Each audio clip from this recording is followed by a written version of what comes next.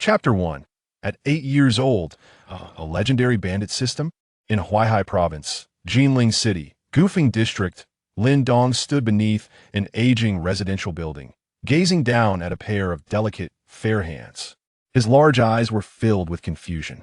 Wasn't I just in a fierce battle with the Dongxing gang? How'd I end up here? Before he could unravel the mystery, a figure emerged from the corridor. Little Dong, today is your first day of elementary school. Make sure to get along with your classmates and don't behave like you did in kindergarten. Lin Dong, starting elementary school? Just as he pondered this, memories surged into his mind.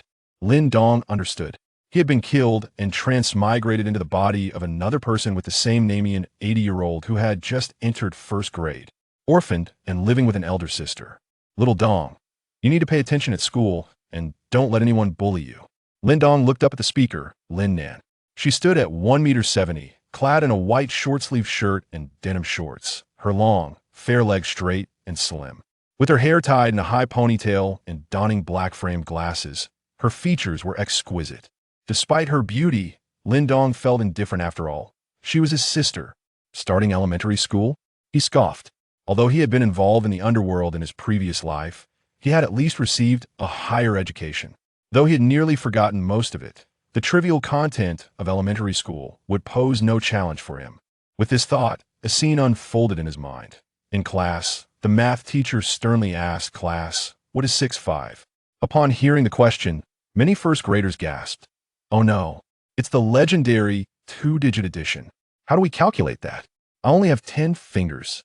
This is so hard. This is beyond what we should be solving in first grade. As despair engulfed the other students, he stood up calmly and said, 6.5 equals 11. His classmates were astonished, and the teacher exclaimed, "Prodigy!"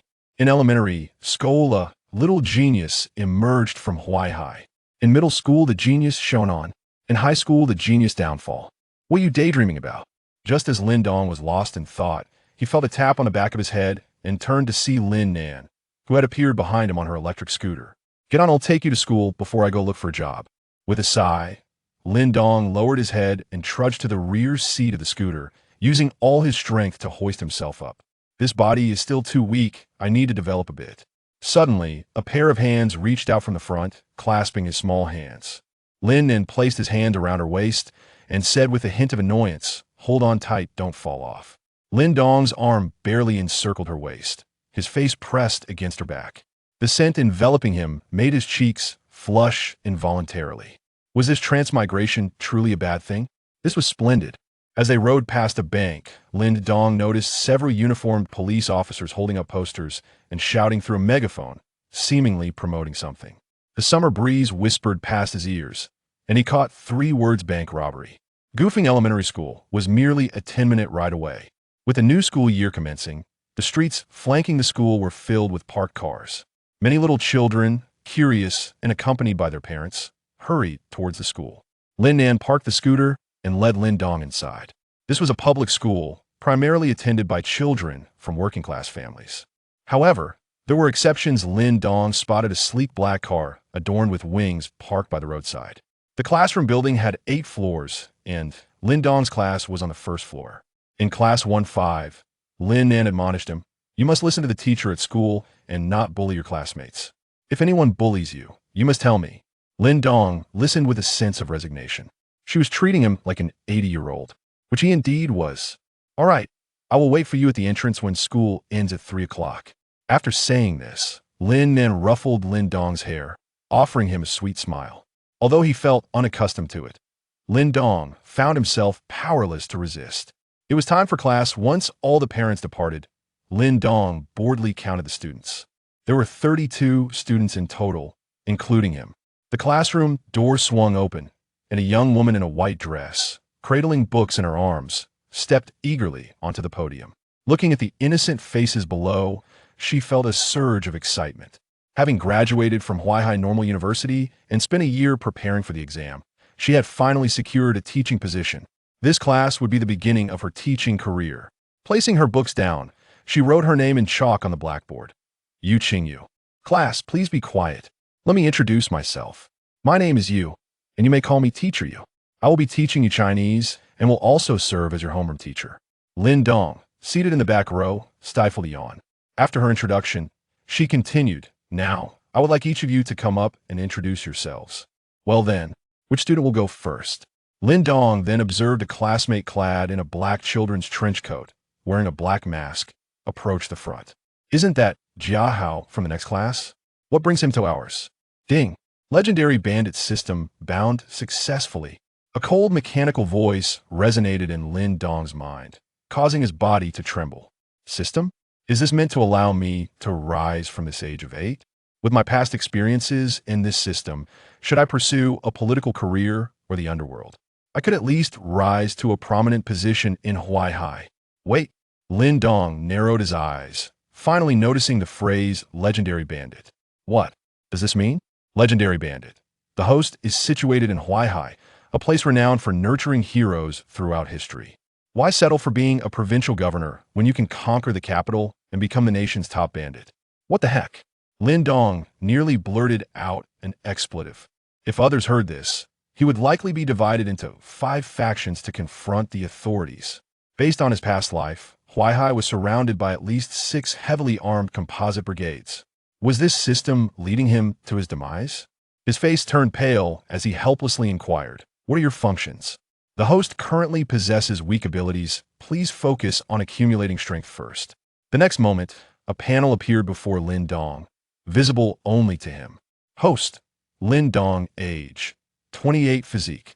3. What does this age of 28 signify?" Lin Dong's lips curled in confusion, whether in his past or present life. This age did not align. He realized the system was definitely malfunctioning. The most suitable task for the host has been a sign bank robbery. Chapter 2. There's a minor protection law. Is robbing a bank okay? Lin Dong. At this moment, his truly little mind was filled with questions. "System, what do you mean? You want me to do what? Rob a bank?" A shadow loomed over his forehead, as he was no stranger to this line of work from his past life. "But what about now? I am merely an 80-year-old child. Rob a bank? I would be mistaken for a lost child, even if I ventured to the bank alone." Cursing under my breath at the SB system, Lin Dong decided to disregard it altogether. Detected that the host's physique is currently too weak, the novice gift package has been issued. Lin Dong's eyes sparkled with excitement. A novice gift package? This system is truly remarkable. Physique points 50 random, max level skill 1, as these 2 lines of prompts appear before him. Lin Dong rested his chin on one hand. Physique points can enhance the host's physique random max level skill. Randomly acquire a max level skill for various fields understanding their purpose. Lin Dong allocated the 50 physique points to his body. In the next moment, he felt a refreshing stream descend from above, penetrating through the crown of his head. The frail sensation of his 80-year-old body vanished, replaced by a rapid surge of strength. Host, Lin Dong physique. 53. This physique 10 points signifies an ordinary adult, and I now possess 50. Lin Dong murmured to himself. He raised his fist and glanced down. His small fist could deliver a powerful blow. And this random skill, just as Lin Dong was about to access it, he suddenly felt someone nudging him. Turning around, he found a cute little girl with twin ponytails gazing at him. Li Ziki extended her small hand, gesturing for Lin Dong to look at the podium. It was only then that he realized everyone in the classroom was staring at him. Yu Qingyu cleared her throat and reiterated, "This classmate, you're the last one. Please come up and introduce yourself." Lin Dong nodded and stood up. So adorable, Yu Qingyu thought to herself. Lin Dong's skin was fair, his large eyes bright, and his cheeks, slightly chubby, possessed the quintessential look of a child model. Lin Dong felt exasperated. Having been handsome in his previous life, he found himself just as attractive in this new existence. What a challenge! "This classmate, please introduce yourself to everyone," Yu Qingyu said with a sweet smile, her fondness for children evident, especially for someone as charming as Lin Dong. Ahem! Standing at the podium, Lin Dong cleared his throat, surveying the audience with confidence. He felt no stage fright. Having mingled with gang members in his past life, he had developed muscle memory for public speaking. Under Yu Qingyu's gentle gaze, Lin Dong casually slipped one hand into his pocket and spoke in a tone reminiscent of a leader. "My name is Lin Dong. Since we are all in the same class, we are brothers now. The winds of the 5 continents are stirring, and harmony is precious in the 4 seas. In the future, Let's gather for some drinks. Yu Qingyu was left bewildered. The faces of the children below mirrored her confusion. What was he talking about? After finishing his introduction, Lin Dong disregarded the stunned Yu Qingyu and descended from the podium. As he walked away with one hand in his pocket, Yu Qingyu finally regained her composure, her lips curling into a smile. Lin Dong really is quite the joker. Upon returning to her seat, Li Ziki leaned closer, her lips pursed, her big eyes brimming with curiosity. You sound just like my dad. Lin Dong, may I inquire what your father does? My dad didn't tell me, but he seems to be a security guard, Li Ziki replied innocently. Lin Dong didn't press further on the topic and opened a random max-level skill. He rubbed his hands together under the desk. System, activate. Host has drawn the skill Century Thief. Century Thief integrates the experiences of all renowned bandits throughout history. The system's cold, mechanical voice echoed in his mind as a wave of memories surged into his consciousness. What an extraordinary Century Thief. After absorbing the knowledge, Lin Dong exhaled deeply. The experiences of notorious thieves from the past now resided within him. Coupled with his current physique of 53, completing the task assigned by the system would not be overly difficult. Moreover, I am only 8 years old. The minor protection laws should prevent me from facing any legal repercussions for bank robbery, right? Lin Dong contemplated. So you're suggesting that I accidentally wandered away from my parents, then inadvertently entered a bank, meandered past all security, coincidentally unlocked the safe, and casually pocketed $1 million in cash. Is that correct? Yes, officer, I'm just a child. What am I doing? Treating the police like fools. Lin Dong shook his head in resignation. The first day of school was rather simple, consisting of introductions from various teachers and the distribution of textbooks. By 3 in the afternoon, it was time to dismiss. Lin Dong slung his backpack over his shoulder and followed the throng toward the school gate. Just as on the morning of his first day, cars lined the roadside, with many parents searching for their children among the crowd. Shout on. A familiar voice called out, and Lin Nan waved at him from the roadside. How was your first day in elementary school? Lin Nan forced a smile as she asked. It was fine, Lin Dong replied nonchalantly. Noticing her expression, he casually inquired, did you not pass the interview? Alas, Lin Nan sighed in resignation. The electric bike ran out of battery, so we can only walk home. Lin Dong shrugged indifferently. Out of the corner of his eye, he spotted a familiar black car with wings parked nearby. A figure he recognized got into the vehicle. Isn't that my desk mate Li Ziki? Is this car hers? Lin Dong felt a hint of surprise, recalling her previous words, and speculation arose in his mind. Is she the daughter of a crime lord? Lin Nan noticed her brother's fixation on the Bentley and clenched her fist. Xiao Dong, you don't need to envy others. As long as we work hard, we'll have a car eventually. Lin Dong diverted his gaze without saying much more. The two continued homeward. On the way, they passed by the bank from the morning. Police officers still stood at the entrance, holding posters and using loudspeakers to announce something. This time, Lin Dong could hear clearly. The Gufeng District Police Station, in conjunction with Jinling Daily and Huaihai Bank, is conducting a robbery drill and is currently recruiting volunteers from the public. A bank robbery drill? Lin Dong halted, glancing over. The drill will take place this weekend. One robber and several other volunteers are needed. Robber volunteers of any age are welcome, and those with experience will be prioritized. Experience prioritized? Lin Dong smirked slightly. Those with experience would be the ones guarding it, right? For a moment, he couldn't discern whether this was a drill or a police sting operation. Lin Nan, noticing her brother's pause, followed his gaze with curiosity. Xiao Dong, what are you looking at? Lin Dong remained silent, lost in thought. Does the system's detection function have a flaw? Do I really need to rob a bank? Or is the process what matters? With this in mind, Lin Dong stepped forward. At the entrance of the People's Bank, Lin Xiangwei and Fan Xiaolan stood in the shade of the awning. Yet they still felt the oppressive heat. The former fanned her face weakly with her hand, lamenting, it's been a whole day, and not a single volunteer has shown up for the robber. Fan Xiaolan stretched her neck and replied, I can't fathom what the director is thinking. Can't we just find someone from our bureau? Why make it so complicated? It's precisely because it's meant to be live-streamed, Lin Xiangwei retorted, casting him a disapproving glance. Using our own people might lead netizens to suspect that it's all scripted. And also, Could you possibly change the recording in that loudspeaker? What do you mean by experience preferred? Anyone listening might think we're here to fish for something. Just as the two exchanged banter to pass the time, a somewhat childish voice suddenly piped up, "I want to be a volunteer robber." Hmm? They turned to look, and a cute boy, about a meter tall, appeared in their line of sight. Lin Xiangwei crouched down and gently ruffled Lin Dong's hair, asking, "Little friend, have you gotten separated from your family?" "No. Isn't there no age limit for volunteering as a robber?" "I'm here to volunteer," Lin Dong replied earnestly. "Sorry, police sister." Lin Nan rushed over, grabbing Lin Dong's hand, apologizing while trying to pull him away. To his surprise, he found he couldn't budge him. "Little friend, this is no joke. It's a drill. Come back when you're older," Fan Xiaolan said, crossing his arms and feigning a deep voice. Lin Dong expressed his dissatisfaction.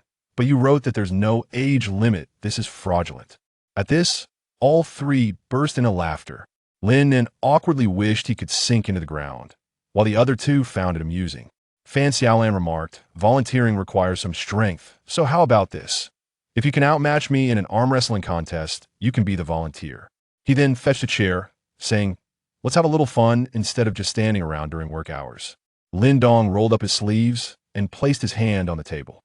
Lin Xiangwei shook her head, teasingly saying, "If you can beat him, sister will make an exception and let you be the volunteer." Fan Xiaolan rolled up his sleeves, showcasing his muscular arms. In his mind, this hardly constituted an unfair advantage. After all, he was a graduate of the police academy and exercised daily. His strength could easily surpass that of two ordinary people playing with a child was hardly a challenge.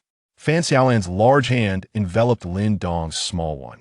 He initially intended to feign defeat, exerting strength at the last moment just before their hands touched the table. However, with the call to start, snap, his palm landed squarely on the table without any hesitation. Fan Xiaolan blinked, his mind momentarily clouded. What just happened? Lin Xiangwei, standing beside him, smirked, genuinely believing Fan Xiaolan had intended for the child to be a volunteer. Surely, he couldn't have lost to an 80-year-old, could he? Chapter 3. Formulating a Detailed Plan. Lin Nan blinked his large eyes, hidden behind black-framed glasses, in puzzlement. Lin Dong spoke up, "Is it ready now?" "Well." Fan Xiaolan, half squatting in place, remained silent for a considerable time. Finally, with immense embarrassment, he uttered just now, "I was not in good form. Let's try again." At just over 20, he was in the prime of his youth. Yet, in the presence of two beautiful women, he found himself unable to outmatch a mere child. He was certain he had been careless. Absolutely. Lin Dong displayed a nonchalant attitude, resting his elbows on the chair. This time, Fan Xiaolan's expression was exceptionally serious. He clenched his fingers, inhaled deeply, and enveloped the small hand with his larger one. With a decisive command, "Begin." Snap. Unsurprisingly, the outcome was identical to before. His palm was forcefully brought down without the slightest hesitation. This was impossible. Fan Xiaolan, aghast, sprang up from his spot. This time, he truly felt it. His hand had been overpowered by sheer strength. Was this a dream? He pinched his arm, wincing in pain. He simply cannot believe it.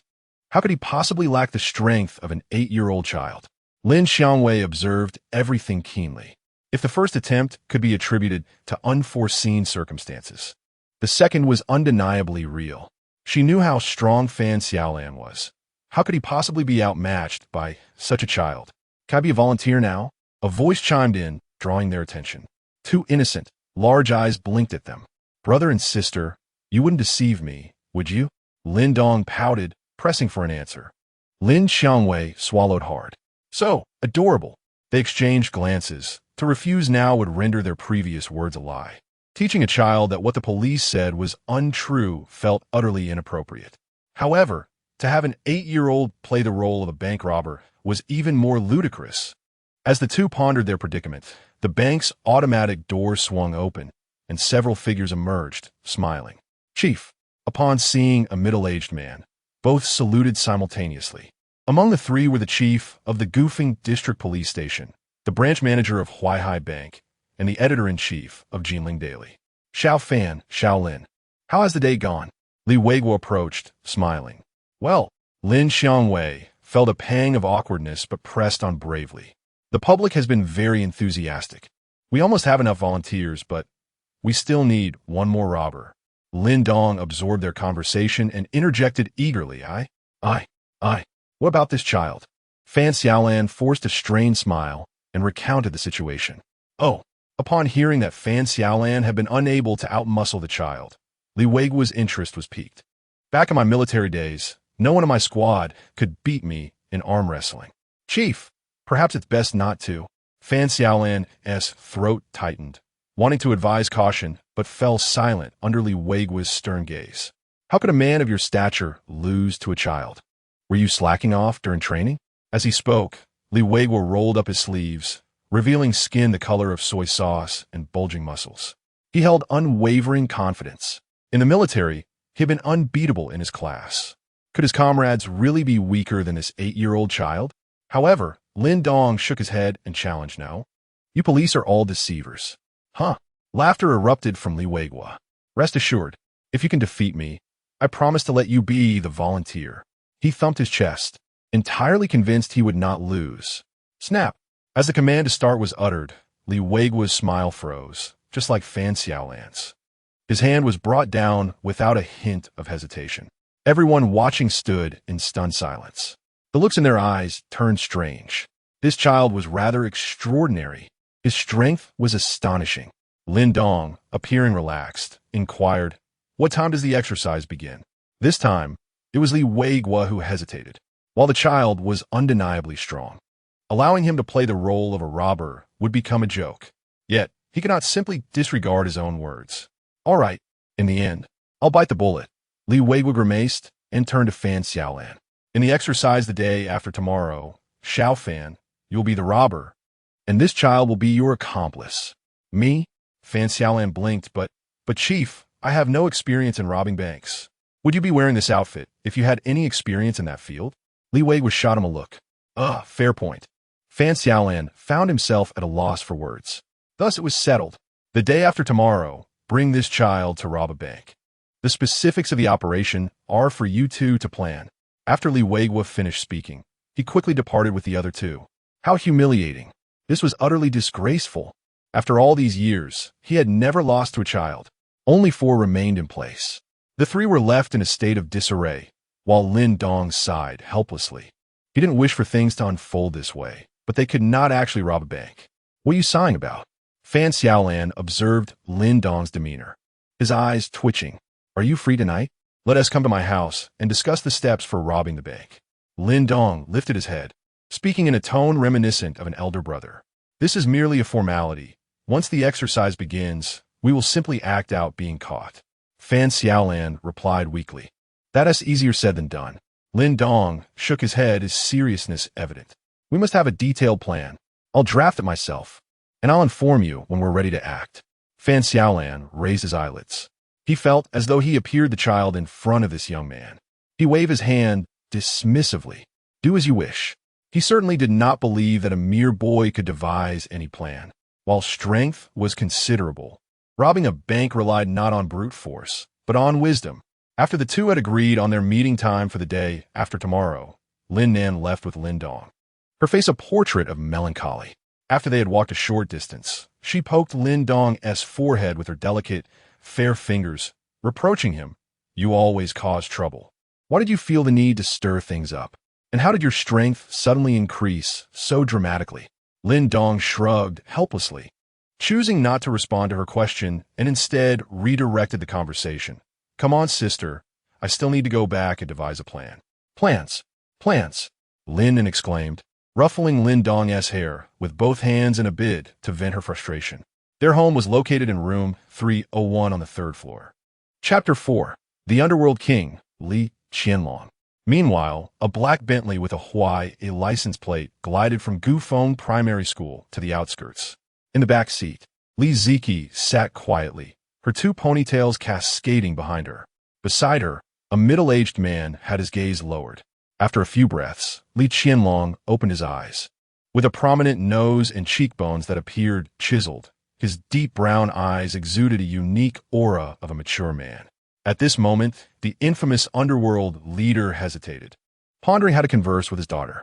Li Ziki, his only child, had lost her mother shortly after birth. For the past few years, Li Qianlong had been abroad, leaving little time to bond with her, which had led to a certain estrangement between them. The primary reason, however, was his uncertainty about how to interact with a child. After a prolonged silence, he finally spoke, his voice rich and magnetic. "How is school?" Li Ziki nodded and softly replied, "It's good."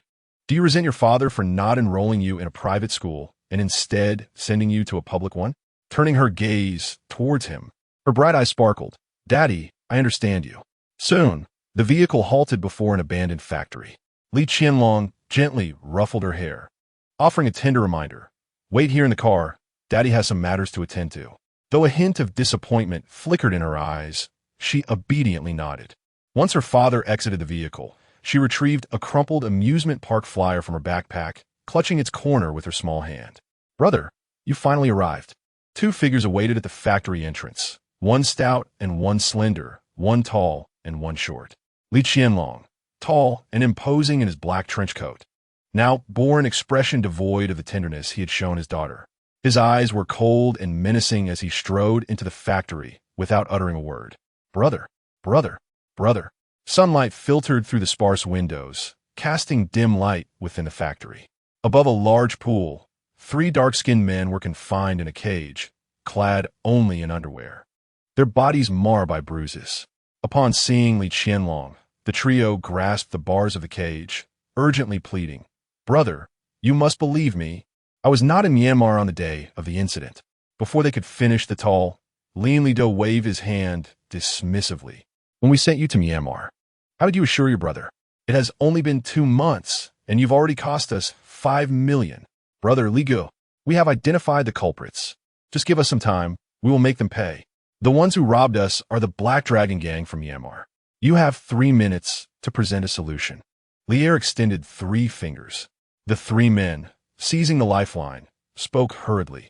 "The Black Dragon Gang relies on the support of the Myanmar government, but we have bribed numerous officials over the years. As long as we operate discreetly, there should be no issue, since they have robbed our bank. We shall return the favor by staging a heist on theirs. Brother, grant us this chance."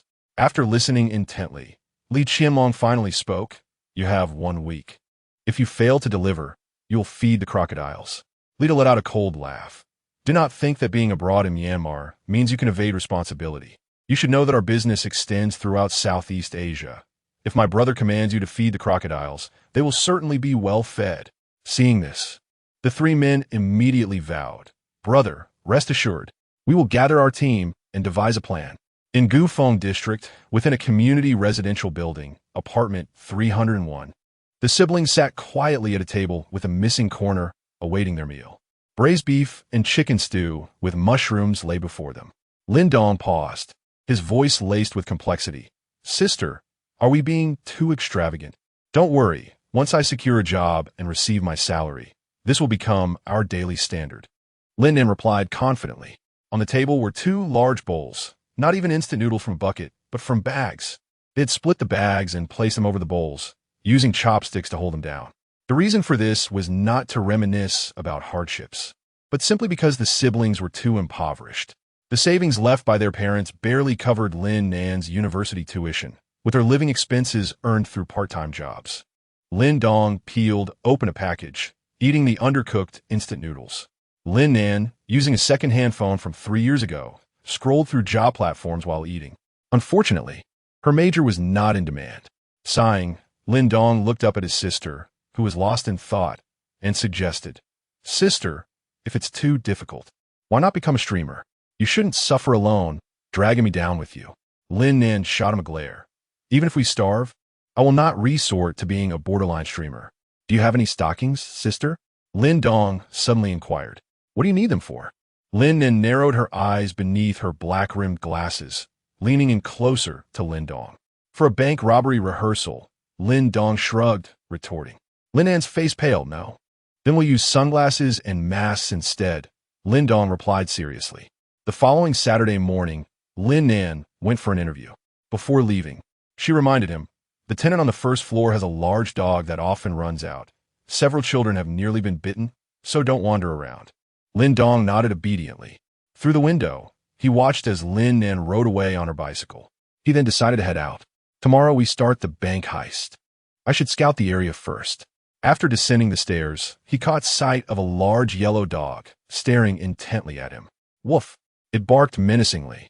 Lin Dong turned to look, and from his current height, the imposing dog felt particularly intimidating. Had it been an ordinary child, it would likely be cowering on the ground in tears.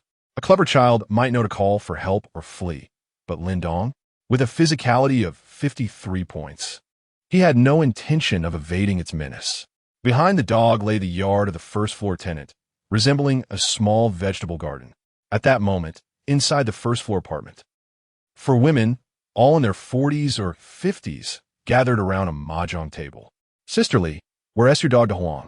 One of them inquired nonchalantly, waving her hand. "He has probably gone out to the bathroom. My De Huang is quite sensible." Another chimed in, "Sisterly, aren't you afraid that De Huang might bite someone? There are no surveillance cameras around here, and whoever gets bitten would just be out of luck." Upon hearing this, all three women burst into laughter. Chapter 5. Cultivating Performance from a Young Age. Suddenly, a piercing scream echoed from outside. "What has happened?" Startled, the woman sprang to her feet, hastily opening the back door of the courtyard and stepping outside, followed closely by the others who exchanged anxious glances. "My son!" A shrill voice pierced through the air, causing Lin Dong's eardrums to tingle. A heavily made-up woman in her 40s, with a rotund figure, rushed out of the courtyard in hurried strides. Her face was a mask of sorrow as she gazed down at the motionless yellow dog lying beside her. "Is it your son?" Lin Dong scratched his head, bemused. "You two don't even resemble each other." Moments ago, this large dog had lunged at Lin Dong, only to be struck down by a powerful punch. With a physique of 53 points, that was equivalent to the combined strength of 5 ordinary adults. You killed my son." The woman's gaze shifted to Lin Dong, her anger momentarily faltering. Standing at about a meter tall and clad in children's attire, he was unmistakably a child, no older than 10. It would have been more fitting if her own big yellow dog had bitten him. "Did you see who attacked my son?" The woman glared at Lin Dong, irritation evident in her tone. "Fool," Lin Dong scoffed, rolling his eyes before turning to leave. There were no surveillance cameras nearby, and besides, he was just a child. Could she truly resort to violence against a mere child? If that were the case, he would have to report her. At the Gufeng branch of Huaihai Bank, Lin Dong spotted a familiar figure by the roadside. "Officer," he called out, approaching with enthusiasm. Fan Xiaolan turned to look, and upon seeing the little brat, a frown creased his forehead. "You're here to scout too?" Lin Dong inquired. Fan Xiaolan nodded. Although he had mentioned the day before that they need not take it too seriously, merely performing for the exercise and allowing themselves to be caught, he still felt the need to prepare somewhat. So today, he was indeed scouting the area. Before them stood a signpost displaying a map of the Gufeng district. "Officer, do you have a plan?" Lin Dong asked earnestly. "Don't call me officer," Fan Xiaolan replied with a sidelong glance. "Just call me Brother Fan. My plan is simple. Tomorrow at 9, we will enter the bank, use a fake robbery to take control, make an appearance on the live stream, and when the police arrive, we will follow the heroic demise portrayed in the movies." "How juvenile," Fan Xiaolan remarked, his expression stiffening at the absurdity of the statement. He then began to educate Lin Dong. "While this is an exercise, I certainly wish to give it my all, but you have no idea about the capabilities of modern police. Even if there were 200 robbers, they would not succeed in a heist." In Fan Xiaolan's eyes, this little brat was unaware of the terrifying prowess of contemporary law enforcement, mistakenly believing that police officers were weaklings simply because of a few movies he had seen. Lin Dong yawned with boredom. "Old Fan, let us stick to my plan." Old Fan?" Fan Xiaolan's forehead darkened. Others either called him Xiao Fan or Brother Fan, but this old Fan was unexpected. "I'm only 26. Yet he could not voice his grievances, for in the presence of this 8-year-old child, he indeed felt aged. "We don't need to expose our identities right away. We just need to intimidate a couple of the tellers from the shadows and have them hand over some money. Remember, in modern times, money isn't the most important thing. The most crucial factor is the hostages. As long as we have hostages, The police won't dare to act against us. Always remember, hostages are our only bargaining chip. Here is a detailed plan for tomorrow. Take note. With hands clasped behind his back, Lin Dong articulated the plan with astonishing clarity and logic. Fan Xiaolan stood frozen, utterly astonished. Listening to this coherent, practical, and feasible plan was akin to witnessing a distillation of everything he had learned about bank heists in police academy. Old Fan. Only when he heard his name called did he snap out of his stupor. His gaze towards Lin Dong shifted, now filled with a mix of admiration and apprehension.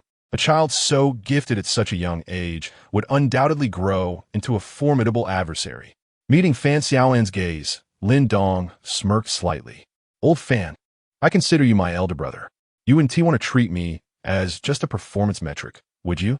Well, if that's your idea, Fan Xiaolan replied candidly. He was merely jesting. Any apprehension about arresting him could wait another decade until adulthood. Only then would it truly count as an achievement. Let us proceed according to your plan tomorrow. Fan Xiaolan concluded, scrutinizing Lin Dong from head to toe. Will you be wearing that children's outfit? With a resigned sigh, Lin Dong responded, what else should I wear, a first-grade uniform? Fan Xiaolan. Let us go to a nearby clothing store and procure a proper outfit. In this fervent age, Fan Xiaolan, having grown up watching Hong Kong movies, often fantasized about bank heists and outsmarting the police. Now, as an officer himself, he had a legitimate opportunity to realize his childhood dreams. Previously, he had lacked interest due to understanding the disparity between the two sides. The outcome seemed predetermined, merely a formality. But now, Lin Dong's plan appeared entirely feasible. The outcome was an unknown variable, and thus he felt compelled to give it his all. Upon entering a nearby clothing store, the proprietress greeted them warmly. What can I help you with, gentlemen? Lin Dong boldly inquired. Do you have any outfits suitable for a bank heist? The proprietress paused, taken aback. Surprisingly, we do. She produced 2 brown trench coats and added, if you're planning a bank heist, these are perfect.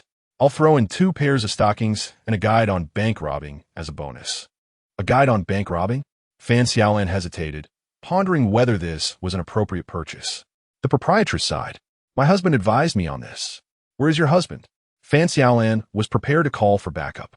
He should be out in a year, the proprietress replied with resignation. Fan Xiaolan said nothing further, and after trying on the clothes, he paid and they exited the store. Old Fan, our attire truly embodies the essence of the gangster style depicted in Hong Kong films. However, times have changed. Wearing this outfit would undoubtedly attract the attention of the authorities. Lin Dong shrugged and remarked. Fan Xiaolan was well aware of this fact. Yet this was not an actual bank heist. The primary concern was to look dashing. Tomorrow, the Jinling Daily will be broadcasting live across the internet, and it is essential to be impeccably stylish. The two agreed to meet at the bank entrance at 9 in the morning. It is unsafe for a young child like you to return alone. I will escort you. Fan Xiaolan accompanied Lin Dong down to the ground floor, where they fortuitously encountered Lin Nan, who was returning on an electric bike. Chapter 6. Life is one's own. Money belongs to the company. Xiao Dong, where did you get that coat? Lin Nan inquired, noticing the trench coat worn by Lin Dong. This is the attire we will wear for tomorrow's drill. My companion purchased it for me, Lin Dong replied, glancing at Fan Xiaolan. Hello, Fan Xiaolan said, quickly adjusting her appearance upon seeing Lin Nan, speaking in a voice that betrayed her nervousness. I apologize, officer.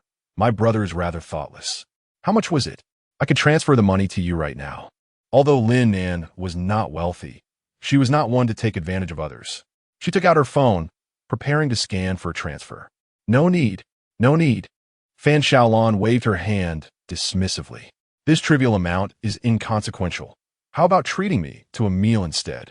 Lin Dong looked up at her, sensing an air of flirtation in her tone, as if she were about to whistle and dye her hair blonde.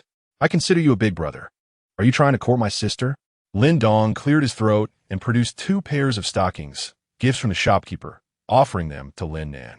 Sister, these are also for my big brother. Fan Xiaolan stood frozen in shock. What do you mean by that?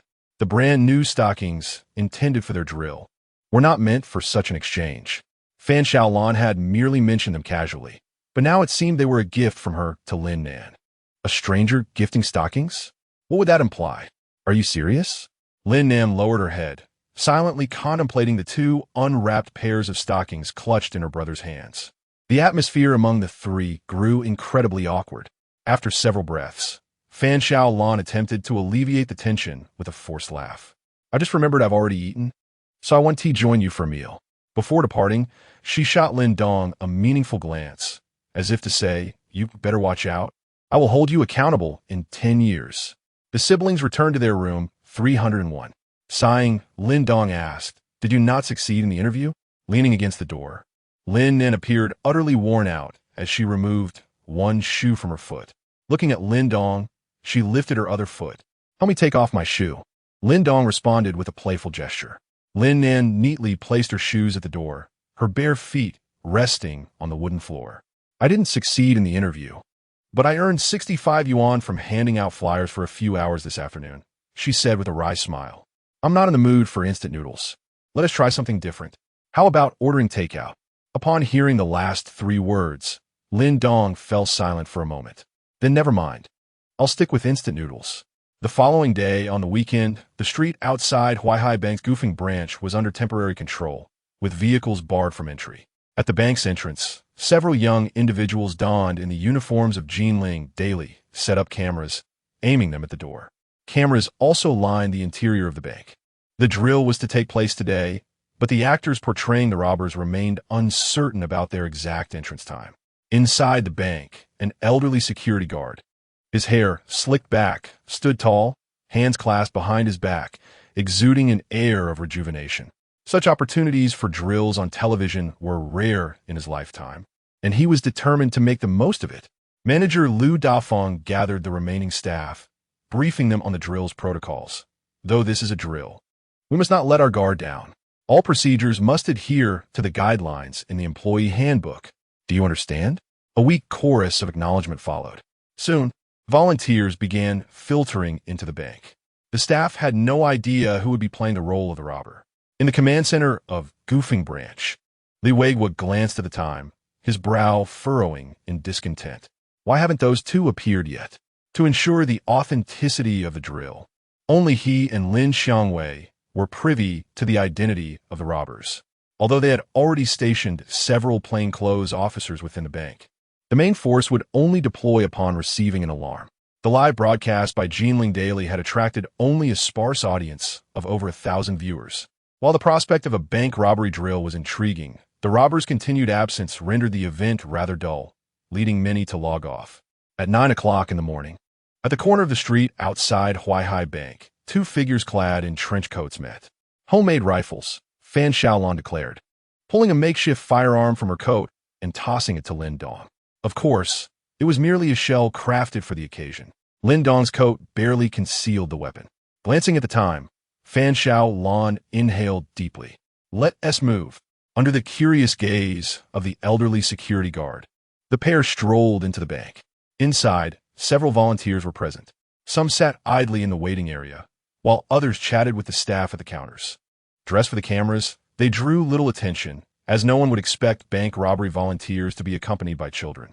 With a singular focus, they approached the farthest counter.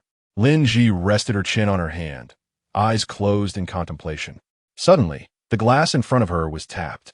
Sir, we are not conducting business today, she said, her face plastered with a professional smile.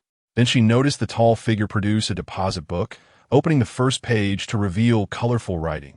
Don't raise the alarm. We have guns. Lin Dong lifted the corner of his coat, revealing the stock of the rifle. The second page read, Rest assured, we will not harm you. The third page, Prepare 2 million for us. The fourth page, Money belongs to the company. Life is one's own. After reading the notes, Lin Ji paused, then turned her head to scan the surroundings before beckoning a distant man. Manager, the robbers are here. Liu Dafeng approached, scrutinizing Lin Dong and Fan Xiaolan. Please wait a moment. I need to consult the employee handbook on how to handle armed robbers. It was not entirely their fault. After a prolonged period of complacency, coupled with the knowledge that this was merely a drill, they were bound to be less than serious. Lin Dong and Fan Xiao Lon exchanged glances, having anticipated this response. They promptly drew their rifles and unleashed a flurry of shots towards the ceiling. Fan, Xiao, Lon mimicked the sound of gunfire with trembling lips. Everyone ducked for cover. Lin Dong strode briskly to the entrance, skillfully closing the rolling shutter. Inside the hall, a dozen volunteers' eyes brightened. The robbers have finally arrived. They obediently crouched down, only to wonder, but why is there a child among them? A father-son duo of thieves? Through the bank's reserve cameras, the unfolding scene was transmitted in real time to the Jinling daily live broadcast. With the robbers finally making their entrance, the excitement began to escalate. Is the drill commencing now? Wait, that child is quite handsome. Surely this isn't a joke? How can one rob a bank while accompanied by a child? Is this part of the script? Chapter 7. What kind of robber uses bombs right away? Lu Dafeng, adhering to the directives in the employee manual, dialed the emergency hotline. Everyone step outside. Lin Dong pivoted his firearm, aiming at the area behind the counter. 7 bank employees, including manager Lu Dafeng, emerged, shielding their heads. You two, fill 2 bags with 2 million in cash. Lin Dong commanded, tossing 2 bags before Lin Ji and Lu Dafeng, his gaze fierce. How adorable. The surrounding bank staff and volunteers masquerading as customers mused internally. The money belongs to the company. Only your lives are your own. Lin Dong spoke rapidly. How does the company exploit you daily? How do they deduct your wages when targets are unmet? The boss buys house after house, luxury car after luxury car, while you toil for a meager 3,000 a month. That hits hard. The crowd, once amused, lowered their heads upon hearing these words. So true. The company treats us like beasts of burden. Now, they expect us to safeguard its assets? I'll get the money, several staff members exclaimed, momentarily forgetting that this was merely a drill. Isn't it right? Being exploited like animals. And when trouble arises, we risk our lives to protect the company's wealth? If it comes to that, we truly embody the essence of the exploited. I think these employees would rather be real, ha ha ha. If our company were robbed, I'd simply say, boss, I know where the finance room is. Follow me. I'll love the company as it loves me. Li Baiwu, watching the unfolding events via live stream, felt a twitch at the corner of his eye. This young man, not only strong but also articulate. Just then, he received a report. Director, the nearest first squad has surrounded the bank. What shall we do next? Old Lin is one of our bureau's top experts. Let him deliberate on the matter. Li Weiguo waved his hand, harboring no expectations for the outcome. He knew Fan Xiaolan well. In his view, the result of this drill was predetermined. Could our goofing sub-bureau's numerous elites be unable to subdue a single boy? A Huaihai bank. The situation was effortlessly controlled by the 2 robbers, who affixed small cards labeled bound on each hostage. Outside, a throng of onlookers had gathered. Amidst the clamor, the screech of rubber tires against asphalt pierced the air. Red and blue police lights flickered. Through the glass gaps, Lin Dong and his accomplice beheld several police vehicles encircling the entrance, a large group of officers emerging. The leader was Lin Dochuan from the first squad. Upon recognizing the arrival, Fan Xiaolan turned to Lin Dong. Is this Officer Lin formidable? Lin Dong casually inquired.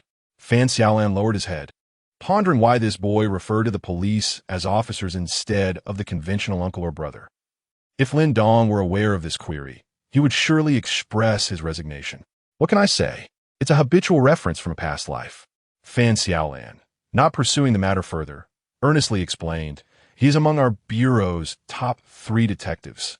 Outside the bank, Lin Quandu, of unremarkable appearance and average stature, ordered his subordinates to disperse the gathering crowd. His stern countenance conveyed a sense of seriousness, as he thought to himself, what a waste of time conducting drills. Nevertheless, he swiftly arranged for a detailed map of the area and secured all possible exits, including the bank's back door. There were 2 robbers, armed and controlling 17 hostages, 7 of whom were bank employees. His subordinates relayed the intelligence to him. After hearing the details, Lin Quandu nodded and waved his hand behind him. An officer handed him a megaphone. Ahem, listen carefully, those inside. You are surrounded. Surrender and lay down your weapons. It is your only way out. Inside the bank, the hostages observed with keen interest as 3 figures emerged at the entrance. the bank's security guard, and 2 volunteers. Lin Xiaolan's voice echoed from the still-open door. "We only want money. We do not wish to harm anyone." How dull, Lin Quandu scoffed, finding the release of hostages an indication of weakness. The drill had barely begun, and already 3 hostages were freed. Their resilience was lacking. Contemplating this, he approached. "Comrades, I apologize for the distress you've endured," he said, shaking the security guard's hand. At that moment, he noticed that all 3 individuals bore the same cards affixed to their backs. Time bomb? Before he could comprehend the implications, the bank door swung open again. Lin Dong emerged, hands raised. "These 3 have been secretly fitted with timed explosives. Now, the bomb has detonated, and everyone nearby, including you, officer, is at risk." Lin Quandu and several officers nearby were left in stunned silence. "What? We could just be blown up like this? Who told you to do such a thing? What kind of robber detonates a bomb on the police right away?" As for the bomb's components, it was simple enough. One could even concoct it with sugar, lard, and soap. Nearby cameras captured this scene vividly. What a joke. What kind of robber uses a bomb right off the bat? This is utterly absurd. Li Weiwu, stationed in the bureau, swiftly received the news of the sacrifice of 5 police officers, including Lin Quandu, along with 3 hostages. After a moment of contemplation, he abruptly stood up. This situation was amiss. He must personally oversee the scene. Chapter 8. This is no ordinary drill. Summon the SWAT team. Outside the bank, a crowd of onlookers, having been dispersed to this location, gestured and murmured about the events that had just transpired. According to reliable sources, there are still 2 robbers inside the bank, with 15 hostages remaining alive, resulting in the tragic loss of 5 police officers. Sun Ruowei reported the situation to the camera, detailing every aspect of the scene. Meanwhile, Lin Quandu and 5 officers who had been knocked offline sat huddled together, their heads bowed and silently smoking. Their expressions were dark, filled with embarrassment. How humiliating to be taken down in such a manner while live-streamed across the internet. Approximately 10 minutes later, Li Weigua arrived with reinforcements.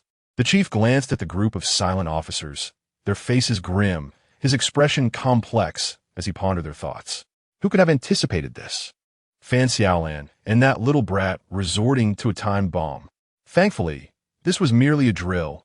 Had it been real, it would not have been him arriving on the scene, but the city police chief, the mayor, the director of the anti-terrorism unit. "Chief, it has been 20 minutes since the operation commenced. What are your thoughts on the current situation?" Sun Ruowei approached with her cameraman, conducting an interview with Li Weigua. His expression darkened, but he endeavored to maintain a steady tone before the camera. They resorted to heavy weaponry right from the start. This is tantamount to seeking their own demise. It signifies that the situation has escalated beyond redemption. "We will spare no effort to bring them to justice." Sun Ruowei nodded and inquired, "How will you handle the 15 hostages? Will you consider them expendable?" Li Weigua pondered for a moment before replying. "Our actions will prioritize the safety of the citizens." After speaking, he turned away, following his assistant into the building. At the roadside in front of the bank, a makeshift command center had been established. "Chief, should we launch a direct assault?" someone suggested. "Wait a moment." Li Weigua raised his hand, focusing on the screen at the command center. The footage depicted the unfolding events inside the bank. His gaze landed on 2 figures within the hall, a cold smirk forming on his lips. "I have prepared contingencies in advance. The 2nd and 5th place winners of the Dongchang District Martial Arts Competition, Sun Yu and Huang Yu." To ensure the outcome of this drill, Li Weigua had specifically borrowed these 2 from the neighboring district police station. Such foresight, Chief. Having 2 undercover officers positioned inside to seize the opportunity. Fan Xiaolan and his partner are in for a tough time. The deputy chief exclaimed with admiration. Why haven't they finished loading the cash? Inside the bank, Fan Xiaolan glanced at the clock, his brow furrowed. Moments ago, Lin Ji and others had mentioned that there wasn't enough cash at the counter and they needed to retrieve it from the vault. Now, 10 minutes had passed without a word. Stay here. I'll check in the back, Fan Xiaolan declared, picking up his weapon. Before Lin Dong could call out to him, he had already ventured into the rear. In the waiting area of the hall, several hostages sat in boredom. A man and a woman exchanged glances, nodding simultaneously. With only one guard remaining, Sun Yu and Huang Yu prepare to take action. Chief, look, they're getting ready to move. Outside at the command center, Li Weiguan nodded with satisfaction. If these two could catch the guard off guard, subdue him, and seize his weapon, they would be able to regain control of the situation. Prepare our men for immediate backup. After issuing the order, Li Weiguan shook his head in disbelief. Was this how it would end? It seemed too easy. His gaze darkened as he watched the two restless figures on the surveillance screen. It appeared one would have to sacrifice themselves, taking a bullet to provide an opportunity for the other. Inside the bank, Sun Yu and Huang Yu had devised a specific plan after exchanging glances. The guard was merely a child, lacking the physical prowess and reflexes to match them, despite holding a gun. However, he could only fire once. If either of them acted as a shield, absorbing that single bullet, the other would have ample opportunity to act. Seizing the moment, as Lin Dong turned his head, both sprang into action, taking several steps forward and launching themselves at Lin Dong from either side. Lin Dong turned, remaining composed as he aimed his weapon at Sun Yu. Sun Yu sneered, "That homemade rifle of yours cannot fire continuously. You've already discharged the chambered bullet at me, and you cannot reload in time." Huang Yu closed in on Lin Dong, and, at this distance, there was no time to chamber another round. "Let us put an end to this farce." Huang Yu lunged toward Lin Dong, as viewers online erupted in excitement. "Is it heating up? Fire! Turn the tide!" Just as their adrenaline surged, they witnessed Lin Dong leap into the air, evading Huang Yu's grasp. Stunned, Huang Yu stood frozen in disbelief as Lin Dong spun gracefully mid-air, landing effortlessly a meter away. He was merely 8 years old, slight of build. Any child with a heavier weight could not have managed such agility, regardless of their physicality. What? What just happened? Is this kid some circus prodigy? Didn't that just look cooler than a movie scene? Lin Dong raised his weapon, aiming at Huang Yu, who was still intent on attacking. It's already chambered. Moments later, Sun Yu and Huang Yu sat despondently in a corner, a label of deceased affixed to them. "We have just witnessed two hostages encounter unforeseen circumstances," Sun Ruowei reported to the camera.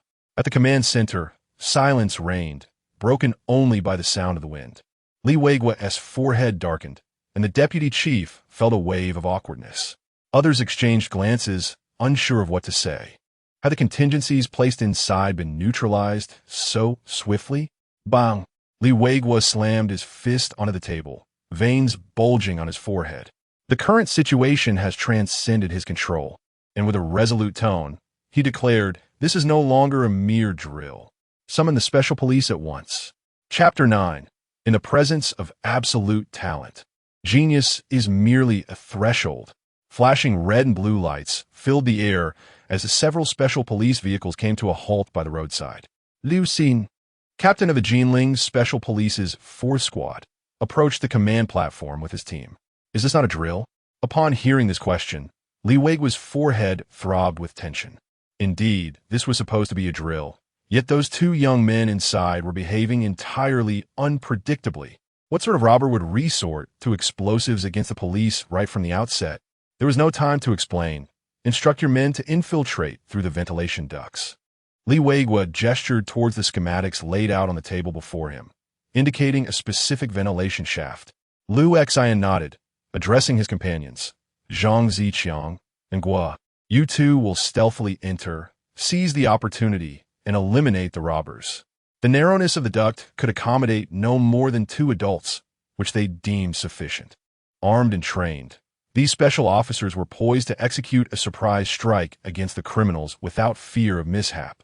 Inside the bank, Fan Xiaolan returned to the lobby with Lin Ji, who had just been collecting the money, each carrying bags brimming with cash. 2 million is all here, he declared, tossing a bag at Lin Dong's feet, his demeanor suggesting a desire to split the spoils. Post-practice task completed. In the next instant, a cold mechanical voice resonated within Lin Dong's mind. Indeed, the system's detection capabilities are significantly flawed. Task reward, body points 20. Random max level skill 1. As the system's voice faded, Lin Dong contemplated briefly before allocating the 20 body points immediately, deciding to reserve the skill for later. "What shall we do now?" Fan Xiaolan suddenly inquired. They had successfully robbed the bank during the drill, But what followed? Would they engage in a shootout with the police outside? Or, Lin Dong pondered for a moment. The mission was accomplished, and he felt indifferent. There was indeed a way to break free, but this was merely a drill. They could not truly abscond with 2 million to another country, especially under the scrutiny of a live broadcast and right beneath Li Weigua's nose. If they attempted such a feat, it would undoubtedly jeopardize the director's career. Perhaps it would be wiser to offer a favor instead? As he mused, Lin Dong suddenly heard a faint noise. With a body strength of 73 points, his enhanced senses allowed him to detect subtle sounds that others might miss. He looked up. Is someone crawling through the metal ducts? Lin Dong realized that Li Weigua had organized personnel to enter through the ventilation shaft. Fan Xiaolan followed his gaze, spotting the nearby vent, and although he heard no noise, he surmised the situation. After all, he was a graduate of the police academy, where infiltration through ventilation ducts was a core part of the curriculum. Just as Lin Dong contemplated whether to surrender in light of this new development, he caught a glimpse of Fan Xiaolan retrieving a box from his backpack, the label reading, "Bomb." Lin Dong, what are you planning?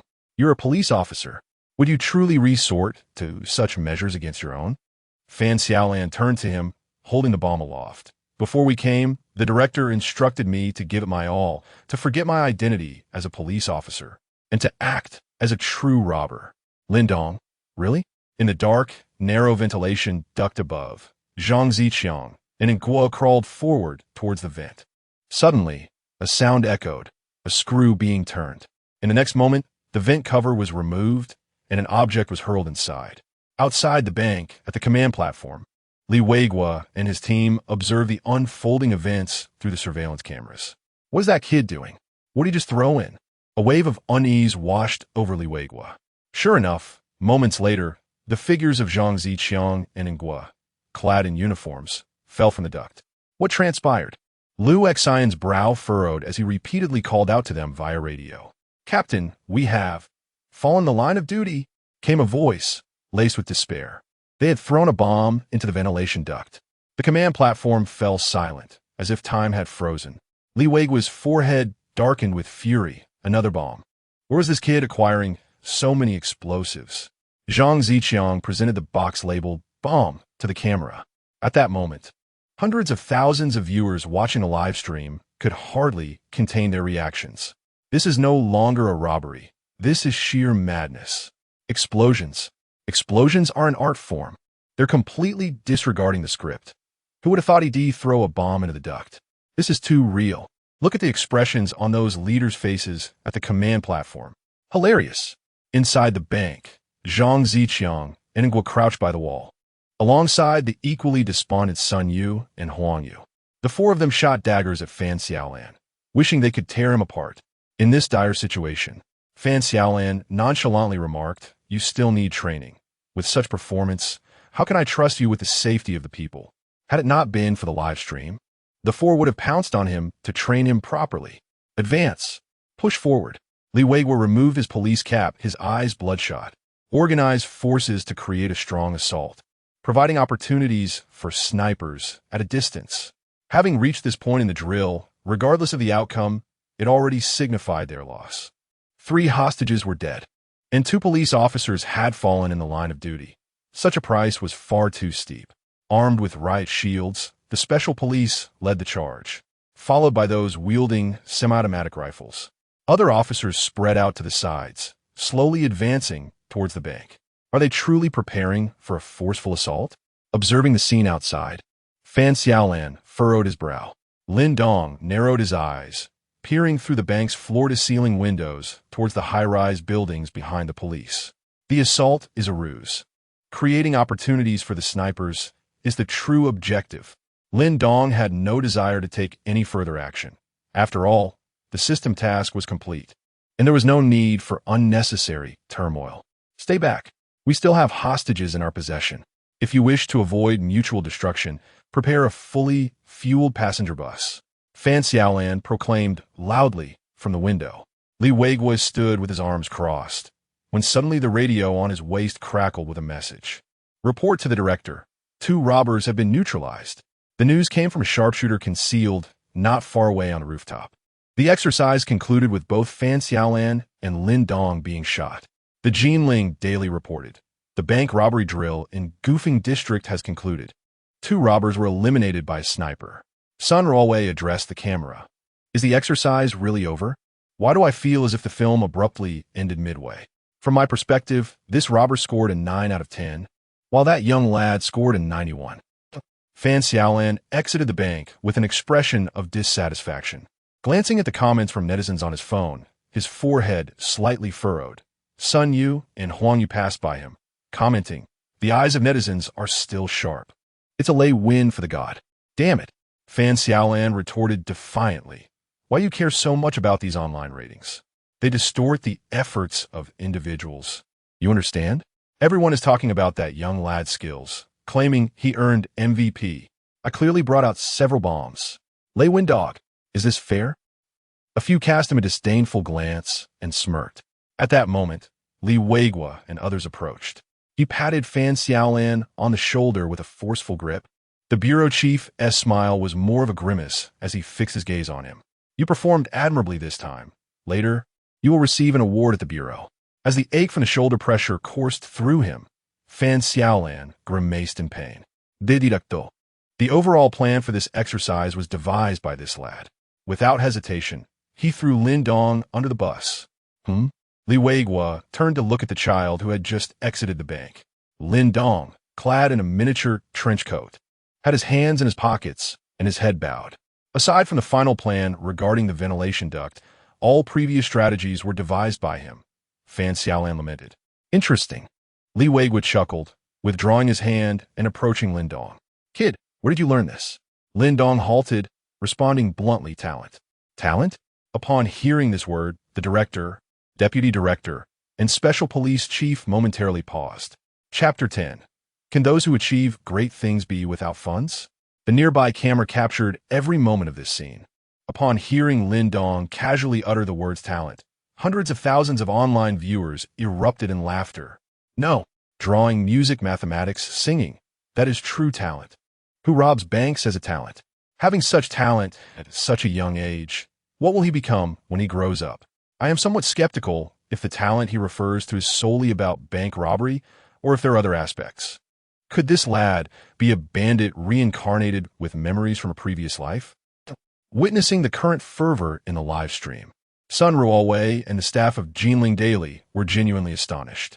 The number of online viewers was about to surpass 200,000. Their initial estimate had only projected 10,000 at peak. The sheer madness of this exercise was unprecedented. The robbers had started by detonating explosives, taking out Liu Quandu and a few others, which clearly indicated it was not scripted.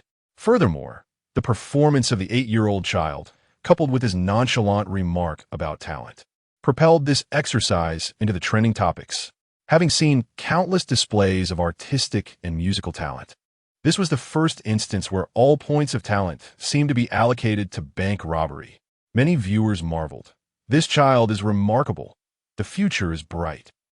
As Lin Dong returned home, Nan had just come back as well. The latter had been busy with a part-time job and had not had the chance to watch the live stream, remaining unaware of the events surrounding her brother. She placed her shoes at the door, her white cotton socks enveloping her delicate feet, slightly reddened as they touched the wooden floor. With a smile, Nan approached Lin Dong. What are you up to? Today, we can treat ourselves to a better meal. As she spoke, Nan pulled out 200 yuan bills from her pocket. Beaming, the boss at my part-time job unexpectedly gave me 200 instead of 100. Lin Dong responded with a nonchalant "oh," setting aside thoughts of his previous life. Today, he had just encountered 2 million, making the mere 200 yuan seem trivial in comparison. I'll tidy up first, and then we can go for a hot pot, Nan cheerfully declared. Lin Dong's attention shifted to the system panel before him. He had utilized the physical points earned from completing tasks, but there was still one randomly acquired max-level skill remaining. What will it be this time? A sense of anticipation welled up within Lin Dong. Perhaps a practical skill that could improve their financial situation? With this thought, he focused his mind. Open. Host has acquired max-level skill. Money printing. Historically, can those who achieve great things be without funds? Lin Dong rested his elbows on the chipped tabletop, interlacing his fingers and supporting his chin. He maintained this position for a full minute. Money printing? He exhaled slowly. Having just wished for a money-making skill, this one seemed to fit the bill perfectly. Money printing. Mastery of all processes involved in the production of various national currencies. The system's explanation aligned with his expectations. Does this mean what I think it does? While it undeniably brings wealth, I surely cannot conjure up tens of thousands of yuan with my bare hands. However, he realized he could indeed easily materialize tens of thousands of yuan. This was merely a technical aspect.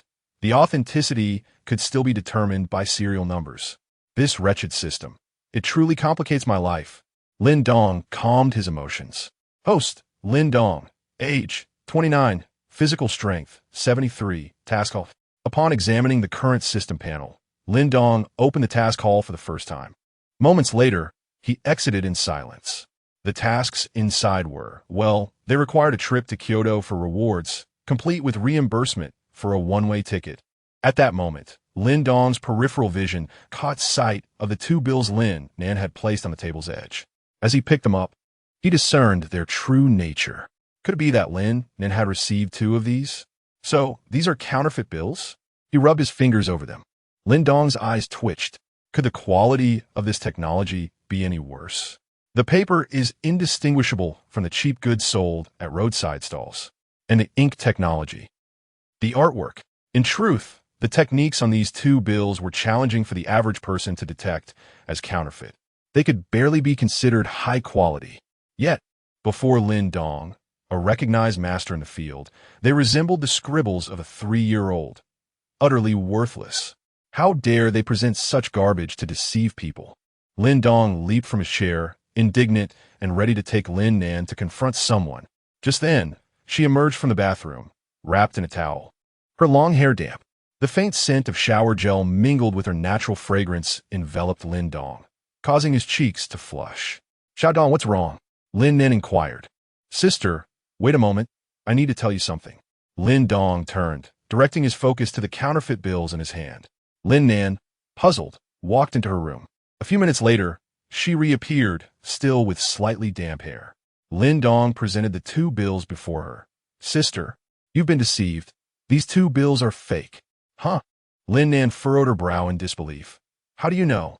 Look here. Lin Dong pointed out several details. Finally, he asked her to retrieve a genuine bill for comparison. Lin Nan's body trembled. Finally convinced, she realized she had been duped. Without caring why her brother possessed such knowledge about counterfeit bills, she left her hair unblown dry and took him downstairs to confront the person responsible. The two rode their electric bike to Wanda Plaza, where her employer had given her the money. Their search was bound to yield no results. They spent 2 hours there, and night had fallen. Ultimately, Lin Nan sighed in resignation, a forced smile gracing her lips. All right, let us just consider this money spent and go enjoy hot pot. Such mental consolation would at least provide some comfort. On their way back, they passed by the police station. The more Lin Nan thought about it, the angrier she became, leading her to take Lin Dong inside. The matter of two counterfeit 100 yuan bills was neither too significant nor too trivial. The staff briefly gathered the details and instructed the two to return home and await further notice. As he exited the police station, a police officer, with a smile that failed to reach his eyes, greeted Lin Dong. And you are? The officer replied with a mocking tone. One of the 5 who were taken down at the bank today. Lin Dong, feeling somewhat awkward, scratched his head. Upon returning home, Lin Nan unlocked his phone. As he gazed at the avalanche of trending topics online concerning his younger brother, shock swiftly supplanted the frustration of receiving counterfeit money. Aware that no explanation would suffice, Lin Dong left with a simple remark, I have to wake up early for school tomorrow, before hastily retreating to his room. Chapter 11. Unveiling the talents of the max-level child prodigy. In Huaihai Province, Jinling City, the Jinling Broadcasting Building stands bright and illuminated even in the evening. Within a conference room on the top floor, Director Fan Shuangwen and Chief Editor of the Jinling Daily, reporter Sun Ruowei, are present. At the head of the rectangular conference table, a large screen displays various data from today's live broadcast. Fan Shuangwen, adjusting his glasses, can hardly contain the smile at the corners of his mouth. Today, the online viewership has set a record for our Jinling TV station. The peak online audience reached 250,000. He then turns his gaze to chief editor Ho Wu. Old Ho, what do you think is the primary factor behind this remarkable achievement? Ho Wu stands up and approaches the screen, pulling up several images and pointing out specific highlights. The reason for today's sensational live broadcast lies primarily with this child. Viewers are accustomed to the so-called prodigies in painting and music, but a talent for bank robbery is truly one of a kind. Particularly, the last two words spoken by him have left the entire internet guessing. Is this talent limited to bank robbery, or is there more to it? The anticipation has reached a fever pitch. After Ho Wu speaks, the director nods in agreement.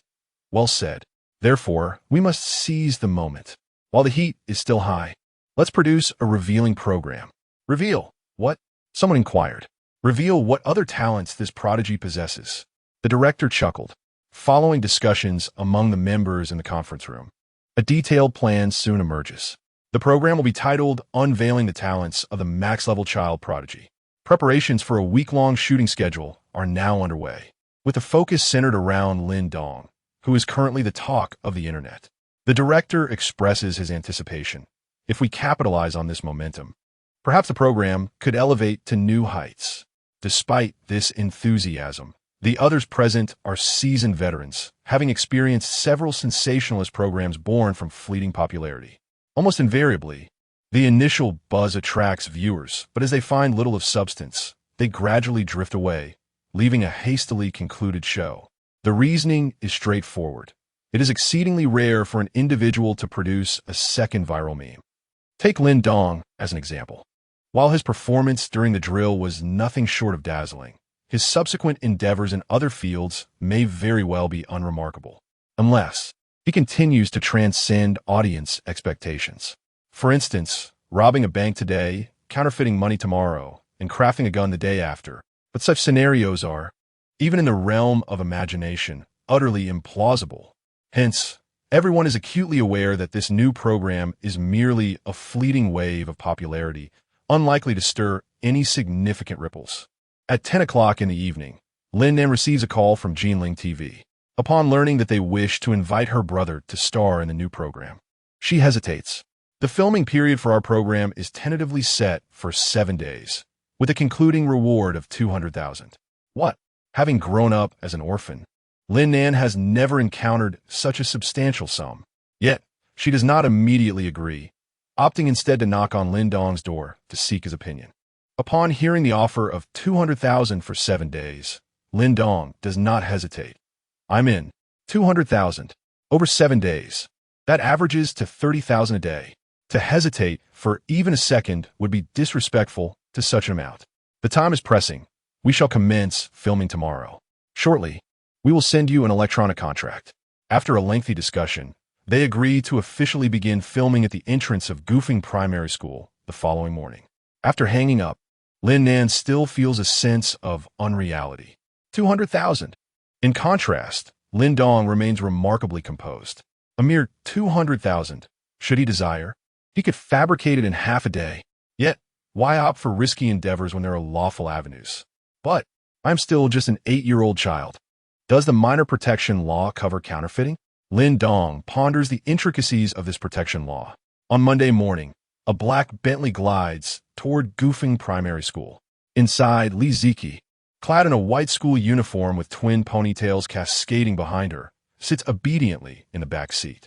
Li Qianlong occupies the passenger seat, his eyes cast downward, slight veins visible on his forehead. Through his Bluetooth headset, Li Da's voice resonates. Big brother, the 3 individuals have botched the job. They were just sent to feed the crocodiles. Truly useless. The words linger on his lips, but recalling that his daughter is seated just behind him, he refrains, opting instead to text on his phone. After a brief pause, the headset crackles with a voice tinged with resignation. Boss, there's another issue. Our dealings in Falabin's dollar business have also taken a significant hit. Our technicians were involved in an accident on the bus yesterday, and now our orders are severely backlogged. Many clients are growing impatient and have chosen to collaborate with others. Listening to these unfolding events, Li Qianlong's eyes twitch slightly. He types a message. Gather all the gang members at Qingfeng Minghua. This is a club under his control. Soon, the car comes to a halt by Goofing Primary School. Through the window, Li Qianlong notices a group of individuals in Jinling daily uniforms, equipped with cameras and microphones. Li Ziqi's curiosity is piqued. Xiaoqi, this is where I leave you. Li Qianlong turns, forcing a smile. Li Ziqi nods obediently, skillfully opening the car door and stepping out. As he watches his daughter's slender figure fade into the distance, Li Qianlong remains silent for a moment before signaling the driver, to Qingfeng Mingwei. He yearns to spend time with his daughter, yet the gang's issues demand his attention, leaving him little choice. At the entrance of Goofing Primary School, Sun Ruowei stands as the host of this episode, addressing the camera with a professional smile. Hello everyone, welcome to Unveiling the Talents of the Max-Level Child Prodigy. I am your host, Sun Ruowei. Currently, there is a widespread curiosity across the internet regarding the young boy named Lin Dong and the origins of his remarkable talents. This episode aims to unveil the mystery surrounding him. The director of Jinling Television just happens to be acquainted with the principal of Goofing Primary School. Thus, they arrange for a filming session within the school without disrupting the teaching environment. With the momentum gained from yesterday's excitement, as soon as the program commenced today, the live stream was inundated with over 100,000 viewers. Witnessing this immediate surge in popularity, Sun Ruowei finally comprehended the so-called profound heritage of sex depicted in novels. Chapter 12. The Master of Money on the Other Side. Lin Nan parked the electric vehicle and, accompanied by Lin Dong, strolled towards the school entrance. Upon spotting Sun Ruowei and her entourage in the distance, Lin Nan felt a slight pang of anxiety as she swallowed hard. She had never imagined that her younger brother could potentially become an internet sensation. In contrast to her unease, Lin Dong appeared rather indifferent. Isn't it just live streaming? What's the big deal? As long as nothing unexpected happens in the next 7 days, we will earn a reward of 200,000. Hello. As they approached, Sun Ruowei greeted them with a smile, while the cameraman skillfully redirected the lens toward them. With the main characters finally in view, the barrage of comments in the live stream began to increase. Is this the kid trending online? Besides being as handsome as me, he doesn't seem extraordinary. I don't care about anything else. I just want to know what other talents he has. Can he demonstrate robbing a bank and give us a show? Who is that beautiful girl beside him? I think I'm falling in love. Many netizens' attention was drawn to Lin Nan. Today, she had made a special effort to present herself. Her already attractive features were accentuated by light makeup, a high ponytail, and 2 strands framing her face beside her black-rimmed glasses. She wore a white short-sleeve top and denim shorts, her fair legs appearing straight and elegant. I dare to call her mommy. Do you think she will agree? Just yesterday, we were playing games together. How did she change so much? Let us introduce ourselves to the viewers, Sun Ruowei suggested with a gentle smile, turning to Lin Dong, who nodded slightly in agreement. Clearing his throat, he placed one hand in his pocket and gazed calmly into the camera. My name is Lin Dong, and I am currently a first-grade student at Goofing Primary School. Having said that, Lin Dong felt it was sufficient, but Sun Ruowei gestured for him to elaborate further for the sake of the show. After pondering for a moment, Lin Dong added, I would like to declare that I was born under the red flag and grew up in the spring breeze, and I will never engage in any unlawful activities. Sun Ruowei's eyes twitched slightly. Perhaps she should not have encouraged him to say more. What could a child possibly know about showmanship? Moreover, the words sounded rather peculiar coming from him. Lin Nan stood at the school gate, watching Lin Dong and the television crew enter the premises, constantly reassuring herself, it's just 7 days. My brother will certainly not cause any trouble. As they stepped inside, students flowed in and out. This institution served both primary and secondary education, and following Lin Dong were the cameraman and Sun Ruowei, making them the center of attention. Countless curious gazes were directed their way. Upon returning to Class 5, Sun Ruowei and her companions discreetly positioned themselves at the back, filming Lin Dong without disrupting the classroom environment. Of course, for the newly admitted first graders, there was little concern about causing disturbances, as formal teaching had yet to commence. It would take at least a week for the students to acclimate before lessons began. Lin Dong rested his head on the desk when he suddenly felt someone nudging him. Looking up, he saw Li Ziqi staring at him with curiosity. Their eyes met. What does this heiress want? Li Ziki spoke admiringly. I saw you on TV yesterday. Huh? Lin Dong sensed something unusual in her tone. She continued, I was watching with my dad, and he even made a call during the show, mentioning something about having someone learn from you. Lin Dong. Just then, the classroom door swung open, and Yu Qingyu entered. She had been notified that a television crew would be filming in her class. Like Lin Nan, she felt nervous facing the cameras for the first time, though she quickly composed herself. Yu Qingyu's voice rang clear. Today's lesson is art. Your art teacher is on leave, so I will take over. With that, she retrieved her teaching materials from her bag. The students at the front began to pull out their paintbrushes. For the next 15 minutes, feel free to draw whatever you are good at. Yu Qingyu encouraged with a smile. Lin Dong yawned in boredom, whether in his past or present life. His artistic talent could only be described as non-existent. As he prepared to doodle something, a cold, familiar mechanical voice echoed in his mind. Host has not accepted a task for an extended period. An appropriate task has been automatically assigned to the host. Master of Money, please complete the first step within 20 minutes. Depict the original image. Upon hearing the system's voice, Lin Dong froze in his seat. After a few breaths, he hesitantly inquired, what if I can't finish in 20 minutes?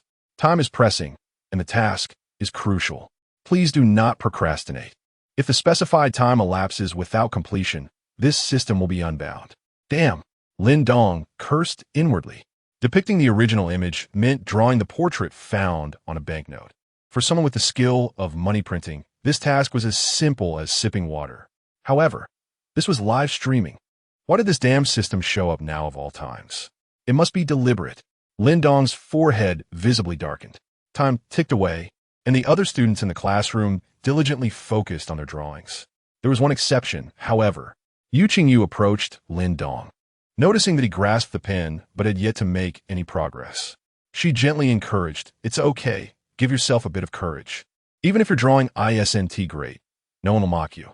Lin Dong forced a smile and nodded slightly. Right? Give myself some courage and trust in a minor protection law.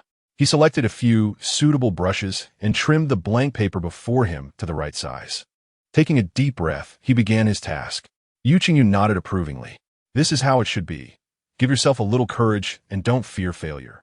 She moved on to other students, unaware that Lin Dong had already begun to sketch the image of Franklin on the appropriately sized paper.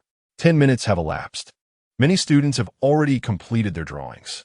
The number of viewers in the live stream currently hovers around 60,000. Those who were initially drawn in by the spectacle have departed, disheartened by the lack of content they sought. The over 60,000 viewers now find the scene in the live stream rather uninspiring, with only a few scattered comments appearing in the chat. After obtaining Yu Qing's consent, Sun Ruowei, accompanied by a photographer, commenced capturing the completed works of her fellow students. Chapter 13. Pass the Currency Validator. The delightful drawing of a little rabbit is truly charming and lifelike. The small turtle isn't too shabby either. The camera then focused on Li Ziki, Lin Dong's deskmate. In her artwork, a rugged silhouette cradling a little girl. Despite the rawness of the lines, for a child just starting first grade, such talent is indeed remarkable. Curious, Sun Ruowei inquired, Dear classmate, what does your painting signify? Li Ziki pointed at the silhouette, her lips pursing slightly. This is my father's back. Although he seldom has time to spend with me, I know he loves me. This heartfelt declaration from a child moved many netizens to tears. Did sand get in my eyes? Is this the little cotton-padded jacket? My child can only use chopsticks every day. Mine too, only knows how to play PUBG, and in this period has been shouting about some extraordinary single-character ID, claiming he will strike it rich. I seized the opportunity to sell his account while he was at school, and wouldn't you know it, I made $200. The depth of the father-daughter bond is truly touching. After Sun Ruowei finished speaking, Lin Dong, sitting next to Li Ziki, also put down his pen. As the protagonist of the program, Lin Dong's work was initially the most anticipated. However, after witnessing Li Ziki's emotionally charged piece, netizens unanimously agreed that she was the true MVP. No one present could surpass her. Given time and proper guidance, she might become a master in the future. Lin Dong, let's see your artwork. Sun Ruowei smiled at him. Lin Dong trembled slightly, hurriedly covering his work with both hands, awkwardly muttering, "How about we skip it?" Many netizens found this puzzling. "It's only first grade. Even if it's terrible, we wouldn't mock you." Exactly. Acting so shy is infuriating. Is it the lower abdomen or the groin? No way. Can one still drive under such circumstances? Sun Ruolwei encouraged. "It's all right, Lin Dong. No one will laugh at you." At that moment, Lin Dong genuinely understood what it meant to suffer in silence. Who cares about being ridiculed? What I care about is, ultimately, Lin Dong had no choice but to relent, having signed a contract. For the sake of the 200,000 yuan prize. He slowly removed his hands. Upon seeing clearly, Sun Ruolwei gasped, her tone astonished. "Lin Dong, your drawing of the U.S. dollar is incredibly lifelike.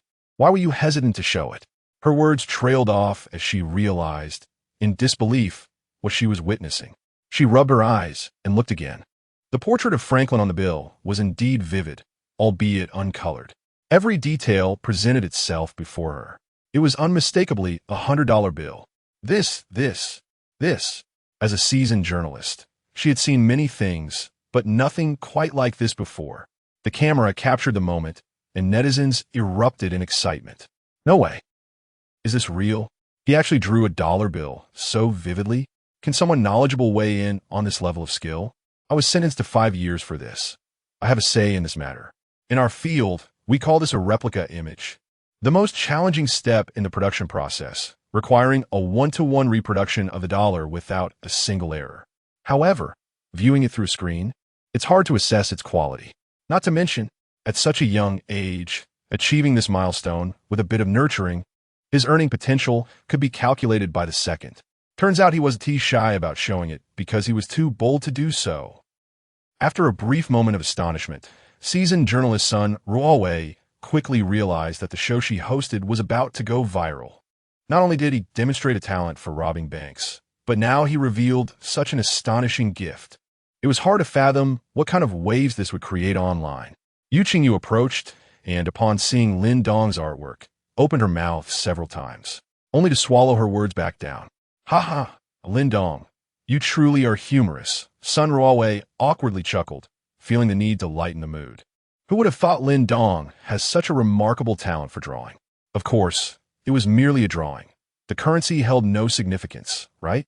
Lin Dong replied, "Indeed. It's just a coincidence. I'm still just a child." Just then, the photographer, not one to shy away from stirring the pot, suggested, "How about we test it with a currency validator?" His suggestion was meant for the sake of the show. After all, no discerning person would believe that a child could casually sketch something that would pass a currency validator. Soon, the crew borrowed a currency validator from the school's finance office.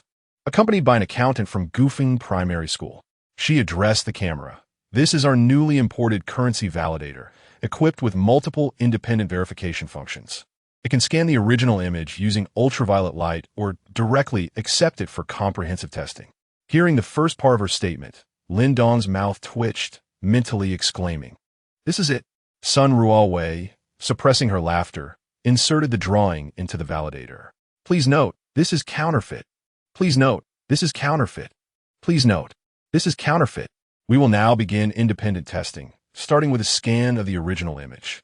Sun Ruolwei held the paper with the drawing up for display before the camera, under the watchful eyes of the netizens and the entire class. Activating the independent testing function of the currency validator, a wave of purple light swept across. Everyone's hearts raced. Only Lin Dong remained unfazed, already knowing things were about to escalate. Possessing the skill of printing money, he was essentially a human printing machine. Even if the Federal Reserve encountered an issue, he could not produce any. Sure enough, mere seconds later, the machine signaled a green light, indicating that the image on the paper was flawless. In that moment, the atmosphere was eerily silent, so quiet that one could hear a pin drop. Everyone stood frozen in place, their bodies seemingly petrified. Sun Ruolwei, still unwilling to give up, tremulously extended the paper once more for examination. This time, the wait felt interminably long to the onlookers. After a few seconds, the same green light appeared. Those who have ever attempted to produce U.S. dollars are well aware that the most challenging aspect lies in hand-drawing the original image, which demands excruciating attention to detail. Even the world's most esteemed artists would require at least a month, if not longer, to achieve such a feat. Yet today, in their homeland of Huaxia, a mere elementary school student accomplished the task in under 20 minutes, creating an original image capable of passing the currency detector. Chapter 14. The Private Federal Reserve. This news erupted across the internet. How outrageous! This young man has a promising future. Who has his contact information? Let's inquire if he is interested in developing in the Golden Triangle. We can pay him by the second. Should we call the police? Legally speaking, he isn't counterfeiting money yet, as he has only completed the first step, unless he perfects the subsequent processes. In the classroom of Class 5 at Gufeng Primary School, the students remained oblivious to the unfolding events. However, others, Yu Qingyu, Sun Ruowei, the photographer, were frozen in place, staring at Lin Dong with expressions of disbelief. Moments later, Sun Ruowei was the first to regain her composure, nervously swallowing her saliva. Even with her extensive experience, she was at a loss for what to do next. The host has completed the first step. Please complete the Master of Money. Produce $100,000. Within 42 hours, the cold, mechanical voice of the system echoed in Lin Dong's mind. Clearing his throat, he sensed the atmosphere around him, coughed lightly, and casually took the artwork he had drawn from Sun Ruowei's hands. With a swift motion, he tore it in half. Nothing to worry about, everyone. Let us just pretend nothing happened. Lin Dong waved his hand dismissively. Unbeknownst to him, this seemingly careless act appeared profoundly foolish to the experts present. What is he doing? That's an original image capable of passing through a banknote validator. Its market value is at least $1 million. Damn it, what a waste. Does anyone know this kid's address? Lin Dong was oblivious to the fact that even if he were aware of the image's $1 million value, he would not feel remorse. After all, with his skill in printing money, creating an original image would take no more than 10 minutes. If he were to exert himself fully, he suspected the Federal Reserve might even send a SEAL team to eliminate him. Meanwhile, in Huaihai Province, Jinan City, in the eastern suburbs, a dilapidated metal factory stood. The lighting was dim, yet beneath the surface lay a different realm, bringing in the wealth. We, the old-timers, like to hang jade pendants around our necks. Shut off that dreadful music. A portly middle-aged man entered the basement, casting a disapproving glance at a young man in a white t-shirt who was clutching a speaker. Xia Zhishuan sighed helplessly and turned off the speaker. Lu Chao scanned the room. Where is everyone? Bring them here. Soon, 6 figures, including Lu Chao, appeared in the basement hall, 5 men and 1 woman. Where's the last one? Where did the yin go? Lu Chao's tone was dissatisfied. The others exchanged glances and shook their heads. Observing this, a frown appeared on Lu Chao's forehead. Without discipline, how can our team thrive? How can we bring glory to our country? I'll say it again. We are not engaging in illegal activities. We are helping the nation free itself from the stranglehold of the dollar. We are creating our own version of the Federal Reserve. His convoluted rhetoric had an immediate effect, energizing his subordinates as if they had been injected with adrenaline. Boss, the acid-free paper is ready. The color-changing ink is on its way. Everything is in place except... Except what? Lu Chao frowned. Xia Zhishuan's tone was complicated. Boss, you forgot. Our artist responsible for replicating the original dollar image has been poached. We are still missing the original image. Upon hearing this, the veins on Lu Chao's forehead throbbed. He had almost forgotten about this matter. Those who dare to undermine him would pay dearly in the future. The original dollar image can only be hand-carved. Even the highest precision printing equipment would produce moire patterns. The basement fell silent. These individuals were seasoned criminals, previously acting independently, now gathered by Lu Chao to combine their strengths and create a masterpiece. They had invested a significant amount of money, essentially pouring most of Lu Chao's assets into this venture. Yet now, they were stymied by this single step. Replicating the original image was not a task just anyone could accomplish. It required immense artistic talent and must be executed without a single error. Is there any news from the black market? Lu Chao gritted his teeth. Even if it costs a fortune, we must acquire one. Xia Zhishuan shook his head, palms open. No. Just as silence enveloped the room, a figure in casual attire entered the basement. Li Yin, their last accomplice. Seeing her, Lu Chao, already in a foul mood, brusquely asked. Where have you been? Lian approached with a smile. Boss, I just found someone online. She continued. Aren't we in need of the original image? This person can produce it in 10 minutes, and it can pass through the banknote validator. Such a person exists? Lu Chao's pupils constricted, disbelief flashing in the eyes of the others. All seasoned veterans, they understood that the most challenging and labor-intensive aspect of their trade was the original image, which required a top-tier artist to replicate the dollar with meticulous precision. Any mistake would necessitate starting over, often taking a month or more. Yet now, Lian claimed someone could accomplish this in 10 minutes. Pulling out her phone, Lian opened the live stream titled Revealing the Talents of the Master Child. Lu Chao looked on, his brows furrowing in confusion. What is this? Lian pointed at the child on the screen. This is the guy. He just drew the original image in 10 minutes.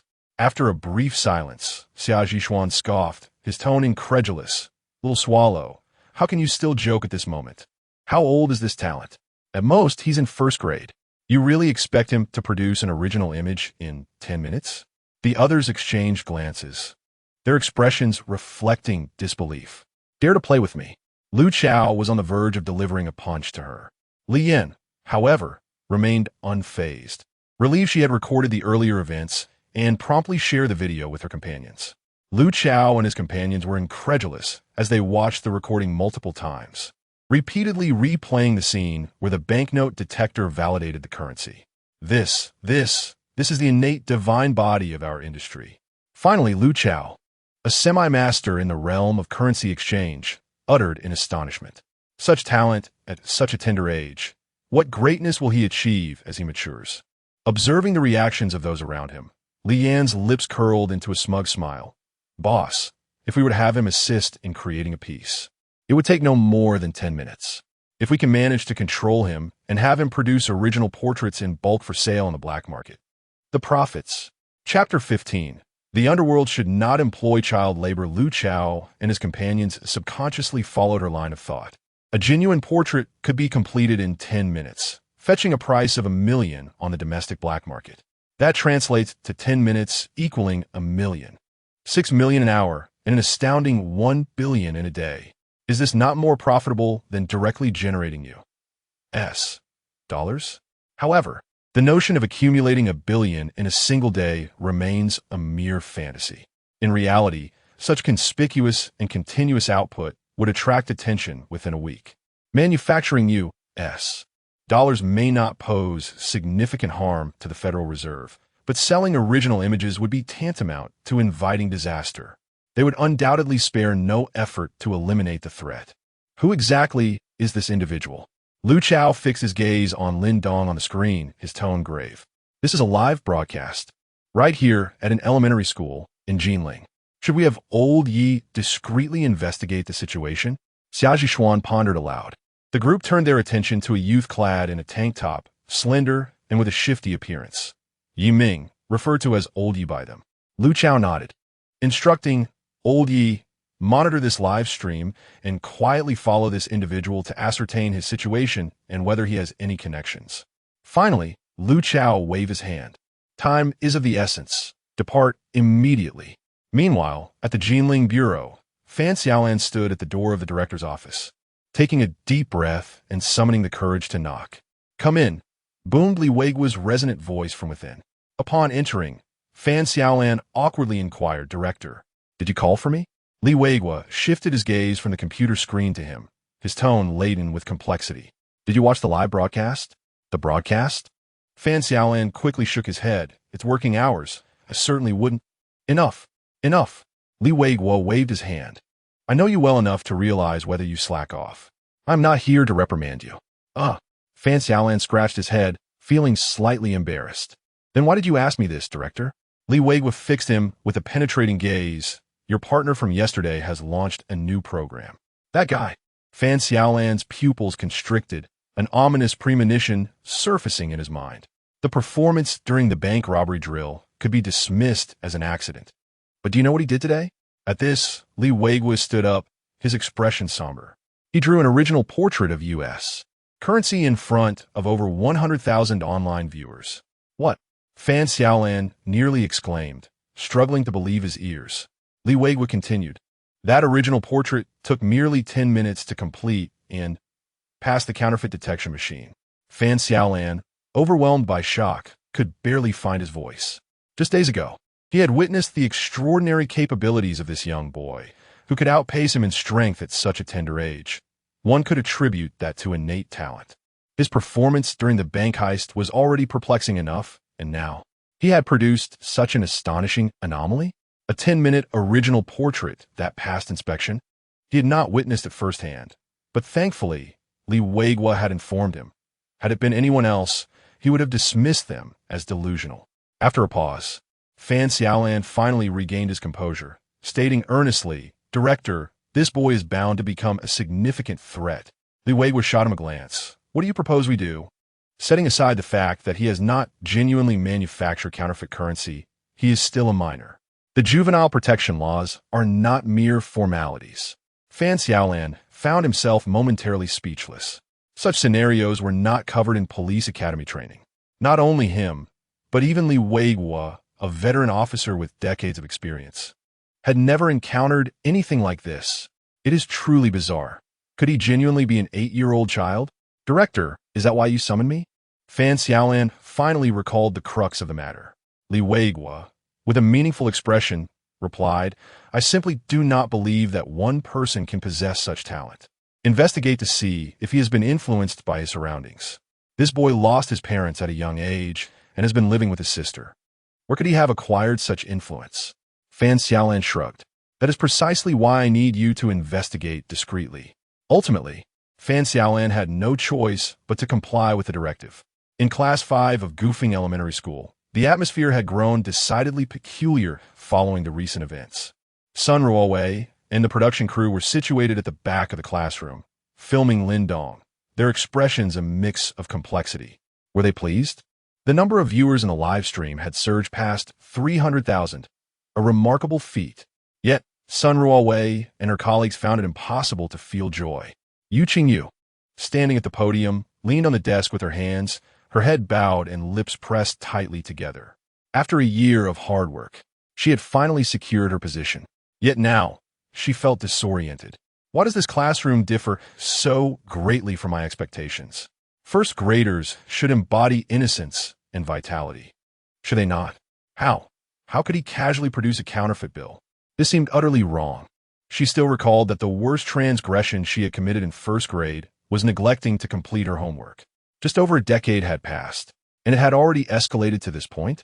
Lin Dong rested his elbows on the desk. Compared to the others, his thoughts were far simpler. Where can I procure $200,000? Host, Lin Dong. Age, 29. Physique, 72. Mission hall. Current task, master of money. Gazing at the panel visible only to him, Lin Dong curled his lip. Although he possessed the skill counterfeit currency, he could not conjure US dollars out of thin air. Equipment was necessary, and while he could assemble it, he lacked the time. The system had granted him a mere 42 hours. As a primary school student, he had neither money nor connections. Where could he possibly find materials within this limited time frame? In the midst of his frustration, he caught a glimpse of his deskmate, Li Ziki. An idea sparked in his mind. His father is involved with the underworld. Surely there are dealings in US dollars. Could I collaborate with him? Lin Dong shook his head, dismissing the thought as impractical. A mere child, destitute and devoid of means. Unfit even for the clutches of the underworld. Time passed swiftly, the first class, the second class, until it was time for lunch. In the cafeteria, Lin Dong devoured his meal of 3 dishes and a soup with great fervor. Compared to instant noodles and hastily prepared meals, the cafeteria fare was nothing short of a culinary delight for him. The cameras captured this scene, showcasing Lin Dong's ravenous appetite as if he were experiencing a long-awaited blessing. Given the prior introduction by the program team regarding his family's impoverished circumstances, it was evident to all that he hailed from a very poor background. Chapter 16. An 8-year-old child's unfathomable talents. Had it not been for the events of that morning, netizens would undoubtedly have expressed their sympathy. However, the narrative has now taken a dramatic turn. The logic is comprehensible, yet with such skills, one could easily make ends meet. Wouldn't you agree? Even without personally engaging, simply purchasing a few components and acting as a consultant would surely attract numerous eager clients. Could it be that he is only proficient in creating original portraits while remaining utterly oblivious to other processes? Otherwise, it seems implausible for him to be in such dire circumstances. I find merit in the previous speaker's assertions. After finishing their meal, they returned to the classroom. At 3 in the afternoon, as school let out, Lin Dong packed his belongings and stepped outside. Lin was already waiting for him. Despite having mentally prepared herself for the presence of the crew following her younger brother, she still felt a sense of discomfort.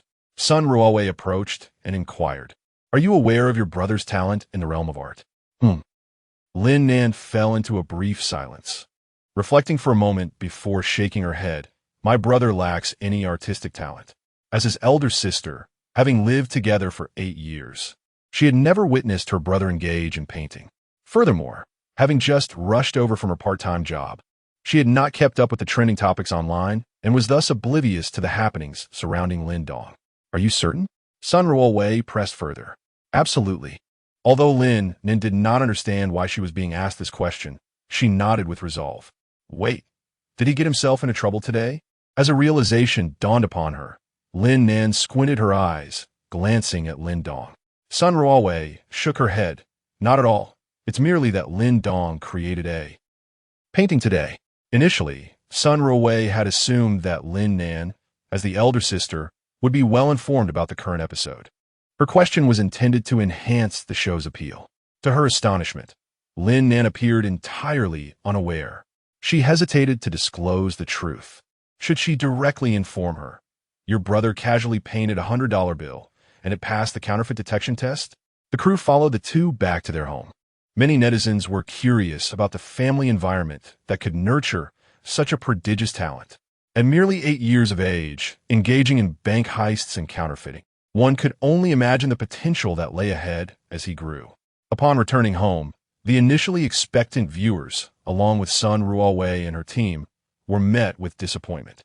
The environment was utterly ordinary, a modest 2-bedroom apartment with a living room furnished only with a worn sofa and an outdated television, alongside a dining table missing a corner.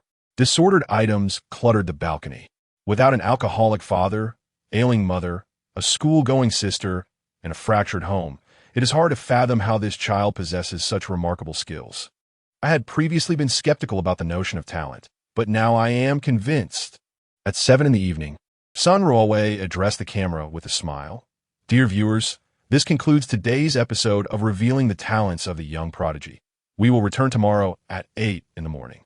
Let's anticipate the other hidden talents of Lin Dong." As the live stream concluded, over 200,000 viewers were left wanting more, flocking to various short video platforms, forums, and discussion boards. With the live stream ended, Sun Ruowei and the crew members concluded their workday.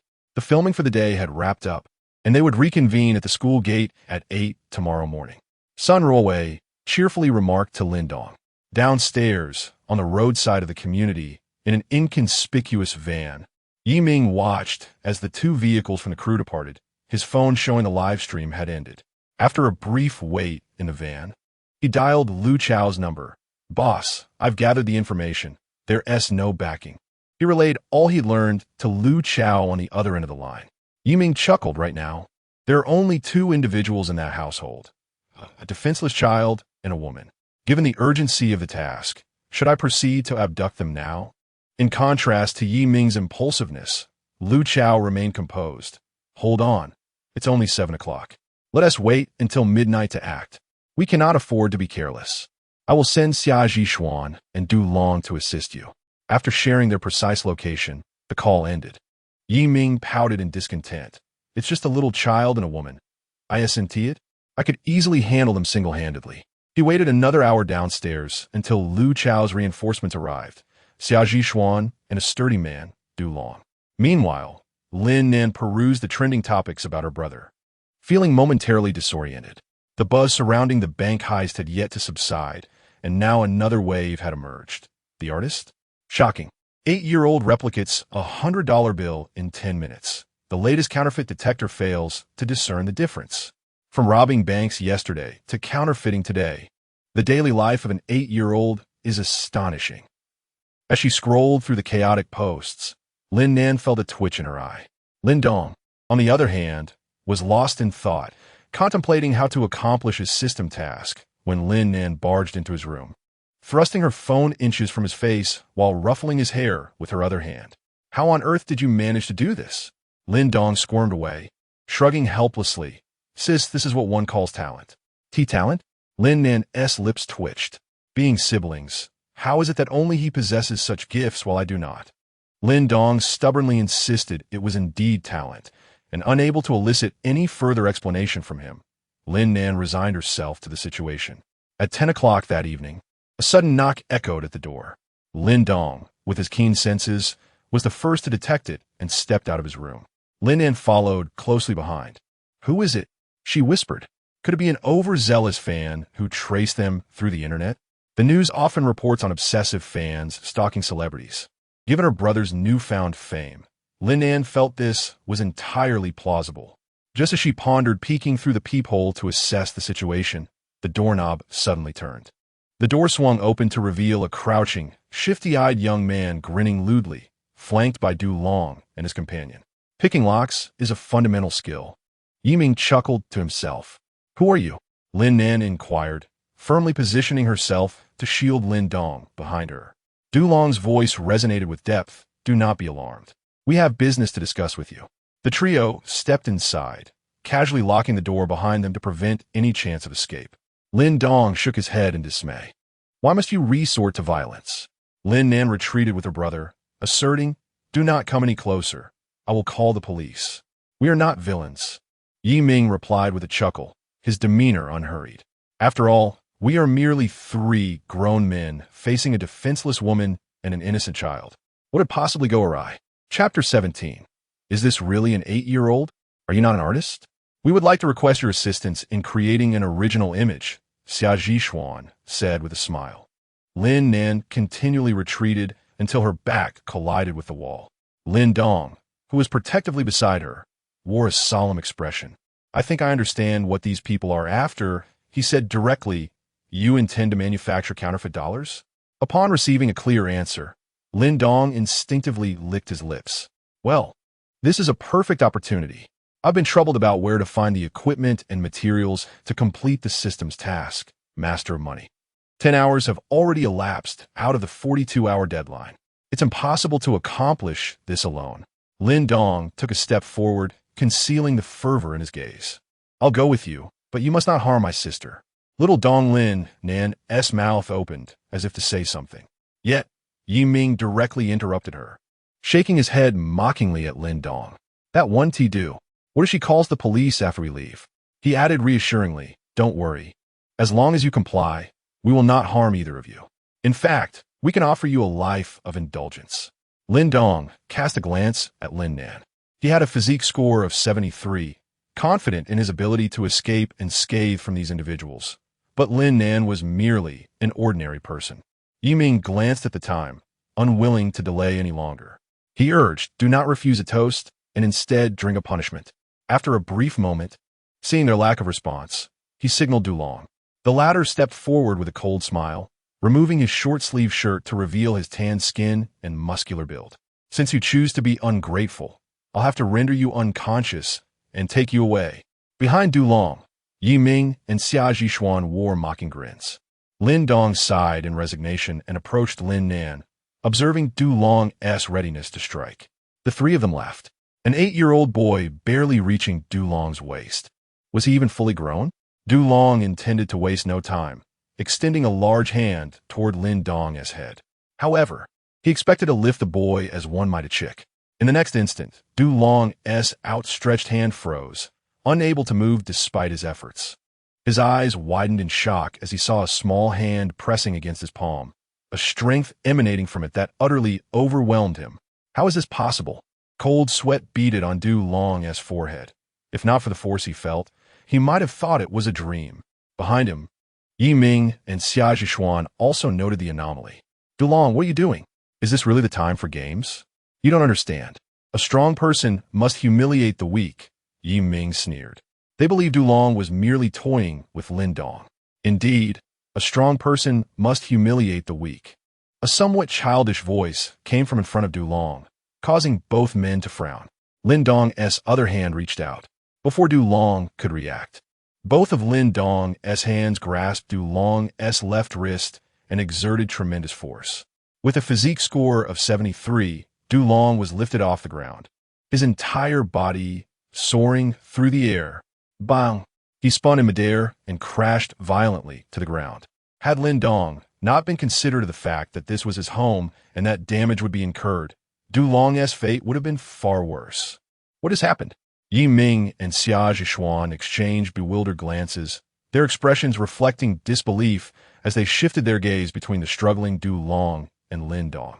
The two finally locked eyes, both astonished. What had just occurred? An 8-year-old boy had executed a perfect throw on a 200-pound man? Is this even possible? Lin Dong paid no attention to their thoughts, stepping forward to approach the two men. Yi Ming gritted his teeth, still unwilling to believe that an 8-year-old child could possess such strength. Clenching his fist, he swung at Lin Dong. The latter sidestepped gracefully, seizing the outstretched arm and performing another shoulder throw. Bang! Now, only Xia Zhishuan remained. Previously, the aggressors had forced Lin Nan back, but now the tables had turned. They were the ones retreating. Xia Zhishuan's throat bobbed as he took steps back, until he collided against the door. In a panic, he twisted the doorknob, only to find it locked. I was wrong. Please spare me, I beg you. He recognized the situation and knelt directly. They had underestimated the situation, arriving unarmed, never anticipating that an 8-year-old child could be so extraordinarily powerful. Truly, it was as the saying goes, an 8-year-old child can overpower the elderly. Lin Dong, casually placing a hand in his pocket, spoke in a commanding tone. Now tell me, who sent you here, and what exactly do you intend to do? Hearing this tone and observing the expression on the young boy's face, Xia Zhishuan found himself in a daze. Is this really an 8-year-old? Meanwhile, Lin Nan's eyes widened in realization, recalling the scene from a few days prior at the bank, murmuring to herself, could my brother truly possess such innate strength? Xia Zhishuan divulged everything he knew. Afterward, he looked at Lin Dong with pleading eyes. According to the rules of the underworld, we have offended you today, and we will surely come to apologize. Could you refrain from calling the police? Lin Dong did not respond, instead asking solemnly, so, all your equipment and materials are prepared, and you only lack the original image? Though puzzled by his inquiry, Xia Zhishuan nodded after a moment's thought. We can certainly produce 200,000 overnight, he affirmed confidently. Lin Dong nodded. Now, I can accompany you without issue, correct? Xia Zhishuan. Dulong and Yi Ming, unsteadily rising to their feet, regarded Lin Dong with eyes full of suspicion. Rest assured, my sister will not call the police, Lin Dong reiterated. Moments later, the door opened, and 3 figures with complex expressions emerged. Don't worry, sister, I'll be fine, Lin Dong assured Lin Nan with a wave as he stepped out. Lin Nan, naturally reluctant to let her brother venture into danger, was powerless to stop him. The 4 individuals descended the dimly lit corridor in silence. Xia Zhishuan exchanged glances with Dulong. Is this fellow intending to collaborate with us? If that is the case, there's no need to worry about his sister reporting us. Of course, the primary reason for their relief was their inability to contend with him. It was indeed perplexing. How could an 8-year-old child possess such extraordinary strength? The 4 figures emerged from the corridor and made their way towards the van parked by the roadside. Meanwhile, by the roadside, in an unremarkable white sedan, Fan Xiaolan checked the time on her phone. It was already 11 o'clock in the evening. Chapter 18. Was this youth abducted by a criminal gang? A wave of drowsiness washed over him, prompting an involuntary yawn. It was purely a figment of the director's imagination. This lad had lost both parents at a tender age and had lived with his sister. What could he possibly have been exposed to? He pursed his lips, contemplating. Li Weigua had instructed him to discreetly investigate Lin Dong. After a day of inquiries, he discovered that Lin Dong had previously been as innocent as a blank sheet of paper. During his kindergarten days, teachers described him as honest and straightforward. This revelation piqued Fan Xiaolan's curiosity. How could such a transformation occur in merely a few months from kindergarten to primary school. He pondered whether it was an awakening of some latent talent, or perhaps the unlocking of some mystical pathways. Shaking his head vigorously, he dismissed the thought. As a party member and a staunch materialist, his upbringing forbade such notions. Just as Fan Xiaolan prepared to observe a little longer before heading back, his gaze caught sight of several figures emerging from the community entrance through the car window, sneaking around in the dead of night. His instincts as a police officer kicked in, sharpening his focus. The moonlight was favorable, allowing him to discern 3 adult silhouettes and a child's figure. Could it be true, as the director suggested? Due to the distance, he could not make out their distinct features. Yet he felt certain the small figure among them was undoubtedly Lin Dong. Under the cover of night, he was stealthily following a group. Following this line of thought and recalling Li Weiguo's words, he sensed something was amiss. There is definitely something suspicious. Fan Xiaolan's gaze darkened. Lin Dong boarded a van with the 3 individuals. Yi Ming and his companions quickly realized that he had come willingly, easing the tension in the atmosphere. They were all in pursuit of wealth. Harmony was the best way to prosper. The van roared to life, heading towards their hideout. Meanwhile, Fan Xiaolan, after a brief moment of contemplation, gritted his teeth and stepped on the accelerator to follow. His mind raced. Could this youth truly be entangled with a criminal organization?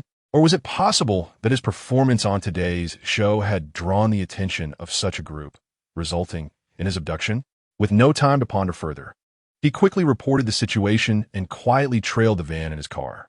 Lin Dong was oblivious as to whether the trio was deliberately taking a longer route or if it was merely coincidence. After approximately 2 hours, the vehicle finally came to a halt at an abandoned factory on the outskirts. Exiting the vehicle, he noticed the entrance was illuminated, and 5 silhouettes awaited them in the light, clearly having been there for some time. Despite having seen them on video, Lu Chao could not help but feel a twinge of incredulity upon encountering Lin Dong. The primary reason was the stark contrast in age, height, and appearance. Yiming leaned closer to Lu Chao, whispering something in his ear. Lu Chao's expression shifted to one of bewilderment as he scrutinized Lin Dong. This little brat managed to overpower Du Long and Yiming? Lin Dong surveyed the surroundings, his expression calm. I am here to collaborate with you. This statement jolted Lu Chao back to reality. We possess all the materials and equipment, as long as you can produce the original image. What percentage of the profits do you desire? Without haste, Lin Dong extended 2 fingers. Lu Chao frowned. 20%? Your appetite seems rather excessive. Lin Dong shook his head. Not 20%. I require $200,000. Lin Dong was acutely aware that counterfeiting currency was illegal. His sole purpose for being here was to fulfill a task assigned by the system. Once completed, he would seek an opportunity to extricate himself, report the incident, and claim he had been coerced into providing criminal materials. This narrative would pose no issues. Yi Ming and his associates had intended to abduct him all along. Just 200,000? Lu Chao narrowed his eyes, appraising Lin Dong. He quickly arrived at a conclusion. After all, he is merely a child. He has likely never encountered such sums before, and 200,000 must seem astronomical to him. With this thought, he readily agreed. All right, as long as you can produce the original image, the 200,000 will be disbursed without delay. With that, he turned and entered the factory, followed closely by Lin Dong and the others, the last of whom extinguished the light at the entrance. Upon entering the basement, Lin Dong was greeted by a vast space, roughly the size of several basketball courts, brightly lit with various equipment neatly arranged. Lu Chao proudly began to show Lin Dong around, pointing to a printing press. Do you know what this is? One of the most crucial devices for producing dollars, which I procured through connections from a foreign government. Observing the rusty old machine, Lin Dong shook his head, displaying a look of disdain. This reaction irked Lu Chao. What is that expression for? Do you have any idea how much I sacrificed for this printing press? After introducing other equipment, Lu Chao continued. Though this is our first meeting, I consider you a friend. You must be able to sense my sincerity? Lin Dong nodded silently. In his eyes, the equipment resembled antiquated relics. Given sufficient time, he could create something far superior. Lu Chao, treating the equipment like a treasure, asked, "Everything is prepared for you. How long will you need?" Leading Lin Dong to a clear area adorned with an assortment of brushes, Lu Chao inquired. Lin Dong casually replied, 10 minutes. Lu Chao gritted his teeth and cautioned, "The original image is of utmost importance. Do not be careless. There's no need to rush. Slow and steady yields quality." Having collaborated with numerous artists in the past, he knew that they typically required at least a month to complete their work. Though he was aware Lin Dong had once accomplished a piece in 10 minutes, Lu Chao felt compelled to offer his advice. Lin Dong selected a few suitable brushes. Summer Zhishuan, Yi Ming, and Lu Chao stood behind him, anxiously watching. In stark contrast, Lin Dong appeared remarkably composed. After approximately 8 minutes, he tossed aside the brush and clapped his hands. All done. Lu Chao carefully picked up the finished product, inspecting it closely. After examination, it was indistinguishable from the real deal. Witnessing the execution of one of the most complex techniques involved in dollar counterfeiting was a testament to Lin Dong's remarkable skill. Yi Ming, Xia Zhishuan, Du Long, and Lu Chao, these experts, were rendered speechless by the astonishing revelations. The items were already in hand. Yet Lu Chao had no intention of discarding them casually. Within less than 10 minutes, he had replicated the original image. Such a feat was unprecedented in the entire industry. Should a long-term partnership be established, Lu Chao could scarcely fathom the magnitude of his burgeoning commercial empire. Chapter 19, Electroplating.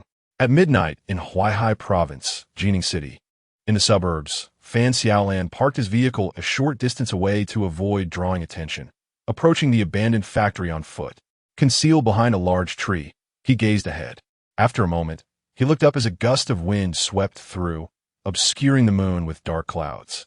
A moonless night with a brisk wind. In the stillness of the night, amidst shadows, he sensed the presence of unidentified individuals at the desolate factory. Fan Xiaolan murmured to himself, a dark line appearing on his forehead. This situation is seriously concerning. In this scenario, not only he a police academy graduate, but even an ordinary person would recognize the unmistakable signs of a hidden agenda. On a moonless night, trailing unknown figures into the secluded outskirts, one could hardly assume they were engaged in noble endeavors for the motherland. That boy, the image of Lin Dong surfaced in his mind, causing Fan Xiaolan to furrow his brow slightly. Their previous encounters, though unsettling, suggested that the boy was unlikely to be involved in any illicit activities. After all, he was merely an 8-year-old elementary student, still innocent and naive. Could it be that his performance on the show today had attracted the attention of nefarious criminals? The thought alarmed Fan Xiaolan with its plausibility. He pulled out his walkie-talkie, reporting his location and suspicions to Li Weigua. Meanwhile, in the factory's basement, having acquired the original image, the next step was to electroplate it onto the equipment, a task demanding considerable skill. Lu Chao scanned the area, his irritation mounting as he failed to spot the individual he was searching for. "Where's old Bao?" he inquired, casting glances at Yi Ming, Xia Zhishuan, and Du Long, who exchanged unsure looks. "He must be in the restroom," suggested Li Yin after a moment's contemplation. "Why now of all times?" Lu Chao spat beneath his breath. After waiting for another 10 minutes with no sign of old Bao, Lu Chao could no longer contain his impatience. "Du Long, go fetch old Bao. Check if he has fallen in the restroom." Shortly thereafter, Du Long returned with a frail old man in tow, Bao Yuqian, the team member responsible for electroplating the images. Lin Dong observed the old man, who wore a white shirt and spectacles, his gait shaky and uncertain. He appeared to be at least 70 years old. Witnessing the old man's condition, Lu Chao felt a wave of resignation wash over him. With the present scarcity of skilled labor, they had no choice but to make do. "What do you need me for?" Bao Yuqian asked, his head swaying slightly, his gaze distant. Lin Dong's eyelids fluttered. Doubts about the reliability of the team began to creep in. He still had his system tasks to fulfill. "Don't mess this up." The old man's apparent dementia was becoming increasingly evident. "Get to work," Lu Chao shouted into his ear, concerned that the frail figure might crumble under the strain. "All right, time to work," Bao Yuqian exclaimed, as if regaining his senses. He approached the electroplating machine, his frail hands trembling as he took the original image from Lu Chao, placing it unsteadily on the machine. Lin Dong, Lu Chao Dulong, and Xiaji Xuan positioned themselves behind him, watching closely as Bao Yuqian hovered his fingers above the controls. This motion lingered for a full minute before he suddenly turned to the group, asking, "What is the next step?" His lapse into confusion had returned. "You." Lu Chao's forehead darkened. His teeth clenched as he struggled to contain his frustration. All materials were prepared, yet they faced yet another complication. Although the team was large, each member specialized in a singular aspect. In terms of electroplating, aside from Bao Yuqian, the others were at a loss. "Get him out of here," Lu Chao ordered, his face grim, indicating for someone to escort the confused Bao Yuqian away. If they waited for him to regain his composure, it could take until the following evening. Yiming sighed, a bitter smile gracing his lips. They could afford to wait a day or two, but some could not afford such delays. A bunch of useless fools. Lin Dong silently cursed. He had filming to do tomorrow, and breaching the contract would incur penalties. Moreover, the system task Money Master had a time constraint. With only 20 hours remaining, they had no choice but to wait for old Bao to regain his senses. "Don't you realize that time is money?" Suddenly, a youthful yet firm voice resonated among them. The group turned to see Lin Dong, arms crossed, continuing, "How much production do you think we're losing by delaying? Are you not aware that in our industry, time is measured in seconds? Instead of seeking solutions in the face of adversity, you choose to evade it. How can you hope to maintain a foothold in such a fiercely competitive field?" His words left Dulong and the others feeling abashed. "We must confront difficulties head-on instead of procrastinating. Even an 8-year-old possesses this awareness, yet we do not." After a moment of silence, Yiming replied, "Alas, electroplating requires skill. Even the slightest error can ruin the original image." Lin Dong stepped forward, speaking as he walked. "Isn't electroplating merely a matter of technique?" He possessed the skill of money printing, mastering every step in the process. "Can you?" Lu Chao asked, his instinct to question the abilities of the diminutive, childlike figure rising within him. Despite his appearance, demeanor, and strength being far from that of an 8-year-old, this was indeed a true child. Without answering, Lin Dong approached the electroplating machine, repositioning the original image and powering on the device with a casual grace. In the incredulous gazes of Lu Chao, Dulong, Xiaji Xuan, and the others, minutes passed as he deftly electroplated the original image onto the mold, executing the task with an efficiency that far surpassed that of Bao Yuqian. Only after several more minutes did Lu Chao finally process what had transpired, swallowing hard in disbelief. Initially, he believed Lin Dong to be merely talented in drawing, capable of effortlessly reproducing the original image. But now, he realized that everyone had misjudged him.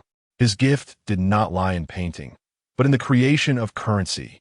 He could replicate the original image and apply electroplating with remarkable proficiency. The two most challenging technical steps in the production of currency were flawlessly completed in under 10 minutes by his capable hands. And how old was he? Merely 8 years old. In the first grade, even the titans of the industry would be left in awe. Truly a prodigy of currency creation. If he had been born in the United States, the Federal Reserve would likely have dispatched agents for immediate intervention. Gradually, a few of them emerged from their state of shock. Lin Dong spoke calmly. "The electroplating is complete. It is now time to proceed to the next step." Chapter 20. At the tender age of 8, he already possessed 20 years of experience in the art of crafting currency. Oh, splendid. Lu Chao shook his head vigorously, directing everyone to commence their tasks. They carefully prepared the color-changing ink and poured it into the printing press.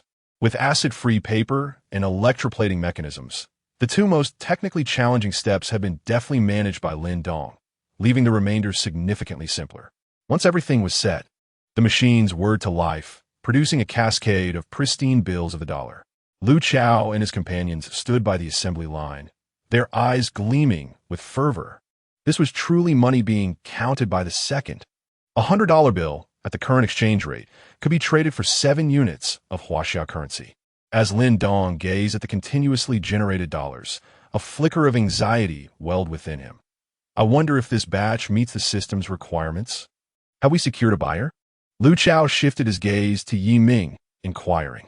The latter nodded affirmatively. "I've been in contact with Niu Dahai from the Simple Village."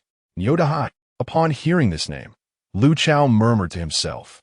After a moment of contemplation, he recalled, I've heard he has made quite a few enemies lately. Yi Ming continued, this fool has brought his own demise upon himself, causing his men to blow up a factory belonging to Myanmar's Houtai in their simple village. Before he could finish his thought, a sudden, dull thud erupted from within the normally functioning printing machine. In an instant, the colorful dollars began to lose their hue, their output slowing to a halt until the machine ceased operation entirely. What is happening? Lu Chao furrowed his brow and stepped closer. Yi Ming, Xiaji Xuan, and the others gathered around. Moments later, a thick plume of black smoke billowed from the machine's outlet. Is it malfunctioning? Lian ventured a guess that was obvious to all. Damn it! Lu Chao clenched his left fist and struck the machine's surface with force. I spent millions only to acquire this piece of junk? The others exchanged helpless glances, shrugging in resignation. No one knew how to fix this contraption. On the other side, Lin Dong's lips curled slightly in disdain. He inwardly cursed. What a bunch of incompetence. All he wanted was to swiftly produce $200,000 in counterfeit currency, fulfill the system's task, and then seize an opportunity to escape. Such a simple plan was frequently thwarted by unexpected complications. Lu Chao's forehead darkened with frustration.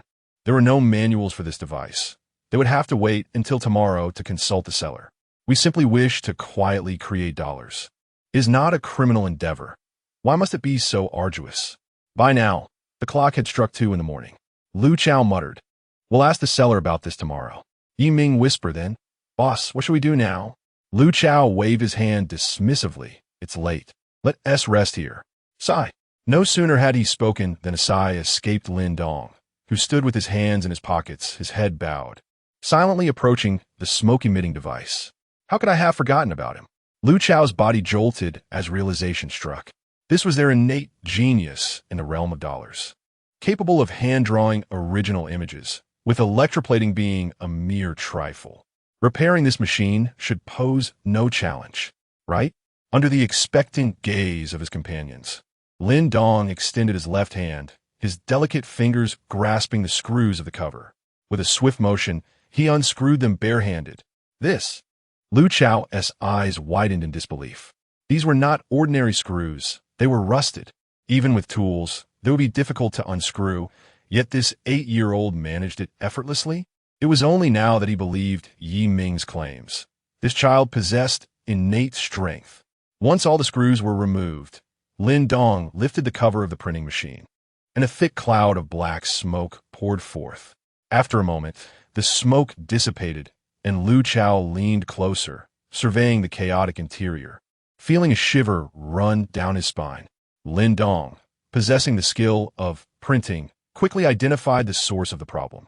About 3 minutes later, he replaced the cover, hopped down from the machine, and casually remarked, All done. Is it really fixed?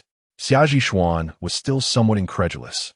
He restarted the machine, and after a brief warm-up, it indeed returned to normal operation. Fresh dollars emerged once more. A prodigy indeed was the legendary dollar genius, born once in 3 centuries. Finally making an appearance? The awe in the eyes of his companions was palpable, incredible. If only he were a bit older, perhaps 20, one might accept this feat with a sense of normalcy. But how old is he? Just 8. What was I doing at 8? Playing house, pointing at Ultraman on the television and declaring, I am the red one? In stark contrast to the astonishment of the others, Lin Dong remained remarkably composed. He stared silently at the fresh dollars.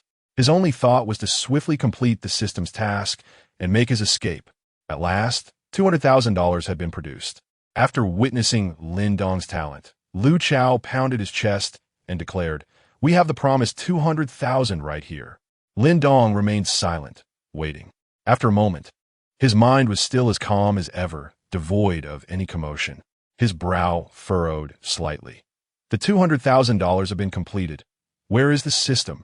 In contemplation, Lin Dong reached for one of the bills. Quickly, a suspicion arose in his mind.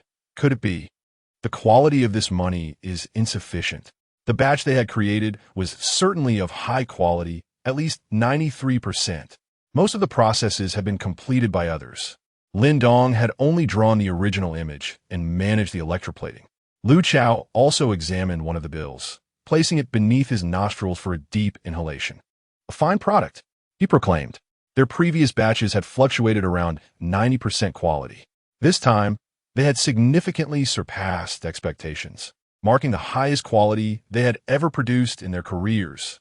Xia Zhishuan, Yi Ming, Du Long, and the others followed suit, each taking a bill and nodding in agreement. This is indeed a fine product. Not only would ordinary people struggle to discern its authenticity, but even those frequently handling cash would find it challenging. If we can maintain this quality, our goods are sure to sell far and wide. We are on the verge of wealth. As they reveled in their joy, a lamenting sigh suddenly pierced the air. Turning towards the sound, they beheld Lin Dong casually tearing a dollar bill in half, exclaiming, "Such rubbish! How can one take this quality out into the world?" Lu Chao stood speechless, and Yi Ming and Du Long shared in his disbelief. Could it be that this exquisite item was so easily dismissed as trash? The audacity of an 8-year-old to utter such words left them speechless, for it was Lin Dong who spoke. They exchanged glances, shadows of concern etched on their foreheads. Was this truly garbage? The quality was superior to any dollar they had previously crafted. Yi Ming, summoning his courage, attempted to voice a retort, but the words caught in his throat. After a moment of contemplation, Lu Chao murmured, "If you deem this trash, then why not enlighten us with your own handiwork?" Without needing to be prompted, Lin Dong resolved to demonstrate his skills. The system task, Master of Currency, required him to produce $200,000, and he had no faith in the quality of this batch. Thus, he took control of every step, from mixing the color-changing ink to using acid-free paper. Standing aside, Lu Chao watched the diminutive figure skillfully navigate the machinery, executing each step with the ease of one possessing decades of experience in dollar production. It was as if he had been crafting currency for over 20 years. No, it was more than that. Lu Chao himself had 2 decades of experience. Yet he was certain he could never accomplish what Lin Dong was doing. This boy, many observers swallowed hard, their throats constricting at the sight. At merely 8 years of age, he displayed the expertise of someone with decades of experience. Who would dare believe it without witnessing it firsthand? Compared to all this, I am far more curious about the quality of the final product, Lu Chao remarked, his gaze fervent. If the quality deemed exquisite was labeled as trash, then to impress this young prodigy, the output must possess at least 96% excellence. If he could indeed produce such remarkable currency, Lu Chao could scarcely fathom its potential market success. At 4 o'clock in the morning, everything was prepared. As the printing machine roared to life, Lin Dong stood at the output, his expression grave.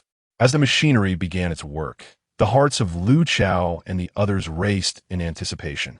The quality of the produced goods would soon be revealed. Meanwhile, outside the factory, the report was made to the director. "We have encircled the area." Li Weiguo had arrived with Fan Xiaolan by his side, and Lu Quandu reported. Peering through night vision binoculars, Li Weiguo surveyed the factory situation, raising his hand slightly. "Do not alert them. We are not fully aware of the circumstances inside."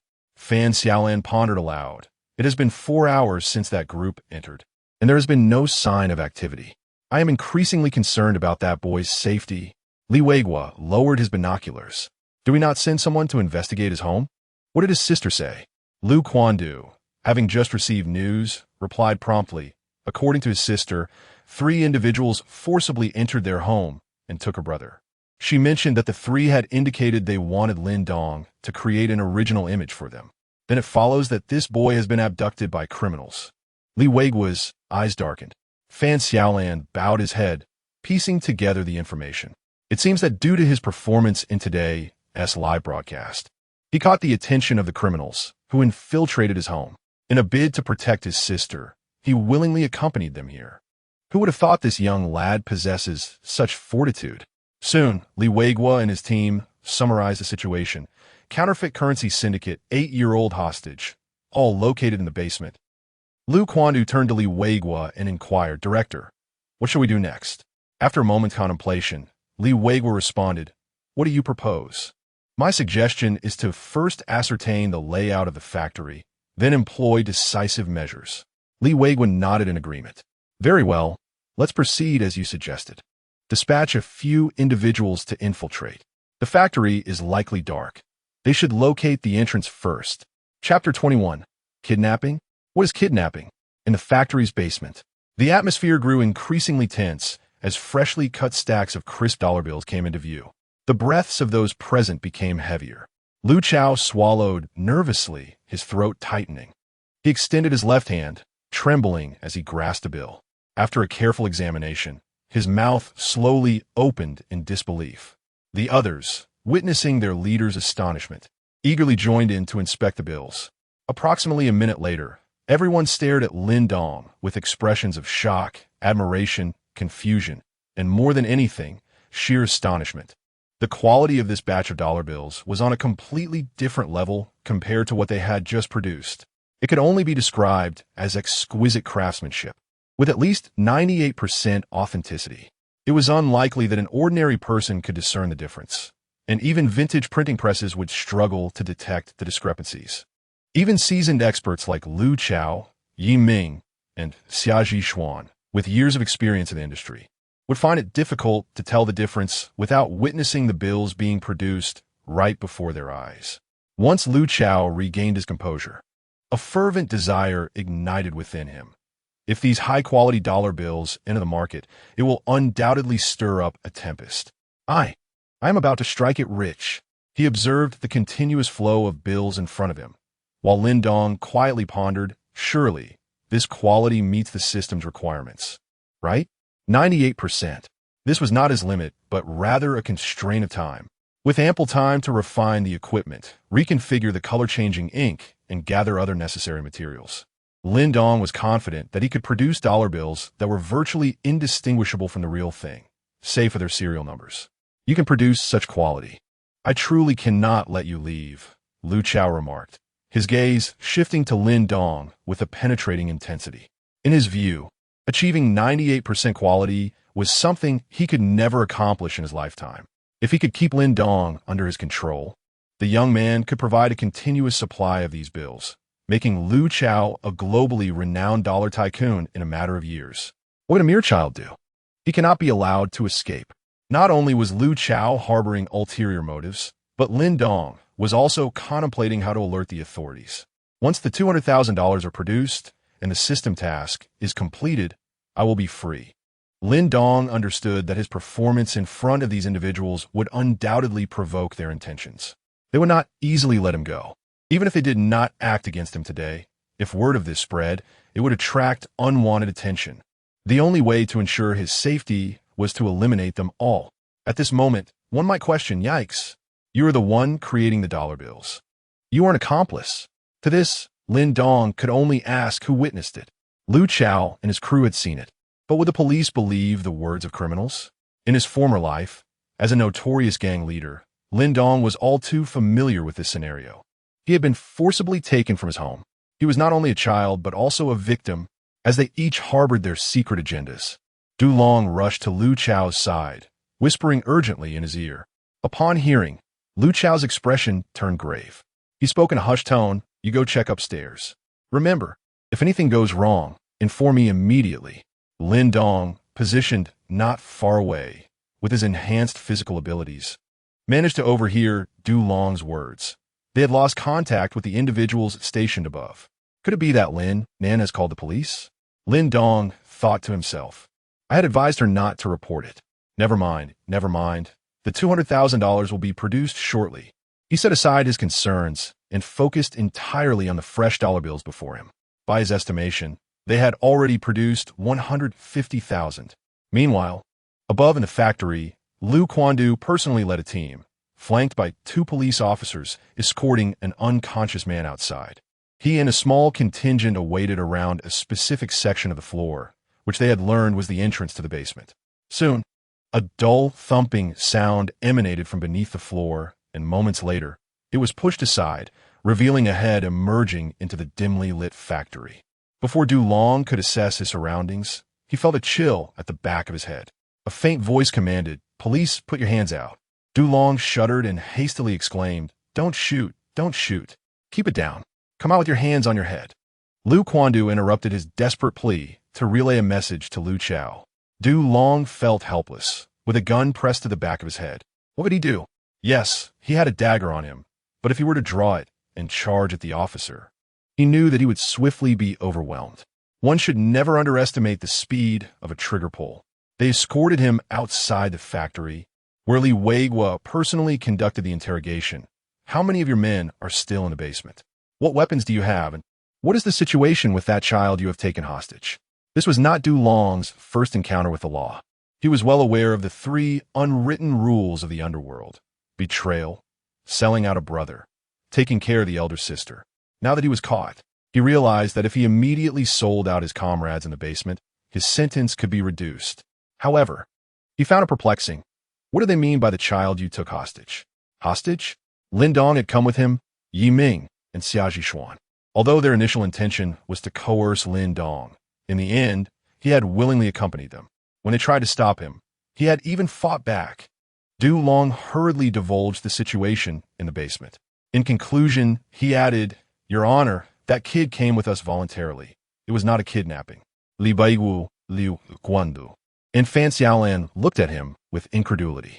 "Are you suggesting that you broke into someone else's home in the dead of night?" And the 8-year-old child inside not only remained unafraid, but willingly joined your ranks? Du Long opened his mouth several times, attempting to articulate an explanation. Yet, how could he begin? To admit that the 3 of them were bested by an 8-year-old child? Truth be told, he himself would find it incredulous. "Take him away." Li Weigua gestured dismissively as he was escorted by 2 police officers towards the patrol car. Chapter 22. In a second, 3 blows from the officer. "I am a law-abiding citizen in the basement of the factory." The sound of the printing press hummed softly as crisp new dollars were produced. Lu Chao stood to the side, glancing at his watch, his brow furrowed in concern. He occasionally looked back, anxious. It had been 5 minutes since Du Long had stepped out, and not a word had been communicated. He was acutely aware that something was amiss, a realization stemming from his past experiences of being apprehended 3 times. Something has gone wrong, he thought. Could it be that the police are on to us? That shouldn't be the case. Who would expose us? His mind raced, instinctively landing on Lin Dong. Could it be that his family reported us? Lu Chao shook his head vigorously. There was no time for such musings. He had to devise a means of escape. 18,000, just 2 more to go, Lin Dong murmured, eyeing the products emerging from the printing machine. He fervently prayed that no unforeseen events would occur before the last $2,000 were completed. The very next moment, he realized that his hopes were dashed. Bang! The entrance to the basement was kicked open with force. A squad of fully armed police officers surged in. This is bad. Lu Chao's pupils dilated in realization that they were surrounded, and he had not anticipated such swift action. In an instant, several smoke grenades were tossed at their feet, filling the basement with thick white smoke. 19,000. Lin Dong felt his heart race. With a physique rated at 73, the smoke had minimal effect on him, allowing him to discern the surroundings. He noticed a number of officers charging towards them, batons in hand. While he was relatively unaffected by the smoke, the others were not so fortunate, flailing about like headless flies in the haze. Leading the charge was Lu Quandu, donning special glasses that shielded him from the smoke. He approached Yi Ming first, raising his baton to prevent any resistance. In a swift motion, he struck 3 blows in a single second. Yi Ming remained silent, not because of his resilience, but because the first strike landed on his mouth, silencing any plea for mercy. The second blow landed on his leg to thwart any attempt to flee, while the third rendered him completely incapacitated. In a second, 3 blows from the officer. "Please, I am a law-abiding citizen." Amidst the chaos, Lin Dong remained oblivious to the uproar around him, his eyes fixed intently on the money before him, cold sweat beading on his forehead. With 19,000 already in sight, he was just $1,000 shy of completing the system task. A final push. Yiming, Lian, and Xia Zhishuan, 5 individuals in total, had been subdued without any resistance. Yet, one person stood apart, Lu Chao. Having lived over 40 years, he had endured countless police encounters and had become seasoned in such matters. He often carried a pair of glasses specifically to counteract smoke grenades. The basement was spacious, and the concentrated smoke merely enveloped half of it. Lu Chao burst forth from the haze, panting as he surveyed the scene. From Dulong's mouth, Lu Quandu and his team had already gathered intelligence on the basement's layout, including other exits and hidden passages. They had dispatched individuals to block these routes the moment they entered. As Lu Chao's hope of escape dwindled, he was resolute not to surrender easily. He understood that, given his status as a repeat offender, if captured by the police, a decade of imprisonment awaited him, a fate more harrowing than death itself. He resolved to take a risk and fight back. As the smoke began to dissipate, the basement gradually returned to normal. Standing beside the operational printing press was Lin Dong. Yiming, Xiaoji Xian, and Li Yin were all crouched, hands on their heads, shackled, with some bearing bruises on their faces. At that moment, Lu Quandu finally turned his attention to the familiar figure beside the printing machine. He recalled that just days prior, during a drill, it was this very individual whose plan had led to his early downfall. However, Lu Quandu was not one to hold grudges. He approached Lin Dong without malice. Finally, Lin Dong turned his attention to him. Although unclear about the specifics of the situation, he could deduce from Lu Quandu's words that he perceived Lin Dong as a victim. Thus, Lin Dong seized the opportunity to play along. "Officer, you have finally arrived. I was at home doing my homework when they suddenly barged in, intending to take me and my sister away. To protect her, I had no choice but to voluntarily accompany them here. They even coerced me into creating original images for their illicit activities. Officer, you must advocate for me." Observing Lin Dong's exaggerated performance, Yiming, Xiaoji Xian, and the others could hardly believe their eyes. If not for the blow to his mouth, Yiming would have immediately retorted, "What do you mean we forced you into criminal activity? And what do you mean you volunteered because we threatened you? Yes, we did invade your home, but the truth is, you assaulted us first.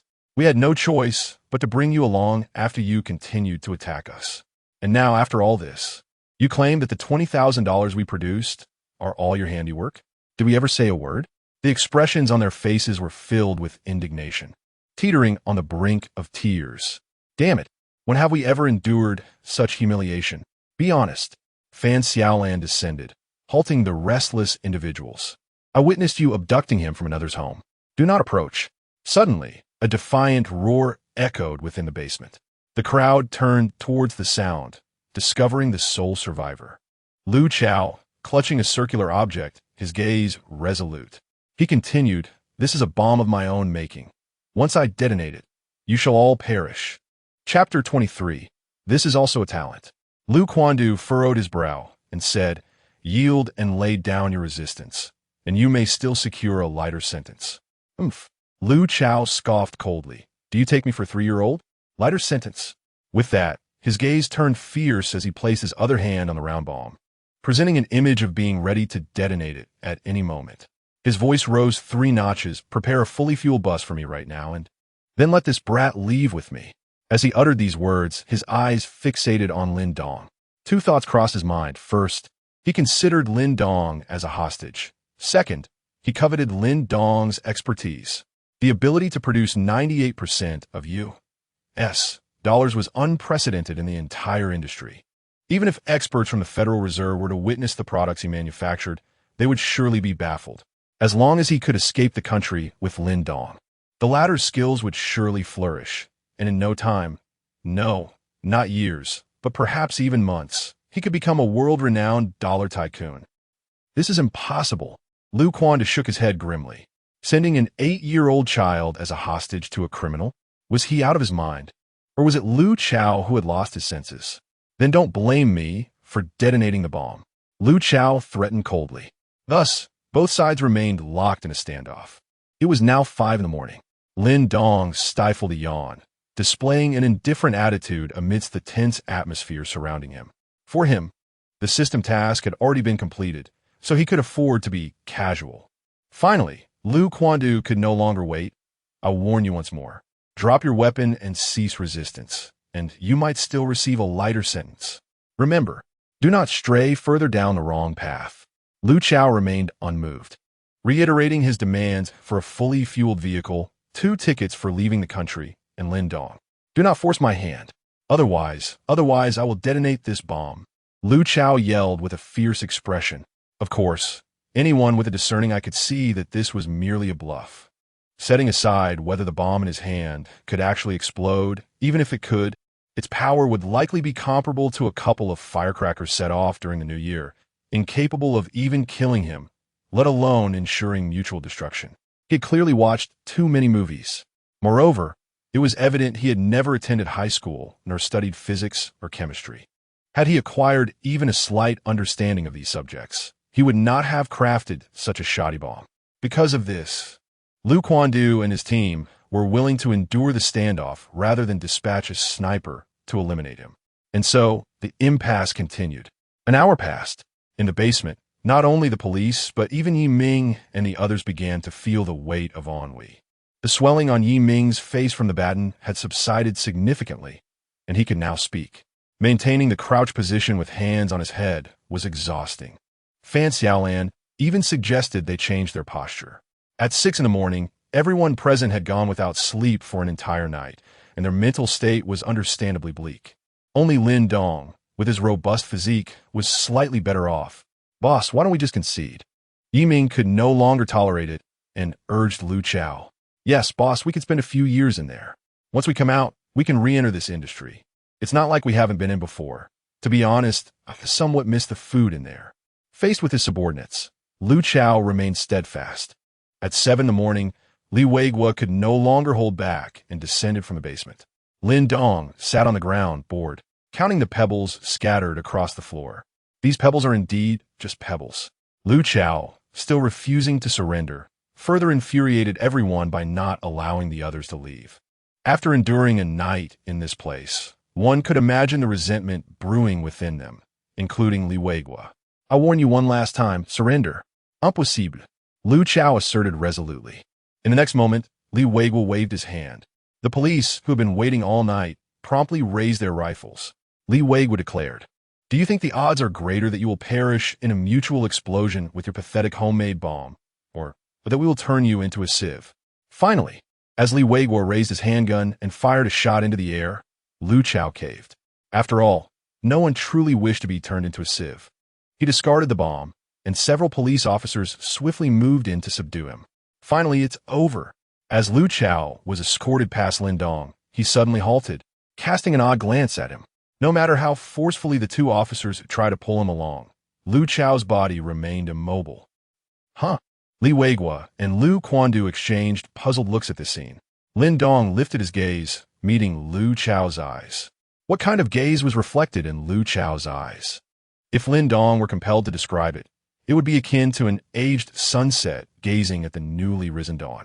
While this description may not be entirely accurate, it certainly captured Lin Dong's sentiments. "Hurry and leave." Lu Chao was forcibly escorted away by the two officers from the basement. Yi Ming, Xia Zhixian, and the others followed closely behind. Soon the once spacious basement was left with only 5 or 6 figures. Li Weiguo, Fan Xiaolan, Liu Quandu, and one Lin Dong. This, Li Weiguo gazed at the now dormant printing machine, casually picking up a US dollar bill. He scrutinized it closely for a moment. The brown pupils in his eyes contracted slightly.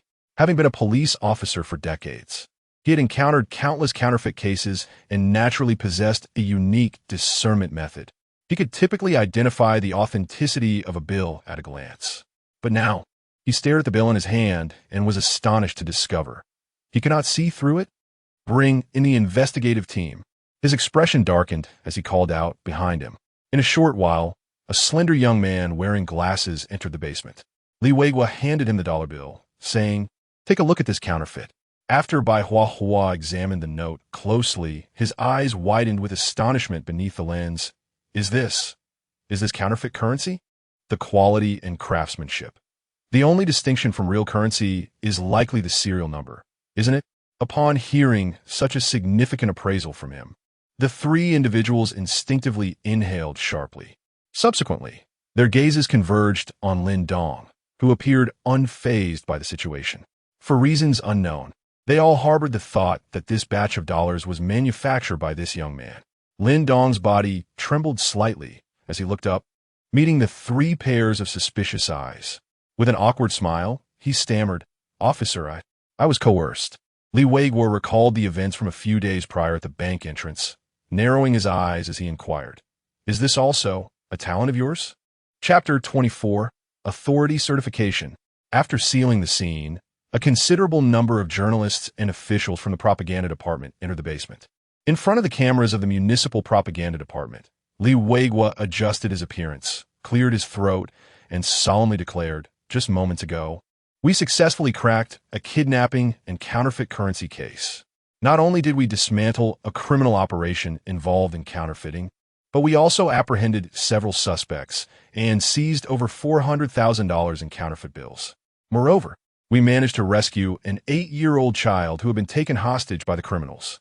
Within the basement, amidst the officials from the propaganda department, other media representatives were present.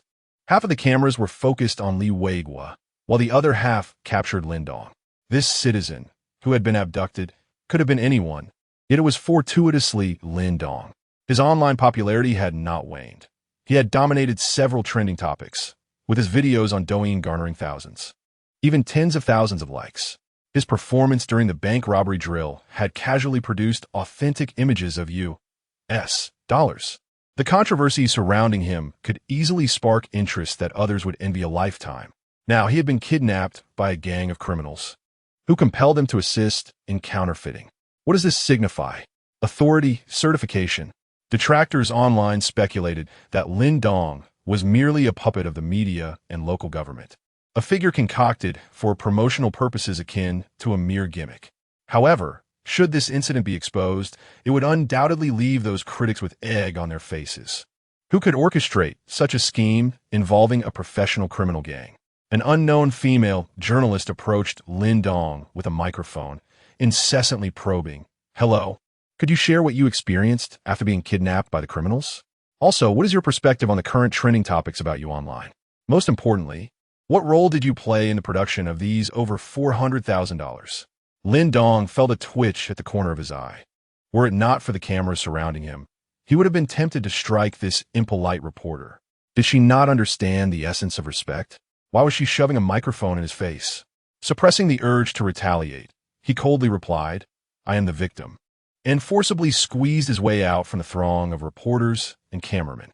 After this commotion, it was now 8 o'clock. Lin Dong stepped out of the basement and found several journalists lingering outside the factory. Lu Chao and the others were being held by the police, squatting to one side, seemingly awaiting transport. A bold reporter approached them, initiating an interview. "Hello, why did you choose to forge currency?" Yi Ming and his companions had come to terms with their fate. They would merely serve a few years in confinement. Responding listlessly to the reporter's inquiry, they said, "Because we couldn't produce the real thing." Ah, how profound. The reporter was momentarily left speechless. "So, are the $40,000 inside entirely your creation?" The reporter posed this redundant question. "No." Lian shook her head. Just as her words fell, her gaze landed on Lin Dong, who had just exited the factory. Gritting her teeth, she observed him acting as though nothing had happened, while she was now in handcuffs. The discontent brewed within her. Strictly speaking, they had collectively produced $400,000, half of which had been solely the work of this boy. Why was he unscathed? Is this the essence of juvenile protection laws? It is not a matter of scarcity, but of inequity.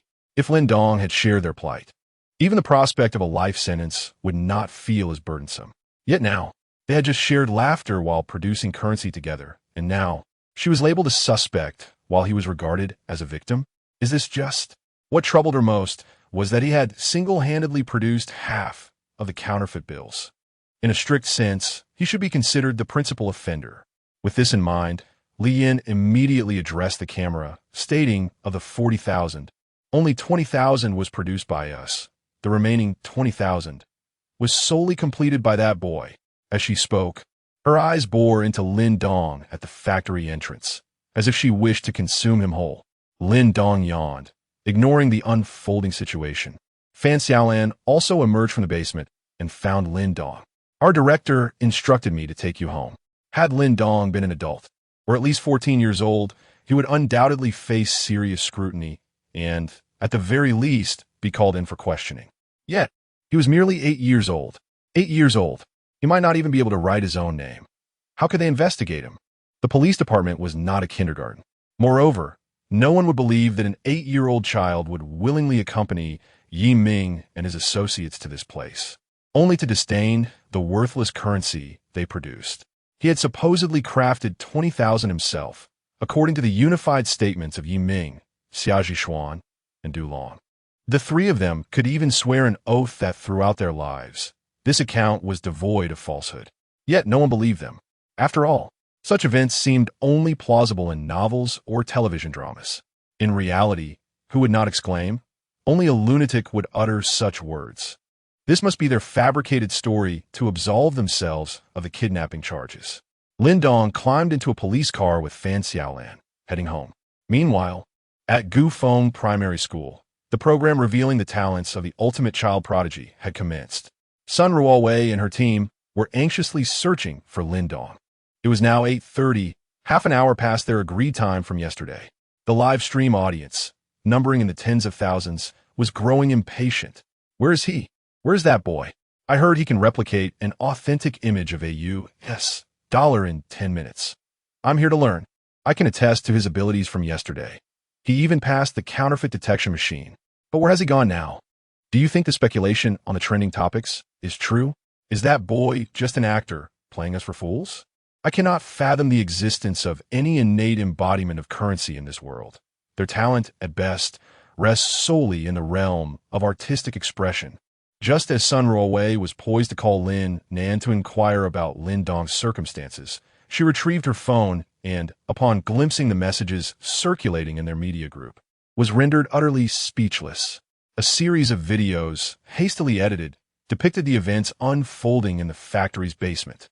In an instant, a fervor erupted across the internet. A child, late at night, kidnapped. A criminal gang coerces him into producing currency. Shockingly, the child disparages the ineptitude of the criminals, managing to fabricate $200,000 overnight. Various sensational headlines ignited a frenzy online. Chapter 25.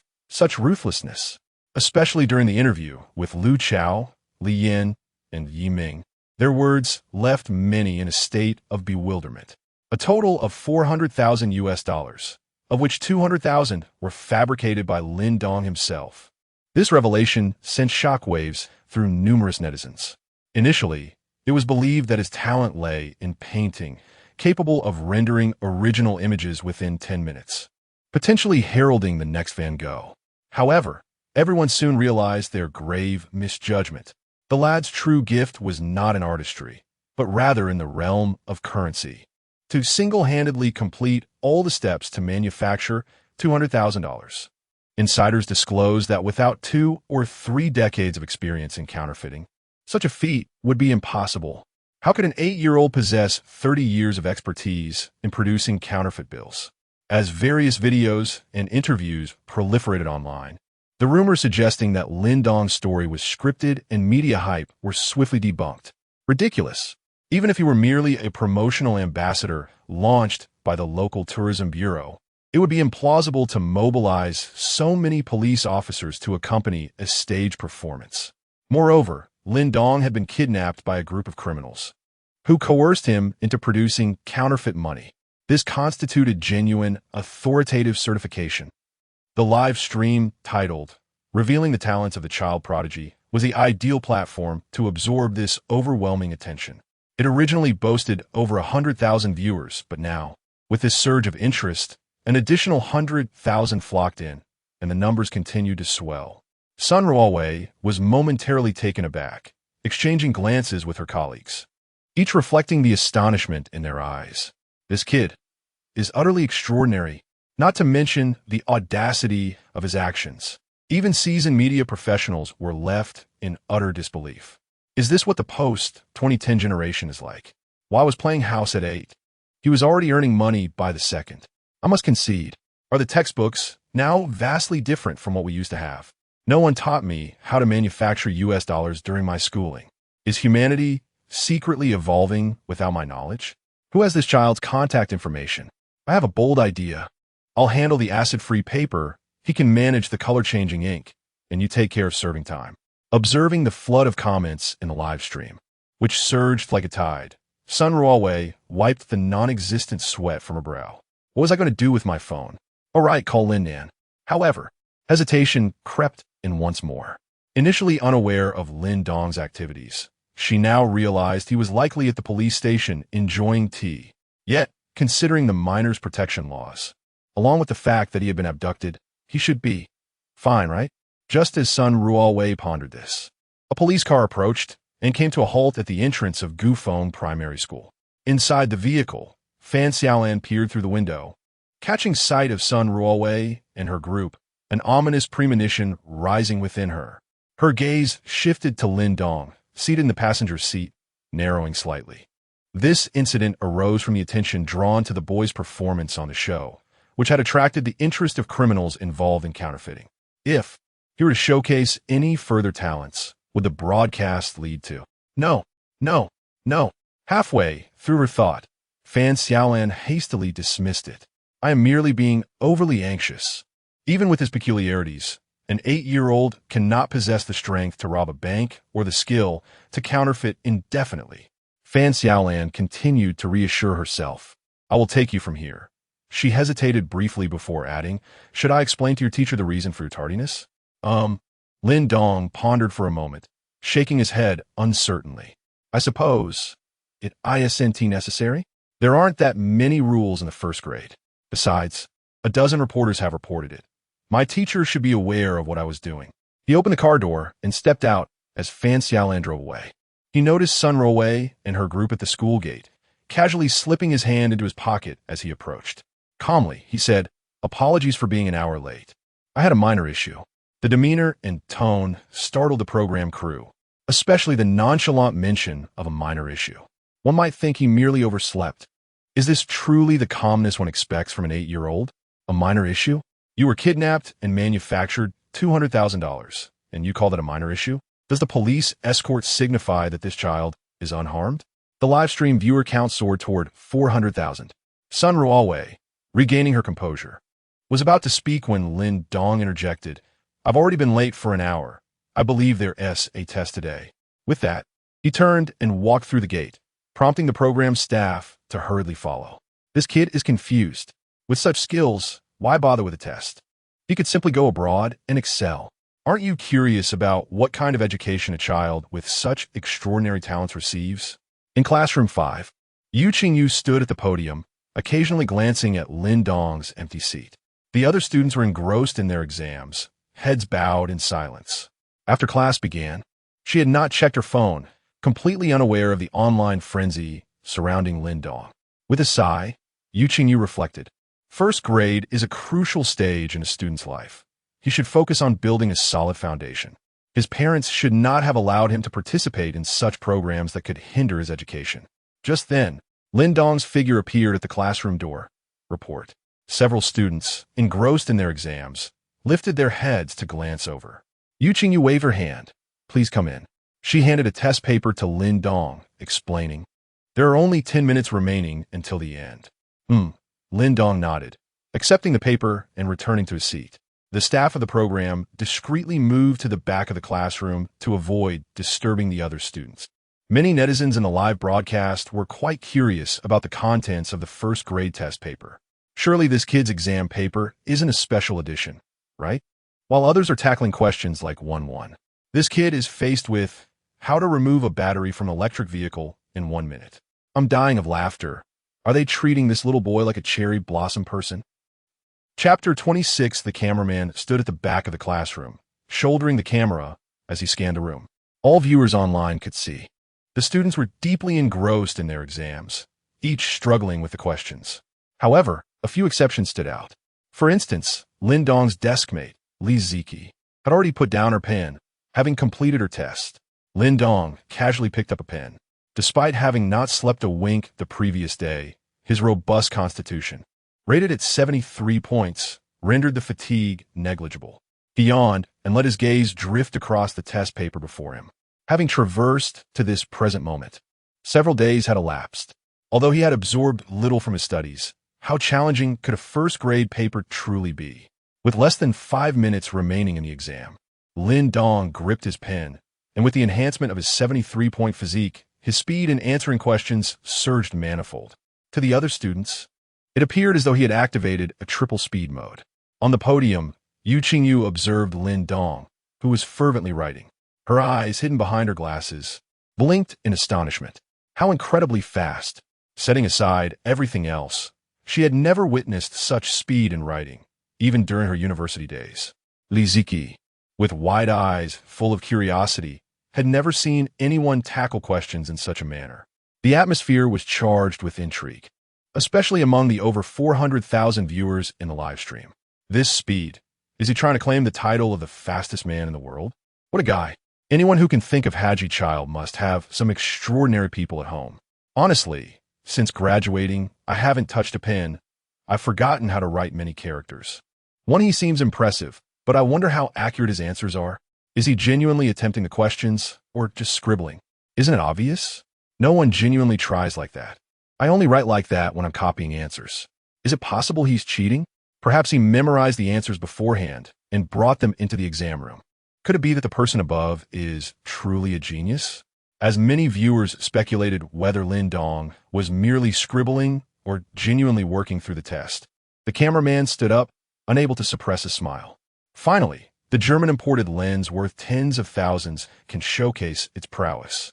From a distance, he zoomed in with a focus that amplified the view dozens of times, clearly transmitting the contents of Lin Dong's test paper to the live stream.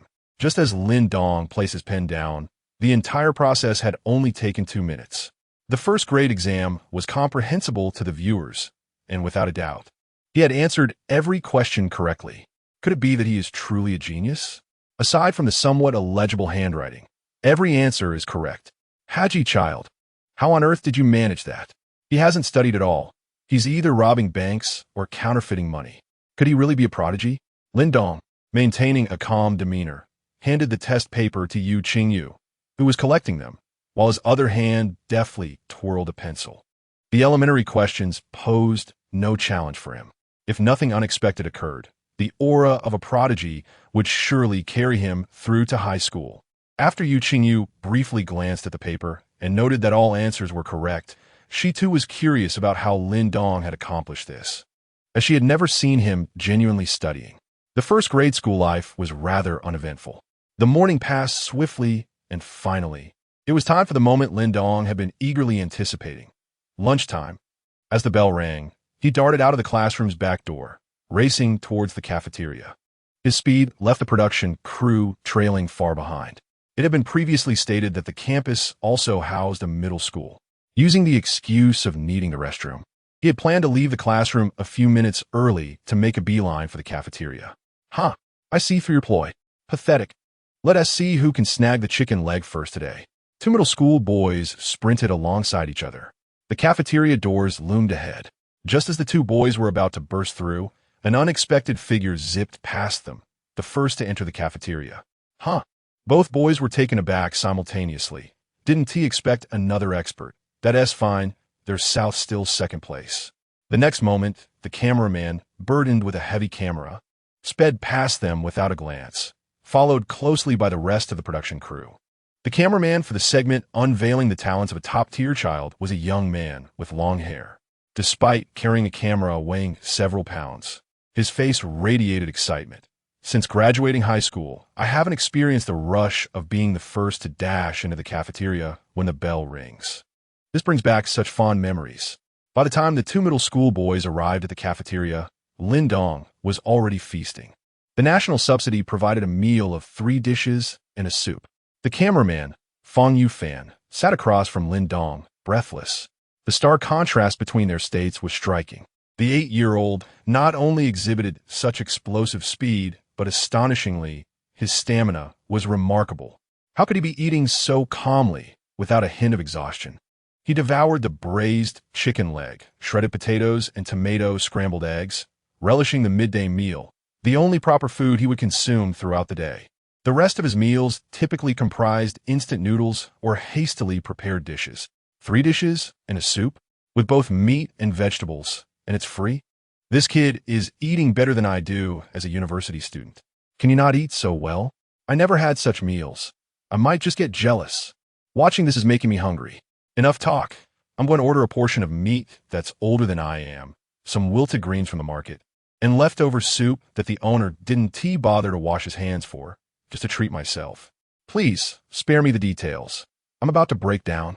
After lunch, with some time left before class resumed, Lin Dong wandered aimlessly around the playground. As Lin Dong gazed at the system interface before him, a sense of apprehension welled within. Would the system soon assign him another series of bizarre tasks? Would he be compelled to rob a bank or forge currency? And would the next step lead him towards the realm of firearms? Lost in contemplation, he became increasingly aware of the rising clamor surrounding him. Upon lifting his gaze, he realized he had arrived at the rear of the playground, where an array of equipment had been installed. A group of middle school students had gathered around a solitary pull-up bar. Among them was a frail young boy, his face flushed with effort, managing to perform a mere 3 pull-ups. Chapter 27. The fiery blaze and the iron beast. Lin Dong retracted his gaze as he suddenly overheard a conversation. Which one do you think is more loyal? The iron beast or the fiery blaze? The names struck a chord. They were characters from an anime he had watched in his childhood, The Adventures of Lolo. Both Blue Star and Earth were quite similar in terms of entertainment, which was precisely why Lin Dong had chosen not to pursue a career as a mere copywriter. He turned to investigate the source of the voices and spotted 5 or 6 students clad in junior high uniforms engaged in animated discussion. I believe the fiery blaze is more loyal. After all, he is the protagonist. I concur. The Iron Beast is the villain. Listening to these children's assessments, Lin Dong stroked his chin. It had been a decade since he last watched that anime, and he had nearly forgotten the plot. Suddenly, a deep voice emerged from behind. Fong Yufan tossed the camera to his apprentice and strode over. Let me tell you, that old rascal Fiery Blaze has a cunning mind. On the surface, he pretends to be brotherly with the Iron Beast, but behind the scenes, he bullies him. This proclamation captured the attention of the discussing students, and Lin Dong found himself curiously drawn in. Was it possible that this world presented a different version from the one he had watched? Fong Yufan continued. Remember when the Iron Beast self-destructed? He did it to save Wild Ape, but wasn't also to save the Fiery Blaze? If Fiery Blaze were truly loyal, wouldn't he at least have expressed his stance? Not to mention, he could have offered his hidden energy source. At the very least, he could have said a few encouraging words. I was on my knees in front of the television, begging the Tiger King to spare the Iron Beast. And what was Fiery Blaze doing? Lying there, playing dead. When it came time for the Iron Beast to self-destruct, he just got up and ran away. Fong Yofan's words left the junior high students dumbfounded, and Lin Dong's heart raced. Was this true? The apprentice, holding the camera, recorded the entire exchange, including Fong Yofan's analysis. The live stream garnered over 400,000 viewers, many of whom expressed their agreement. Absolutely. I know that rascal Fiery Blaze. He's up to no good behind the scenes. I heard he even hides pinhole cameras in car washes to collect original tires from other vehicles. Am I going crazy? Are people actually cyberbullying Fiery Blaze? Observing the comments pouring in, the host, Sun Ruowei, smirked slightly and glanced at the self-satisfied Fong Yufan. Regardless of anything else, Fong Yofan's antics undeniably enlivened the atmosphere of their live stream. Shaking his head, Lin Dong decided to dismiss this incident from his mind. He approached an outdoor pull-up bar, realizing that at his current height, he would need to jump to reach it. Nearby, a group of 8th grade students, about 7 or 8 in number, gathered. One chubby student hung from a bar, his face reddening with exertion. The others cheered him on. Come on, little fatty, just one more, and you'll break your record. Little fatty's arms trembled, and ultimately, he fell, landing on the ground with a thud. He managed 4. That's the highest among us, remarked a frail student wearing glasses as they turned their attention to Lin Dong and the production crew. Revealing the talents of the ultimate youngster had become a phenomenon in the current internet landscape, and these 8th graders had certainly heard of it. They quickly deduced Lin Dong's identity, the child who had taken the internet by storm. They exchanged glances, intrigued, noticing Lin Dong's keen interest in the pull-ups. The bespectacled student grinned and asked, "We can only manage 4. How many can you do?" Lin Dong shot him a glance, but remained silent. "Oh, acting all high and mighty, are we?" The glasses-wearing boy retorted. "I'll give you $10 if you can do just 1. It wasn't that they were short on cash. To them, Lin Dong was merely an 8-year-old child, a mere elementary school student. Sun Ruowei, overhearing this, felt a mix of anticipation and curiosity. Just earlier, she had pondered how an 8-year-old could possess such speed and strength. It was undoubtedly an alluring point for the viewers as well. Upon hearing the promise of $10 for a single pull-up, Lin Dong narrowed his eyes and inquired, "Really?" The bespectacled student thumped his chest. "Of course. And there's a camera recording it all." With his confirmation, Lin Dong wasted no time. He leapt up, grasping the pull-up bar. For an average person, completing 10 pull-ups would be an impressive feat, but for Lin Dong, with his remarkable physicality, it was merely a slightly more challenging task than drinking water. Under the watchful eyes of Sun Ruowei, Fang Yufan, and the 8th graders, not to mention the over 400,000 viewers online, Lin Dong's arms powered his upper body over the bar with precision. His technique was exemplary, so flawless that even professional athletes would have to exclaim, "Absolutely impeccable." 1, 2, 3, 4. 15 pull-ups later, Lin Dong showed no signs of fatigue. On the contrary, he appeared to grow more adept with each repetition. The bespectacled boy and his friends were left with foreheads darkened in disbelief, their minds screaming, "Is this even human?" At the tender age of 8, he effortlessly performs over 20 pull-ups, and he continues to do so. The astonishment is not confined to those present, but extends to the audience in the live stream as well. Robbing a bank or dealing with counterfeit currency feels utterly distant and incomprehensible to the average person, as they have neither experienced it nor discerned its intricacies. However, Lin Dong's current feat is markedly different. Pull-ups are an exercise that nearly everyone has encountered to some degree. Chapter 28. Go tell the minor protection law. The simpler the task, the more challenging it becomes. Take the pull-up, a common exercise. It is rare for an average adult to accomplish even 10, unless they are frequently training. However, even those who do exercise regularly would hesitate to claim they could match Lin Dong's astonishing pace of 1 pull-up per second. Moreover, his form is impeccable, executed as if in a competitive setting. It is simply beyond comprehension.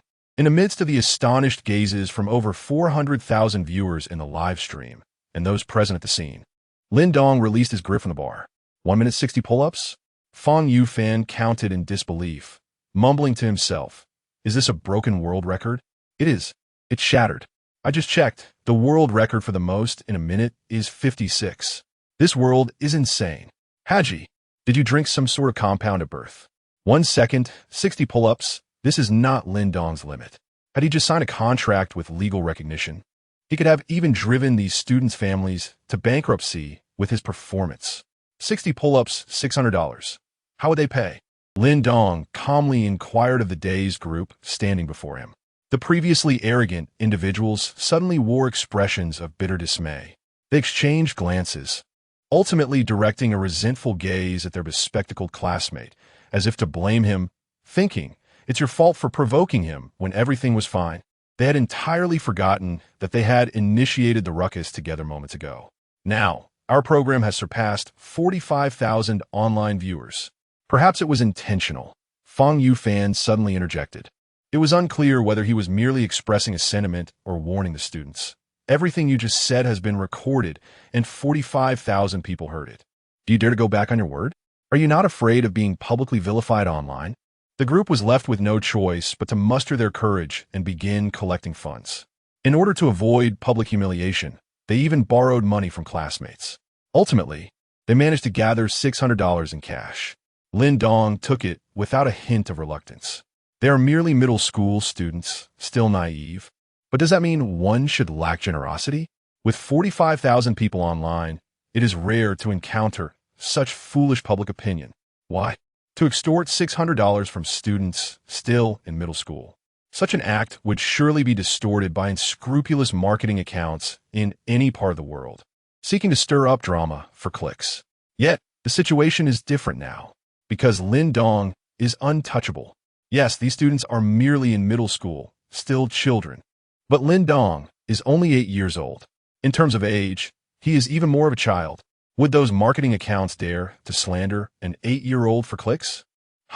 Go tell the minor protection law about that. The $600 were not in 6 crisp $100 bills. Most were in $10 and $20 notes. with some loose coins scattered among them. Back in the classroom, during mathematics class, the teacher, Bai Zishu, a stout middle-aged man with a crew cut, stood at the podium, one hand holding a textbook while the other swiftly scribbled on the blackboard, all the while explaining the problems with great enthusiasm. Lin Dong yawned.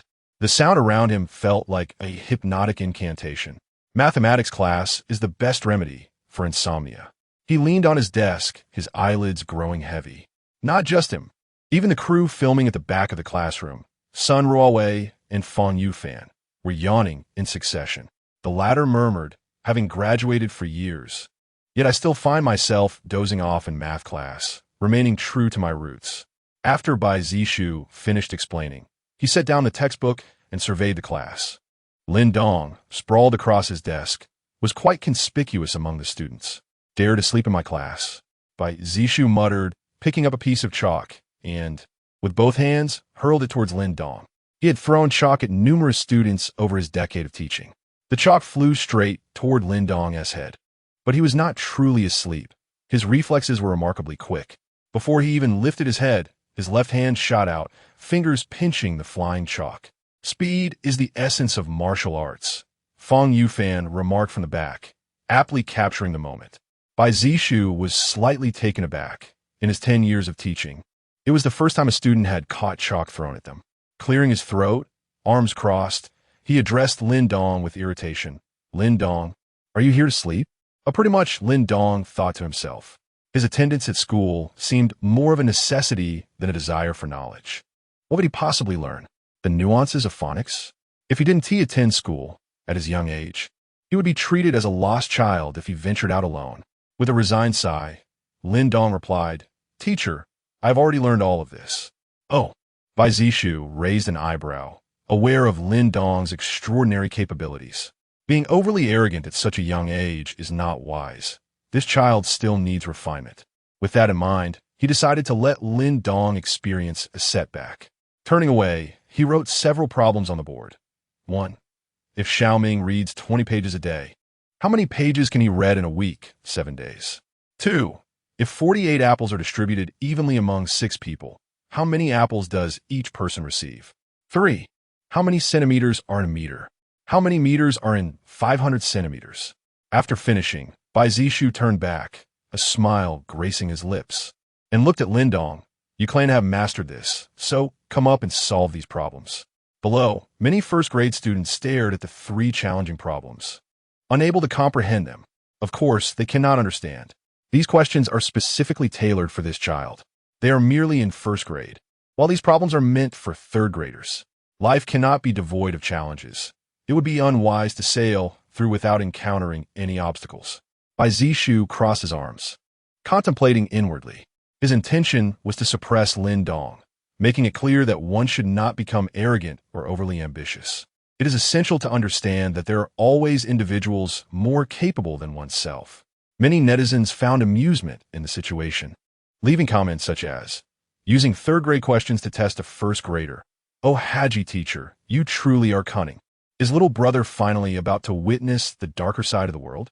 Even if he is indeed a prodigy who can recite the textbook verbatim, he would still be unable to solve these 3 questions. The first-grade curriculum certainly does not include third-grade material. What kind of school is this? Even the teachers seem to possess extraordinary abilities. Are they naturally gifted in the realm of the internet? Lin Dong rose to his feet, rubbing his eyes, glancing at the 3 difficult problems behind Bai Zishu. He couldn't help but smirk. This was akin to pressing one's intellect to the ground. No, wait. I'm only 8 years old. That makes much more sense. Chapter 29. Yet another 3 max-level skills. Lin Dong stepped onto the stage, receiving a piece of chalk from Bai Zishu. After a moment of silence, he began to write the answers to the 3 problems displayed on the blackboard. Xiaoming can read 240 pages of books in a week. Each person can receive 8 apples. 1 meter equals 100 centimeters. 500 centimeters equals 5 meters. Once he completed the answers, Lin Dong tilted his head to glance at Bai Zishu, a look in his eyes that seemed to convey, is this even challenging? Bai Zishu's eyelids fluttered, his mouth moved several times, yet the words remained unspoken, swallowed back down. Is this correct, child? Even a third grader would need to ponder these questions for quite some time. You solve them so effortlessly? A prodigy? By Zishu. A staunch realist all his life, felt a tremor of doubt within. Could it be that prodigies truly exist in this world? He had intended to deliver a blow to Lin Dong, but now he found himself the one profoundly shaken. Teacher, may I return now? Lin Dong's voice echoed in by Zishu's ears, and he felt as if all his strength had been sapped away. Go ahead. It was just in time for the class to end. Without uttering another word, Bai Zishu gathered his teaching tools and left the room with a somber expression. How did you solve those problems? Li Ziki nudged Lin Dong's arm, her large eyes brimming with curiosity.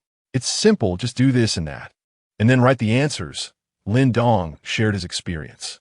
Li Ziki, during the break, as Lin Dong rested his head on the desk, he was abruptly roused by a cacophony of noise. Can't a person get a decent sleep? Lin Dong lifted his head. The students in their classroom were crowded around the windows, eagerly peering outside at the playground. So handsome, are those soldiers? Just like in the dramas. What are they doing at our school? Are they going to execute our principal? Are those real guns? Can we touch them? Amidst the chatter of his classmates, Lin Dong squeezed through the throng to the window, finally catching sight of the scene outside. He saw approximately a dozen soldiers in uniform standing in a line on the playground. Why is the military on campus? Lin Dong felt a twinge of surprise, but quickly grasped the situation. Military training. Freshmen undergo military training at the beginning of the school year. However, Lin Dong stroked his chin. I remember elementary students don't have military training. It starts in middle school. He was unsure if this world followed the same logic, as he had never experienced military training during his elementary years in his past life. Time flew by, and by 3 o'clock, it was time to dismiss school. Upon exiting the school gates, Lin Dong spotted his sister Lin Nan waiting for him. He pulled out the scattered 600 yuan from his backpack. Here, sister. You take it. Lin Nan, who hadn't tea-worked part-time today, had been watching the show and knew how her brother had earned this 600 yuan. 600 yuan could equate to a week's worth of her part-time job. Lin Nan shook her head with a bittersweet smile. Yet, she quickly shifted her tone. Now that we have money, we should indulge in some retail therapy. Retail therapy? Lin Dong squinted, recalling that Lin Nan had never been one to spend extravagantly. What did she possibly mean by this? 25 yuan, all-you-can-eat, rotating hot pot, standing at the restaurant entrance. Gazing at the sign, Lin Dong tilted his head toward Lin Nan, pausing for a moment before asking with a complex tone. Sister, is this what you mean by retail therapy? Once a person has money, their spending can become reckless. This time, we're going to the one that costs 25. Not the one next door, that S18, Lin Nan said with a smile. This scene was captured by the program crew, following them. Once a person has money, they indeed begin to indulge in retail therapy. Instant noodles with 5 eggs. To maintain a wealthy FA ade, I've decided to avoid expanding my takeout budget. What is this? I never share orders on Pinduoduo. Not comparable, the upstairs is genuinely wealthy. After finishing their meal, they returned home. By 5 o'clock, the crew concluded the day's filming. After agreeing on a time for the next day, Sun Ruowei and the other staff members departed. Back in his room, Lin Dong locked the door and sat cross-legged on his bed, gazing at the system panel before him. Host, Lin Dong. Age, 29. Physique, 73. 20 physique points available. Task hall, random max level skills 3. Current ongoing task. If it's the same as last time, does that mean as long as I don't actively accept a task within 24 hours, the system will automatically assign me one? Lin Dong mused, stroking his chin. Now, it had nearly been 24 hours since he completed the Money Master task. What task would the system assign him next? The thought made Lin Dong feel a twinge of discomfort. It wasn't that he was unwilling to take on tasks himself. It was just that what on earth were those tasks in the system's task hall? They were things he couldn't even mention. If Lin Dong had to describe it, let us put it this way, any task in a task hall, as long as one dares to accept it, if discovered by the authorities, one would be split into 4 parts the next day to handle the remaining 4 tasks single-handedly. Sigh. Lin Dong exhaled helplessly, resigned to see what task the system would assign him next. Hopefully, it would be something legitimate. He then shifted his focus to his physique. The 20 physique points awarded from completing the Money Master task still remained unspent. Physique, 93. After using them, all his bodily functions receive an enhancement. The average physique of an ordinary adult is around 10, and now Lin Dong, at the age of 8, had a physique of 93. This equates to that of a 9.5-year-old adult. Moreover, he still had 3 random max-level skills. With a mixture of anticipation and anxiety, Lin Dong opened one. Congratulations, host, on acquiring the ultimate skill, Gambling King. Achieve a 100% win rate at the gaming table, Lin Dong. Congratulations, host, on acquiring the ultimate skill, King of Weapons, proficient in utilizing various firearms, melee weapons, and more. Congratulations, host, on acquiring the ultimate skill, Universal Language, fluent in all languages spoken across the nations of Earth. Upon witnessing the final skill revealed, Lin Dong's previously darkened forehead showed a hint of relief. At last, a legitimate skill has emerged. Or the first two. Gambling King? King of Weapons? The first one is manageable, a few years of confinement, and one can emerge unscathed. However, the second one, Firearms. This is no trivial matter in Huaxia. Should any disturbance arise, there is but one phrase to remember. Suppressing rebellion requires only a coordinate. Chapter 30, Newly Wealthy. At 10 o'clock in the evening, Lin Dong sat cross-legged on his bed, his forehead furrowed as he gazed at the system panel before him. Host, Lin Dong. Age, 29. Physique, 93. Task all, current tasks. None. He had just utilized 3 randomly acquired max-level skills, which were Gambler King, Weapon Master, and Universal Language. Undoubtedly, disregarding legal constraints, these 3 skills were highly practical. However, how could one possibly disregard the law while situated in China? As Lin Dong prepared to retire for the night, a cold, mechanical voice echoed in his mind. Host is not engaged in tasks for an extended period. An appropriate task has been automatically assigned. Isn't it supposed to be 24 hours? Lin Dong exclaimed, suddenly sitting upright on his bed, murmuring to himself. He had assumed that the system would only allocate a task if he failed to engage within a 24-hour window. It had only been 20 hours since he completed the Master of Money task, and now the system was assigning him another task? What could it possibly be? Lin Dong felt a twinge of anxiety. Time is of the essence. Current wealth accumulation detected as 0. An appropriate task has been assigned. Newly wealthy, basic wealth accumulation. Please accumulate 5 million within 48 hours. As the system's voice faded, Lin Dong remained seated on his bed, staring into the dark, unlit room, speechless, as if in disbelief. What on earth? Accumulate 5 million within 48 hours? Lin Dong nearly cursed aloud. Compared to the previous 2 tasks, this one seemed to evade legal concerns. However, where on earth could he procure 5 million in such a short time? This was no trifling sum. 5 million. The average salary in China is merely 4,000 yuan. An ordinary person would need over a century of relentless toil to save such an amount. Taking a deep breath, Lin Dong, cloaked in darkness, felt the heat rising in his face. So, the purpose of the Gambler King skill is revealed here. Lin Dong gritted his teeth, focusing on his newly acquired skill, Gambler King. To accomplish the newly wealthy task within 48 hours, he had but one recourse, to gamble. Yet this posed another dilemma. Lin Dong had no idea where to find a casino. Moreover, gambling was illegal in this world, and even more strictly regulated than on Earth. My target is 5 million, and a small casino won't suffice. A headache began to form. A venue capable of yielding 5 million would at the very least need to be mid-tier. Such establishments in Jinling were typically well-concealed and accessible only to select members. Lin Dong didn't even possess the qualifications to enter. Suddenly, Lin Dong thought of someone, his elementary school classmate, Li Ziki. I wonder if this underworld heiress has connections to a casino of that caliber? But then, another thought struck him. Even if she does, how would I approach her? I've exchanged no more than 10 words with Li Ziki. Am I supposed to waltz up to her tomorrow and ask, does her father own a casino? Care to introduce me? With that thought, Lin Dong shook his head vigorously. It was simply impossible. Aside from that avenue, Lin Dong possessed other skills that could also yield 5 million. For instance, money printing.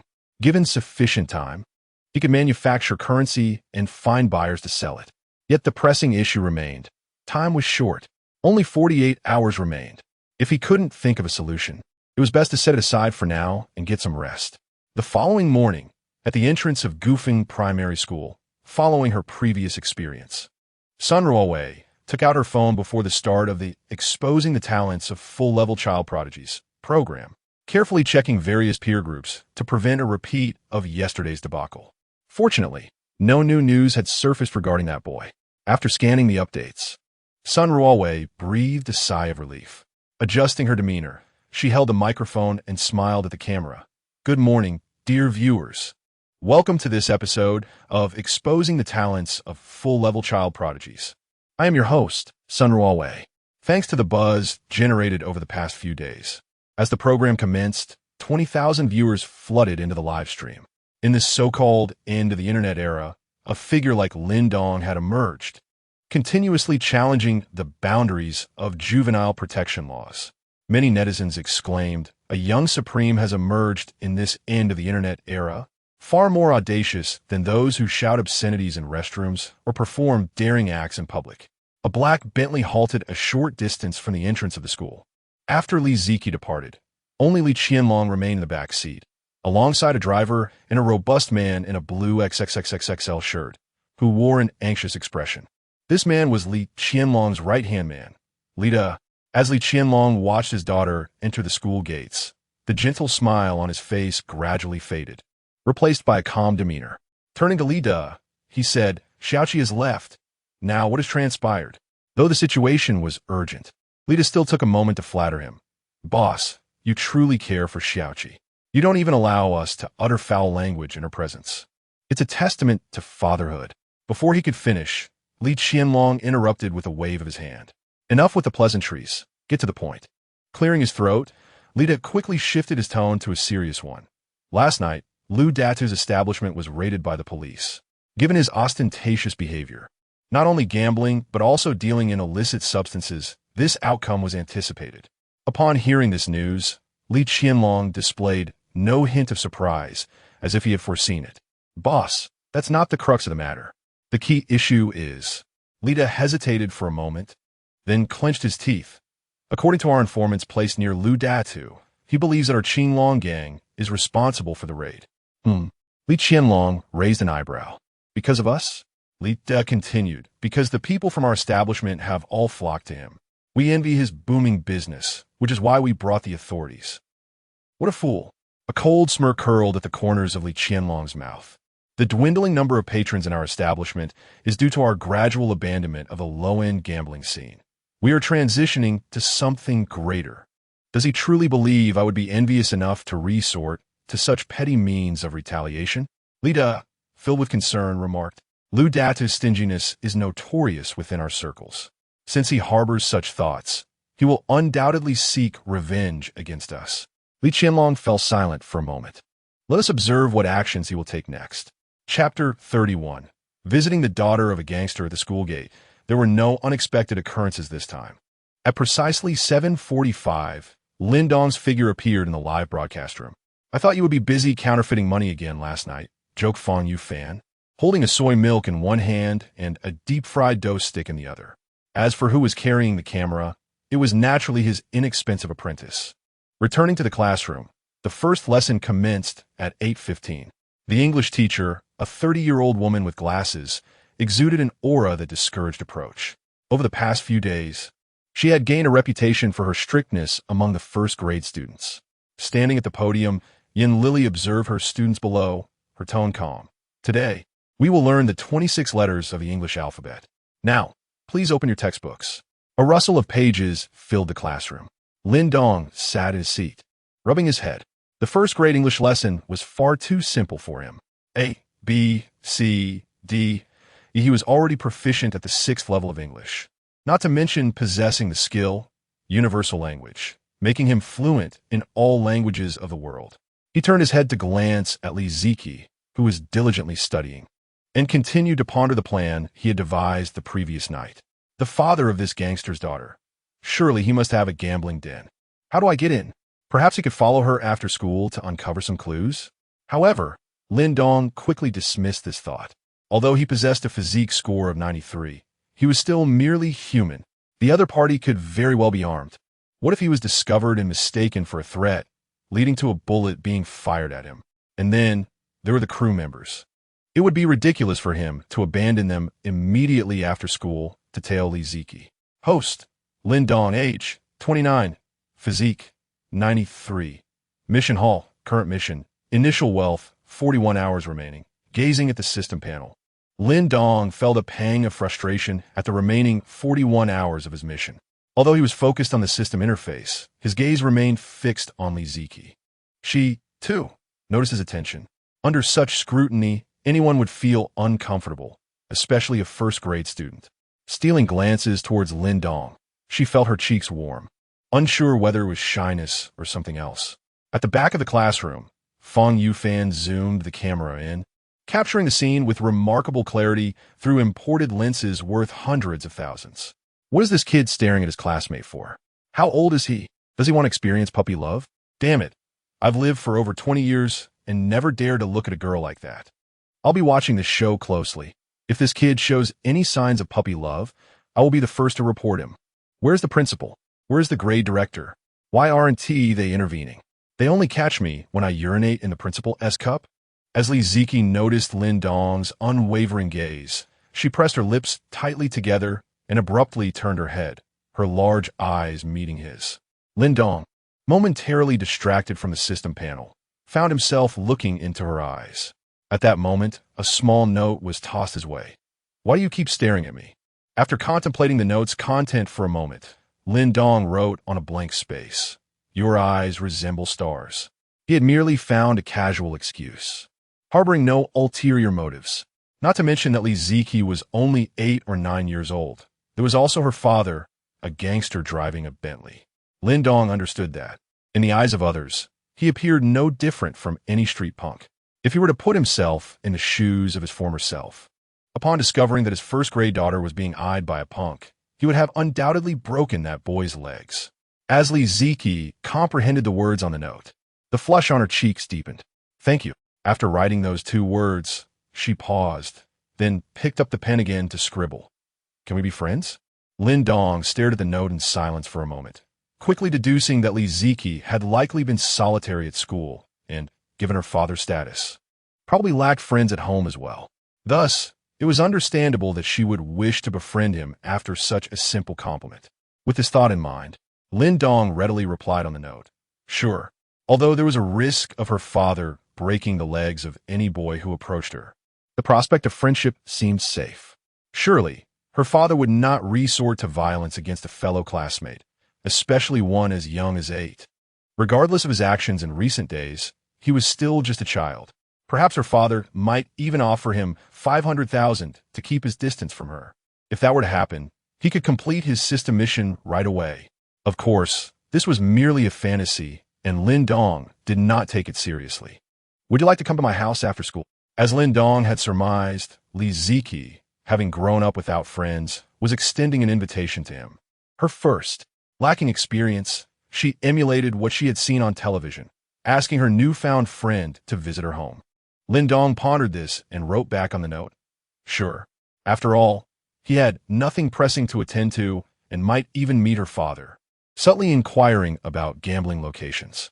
Unbeknownst to him, the schoolyard had undergone significant transformation overnight, with much of it resembling a small military training ground, meticulously remodeled according to the training methods of new recruits. Meanwhile, in the principal's office at Goofing Primary School, Principal Liu Yixiao sat on the sofa, accompanied by 4 others. Among them were 2 individuals in military uniform, one youthful and one middle-aged, alongside a leader from the Education Bureau and the deputy principal of their school. Liu Yixiao was the first to speak, turning to the middle-aged Zhang Yuwei in military attire. Old Zhang, for the next week, these students are in your hands. I shall not concern myself with anything else. Train them according to military standards. Zhang Yuwei chuckled. Lao Lu, you are quite ruthless with your demands. Liu Yixiao sighed, expressing his frustration. What has become of the students' physical fitness? The news just reported that today, university students can barely manage 10 pull-ups. I cannot allow our students to descend to such a level. Upon hearing this, Zhang Yue nodded in agreement. Since you have spoken, rest assured, I shall not show any leniency. He then shifted the conversation, expressing intrigue. Speaking of pull-ups, your school has produced a remarkable talent. Everyone present knew he referred to the first-year student, the current sensation on the internet, Lin Dong, endowed with extraordinary abilities. Zhang Yue continued at such a young age. He has shattered the world record, achieving 60 pull-ups in a minute, and that is not even his limit. A fine candidate for military service. However, Liu Yixiao doused his enthusiasm with cold water, stating, given the current circumstances, it seems unlikely this lad will ever enlist. Confused, Zhang Yue questioned, as long as he maintains this level of performance, once he reaches the appropriate age, the military will surely be eager to recruit him. Liu Yixiao shook his head, solemnly responding, what I mean is that if he continues on this trajectory, he might not even pass the political assessment. Zhang Yue found himself momentarily speechless, struggling to articulate a response. He had forgotten about the boy's past indiscretions, bank robbery, and counterfeiting. Though these were accidents, they underscored his formidable talent. At such a young age, he was oblivious to the implications. However, as he matured, should he entertain any misguided ambitions and exploit his gifts, he would be forever barred from military service. At that moment, a young man in military garb beside Zhang Yue interjected, Principal Liu, will this military training focus on the middle school division? Liu Yixiao pondered for a moment. Let us start with the first, second, and third-year students and assess the results before deciding whether to involve the younger grades. Curiously, Zhang Yue inquired, but Lao Liu, I am curious. How did you cultivate such a talent? The phrase alternative prodigy was on everyone's lips, even Zhang Yue, who had spent days in the barracks, felt inundated by the news. Liu Yixiao shot him a glance. What do you mean by we cultivated? He hasn't even been enrolled for a week. Time swiftly passed, and soon it was 12:30 in the afternoon. In Huaihai Province, Jinan City, Gufeng District, Dongchang Street. At the Wangzi Club, this establishment sprawled across 8 opulent floors, exuding an air that suggested it was beyond the reach of ordinary patrons. Within a private room on the 3rd floor, 4 figures sat silently on leather sofas, smoking. Suddenly, the door swung open, and a middle-aged man with a scar on his left cheek entered, his expression dark. The 4 men rose in unison, greeting him. Hello, Brother Liu. Liu Data barely acknowledged them, striding straight to the back and seating himself. He picked up a lotus flower from the table and began to smoke. The others exchanged glances, one of them mustering the courage to speak Liu. Brother Liu, we are discussing our next course of action. What to do? Liu Datu inhaled deeply, expelling a thick cloud of smoke. Li Qianlong dares to play tricks on me. Then I shall reciprocate. Does he not have a daughter? I instructed you to investigate her background. Have you found anything? Lin Zishan hurriedly replied. Brother Liu, we have gathered information, but is it proper to target a child? Chapter 32. The child brother gets in a Bentley? Rules. Rules. Upon hearing these 2 words, Liu Datu abruptly turned his head, his gaze fixed intently on Lin Zishan, the speaker. Lin Zishan opened his mouth, initially intending to say more. But upon meeting the former's piercing stare, he swallowed his words, the Adam's apple bobbing, ultimately refraining from speaking. Liu Data declared, that fellow Li Qianlong is the first to break the rules. I, Liu Datu, am not one to be trifled with. Let us see how he can remain arrogant once I bring his daughter over. In the private room, apart from Lin Zishan, the other 3 nodded in agreement. Liu Datu, keenly observant, noticed Lin Zishan's silence, and his tone turned somber. Zishan, you seem rather peculiar today. Why do you become so fixated on rules? As soon as the words left his mouth, all sounds in the private room ceased abruptly. In this eerily quiet atmosphere, Lin Zishan felt the weight of 4 malevolent gazes upon him. Brother Liu, I'm doing this for your sake. For the reputation of the gang. We must avoid involving family. What if such matters were to leak out? Liu Datu's eyes narrowed as he scrutinized him. After a long pause, he scoffed. Reputation? I, Liu Datu, have never relied on such intangible concepts. He then ordered, this matter is known only to the 5 of us. Do not disclose it to anyone else, including your subordinates. Lu Dadu had a vague sense that there might be Li Qianlong's people among them, but he had yet to suspect these four. You four will act personally. When his daughter finishes school, bring her to me. As he left, Lu Datu uttered this command. The room was left with just four individuals: Lin Zishan, Hou Yuqian, Fan Shuangyuan, and Wu De. Li Qianlong's daughter attend a rather obscure public school, remarked the sly-looking Wu De, perusing the gathered information. Hou Yuqian shook his head, his tone laced with resignation. Let us plan our approach. We cannot act at the school gates, and going to his home is risky. There must be plenty of Qinglong gang members around Li Qianlong's residence. That leaves us with no choice but to act en route. Fan Shuangyuan appeared indifferent. According to our intel, the route from Goofing School to Li Qianlong's house passes through an abandoned construction site, a deserted area ideal for our operation. The three were deep in animated discussion, while Lin Zishan feigned indifference, occasionally chiming in half-heartedly. At 3 in the afternoon, outside Goofing School. Are you going to your classmate's house? Lin Dong, accompanying his sister Lin Nan, expressed his intent to visit a friend's home, prompting a flicker of surprise in Lin Nan. She then glanced at Li Ziki beside Lin Dong. Is my brother experiencing a crush? No, no, no. As this thought crossed her mind, she shook her head vigorously. Her brother was only 8 years old, the epitome of innocence. If any platonic friendship existed between boys and girls, it could only be at the age of 10 or below. Though somewhat uneasy, Lin Nan pondered that since her brother had made plans with his friend, denying him might jeopardize their friendship. Ultimately, she merely cautioned, "You may go, but ensure you return home by 6 before sunset."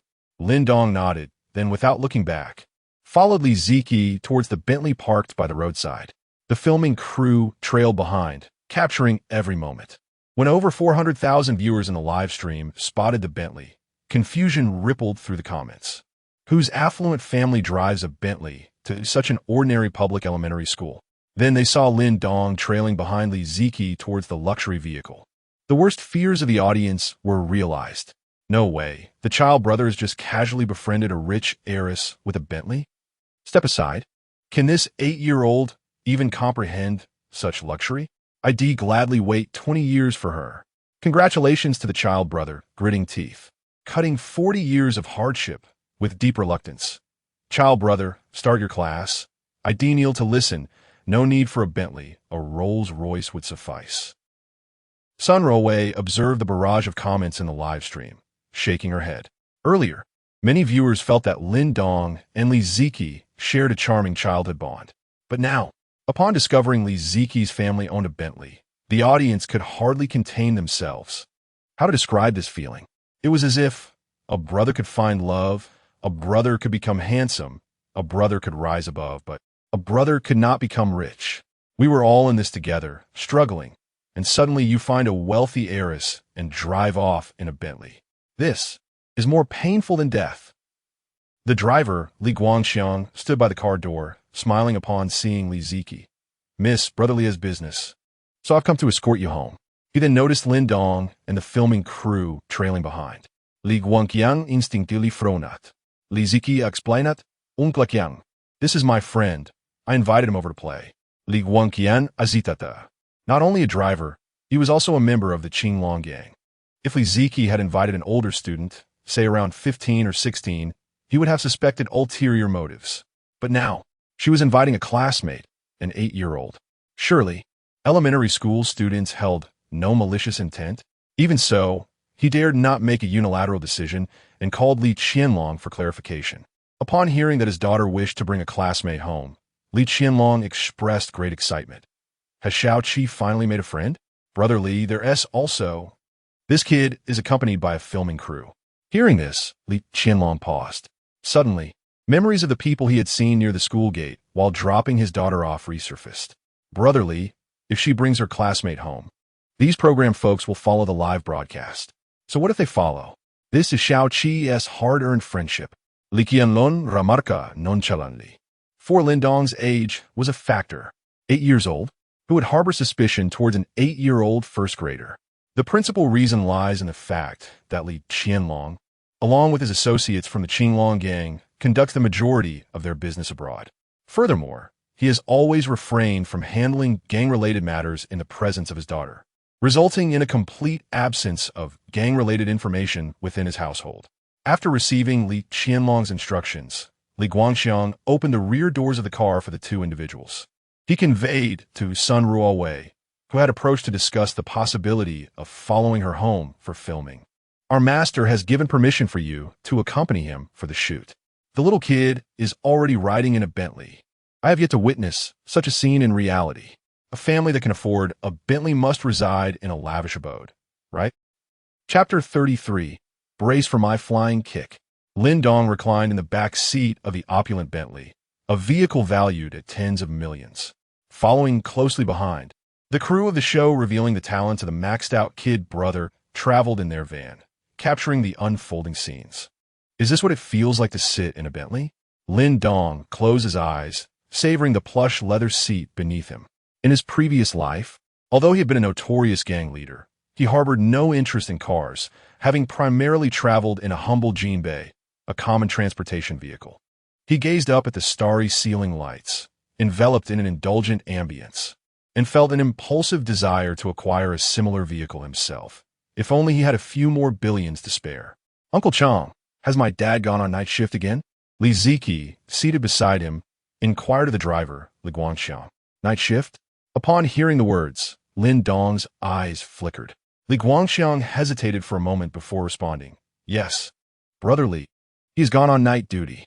Lin Dong recalled at his desk, Mate had once mentioned her father's job, though she remained unaware of its true nature, believing him simply to be a security guard. How could a security guard afford a Bentley? Lin Dong pondered, bemused yet understanding. After all, Li Ziki was still quite young. As a father, Li Qianlong likely wished to shield his daughter from the darker aspects of his life. Perhaps Li Ziki was oblivious to the true worth of the Bentley that picked her up daily. Surprisingly, with Lin Dong, the so-called friend, by her side, Li Ziki did not exhibit her usual despondency. Should I tentatively inquire of the driver about the location of any casinos? Lin Dong mused, instinctively raising his hand to stroke his chin. However, he halted midway, realizing the peculiarity of such an action at his age when noticed by others.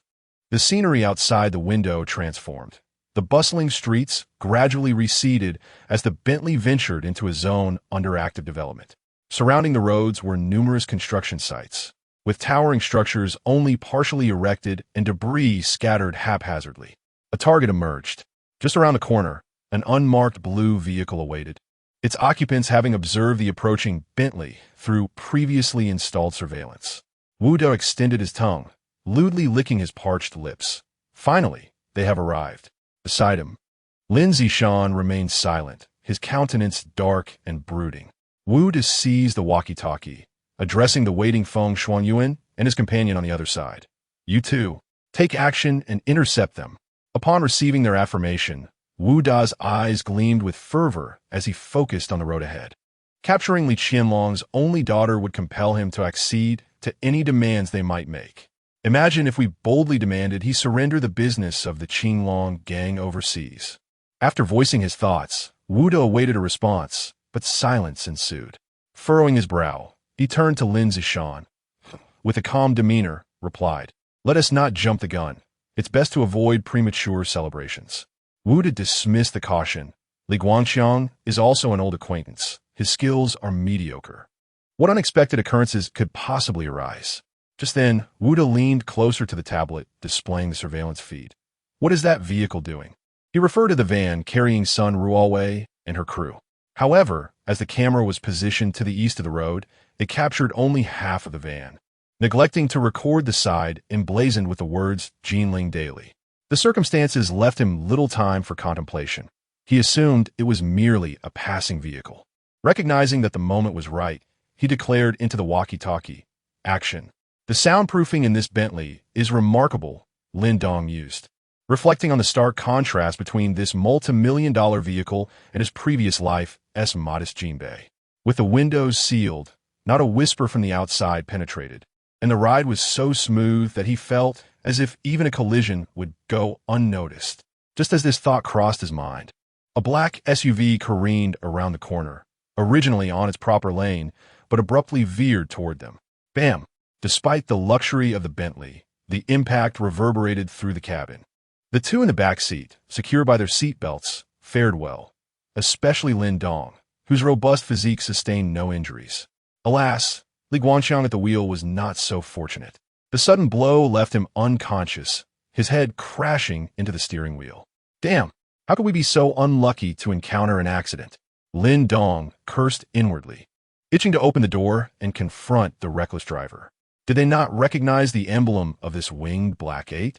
Meanwhile, the cruise van halted behind them. The doors swung open, and Sun Ruowei and Fang Yufan hurriedly disembarked, believing this to be an ordinary accident and rushing to check for injuries. The cameras captured every moment. What has happened? Li Ziki murmured, shaking her head in confusion. Lin Dong's hand instinctively roamed the door, but he suddenly realized he could not locate the door handle. This was his first experience in such a high-end Bentley. Suddenly, another vehicle sped toward them from the front. Not again. Lin Dong's pupils dilated. As a new blue car approached, it skillfully drifted, narrowly avoiding a collision and stopping behind them. Wu Da and Lin Zishan exited their vehicle. Halt! They commanded, preventing Sun Ruowei and her companions from advancing.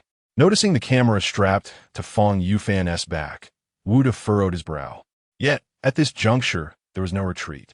Lin Dong then observed as the doors of the SUV swung open, revealing two figures, one tall and one short, hastening towards him. This was not merely an accident. It was a premeditated assault. Lin Dong's expression darkened. The local gang displayed a shocking lack of decorum.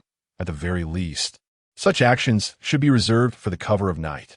Who would dare to create such a commotion in broad daylight? In his previous life, any member of the underworld under Lin Dong's command who dared to act so recklessly would find themselves undergoing a few days of rigorous swimming practice.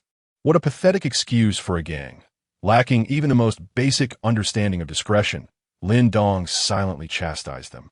The doors of the Bentley had been locked, but the vehicle's system automatically unlocked all four doors upon detecting the incident. The robust figure of Fan Shuangyuan yanked open the rear door, only to be met with a swift flying kick. The sole of the 30-size shoe loomed larger in his vision. Chapter 34. A Day of Peace and Tranquility. Alas, Fan Shuangyuan's pupils dilated in alarm. Before he could ponder further, he swiftly raised his left hand to shield his face. Bang!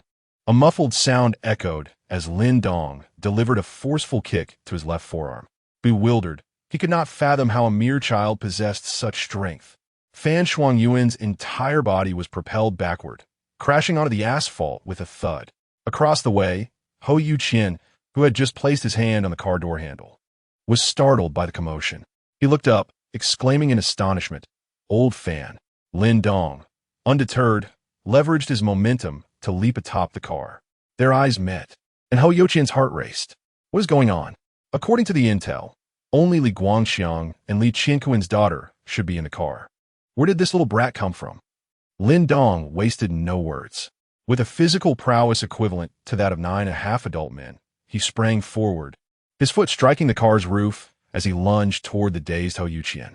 Seeing Lin Dong's movement, Hou Yuqian gritted his teeth. He had not clearly witnessed how Fan Shuangyuan had fallen and certainly would not regard a child barely taller than his own legs as a threat. Fan Shuangyuan, clutching his left forearm, shook his head and shouted urgently to Hou Yuqian. Step aside. A mere elementary school student, thought Hou Yuqian, scoffing as he extended his hands forward, preparing to subdue Lin Dong. But in the next instant, Lin Dong too reached out, seizing Hou Yuqian's wrist before he could react. A moment of shock ensued, followed by an overwhelming force emanating from Lin Dong's grip. Hou Yuqian's feet slowly lifted off the ground. Subsequently, Lin Dong exerted his strength, flipping Hou Yuqian upside down, his head toward the car roof and feet toward the sky, his mind a complete blur. Finally, Lin Dong slammed him down onto the ground. Who am I? What has happened? What am I doing? Hou Yuqian lay on the ground, staring at the azure sky, murmuring to himself. Even now, he found it hard to believe that he had just been lifted and tossed aside by a mere elementary school student. Could this truly be a child? Or was he a master sent by Li Qiankuan from some distant mountain to protect his daughter? Behind them, Wu Da and Lin Zishan stood dumbfounded. as did Sun Ruowei and Fong Yufan, who had been intercepted by them, along with the over 400,000 viewers in the live stream. The kid isn't just showing off with pull-ups. He possesses innate strength. That adult must weigh at least 150 pounds. And yet the child effortlessly lifted him and slammed him down like a rag doll. Why does it feel like this is more than just a simple car accident? I feel the same. These individuals are clearly prepared. Should we call the police? Wooda noticed the camera, but was uncertain of their intentions, unveiling the talent of the ultimate child. Although it was trending, not everyone was aware of the internet buzz, particularly someone like Wooda, whose access to entertainment was far greater than the average person. The free services they provided were part of their gang's perks. Hence, he rarely browsed the web and had not heard of this program, unaware that it was currently live and had over 400,000 viewers online. Keep an eye on these individuals. Wooda instructed Lin Zishan as he hurried toward the back. Two useless fools, unable to handle an 8-year-old child. Lin Dong crouched atop the Bentley, turning to observe Wooda approaching with a glint in his eye. Are you truly formidable? Wooda, as he walked, spat on the ground and reached into his coat. Lin Dong's pupils constricted slightly, exactly as he had anticipated. When Wooda's hand reemerged, it held a sleek, black handgun. Despite the stringent gun control in Huaxia, Wooda's gang was no small fry. Acquiring a few handguns from abroad was far from a challenge. Those who recognize the times are the true heroes. Having lived 2 lives, Lin Dong understood this principle well. Although he possessed a physique rated at 93, he was still flesh and blood. A bullet would undoubtedly send him to meet Yama. Please spare me if I claim I was just passing by. Lin Dong mused bitterly. He would not be foolish enough to shout, I bet your gun is unloaded, as if he were Yin Shuangying. The reality was that the moment he spoke, he would find himself face to face with either God or Buddha. Wooda aimed the gun at Lin Dong, commanding him, get down. He then turned to the fallen Ho Yuqian. Bind this brat. He had no desire to reveal his weapon, but circumstances left him no choice. After witnessing Lin Dong's capabilities, he realized that even with all 4 of them together, they could not subdue this child. Should Li Guangxiang regain consciousness and summon the Qinglong gang, they would be in serious trouble. Rather than face such complications, it was better to draw the gun from the outset. Lin Dong complied, allowing Ho Yuqian to bind his hands with rope. After all, he was merely an 8-year-old first grader. Surely they would not harm him, right? Ho Yuqian glared fiercely at Lin Dong before opening the opposite car door and yanking out Li Ziki, who had been seated in the back. Due to the earlier commotion, she had bumped her head and was still trying to comprehend the situation. You two better behave. Once everything seemed under control, Wooda proceeded to walk toward the rear. Gun in hand, Sun Ruowei and Fong Yufan stepped back a few paces, but ultimately, Wooda pressed the gun against Fong Yufan's head. Hand over that camera. You recorded everything that transpired here. If you don't surrender it, we won't let you leave. Wooda spoke coldly, believing that they had captured footage of him wielding a firearm, which must be retrieved and destroyed. Unbeknownst to him, the recording was, in fact, a live broadcast.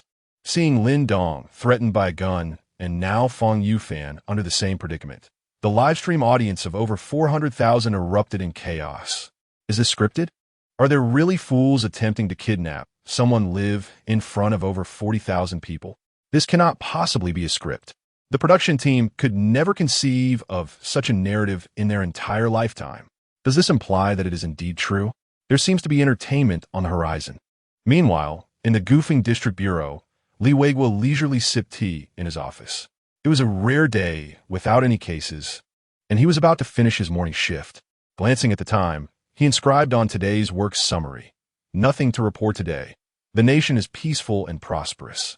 In the next moment, the office door was forcefully swung open, and Fan Xiaolan rushed in, her expression fraught with urgency. Li Weiguo furrowed his brow, and before he could inquire, Fan Xiaolan spoke rapidly. "Director, there has been a case of armed kidnapping in our district." Armed kidnapping? Chapter 35. Buckle your seatbelt upon hearing this. Li Weiguo forcefully expelled the tea leaf from his mouth. He stood up abruptly. A kidnapping incident had occurred on his watch, and the perpetrator was armed. This was no trivial matter. If mishandled, it could lead to widespread panic or casualties. That would result in not just him, the chief, being stripped of his uniform, but higher authorities facing disciplinary actions as well. How could Li Weiguo afford to take this lightly? He glanced at Fan Xiaolan and inquired rapidly, "What is the current situation? Are there any casualties on site? We must contain this information. We cannot let it instigate public panic." In his haste, Li Weiguo overlooked an illogical question. Why was Fan Xiaolan aware of this armed kidnapping before him? The chief? According to protocol, he should have been the first in the department to receive such news. For now, there were no casualties, but Fan Xiaolan's voice trailed off. But what? Li Weiguo's brows furrowed in concern. Fan Xiaolan sighed. "We cannot contain the news because this incident occurred in a live streaming room with 40,000 viewers." As Li Weiguo picked up his phone, preparing to summon Lu Quandu and others, his hand froze mid-air upon hearing this revelation. Live streaming? He instantly recalled someone and blurted out, "Is it that kid again?" Fan Xiaolan nodded, recounting the situation. "Today, there were no other incidents, so I was monitoring that kid's live stream." Li Weiguo's forehead creased in frustration. That kid had only been kidnapped by a previous group of criminals days ago. Now he was targeted again. Last time it was counterfeit money. What was it this time? There was no time for further contemplation. He immediately gathered personnel to head to the scene. Regardless of who was kidnapped, the fact remained that the kidnappers were armed. At the scene, Fang Yufan found himself with a dark muzzle pressed against his head. Wu De towered over him, his height giving him an imposing presence. The lens alone was worth over 100,000. "I won't give it to you." Fang Yufan swallowed hard, mustering his courage to speak. Wu De had no time to waste on him. "I will count to 3. Before he could finish counting, Fang Yufan changed his tone. "Forget it. This belongs to the company. I didn't buy it out of my own pocket." After obtaining the camera, Wu De glanced at the complex buttons, not comprehending their purpose. He decided to disregard them, opened the back seat of the car, and carelessly tossed it into a corner. Lin Zishan silently approached the bound Lin Dong and Li Ziki, stating to Hou Yuqian, "We'll take these two back. Your car should still be operable. Let us drive around Jinling to confuse the police before finding an opportunity to escape." Hou Yuqian and Fan Shuangyuan wished to protest, but Lin Zishan simply grabbed Lin Dong and Li Ziki, heading toward their blue vehicle. "Get in." He shoved the two in the back seat, returned to the driver's seat, and urged Wu De, "Don't waste time. Let us move." Wu De shot a fierce glare at Fang Yufan and the others, leaving them with a warning. "If you don't want your household registration to be reduced to a single page, don't say too much to the police." When asked why he didn't resort to extreme measures, such as executing Sun Ruowei and the 7 crew members, Wu De merely thought, "I'm a gangster, not a fool." He had studied criminal law and understood the implications. Killing 7 people in broad daylight in Huaxia? What kind of reputation would that earn? It would surely rank among the top 15 most heinous crimes in 70 years. They sought wealth, not a death sentence. Even if they were apprehended without a homicide on their hands, it would only mean a sentence of 8 to 10 years. They could bide their time and emerge as free men. However, if they were charged with murder, it would be 18 years before they could reclaim their freedom. Wu De settled into the passenger seat, closing the door. Though he usually drove himself, he didn't mind Lin Zishan taking the wheel this time. He turned to say, "First, let us go to Shizishan and dispose of this vehicle, then we'll figure out a way to contact the boss." After saying this, he turned and addressed the two in the back seat. "Don't be afraid. We know your father." Wu De forced a friendly smile at Li Ziki. The latter had just bumped her head, but was beginning to recover. Glancing at the fierce Wu De, 8-year-old Li Ziki could hardly believe him. Seeing her on the verge of tears, he immediately threatened, "Don't cry. If you dare to cry, I'll throw you out of here." While driving, Lin Zishan noticed a battered SUV tailing them through the rearview mirror. His brows knitted together. "Didn't I tell them to confuse the police? Why are they following us?" Wu De dismissively replied, "I told them to follow. No need for complications. Let us all head to Shizishan." Inside the vehicle, no one noticed the camera that Wu De had carelessly discarded in the backseat corner, still recording. The Jinling Daily, as the official media of Huaihai Province's capital, was never short on funds. They didn't seek the best equipment, only the most expensive. This camera lens alone was worth over 100,000, and its internal components were luxurious. Even now, it continued to stream live footage to the broadcast room. How fake, yet feels so real. Is this the magic of the real world? Do these people not realize that high-end cameras come equipped with an entire set of live streaming devices? This is like broadcasting their location to the police. In the vehicle, Wuda redirected his attention to Lin Dong, who innocently remarked, "I'm only 8. I don't know anything." He even blinked innocently. "Damn it, just wait until you lay your guard down. I'll show you what I'm capable of." This was his internal monologue. According to the rules of the underworld, kidnapping hostages was for the purpose of exchange. They would kill them immediately. This was also the reason Lin Dong and fought back desperately. It is better to live a wretched life than to die a good death. Wuda scrutinized Lin Dong for a moment before finally furrowing his brow. Why on earth did they bring along an unrelated little brat? The situation at the scene was urgent, leaving them no time to ponder, so they took both individuals with them. "It is what it is." Wuda finally waved his hand dismissively. As they drove onto the elevated highway, Wuda instructed, "Take a left at the upcoming intersection." Just then, a voice echoed in his ear, "Remember to fasten your seatbelt while riding in a vehicle." Wuda had yet to process the words when he turned his face to look at the speaker, Lin Zishan. In the next instant, he saw the latter lift his leg and kick forcefully towards him while simultaneously flinging open the car door beside him. Wuda's pupils constricted, and just as he managed to utter a single word, he was sent tumbling out of the car by a swift kick. Chapter 36 thought it was a speed bump in this moment. Both Li Ziki and Lin Dong were rendered speechless. What on earth was happening? Was it an internal conflict within the gang? The viewer count in the live stream surged, capturing this astonishing scene from the rear camera. Wait, did someone just get killed? What is going on? Weren't they all on the same side? How? Is there a twist? This is more thrilling than a domestic film. A vehicle trailing closely behind them, unaware of the unfolding chaos, merely thought they had passed over a speed bump.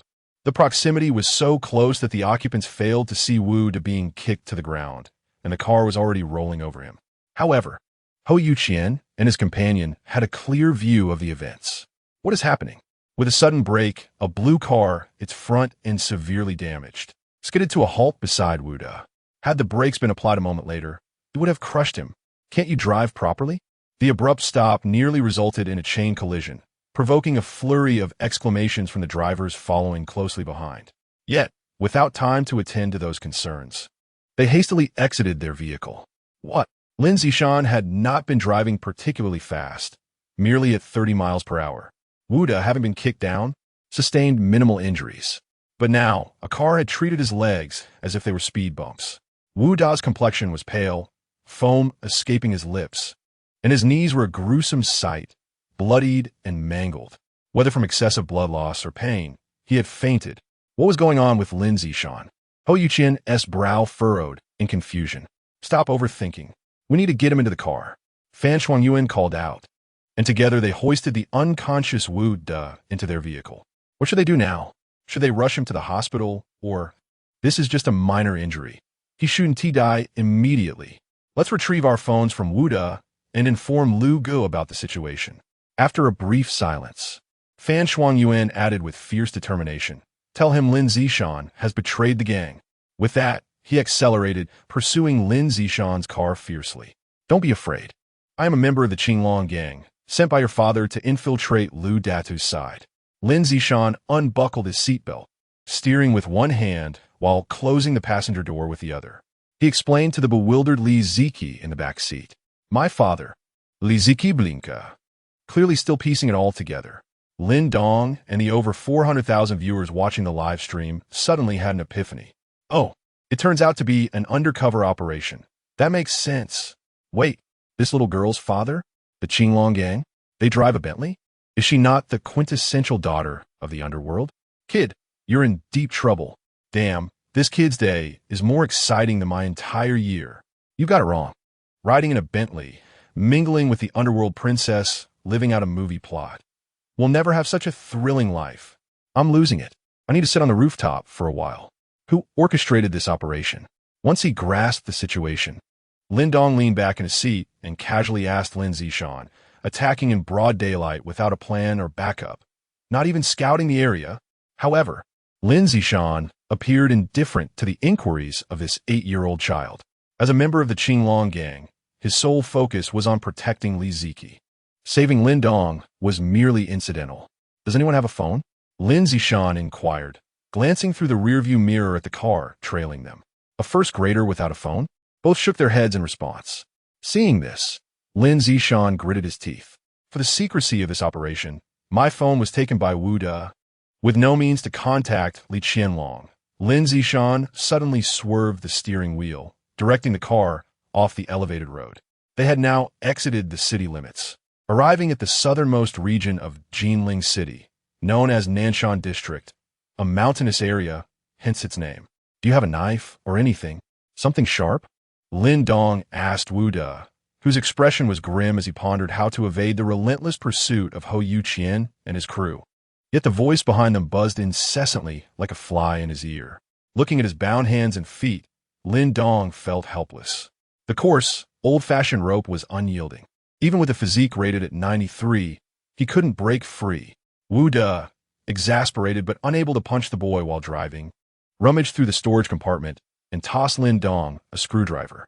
Without hesitation, Lin Dong seized it and swiftly cut through the ropes binding him. How we shake them off? We have no influence in Nanshan District, and the car is running low on fuel. We won't make it to the nearest stronghold. Lin Zishan thought quickly. By now, Hou Yuqian and his crew must have informed Lu Datu about Wu De. He understood that if they remained in this stalemate, they would be the ones to suffer when the fuel ran out. As for why they didn't go to the police, everyone in this world had skeletons in their closets. Seeking police assistance would be akin to confessing. Look behind you. What are you going on about? It's just a guy. Why should he care about what's behind him in Chengdu? What are you thinking? I'm telling him to watch out for Kid Dong. Look, Kid Dong is sharpening the screwdriver. Lin Dong was preparing to use the screwdriver to threaten Lin Zishan into driving to the nearest police station. He was uninterested in gang disputes. His own life was paramount. Just as he was about to act, he suddenly heard Lin Zishan mumbling softly. It seems our only option is to head to Lion Mountain, to the Diamond Casino at the Lion Temple, and find a way to contact Li Ge. His voice was so faint that even the cameras capturing hundreds of thousands missed it. However, Lin Dong, with a physique rated at 93, heard every word clearly. Diamond Casino? A casino? Upon hearing those 4 words, Lin Dong abandoned the thought of using the screwdriver to coerce Lin Zishan. It was a place he had longed to visit, and now it seemed like an opportunity had arisen. Host, Lin Dong, age 28, physique 93. Mission hall current task, initial wealth, remaining time 31 hours. Gazing at the system panel before him, with 30 hours remaining on his task, Lin Dong realized that completing it would hinge upon his skill as a gambling master. Thus, he resolved to first refrain from action and instead visit this so-called Diamond Casino. The nearly 500,000 viewers in the live stream, witnessing Lin Dong sharpening his metaphorical blades only to set his screwdriver aside, felt a wave of disappointment wash over them. Bored. I want to see rivers of blood. Why isn't the kid making a move? Just use that screwdriver on him. Chapter 37. Who dares to claim this as a script? What is the situation? Such an unexpected turn of events. Meanwhile, at the goofing branch of Jinling City, in the emergency conference room, Director Li Weiguo wore a grim expression, scrutinizing the surveillance footage displayed on the screen before him. At the center, the live stream titled revealing the full level of Kid Brothers' talent was playing. Members of the Qinglong gang? Just moments ago, Lin Zishan's self-exposure had revealed the identity of one faction to Li Weiguo and his team. Suddenly, Li Weiguo's secretary knocked on the conference room door. She hurried over to whisper in his ear, Director Chi from the City Bureau is on the line. Hiss! The smile on Li Weiguo's lips turned bitter. A gunpoint kidnapping, ordinarily, they could suppress such news until the case was resolved in order to prevent widespread panic. Yet today's incident, the live stream is still ongoing, and as the event gains traction online, countless netizens are flocking to it. At this very moment, the online viewership of the program has surpassed 550,000, and it seems poised to reach 600,000 imminently. Under such circumstances, not only can their branch not contain it, even the City Bureau would struggle to manage it. A bunch of useless fools. Li Weiguo couldn't help but vent his frustration aloud. He was not referring to his subordinates, but rather Wuda and the others. Damn it. A bunch of idiots. Didn't they think to turn off the live stream first? Another outburst followed. As the situation escalated, the city bureau took it seriously. Even their department head had personally called him. Director, according to the surveillance on the overpass, the vehicle has left our Goofing district and entered Nanshan district. Upon hearing this news, Li Weigua immediately commanded, contact the Nanshan branch to assist us. And, is it possible to pinpoint their exact location? The officer responsible for technical matters shook his head. The footage only captured the interior of the vehicle. We cannot determine their location from this. We can only deduce their whereabouts based on various surveillance feeds. Nanshan district is mountainous, and surveillance is sparse. Li Weigua's frown deepened. The individual he had just kicked out of the car mentioned heading to Lion Mountain. Sent a small team there immediately. Although the other party had indicated their destination, he could not be certain. After all, Lin Zishan had kicked Wuda out. Would they still follow the prearranged route? After speaking, the entire conference room fell into silence. Li Weigua breathed heavily, his gaze fixated on the image of Lin Dong on the screen. Moments ago, Lin Dong had been sharpening his weapon, and Li Weigua felt a pang of anxiety. He had initially thought the boy was about to resist. Alas, but that was to be expected. An 8-year-old child, no matter how precocious, remained just a child. Achoo!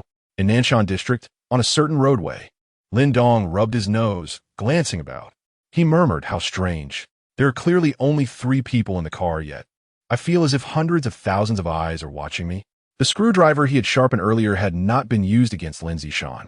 After cutting the ropes binding Li Ziki, Lin Dong chose not to return it, but instead tucked it into his waistband, covered by his school uniform. He was still but an 8-year-old child, needing something for self-defense. Where are we going? After a prolonged period of confusion, Li Ziki, a genuine 8-year-old, could not help but feel fear. Lin Zishan tried to maintain a calm tone. Don't worry, everything will be fine. He did not disclose their destination, leaving Lin Dong somewhat disappointed. He had intended to feign ignorance and ask about the Diamond Casino once Lin Zishan revealed their destination. What kind of place is that?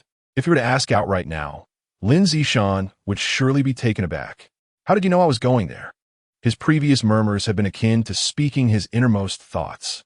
Only Lin Dong, with his extraordinary perception, could hear them. Lion Mountain, located in the northern part of Nanshan district in Jinling City, derives its name from its resemblance to a lion. This mountain is not particularly popular among the many renowned mountains in Jinling. It is rather desolate. Atop the mountain stands an unusual temple that neither requires incense nor offerings. The monks inside are often absent, and over time, fewer and fewer people ascend the mountain to pray. Lin Dong and Li Ziki were kidnapped around 4 in the afternoon. Now, the time has reached 6 o'clock. Lion Mountain has a winding road leading directly to the summit. However, for safety reasons, Lin Zishan opted not to drive up, but instead parked the car in a thicket at the foot of the mountain. Let's go. Lin Zishan opened the car door and instructed Li Ziki. He did not abandon Ho Yu Qian and the others. He merely distanced himself from them temporarily. It would not be long before they pursued. Furthermore, Lu Dada had already received word. He would undoubtedly dispatch additional personnel. Li Ziki had yet to return home, and Li Gu must have already guessed what had transpired. Lin Zishan murmured. Yet, Li Ziki's subsequent words doused his spirits with cold water. My dad said this morning when he dropped me off at school that he was going abroad this afternoon. So, he should still be on the plane? Lin Zishan pressed his lips tightly together. He picked up Li Ziki and ascended the mountain via a narrow path. As for Lin Dong, Lin Zishan, devoid of care or strength, thought, if he can keep up, then fine. If not, let him fend for himself. After all, Lu Dada's target was not him. How could an 8-year-old possibly keep pace with me? Before Lin Zishan could finish his thought and turn to look back, his pupils constricted sharply. He saw a small child, dressed in a school uniform, with a youthful face, standing beside him, a mere meter tall. How did he keep up? At that moment, Lin Zishan was consumed by this singular question. Moreover, Lin Dong appeared completely composed, as if he had not exerted himself at all. This is impossible. Even if I'm carrying Li Ziki, there's no way a child could keep up with me. Lin Zishan gritted his teeth, quickening his pace. Yet, Lin Dong continued to match his speed effortlessly, showing no signs of fatigue. Just 5 minutes after they began their ascent, a blue car came to a halt beside the abandoned vehicle. Hou Yuqian exited the vehicle, opened the rear door, and gazed into the empty interior, where only the camera remained. Had they ascended the mountain? Were they headed to the Diamond Casino? Fan Shuangyuan also emerged, observing the winding path leading uphill in the distance, her brow furrowing with concern. Should we pursue them or wait for Brother Liu and the others? Hou Yuqian glanced at his watch. Brother Liu and his team would arrive shortly. Let us wait. That little brat is rather peculiar. At this reminder, a subtle pain surged in Fan Shuangyuan's left forearm. If I catch that rascal, I shall certainly dislocate his arm. Their conversation was captured by the camera within the car, streaming live to the audience. This is hilarious. Who would dare claim that the kid is acting? Just days ago, he was officially validated, and now this. Isn't this more thrilling than a movie? I'm so pumped up, I almost want to rush over to support the kid. Chapter 38. The Pride of Man. I wonder how that rascal Wu Da is faring now. Hou Yuqian spat on the ground beneath his feet. Wu Da's legs had been compressed into a speed bump, and they had no choice but to first transport him to the stronghold in Nanshan District, which caused them to fall significantly behind Lin Zishan. The two of them remained silent for about 10 minutes until 2 vans appeared in their line of sight. They have arrived. Hou Yuqian hastened to greet them, opening the car door. Lu Datu emerged with a grim expression, followed by 10 others disembarking from the 2 vans. Liu Yi. Lin Zishan he. Hou Yuqian began, but Lu Datu raised his hand slightly. I had already suspected that Li Qianlong would place someone beside me. I never anticipated it would be him. Their vehicle had stopped here, presumably heading up the mountain to the Diamond Casino at the Lion Temple. Fan Shuangyuan said in a low voice, "So why are we still standing here? Get moving and pursue them. And you few, come with me to drive up the mountain road and cut them off in advance." After giving his orders, Lu Datu swiftly set the others into motion. Hou Yuqian and Fan Shuangyuan led 5 others as they pursued along the small path of the back mountain. Lu Datu's ability to arrive promptly was due to Hou Yuqian providing him with real-time location updates. Though the cameras were still recording, with the doors now closed, they could only capture the dark interior of the vehicle. Furthermore, their earlier conversation had not been broadcasted live, making it impossible to pinpoint their exact location through this information alone. Meanwhile, on Lion Mountain, at the midpoint of the back mountain path, the sun was setting, visibility significantly diminished. The ascent became increasingly treacherous, with the steps proving to be quite laborious. Lin Zishan paused, setting down the burden of Li Ziki he had been carrying. His forehead glistened with fine beads of sweat, and he panted lightly. His ability to mingle with high-ranking individuals like Lu Datu certainly attested to his physical prowess. However, carrying dozens of pounds uphill for over 10 minutes had left him thoroughly exhausted. He plopped down onto a rock. That kid can't possibly still be. Lin Zishan mused, turning back to glance, his pupils narrowing in shock as he nearly let out an expletive. Lin Dong stood behind him as if nothing were amiss. Not only was he not panting like his companion, but not a single drop of sweat adorned his forehead. Is this kid really 8 years old? Lin Zishan would never have believed it if he hadn't witnessed it with his own eyes. Aren't we supposed to be buddies? We just sprinted up the mountain from the foot. This is an uphill climb, not flat terrain, step after step. How can you seem so unfazed? Lin Zishan almost wished for Lin Dong to at least show some signs of fatigue. Otherwise, the comparison made him appear like a delicate flower.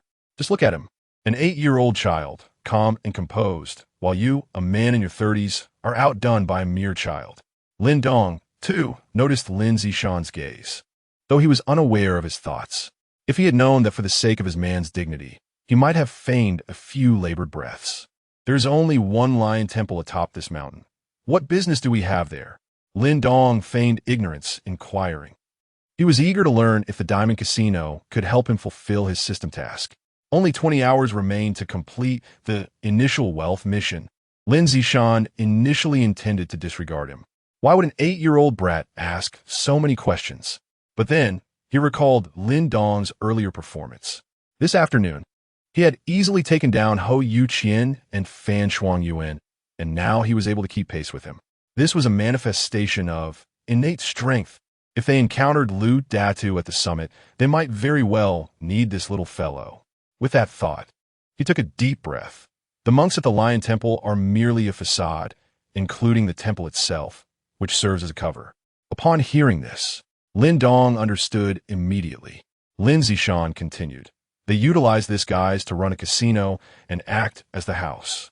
The leader, Yang Yangpian, is ostensibly the temple's abbot, and due to the hefty protection fees paid annually to the relevant authorities, along with their concealed identities, the Diamond Casino ranks among the best in the underworld. Oh, Lin Dong feigned enlightenment, nodding his head. Do you know that Yang Yangpian? Lin Zishan shook his head. No. Then why go there? You may regard the Diamond Casino as a low-budget version of the Peace Hotel. As long as you enter, you need not worry about anyone making a move against you inside. Oh, Lin Dong understood. Urging, he said, then let's not linger, let us hurry. After resting for a moment, Lin Zishan felt sufficiently recovered. He stood up, preparing to shoulder Li Ziki once more. I'll do it, Lin Dong interjected, taking Li Ziki onto his back. Your pace is so slow. If you carry her, when shall we arrive? Time is of the essence. And if we fail the system task, who will take responsibility? This thought remained unspoken. For Lin Dong knew that he could ascend the mountain far more swiftly on his own. However, he had never been to the Lion Temple. Upon arrival, he would undoubtedly be mistaken for a lost child. And, entering the casino, Lin Dong was nearly the same height as Li Ziki. Watching him carry her, Lin Zishan felt a hint of surprise. Although he had already formulated an answer in his mind, he couldn't resist asking, "Is that all right?" Lin Dong responded eagerly, "No problem. Just lead the way. The others are closing in behind us." With a physique of 93 points, Lin Dong bore the weight of the several dozen pounds of Li Ziki effortlessly. The two continued up the steps, pressing onward. Steady. If one were to ask Li Ziki what the difference was between Lin Dong and Lin Zishan carrying her, she would have but one answer. Despite the steep ascent, Lin Dong maintained remarkable stability. Exhausted from a day of activity, the little girl succumbed to sleep, her arms wrapped around Lin Dong's neck, her face resting comfortably on his shoulder. Approximately 20 minutes later, Lin Zishan, drenched in sweat and panting heavily, leaned against a nearby tree. After a brief respite, he lifted his gaze towards the summit. We are almost there. The Lion Temple is just ahead. The sun had completely set, but the moonlight tonight was quite splendid. Wait. Lin Dong squinted his eyes and glanced ahead. His vision surpassed that of Lin Zishan, and he lowered his voice. There are people. Did Lu Datu's men take the road and arrive early to block us? Lin Zishan gritted his teeth. At Lin Dong's reminder, he narrowed his eyes but failed to spot any figures. Nevertheless, he chose to trust Lin Dong. The only way out through this path led to the summit of the back mountain, while the Lion Temple lay on the front mountain, separated by a considerable distance. Lin Zishan's voice was barely audible. Only upon entering the Lion Temple and stepping into the Diamond Casino could one truly be considered to have arrived at the Peace Hotel. Just as despair enveloped his heart, he saw Lin Dong hand over Li Ziki, who he had been carrying. Wait here for a moment. I will deal with them. Chapter 39. Child Labor? Does the underworld even care? Revealing the talent of the max-level child brother. Live broadcast room. Despite the pitch-black interior of the vehicle, the excitement continues to soar. Countless netizens flock to the scene, and it seems the viewer count is on the verge of surpassing 700,000. Sun Ruowei and the production team are left dumbfounded as they observe the backstage data. 700,000 online. This marks a record for them since their careers began. Earlier in the afternoon, they were taken by the police for questioning, but after sharing what they knew, they were released without incident. Meanwhile, at the Gufeng Sub-Bureau, the brightly lit emergency meeting room is eerily silent. Director, our men have been stopped at the foot of Lion Mountain. Lu Quandong furrows his brow. Moments ago, Li Weigua had dispatched a small team of police to Lion Mountain. Logically, after such a long duration, they should have arrived by now. Yet, news arrives that their team is stuck at the mountain's base. The personnel from Nanshan's Sub-Bureau reported that under their director's orders, they have already searched Lion Mountain and found no suspects. Lu Quandong continues. Consequently, they are now preventing our men from advancing. As his words resonate, the entire meeting room falls into silence once more. After a few breaths, Li Weiguo raises his head, glancing at the detectives in their bureau. Based on the surveillance from various locations, can we estimate the approximate positions of those individuals? A young officer promptly responds, according to the fragmented footage captured by the surveillance in Nanshan District.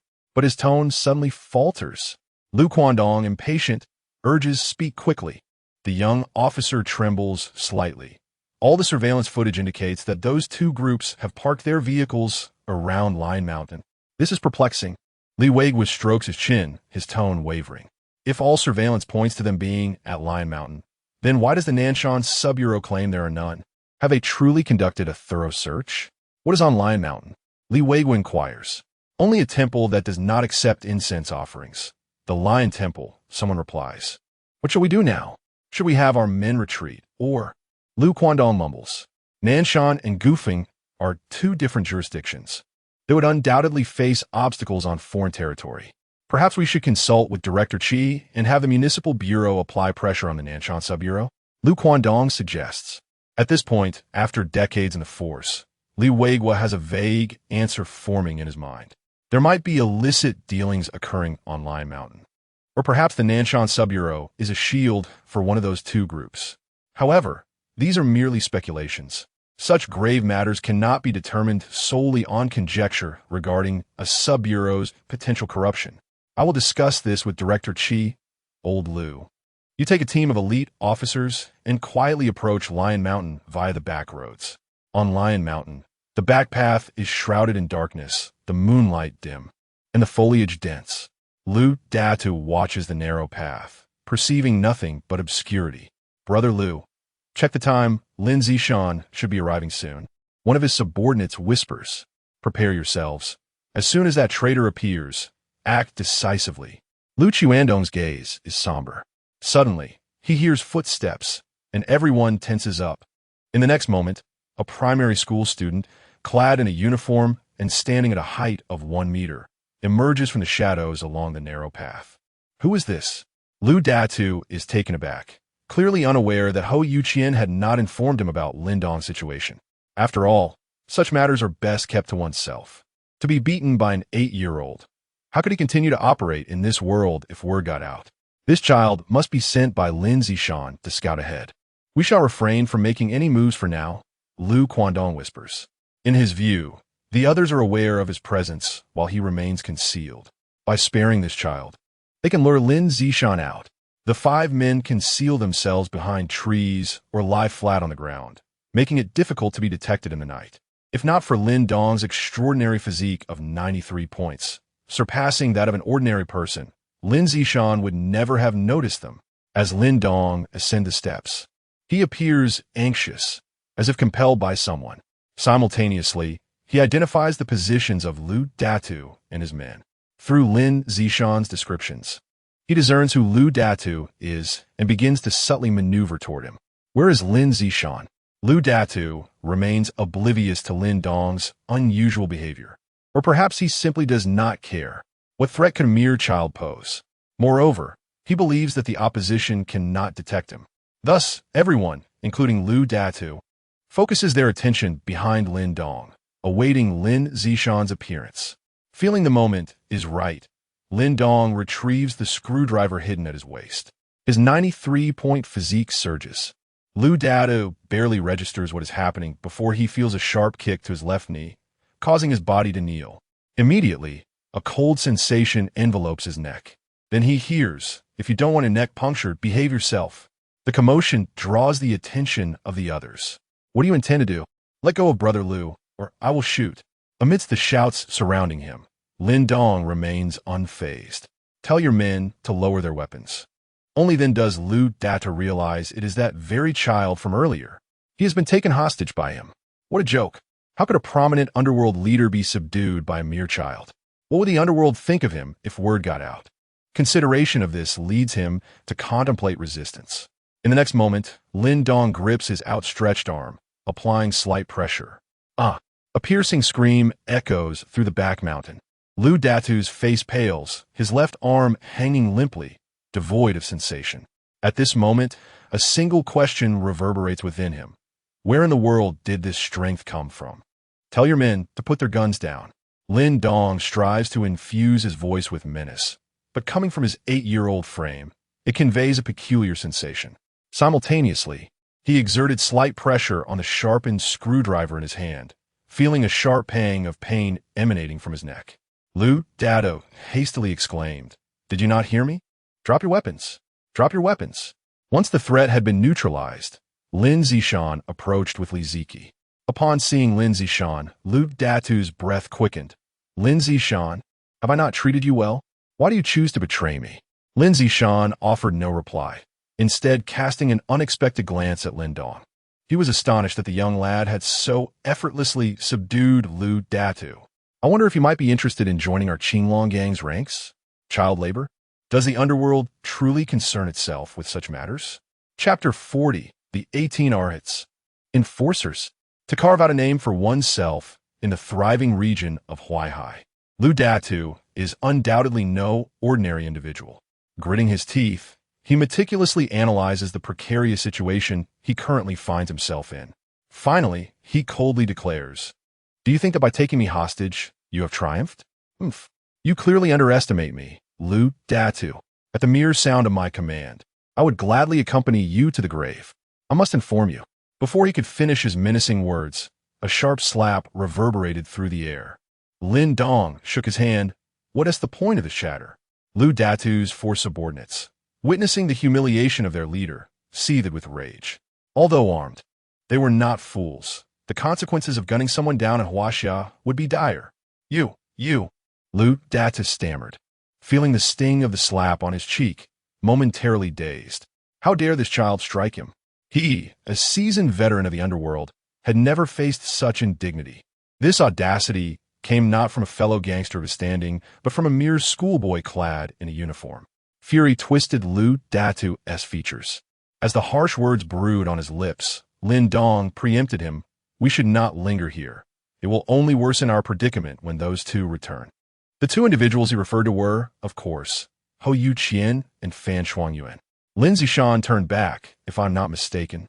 Those 2 should be trailing us along this very path. Though Wu Datu had been taken captive, the imminent arrival of Hou Yuqian and his entourage, in conjunction with the current 4, posed a grave threat, especially since their adversaries were armed. Should any of Lu Datu's loyalists dare to fire a shot, the situation could spiral out of control. For safety's sake, it would be prudent to enter the Diamond Casino without delay. Oomph. Do you think that once inside, I will be powerless against you? Lu Datu scoffed. Yet before he could complete his thought, Lin Dong dragged him forward towards the mountain. Stop dawdling and hurry to the Diamond Casino. Lu Datu's subordinates watched in disbelief as their leader was treated like a rag doll, their hearts racing with anxiety. With no choice, they left 1 member behind to await Hou Yuqian's arrival, while the remaining 3 silently followed. The Lion Temple occupies nearly half of the front mountain of Lion Mountain. In stark contrast to the pitch darkness of the back mountain, this area was scarcely better, with only a few dim lanterns flickering above the temple's entrance. Beyond that, the entire perimeter of the Lion Temple was enveloped in darkness. From an aerial perspective, one would observe that not only the exterior, but even the interior of the temple was shrouded in blackness, devoid of any light. It was rather eerie. Upon reaching the closed gates, Lin Dong looked up at the walls constructed of green bricks. Under the moonlight, the silent temple appeared particularly foreboding. Lin Zishan knocked on the grand door. Soon, a bald head emerged from within, inquiring, "Who are you looking for?" Upon spotting Lin Zishan, the bald man exclaimed, "Ah, Brother Shan, it's been a long time since your last visit." He swiftly opened the door, stepping out with the enthusiasm of a brothel madam beckoning customers. Clearly recognizing Lin Zishan as a regular patron. As a temple that held its own mysteries, the Lion Temple had rules, only admitting familiar faces. However, the bald man, Wugu, soon shifted his gaze to Lin Dong, whose school uniform prominently displayed the insignia of Goofing Primary School on the left chest. Li Ziki was similarly attired. 2 school children. Wugu's expression was filled with confusion as he glanced between the 2. Brother Sean. Who are they? Wugu hesitated to ask. Lin Zishan shot him a glance. Why the questions? Just lead the way. Minors are prohibited from entering gaming establishments due to potential gambling influences. But here, wait, Lu, brother, Wugu exclaimed, suddenly recognizing Lu Datu being dragged by Lin Dong. He couldn't suppress his shock. Clearly, Lu Datu was also a frequent visitor here. Wugu looked at Lin Zishan with a bewildered expression, as if to say, "Isn't this your leader? You used to come here together, didn't you? What has happened now? Lead the way." Lin Zishan urged impatiently. Despite the confusion clouding his mind, Wugu complied, ushering the two into the temple, and the door was shut tightly behind them. They entered a grand hall, still devoid of any illumination, with moonlight filtering through the windows, illuminating the radiant statue of Buddha in the center. Wugu approached the statue and flipped a switch. The entire figure shifted to the left, revealing a passage leading underground. Is this the so-called Diamond Casino? Lin Dong gazed at it with a contemplative expression. Host, Lin Dong. Age, 28. Physique, 93. Task all, current task. Initial wealth, remaining time, 27 hours. Following Lin Zishan down the passage, light suddenly flooded their vision. The expansive space was several basketball courts in size, adorned with luxurious carpets and glittering chandeliers overhead, illuminating the casino brilliantly. A sweeping glance revealed numerous gambling tables and various gaming devices scattered about, making it evident that this was Li Ziqi's first encounter with such an establishment. Her eyes wide with wonder, she marveled at a motionless, golden statue standing nearby, exclaiming, "How lifelike!" Lin Zishan explained, "That's because they're indeed real people, the 18 Arhats. To put simply, they are the enforcers of the casino." Chapter 41. Then let us invoke the rules to vent our frustration. Kid, remove your hand.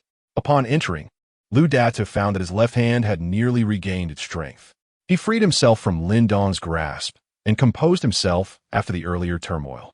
Within the confines of the Diamond Casino, physical altercations were strictly prohibited by the house rules. Brother Lu, are you all right? His three subordinates hurried over to him. Prior to entering, all weapons and communication devices had been confiscated. Ignoring them, Lu's gaze turned menacingly towards Lin Dong, before shifting to Lin Zishan. I wonder how long you plan to remain here. Not leaving? Lin Dong instinctively rubbed his hands together, surveying the surroundings. As a former gang leader in his past life, he was no stranger to such environments, adept in various forms of deceit. Moreover, he possessed skills that enhanced his capabilities. From the description of the Gambling King skill, it was evident how formidable his abilities were. Suppressing his excitement, Lin Dong glanced around and inquired of Lin Zishan, "Where is the chip exchange located?" Compared to his earlier indifference, Lin Zishan's demeanor had significantly softened. Initially, he had perceived Lin Dong as just a mere child, separated by over 20 years of experience. However, after witnessing Lin Dong's extraordinary talents, that impression had dissipated. Furthermore, in a sense, Lin Dong had saved his life. Lin Zishan led Lin Dong to the chip exchange area, his mind preoccupied with thoughts of how to extricate himself. Remaining in the Diamond Casino was not a viable option. He did not consider why an 8-year-old would need to find the chip exchange. There are no communication devices in the casino, and I wonder if Brotherly has landed yet. Behind the counter of the chip exchange stood a young woman in a sexy bunny outfit, clearly appealing to the clientele, including the abbot. Lin Dong rummaged through his pockets and finally produced 2 $1 coins. Embarrassed, he placed them on the counter and asked sheepishly, how much can I exchange for this?" The bunny girl raised an eyebrow. Encountering a first-grade student in uniform at her workplace was already perplexing. Now, this child was attempting to exchange mere coins for chips? Was he looking for trouble? Had Lin Zishan not been a regular here, she might have summoned security to toss him out. Sensing her disdain, Lin Dong sighed in resignation. Had I known, I wouldn't have given those few $100s to Lin Nan. After finally reaching the venue, he was on the verge of completing his system task, only to find himself thwarted by a lack of funds. Surely, this daughter of a gangster must have money? Lin Dong's attention shifted to Li Ziqi. "Kalasmata Li, do you have some money to lend me?" She nodded but added, "However, it's all in my backpack in the Bentley." Lin Dong's lips twitched. Lin Zishan, drawn by the commotion, looked down and asked, "You want to exchange for chips?" He couldn't help but chuckle. This isn't child's play. He halted mid-sentence, realizing that while high-stakes gambling indeed was not suitable for children, could Lin Dong truly be categorized as one? What child could climb a mountain for over 10 minutes? What child could easily subdue Lu Dadu? With determination, Lin Dong pressed on. "Could I borrow some?" "I don't have any cash on me," Lin Zishan replied, shaking his head. Just as despair washed over Lin Dong, he noticed Lin Zishan removing a golden wristwatch from his wrist and tossing it to him. A Rolex. It should be good for at least 100,000. For Lin Zishan, who owed Lin Dong his and Li Ziqi's lives, this sum was insignificant. Lin Dong, unpretentious, simply replied, "Thanks." In casinos like this, items could be exchanged or pledged for chips, allowing players who had run out of cash to liquidate their possessions quickly and continue gambling. As Lin Zishan had claimed, that Rolex indeed secured 100,000 in chips. While it would fetch a higher price outside, Lin Dong had no time to dwell on such matters. He stuffed the chips into his pockets, eagerly rubbing his hands together, and turned to face the main hall. 5 million. To the average person, this was a considerable sum. Yet Lin Dong believed that in such a venue, winning 5 million would not raise any eyebrows. He shifted his gaze to the bald henchman, pondering, surely they wouldn't be so petty as to prevent a winner from leaving? While Lin Zishan contemplated how to contact the Qinglong gang, Lin Dong focused on whether winning 5 million would attract unwanted attention. Only Li Ziqi, with her wide eyes, appeared utterly bewildered by the unfamiliar environment. Suddenly, a mocking laughter pierced the air, drawing Lin Dong's attention. Lu Datu approached, flanked by his 3 subordinates. Intriguing. They had been watching closely, wary that the trio might attempt to escape when unobserved. Spotting Lin Dong stuffing chips into his pockets, Lu Datu sneered, "Care to wager with me?" Given the prohibition on violence, he aimed to channel his frustration through the casino's rules. I remember my first fortune was made in a casino." Lu Datu reminisced about decades past. Cheating had always been his forte. The fact that he had never been caught was evident from the unblemished state of his tools. Lin Dong nonchalantly nodded, "Sure. Betting against anyone makes no difference. The outcome remains the same. Even if his cheating skills are exceptional, can they possibly surpass my system's abilities?" Chapter 42. All right. You got some guts. Lu Datu's eyes flickered as he nodded slightly at Lin Dong. He then turned to the counter and declared loudly, "Withdraw my chips stored here." The bunny girl, adept at gauging people's worth, naturally treated the black boss Lu Datu with far more enthusiasm than she did the boy clad in a first-grade school uniform. With utmost warmth, she retrieved several 100,000 in chips, stating, "Mr. Lu, you still have 600,000 chips with us." Upon hearing this, Lin Dong curled his lip and muttered under his breath, "Is that all?" Although his words were soft, they were distinctly audible to all present. Lu Datu's smile gradually stiffened, his expression transforming into one of forced mirth as he looked at Lin Dong. "Is that so? Fine. I shall see how much you can wager with your 100,000 for that watch." Lu Datu's 3 subordinates took the chips. Even if they were few, he intended to win them back quickly, as he wouldn't waste too much time. Lin Dong continued to murmur to himself as he strode toward the main hall. Lu Datu's face darkened. That little brat was clearly saying this for his benefit. He would pay dearly for his arrogance. The hall boasted 20 gambling tables of various sizes, more than half of which were occupied. Although it was exclusive to regulars, this was Jinling City, the capital of one of the top 3 provinces in China's economy. Even nuclear bomb dropped in the crowd would likely claim a few billionaires. Lin Dong approached a corner table and, glancing across at Lu Datu, inquired here. The latter, with a sullen expression, nodded indifferently. Lin Dong produced a dice cup from beneath the table, saying, "With only this amount of chips, playing anything else would be a waste of time. Let us stick with this." Lu Datu took the dice cup he tossed over with an expression that was a mix of anger and amusement. All right. You dare to belittle your own chips. Yet, more infuriating is that you have only 100,000, less than me. Do you presume you will win against me?" Lin Zishan stood behind Lin Dong, softly warning. Lu Datu is known by a nickname in Jinling. His first fortune was amassed at the gambling tables. You should be cautious. His words trailed off as he noticed Lin Dong's nonchalant demeanor, even yawning in boredom. He was utterly disregarding him. How brazen. Little gambling king? Huh. You might as well go tell the gambling king. Without further ado, Lin Dong placed all his 100,000 chips on the table. Lu Datu, equally defiant, matched his wager with another 100,000. The rules of the dice game were simple. Both sides rolled the dice, and the higher score won. Meanwhile, at Shizishin on the hillside road, two groups of police faced off. Captain Qian, we are all law enforcement officers. We cannot afford mistakes. Deputy Captain Xiaoyu of the Gufeng District Criminal Investigation Team narrowed his eyes at the opposing team. Captain Qian Shuangwan of the Nanshan Security Team replied, "What do you mean, Xia? We received advance notice from the director and have already searched Shizishin. Your target is not here." Xia did not respond immediately, but scrutinized him for a long moment before softly stating, "Shizishin, including the back mountain, is not a small area. You completed your search in such a short time?" Qian Shuangwan did not directly answer, but instead chuckled, patting Xia's shoulder. "Old Xia, you're in Gufeng District, and I am in Nanshan District. We are all here to serve the people, good comrades, right? Do you not trust my words?" "Whether you're a good comrade is debatable," Xia replied pointedly. As the atmosphere grew increasingly tense, Xia received a call from Li Weigua. After hanging up, he glanced at Qian Shuangwan and instructed his subordinates, "Withdraw." Qian Shuangwan asked, "Are you leaving just like that, Xia? You finally came to Nanshan. Why not sit in the bureau for a while?" Xia responded curtly, "No need." With that, he and his team departed. After driving a short distance, a perplexed officer inquired, "Captain, are we just leaving?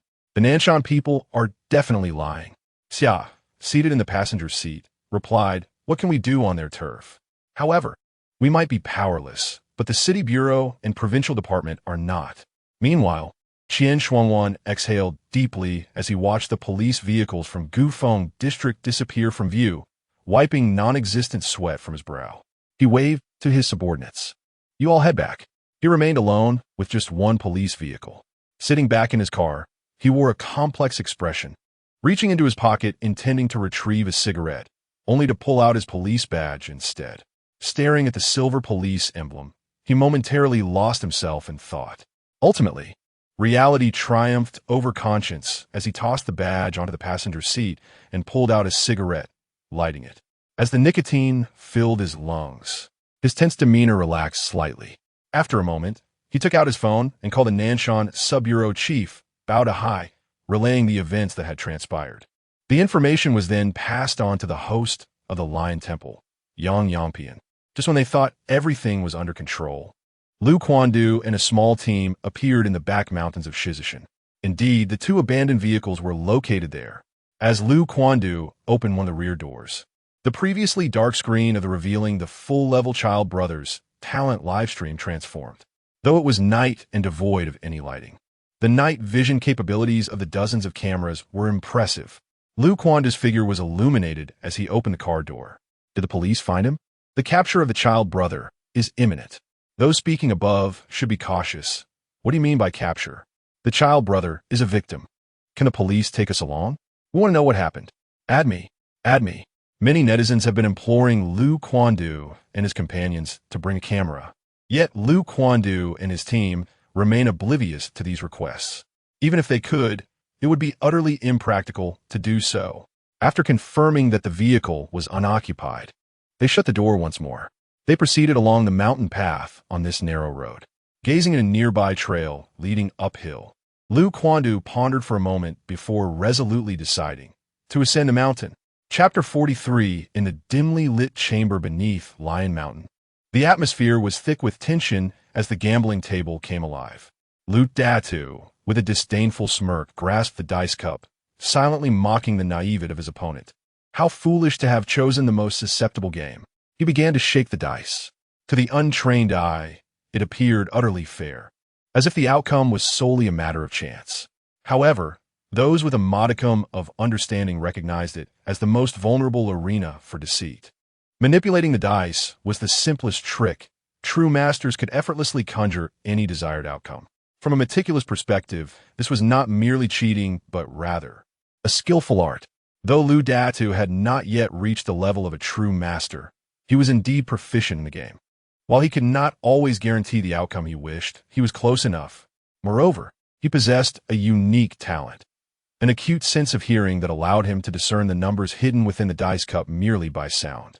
"I shall accept this 100,000, Lu Data declared, eyeing the chips before Lin Dong. This paltry sum was beneath his notice. Yet pride demanded that he reclaim some dignity. The plan for the day had faltered partly due to Lin, and winning this wager could restore his sense of honor. The game commenced. Lin Dong, unfazed, picked up the dice cup, expertly extracting the 4 dice within and inspecting them before shaking them vigorously. Opposite him, Lu Quandu remained still, closing his eyes to focus intently on the sounds emanating from Lin Dong's cup.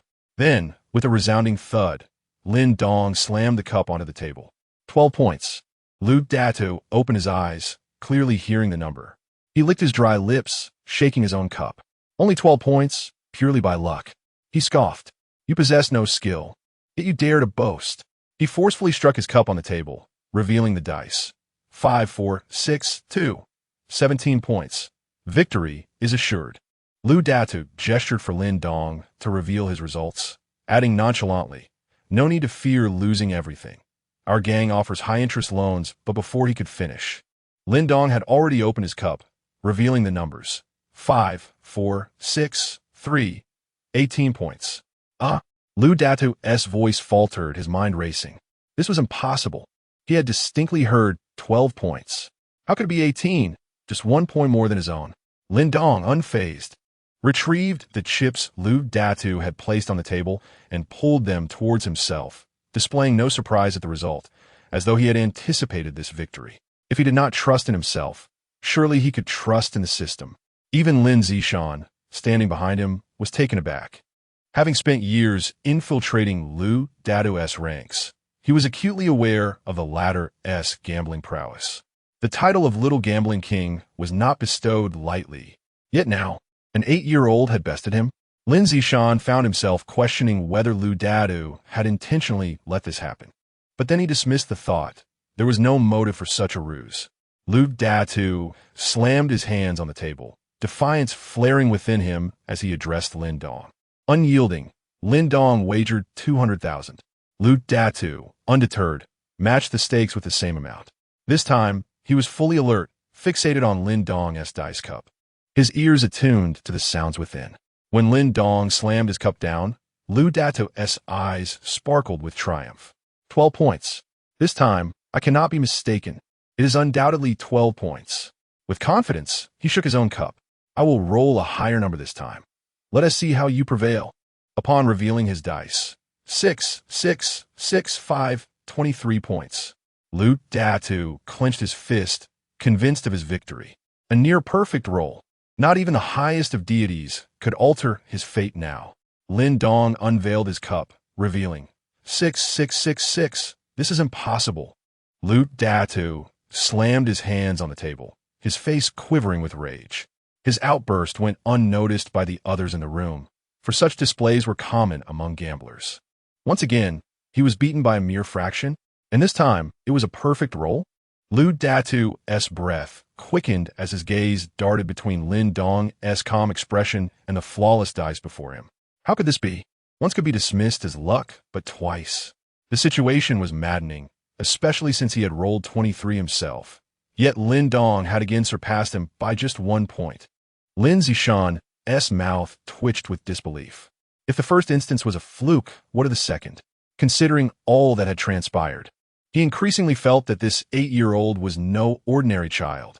He was a prodigy. Lin Dong, with serene composure, collected the chips Lu Datu had lost. Yawning casually, he inquired, "Shall we continue? Let's go again." The words escaped Lu Datu through clenched teeth. Lin Dong wagered 400,000, noting Lu Datu's diminished stack. "You must at least wager 400,000. If you lack funds, I shall seek another partner." At this, Lu Datu's face contorted with anger. How dare he suggest he was out of money? He had never lacked for wealth. This insolent child dared to humiliate him. Just you wait. Just you wait.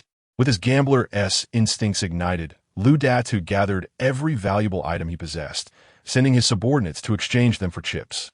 Soon, he returned with over 300,000. Let us see, he declared, tension etched on his face as he placed his stake on the table. Meanwhile, in the shadows of Lion Mountain-S rear, Hou Yuqian and his companions ascended the path, encountering Lu Dato's men stationed to assist them. Where are that traitor Lin Zishan and that little brat? Hou Yuqian demanded through gritted teeth.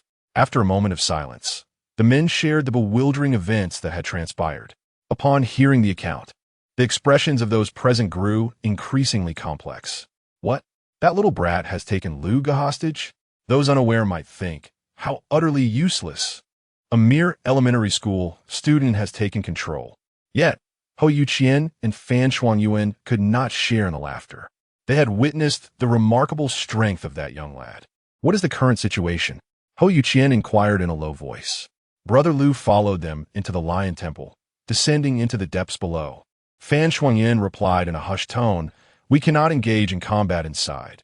Our presence would be futile. It is better to wait here.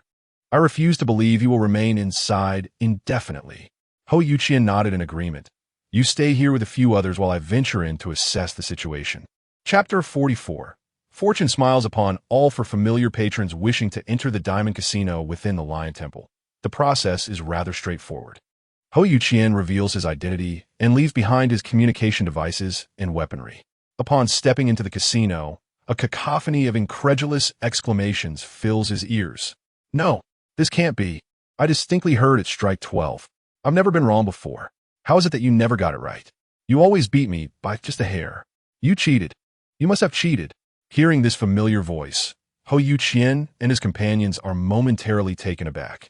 Following the sound, their gaze traverses the casino hall, landing on a corner where their boss, Lu Datu, is erupting with rage, accusing someone across from him. What transpired here? A glance exchanged among Hou Yuqian and his friends reveals their confusion, prompting them to hasten towards the source. Lin Dong, casually adjusting his ears, dismisses Lu Data's outburst with a nonchalant remark. "The dice are provided here. This is my first time at this venue. Cheating? Do not slander me." With that, he disregards Lu Data's furious glare and claims the 400,000 chips before him. 800,000. As Lin Dong gazes at the mound of chips, he mutters to himself. Now he is merely 420,000 away from completing the system task, initial wealth. Playing against one person is simply too slow. Lin Dong muses. In less than 10 minutes, he has won 70,000. Still slow. If Lu Data were to hear this, he would likely be infuriated. This is utterly shameless. Boss, Hou Yuqian and his team approach, spotting Lin Dong and the chips he has amassed. Connecting the dots from earlier, they quickly realize, did Luga lose to him? As Lu Datu's trusted confidant, he is well aware of the formidable prowess of his leader, the little gambling king. Yet now, to think he has been bested by an 8-year-old child in the very arena where he excels. What could possibly describe Lu Data's current mindset? It is akin to being hailed as a genius from a young age and, upon reaching adulthood, being invincible in every contest, only to be bested by a child in his area of expertise. This is the profound psychological disparity Lu Datu is grappling with. Without hesitation, Hou Yuqian and the others scramble to present their valuables. Watches, gold chains. Ultimately, they exchange them for 50,000 in chips. "Let us go again." Lu Data's bloodshot eyes fixate on Lin Dong. In response, the latter glances at the chips before him and dismissively states, "Too little. Not worthy of my time." Lin Dong's assertion holds weight. He requires 420,000 to fulfill his quest. The opponent's total is merely 50,000. Rather than squander time here, he would rather seek another venue. As he turns resolutely to leave, Lu Data nearly suffers a heart attack. An 8-year-old child dares to humiliate me. Li Ziki and Lin Zishan trail behind Lin Dong. The former remains oblivious to the unfolding drama, while the latter comprehends the gravity. This kid managed to rattle the little gambling king. If he truly hasn't cheated, could it be that fortune smiles upon him? Having closely observed Lin Dong, Lin Zishan reasoned that if there were any foul play, it would have been evident. His mind races with astonishment, culminating in a single exclamation. This kid is truly 8 years old. As Lin Dong strides through the hall, he notices a round table surrounded by an eager crowd. Intrigued, he approaches. The game of Jiajinhua is underway, with 5 players remaining. Lin Dong scans the chips on the table and, confirming the presence of 420,000, makes his way over. Suddenly, he feels a hand clap on his shoulder. Turning to find Lin Zishan, whose expression is grave, he shakes his head. That table is treacherous. Do not approach. Oh. Lin Dong's confusion prompts Lin Zishan to elaborate quietly. The bald man at that table is Yang Yangpian, the host of this temple, and the individual beside him is also affiliated with it. Together, they possess the means to cheat. In a game of Jia Jinhua where one of them is the dealer, it would be effortless to manipulate the outcome. The person who just left likely lost everything. Lin Dong nods in understanding, but proceeds toward the table nonetheless. Lin Zishan's eyelids twitch in frustration. Well, after all my warnings, it seems you haven't absorbed a word. Some lessons are best learned the hard way. Yang Yangpian, a man in his 50s with a shaved head, typically dons a robe, but here he reveals his true nature, clad in a black short-sleeve shirt emblazoned with a conspicuous LV logo, accessorized with a necklace of 10 gold beads, each the size of Lin Dong's fist. While the temple does earn income, it pales in comparison to the quick profits made from dealing. Is there no one else? Yang Yangpian calls out to the onlookers at the table. When no one responds, he smirks and addresses the 4 players. If no one else is coming, let us proceed. Just then, a youthful voice breaks through the air. Turning to see a fair-skinned child in a school uniform approaching with chips in hand, he sits down at the vacant chair. Where did this little student come from? Hey, kid, this isn't the place for you. Did your parents give you 80,000 in chips? Or did you sneak out? The spectators surrounding the table gawk at Lin Dong, bemused by the sight of a schoolboy in a casino. Chapter 45. The Three Gongs. Meanwhile, in Huaihai Province, Jinan City, at the Nanshan branch, a police car traversed the road before finally entering the precinct. The door swung open, and Qian Shuangwan, the captain of the public security team, disembarked with a grim expression. Captain, the director has requested your presence in his office. One of his subordinates informed him. Understood, Qian Shuangwan nodded, proceeding towards the director's office. Cheng Dao, a graduate of Huaihai Police University, aged 45, currently served as the director of the Nanshan branch. Upon pushing the office door open, Qian Shuangwan encountered his director. Something fell amiss. He swiftly turned to close the office door, only to hear a voice whisper in his ear. What is going on? Is there trouble brewing at the Lion Temple? Cheng Dao stood by the window, gazing at the luminous moon in the night sky, taking a deep breath. A gang of robbers has kidnapped 2 individuals in Goofing District. It seems they have fled to the Lion Temple. He continued, but that's not the crux of the matter. The incident is being live-streamed across the internet. Upon hearing those final words, Qian Shuangwan's pupils contracted. Clearly, they had been unaware that such an event was unfolding live for the world to see. What shall we do now? Before Cheng Dao could articulate his thoughts, a knock echoed at the office door. Before he could utter come in, a group of unfamiliar faces clad in police uniforms pushed the door open. Is this the Nanshan branch director, Cheng Dao, and public security team captain Qian Shuangwan? Indeed, that is us. After confirming their identities, one of the newcomers stated, We are from the City Bureau, convening a public security meeting, and we invite you to attend. At this late hour? The 2 exchanged glances, each reflecting their mutual apprehension. At Lion Mountain, in the Front Hill, at the Lion Temple, in the Diamond Casino, Yang Yong glanced up from his seat at the table, his eyes landing on Lin Dong. What stood out most was Lin Dong's school uniform adorned with the emblem of Goofing Elementary School. Is there a regulation prohibiting minors from entering this establishment?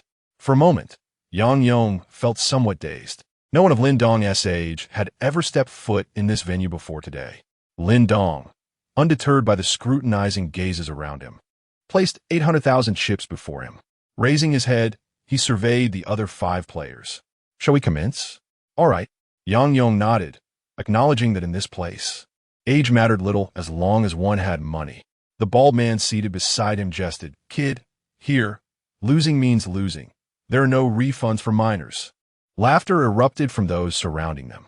Our table's rule is a minimum of 1,000 chips. Yang Yong explained to Lin Dong before signaling the bunny girl in the center of the table to deal the cards. A standard deck of playing cards, devoid of jokers, was distributed, 3 cards apiece, starting with Yang Yong. After receiving his 3 cards, he opted not to reveal them, declaring, "I will keep my hand concealed and raise tenfold." The young bald man to his right followed suit, stating, "I will also keep my hand concealed and raise 20-fold." Keeping concealed 20-fold. Lin Dong was the 5th in line, and soon his turn arrived. In this game, one must maintain secrecy to reap substantial rewards. Revealing one's hand prematurely would diminish the thrill of the game. The middle-aged bald man, sensing Lin Dong's hesitation, attempted to explain the strategy. Lin Zishan, standing behind Lin Dong, contemplated whether to interject with a word of caution. In the next moment, Lin Dong declared, "I will keep my hand concealed and raise 500-fold." The table fell silent, and those observing were taken aback. Did this kid just raise 10-fold from 50 to 500? He truly had the audacity of a newcomer unafraid of the tiger. Impressive. You have guts. Yang Yong had not anticipated such a bold move right at the onset. Unbeknownst to them, Lin Dong, had he not been wary of suspicion for raising too high too soon, would have wagered even more than 500-fold. The player next to him clenched his teeth, ultimately conceding and choosing to see his cards instead. Damn it! His expression darkened as he discarded his lackluster hand of 382, keeping concealed 600-fold. It was now Yang Yong's turn. 700-fold. I call you. When the turn reached the bald man beside him, he cast a glance at Lin Dong, comparing their cards. The middle-aged bald man scoffed and discarded his hand. The first round concluded with Lin Dong's chips soaring from the initial 800,000 to 2,800,000, yielding an astonishing profit of 2 million. Wow, who would have thought this kid was so formidable? He chose not to withdraw, indicating he was now ensnared in the game, until he exited through the main door. No victory could be celebrated. Let us wait and see how this unfolds. Lin Zishan contemplated advising Lin Dong to withdraw, as 2 million was already a substantial sum. But the latter remained resolute. 2,800,000 was still insufficient to fulfill his system task. As the second round commenced, Yang Yong exchanged a knowing glance with the bunny girl dealing the cards. "If we're daring, let us continue our concealment." The bald man beside him smirked, keeping concealed 100-fold, keeping concealed 300-fold, keeping concealed 500-fold, keeping concealed 1,000-fold. When Lin Dong announced 1,000-fold, several players began to fold. 2,000-fold. With that declaration, only Yang Yong and Lin Dong remained, the other 4 having folded. 2,500-fold. Lin Dong called nonchalantly. At this juncture, neither player had revealed their cards. Despite any underhanded tactics, Yang Yong instinctively wiped the cold sweat from his forehead. Where did this kid come from? He is incredibly bold. At 2,500-fold. Should Lin Dong lose, he would face ruin. Yang Yong found himself unusually tense, intrigued by the hands they both held. Ultimately, Yang Yong chose not to conceal any longer. "I will reveal my hand." K. Gazing at his 3 kings, Yang Yong's eyes sparkled with excitement. 3 gongs, this time it's secure. Chapter 46. Who cheated? I just played. He raised his gaze towards the bunny girl, distributing the cards at the center of the table. To his own astonishment, he had managed to obtain the nominally highest hand, a 3 public. In the game of Jacques Genois, the only hand that can defeat a 3 public is a 9-point. And how rare is it to have both a 3 public and a 9-point in the same round? It is akin to searching for a man in the kingdom of women, a nearly impossible endeavor. Moreover, a 3 public can triumph over all hands except for a 9-point, while a 9-point can only defeat a 3 public, losing to any other hand. Even an ordinary person holding a 9-point would likely fold. Who would dare to gamble on odds that are less than 1 in 10,000? All these factors led Yang Yongpian to a singular conclusion. It's a sure win. Despite the turbulence within, he maintained his composure, calmly addressing Lin Dong, raising his chin slightly. "Will you continue to keep your cards close or reveal them?" Lin Dong contemplated. "Winning this round will allow me to complete my system quest." With this thought in mind, he opted not to reveal his cards. 2,500 times. "I raise you." Yang Yongpian smirked, pondering that even with cheating, the probability of achieving a 3 public was still rather slim. He intended to raise further. However, he was taken aback as his opponent simply caved. Nevertheless, 2,500 times was still a considerable amount. He tossed his 3 kings onto the table, eliciting gasps from the onlookers. K, K, K. It's a 3 public. This time that kid is finished. Who could have anticipated that a 3 public would emerge from a concealed hand? With a multiplier of 2,500, not only would he lose everything, but he would also owe a substantial sum. Sighing deeply, Lin Zishan expressed his regret for Lin Dong. It was truly unfortunate. All the winnings of the day would be lost. Before he could complete his thought, he witnessed Lin Dong toss his cards onto the table as well. 2, 3, 5. Yang Yangpian closed his eyes, shaking his head in disbelief. At such a young age, he had the potential to win, but now the world shows no mercy. Suddenly, he noticed that the surrounding commotion had ceased. It was an instantaneous silence. Huh? What had happened? Yang Yangpian opened his eyes and scanned the area, realizing that everyone around the table was frozen in shock, resembling statues. Even the bald man beside him and the bunny girl dealing cards were equally stunned. What the hell? The host of the Lion Temple scratched his bald head, cursing inwardly. He looked at the cards Lin Dong had thrown. 2, 3, 5. A 3 public against a 9 point. An incredulous voice rang out, piercing through the silence. How could this be possible? Yang Yangpian's eyes widened, veins bulging on his forehead, bloodshot eyes fixated on Lin Dong. He articulated each word with disbelief. This can't be true.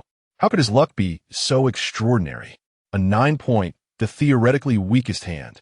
How could it possibly emerge from a concealed play? It perfectly countered his own theoretically strongest hand. Losing would only amount to a few million.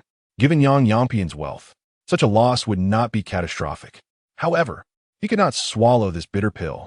A 3 public versus a 9 point. This was unfathomable. Had there been cheating? Yang Yangpian muttered under his breath. Lin Dong shot him a glance, feeling speechless at the audacity of his words. Was there anyone who didn't know about the cheating? He had merely played his cards. Standing behind, Lin Zishan's mouth hung open, and it took him several breaths to comprehend. Is this truly the luck of the heavens? Can one's fortune reach a level where it can triumph over cheating? The shock Lin Dong had imparted upon him was overwhelming. Only 2 individuals remained unaffected.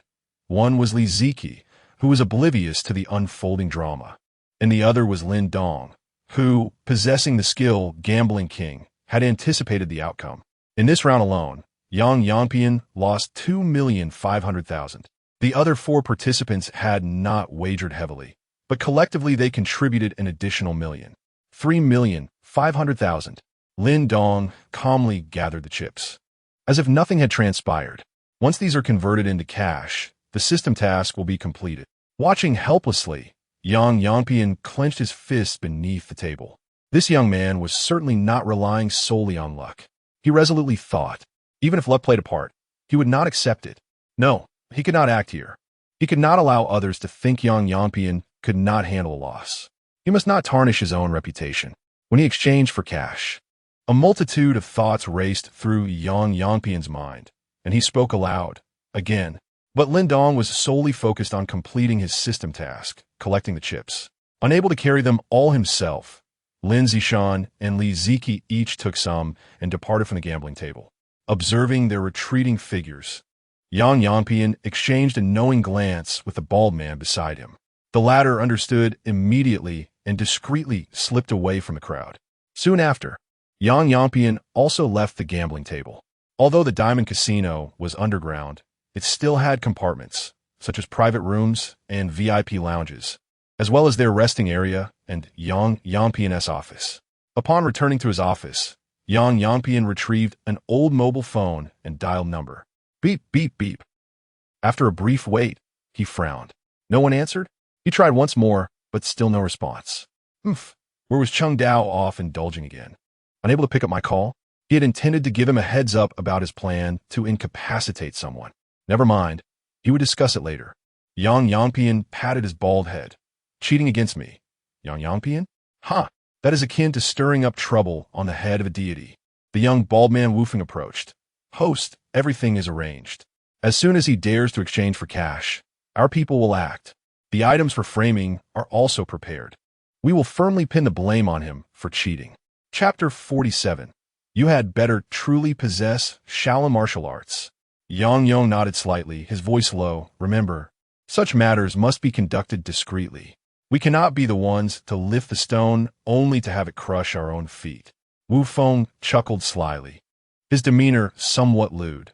Rest assured, this is not our first foray into such affairs. We are seasoned in this regard. However, as he spoke, his tone began to waver. Finally, his brow furrowed. The opponent is merely a child.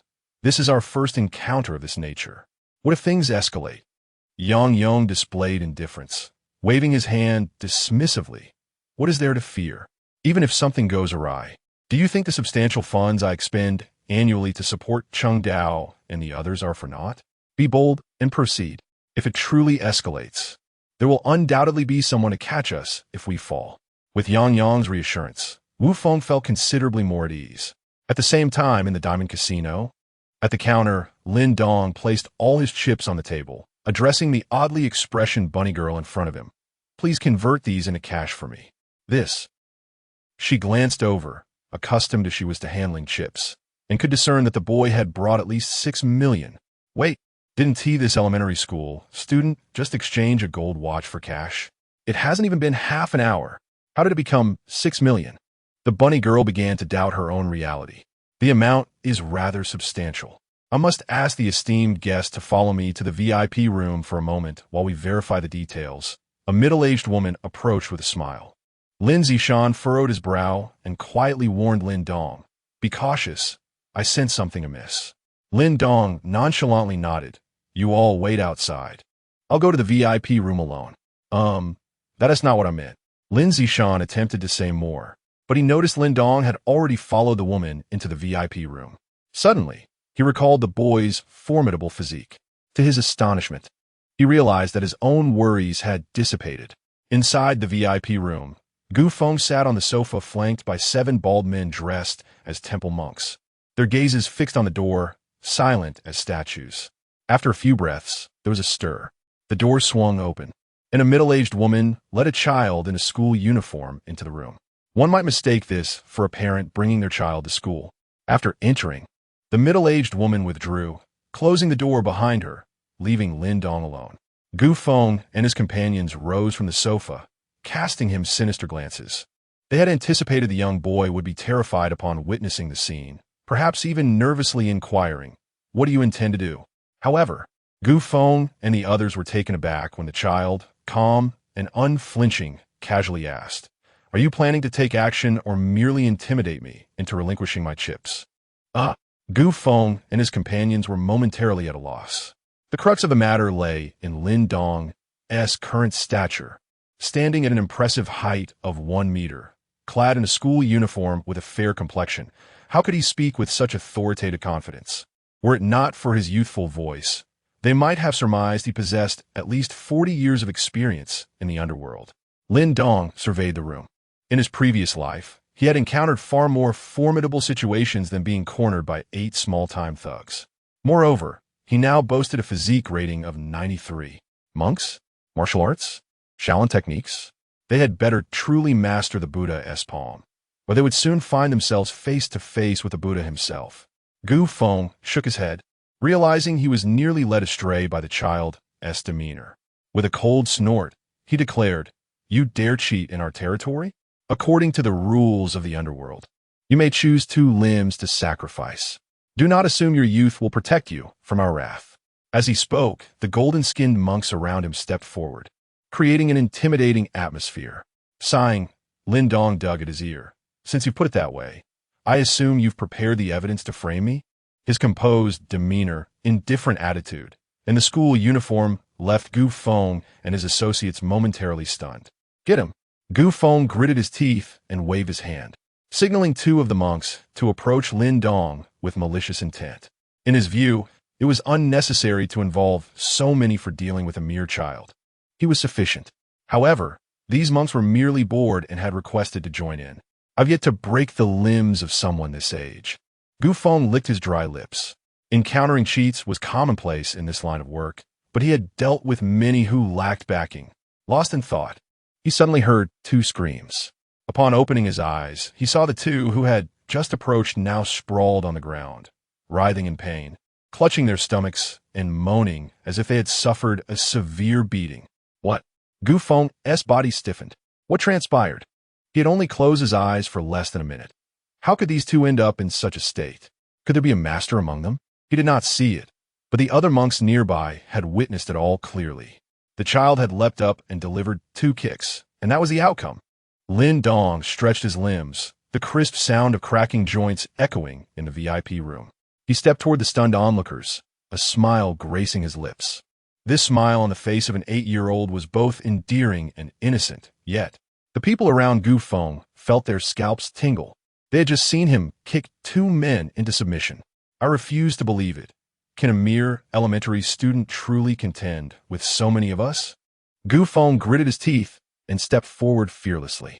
Although the Lion Temple served merely as a cover, these monks were not to be underestimated. They were indeed trained fighters. Chapter 48. A stalemate, not to mention his early martial arts training. He had graduated from the Shaolin Martial Arts School. It was effortless for him to take on 2 or 3 ordinary individuals. Gu Feng pondered to himself, beckoning the others to surround Lin Dong. I refuse to believe that a mere child like you can turn this place upside down. He gritted his teeth and let out a cold snort, stopping his foot on the ground before launching a kick at Lin Dong with his left leg. Crack! The sharp sound of shattering bones resonated in the ears of the onlookers. Lin Dong remained expressionless, raising an arm to block his chest as Gu Feng's left leg collided against it. With a physique score of 93, the impact felt akin to kicking a steel plate. Gu Feng's reflexes were slightly delayed. It took him a breath to register the sensation.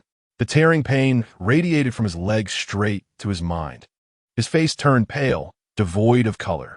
Gu Feng collapsed to the ground, crawling and clutching his left leg, groaning in agony like the other 2. The pain was unbearable. The remaining 5, witnessing his pitiful state, instinctively took a few steps back, their hearts filled with dread. How could this be possible? This fellow made no discernible movement. Gu Feng merely kicked his arm, and yet his leg was broken? What on earth was he, a person or a sentient steel plate? Exchanging glances, they saw the shock mirrored in each other's eyes. In stark contrast, Lin Dong simply shook his arm. With the enhancement of his 93 physique, he felt no discomfort at all. His gaze fell upon one individual, and he took a few steps forward. With a punch thrown, there was no trace of martial arts technique involved, relying solely on brute strength. The man attempted to resist, extending his hands to block Lin Dong's fist. But how could he possibly withstand the might of a 93 physique? The punch struck his abdomen, forcing him to expel a mouthful of viscous white liquid. Nearly bringing up last night's supper, Lin Dong had restrained himself. Otherwise, a full-force punch would have resulted in a devastating outcome. Not to mention how grotesque it would be to have one's innards scattered everywhere. Even the juvenile protection laws would provide no refuge from the consequences of such an act. Thud! In less than 3 minutes. 4 out of their group of 8 had been felled. The remaining 4 had never encountered such a scene before. Their Adam's apples bobbed as the sounds of saliva swallowing echoed within the VIP room. The Diamond Casino was armed, but they had come in a rush, and no one had brought a weapon. Initially, they had been informed that their target was a mere elementary student. Who could have anticipated that 8 adults would be unable to subdue a child? Bringing guns? They had deemed it unnecessary beforehand. Regret was now too late. Where is Lin Dong? In the hall, Li Ziqi's large eyes sparkled as she looked at Lin Zishan. The latter fixed his gaze on the direction of the VIP room, pondering for a moment. The arhats of the Lion Temple are not to be underestimated. But your Lin Dong is also quite the monster. At this point, his eyes narrowed. If my instincts serve me correctly, a battle of equals is currently unfolding inside. Meanwhile, on the back mountain of Lion Mountain, the trio of Fan Shuangyuan found themselves somewhat bored. A gust of wind blew, shrouding the moon with dark clouds. One of them yawned and remarked, after exerting so much effort, if we succeed, that would be well and good. However, if we fail to capture Li Qianlong's daughter, the retaliation we face, surrounded by trees and deprived of moonlight, despite being in close proximity, each could not discern the others clearly. Fan Shuangyuan turned to the source of the voice and snorted coldly. There is no such thing as failure. The Diamond Casino will close at dawn. Once they're expelled, we will flank them with Brother Liu, and they 1T escape. The others found his reasoning quite sound. Responding in unison, Brother Yuan is indeed insightful. On the uphill path behind them, Lu Quandu raised his hand, signaling the others behind him to halt. In the pitch darkness where one could barely see their own hand. How could Fan Shuangyuan's group possibly compare to Lu Quandu's train squad? This small team, comprising about 8 members, donned bulletproof vests and various equipment, with police night vision goggles atop their heads. At this moment, in Lu Quandu's line of sight, he vaguely spotted 3 figures at the end of the path. Although their faces were indistinct, their physiques made it evident that they were not the abducted individuals. Lu Quandu gestured to his subordinates and, with a pistol in hand, stealthily approached. Fan Shuangyin and his companions remained oblivious to the unfolding situation. It was July, and being on the mountain, the air was filled with the sounds of cicadas, drowning out any other noises. By the time they caught on, the 3 had guns pressed against their heads. Lu Quandu whispered, "Behave yourselves, and all of you. Hands on your heads, squat down. Oh no, it's the police. Where do we get targeted?" Someone beside Fan Shuangyuan muttered, discontented. Upon hearing this, a police officer was left speechless. When had they ever been targeted? Even the police were getting increasingly entangled. How had the underworld become so foolish? Did they think they could kidnap miners while broadcasting live to hundreds of thousands? After successfully carrying it out, they didn't even bother to turn off the stream. Instead, they ran through the city with cameras rolling. Those unaware might think they were deliberately provoking the police. Everyone stay quiet, don't speak.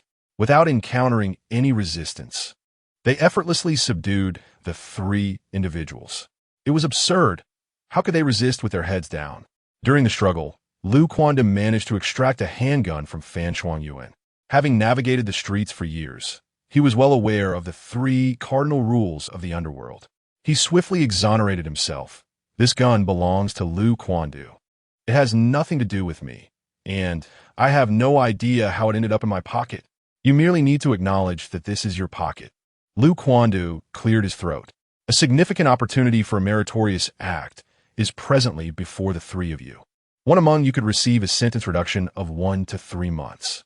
Upon hearing this, a young police officer felt a surge of admiration. Experience speaks volumes. Lu's words are indeed a masterclass in manipulation. Chapter 49. After mingling with the underworld for over a decade, I felt like a mere child in his presence.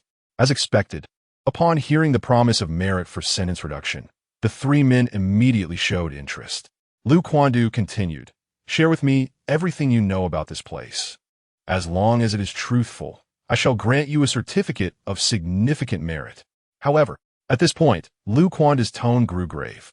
"If what you say is false and causes us harm, you will be guilty of fabricating criminal cases, which could result in the death penalty.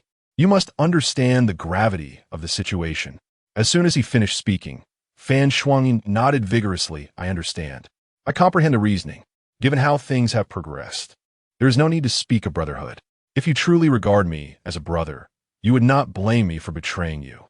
You would only be pleased that my sentence is shortened a few months. Otherwise, you do not deserve to be my brother. If we are no longer brothers, then my betrayal is entirely justifiable.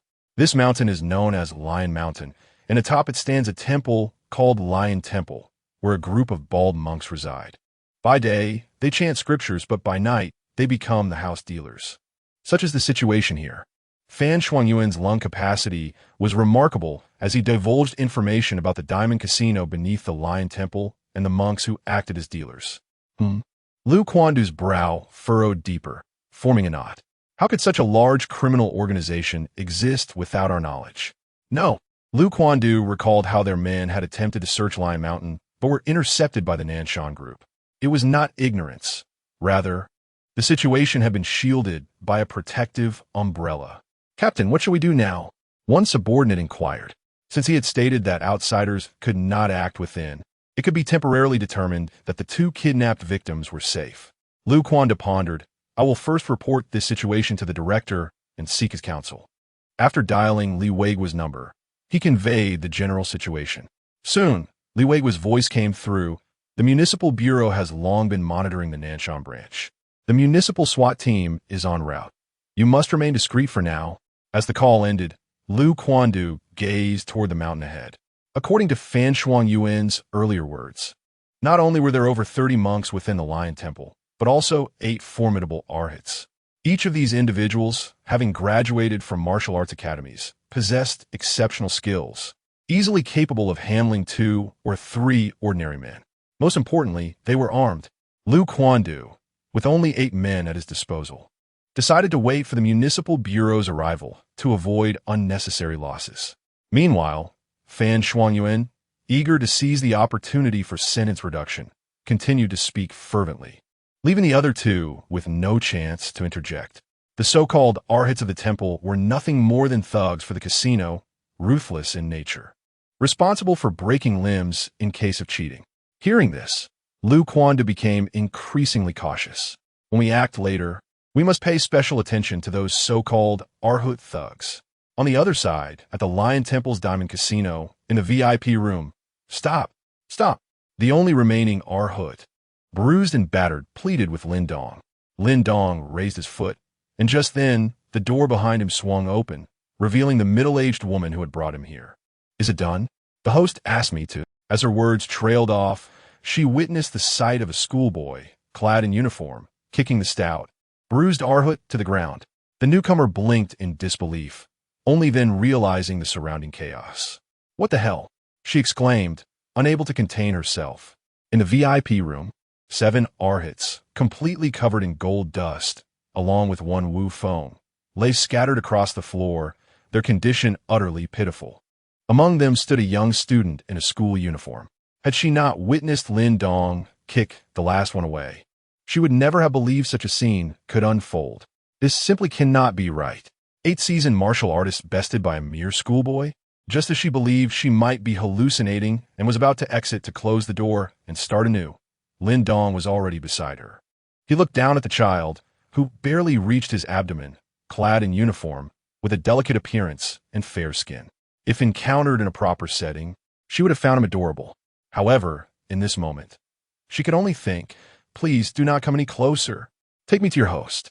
Lin Dong spoke calmly, and the middle-aged woman, nearly in tears, nodded repeatedly, exuding a demeanor of, as long as you do not harm me, I am willing to comply with whatever you ask. Meanwhile, Yang Yanpian sat in his chair, still irritated by the earlier incident with the 3 public players.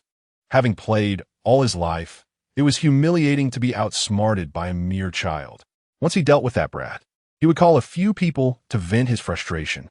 As he contemplated this, a lewd smile crept across his face. Why is this still dragging on? Glancing at the time, Yang Yanpian muttered impatiently, It's been 10 minutes already. How can it take so long to deal with a child? Just then, a knock came at his office door. Come in. The door opened, revealing his anxious financial supervisor. Where are Wu Feng and the others? Are they not finished yet? They're done. The slightly immature voice came from behind her. Yang Yanpian was taken aback, rising from his chair. He beheld the schoolboy standing before him. Wu Feng and the others didn't. Before he could finish his sentence, Lin Dong swiftly approached and delivered 2 resounding slaps. In the underworld, integrity is paramount. You run a casino and still think of cheating your customers? How can you establish a reputation? How can you endure in the long term? Do you not realize it is time to transform? To pursue a path of quality? Lin Dong's words brimmed with disappointment, as Yang Yanpian stood frozen, bewildered. To him, those words echoed like a seasoned industry leader chastising a lackluster newcomer. After 10 years in the underworld, had he truly become a novice? Chapter 50, Task Completion. However, the ordeal is far from over. Lin Dong leaped onto the table, firmly planting his feet, and grasped Yang Yanpian by the nape of his neck with his left hand. With a sudden force, he slammed the man's face onto the surface of the table. Simultaneously, he uttered, So it's black on black, is it? Bang! Yang Yanpian's nose fractured, blood streaming from his nostrils. He wished to utter a defense, but in the next moment, Lin Dong lifted his head again and forcefully smashed his face down. Even elementary school students are targeted for extortion. Is there no sense of professional ethics? This industry has been ruined by your ilk. Bang! After several such blows, when Yang Yangpian's head was lifted once more, his lips trembled open, and two of his front teeth loosened and fell out. His face was bruised and battered, likely unrecognizable even to his mother. Yet, Lin Dong did not exert his full strength, allowing Yang Yangpian to remain conscious. A middle-aged woman, standing aside, witnessed the scene, her expression one of sheer astonishment. As the financial supervisor of Yang Yangpian, overseeing the profits of the entire diamond casino and laundering the illicit funds, she was undoubtedly his most trusted confidant and was acutely aware of his ruthlessness. But now, this individual, who typically reigned supreme in the Lion Temple, was being treated like a dog by a schoolboy clad in a uniform. Humiliated, she employed the word humiliated because of the audacity of Lin Dong's statements, uttered in such a juvenile tone, akin to that of a notorious crime lord. Is this appropriate, child? Stop! Stop! Stop! Yang Yangpian hastily waved his hands to halt Lin Dong. Where on earth did this madman emerge from? I was wrong. I should not have targeted you. I will immediately convert your chips into cash. A wise man recognizes the shifting tides, and Yang Yangpian knelt on the spot. He turned to the dazed middle-aged woman and shouted, "Quickly exchange this young hero's chips for laundered money." Upon completing this, seeing that Lin Dong had ceased his assault, Yang Yangpian felt a rush of relief. Although he had yet to comprehend the events that transpired in the VIP room, he could surmise some aspects. With Gu Feng and his companions missing, it was this fellow who emerged unscathed. Coupled with his own recent experiences, a troubling thought crossed his mind. Could it be that Gu Feng and his crew have fallen victim to this person? He sought to dismiss the notion immediately. 8 adults, graduates of the Shaolin Martial Arts School. Surely one could handle 2 or 3 ordinary individuals without issue. How could they possibly be bested by a schoolboy? However, upon further reflection, if Gu Feng and his companions were indeed capable of prevailing, then how did this little brat find himself here, while they have yet to appear? All these conjectures combined, despite Yang Yangpian's reluctance to believe, he could not escape the truth. There is only one explanation. Gu Feng and his companions had met a grim fate at this man's hands. Lin Dong stood atop the table with his hands in his pockets. He had no desire to push matters to extremes, considering he was still on the opponent's territory. If he were to do anything drastic to Yang Yangpian, the repercussions could be dire. His gaze fell upon an open drawer containing a box of cigars. Yang Yangpian, adept in navigating both the legal and illicit realms, immediately retrieved the box and extracted a cigar. This was a Cuban cigar, procured at a hefty price from abroad, worth several $1,000s each. After lighting it, he offered it to Lin Dong with both hands. Having traversed into this world, Lin Dong had not indulged in cigars since. Contemplating as he accepted it and brought it to his lips, he nodded after a moment. Ah, it possesses a richness akin to aged red wine, with delicate tannins. Yang Yangpian observed his reaction, akin to that of a connoisseur of cigars, his bald head filled with perplexity. How could he, who had smoked for a decade, fail to exude such a natural air of sophistication? How was it that this child managed to achieve it? As Lin Dong savored the cigar worth thousands, he remarked, "What is the most crucial element in operating a casino? It is reputation. A good reputation is essential to attract a continual influx of clientele. It is not that one cannot engage in black on black. Rather, one must do so prudently, with a plan, and in an organized manner. Take for instance your attempt to frame me. Why resort to clandestine means? Would it not be more effective to act openly? Simply claim I cheated, gamblers by nature, harbor jealousy and resentment towards my winnings. A mere spark could ignite the flames. By denying me the opportunity to explain, you could assault me and retrieve the premeditated incriminating evidence from my person. This way, you could preserve the casino's reputation while successfully executing your scheme." Listening to this sage advice, Yang Yangpian experienced an epiphany. How had he not considered this before? In the future, should he wish to engage in black on black, this is precisely how he ought to proceed. Efficient and convenient. Brilliant. Yang Yangpian contemplated finding a notebook to jot down these insights for further study. Yet, upon lifting his gaze to Lin Dong, he sensed something amiss. This little brat could not be more than 10 years old. How was it that he made Yang Yangpian feel like the child here? Without 2 or 3 decades of experience in gambling, one could not possibly glean such wisdom. Host, Lin Dong. Age, 28. Physique, 93. Task call. Current task in progress. Initial wealth, remaining time, 25 hours. Just as Lin Dong was examining the system panel before him, the middle-aged woman entered, holding a bank card. First, she glanced at the bruised Yang Yangpian, then turned her attention to Lin Dong. Observing this schoolboy, whose countenance was pleasing, half sitting on the table with a cigar in his mouth, she felt a profound sense of existential doubt. This is an international card issued in Xinjiang, unregulated domestically but usable freely within the country. The middle-aged woman approached Lin Dong and handed him a white bank card. All the chips had been exchanged for a total of 7 million Huaxia coins. Now contained within, Lin Dong accepted the card. There was no need for verification, as the system's voice resonated in his mind. Congratulations, host, on completing the initial wealth task. Task reward. Physique points 30. Random max level skills 2. Chapter 51. Achieving $1 million salary at the tender age of 8 in the command room of the Municipal Bureau in Jinling City. Huaihai Province. Li Weigua furrowed his brows, fixated on the screen before him. He was not the focal point of attention. That position was occupied by a robust middle-aged man, appearing to be in his 40s, with sharp brows and piercing eyes. The director of the Jinling Municipal Bureau, Qi. At that moment, the screen displayed footage relayed by the municipal SWAT team encircling the Lion Temple. According to information extracted from the 3 captives by Liu Quandu, there allegedly existed an underground casino within. The 2 victims, held hostage by gang members, were likely located there. Li Weigua mused, stroking his chin. Under normal circumstances, a casino-related kidnapping would not necessitate the personal involvement of the bureau director. Such matters typically fell to the deputy director or other officials. However, the gravity of this situation was unparalleled, having garnered extensive media coverage and public outcry. The provincial authorities were acutely aware, with the minister himself exerting pressure through phone calls. Qi closed his eyes momentarily, contemplating the plight of the 2 hostages. It was difficult to fathom the treatment they would endure in such a sordid environment.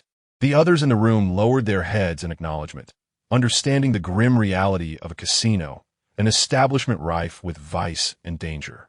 How could 2 innocent schoolchildren, unaware of the world's cruelties, escape unscathed from such a fate?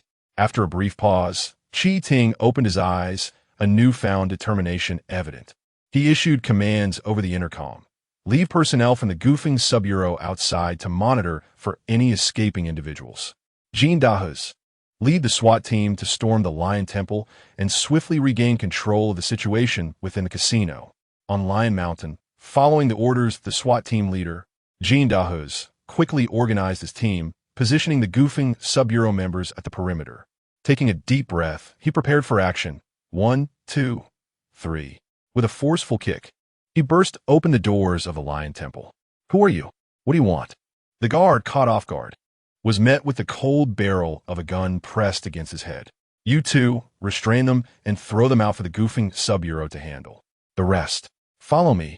The layout of the casino had been thoroughly disclosed by a frequent visitor, Fan Shuangyan, allowing Jean Dahuz's team to proceed with clear objectives, heading straight for the entrance of the Diamond Casino. Meanwhile, Lin Dong carelessly stuffed his bank card into his pocket, nearly finishing a $1,000 cigar. The middle-aged woman's expression was peculiar, not due to Lin Dong himself, but rather the curious behavior of Yang Yangpian, who appeared to be savoring the moment. Marvelous. The earlier remarks made by Lin Dong, along with his subsequent suggestions, had left Yang Yangpian deep in thought, increasingly impressed by their brilliance. A keen learner himself, he inquired, aside from the previous suggestion regarding the shady dealings, do you believe there are other improvements we could implement in our casino? The middle-aged woman felt a twitch at the corner of her eye beneath her glasses. Had this man lost his mind, seeking advice from a mere child on how to revamp a casino? Yang Yangpian continued, in truth, I've long desired to pivot my business model, but I've been uncertain how to proceed. How about you come on board as the reform director? You'd receive a 10% share of the profits. What?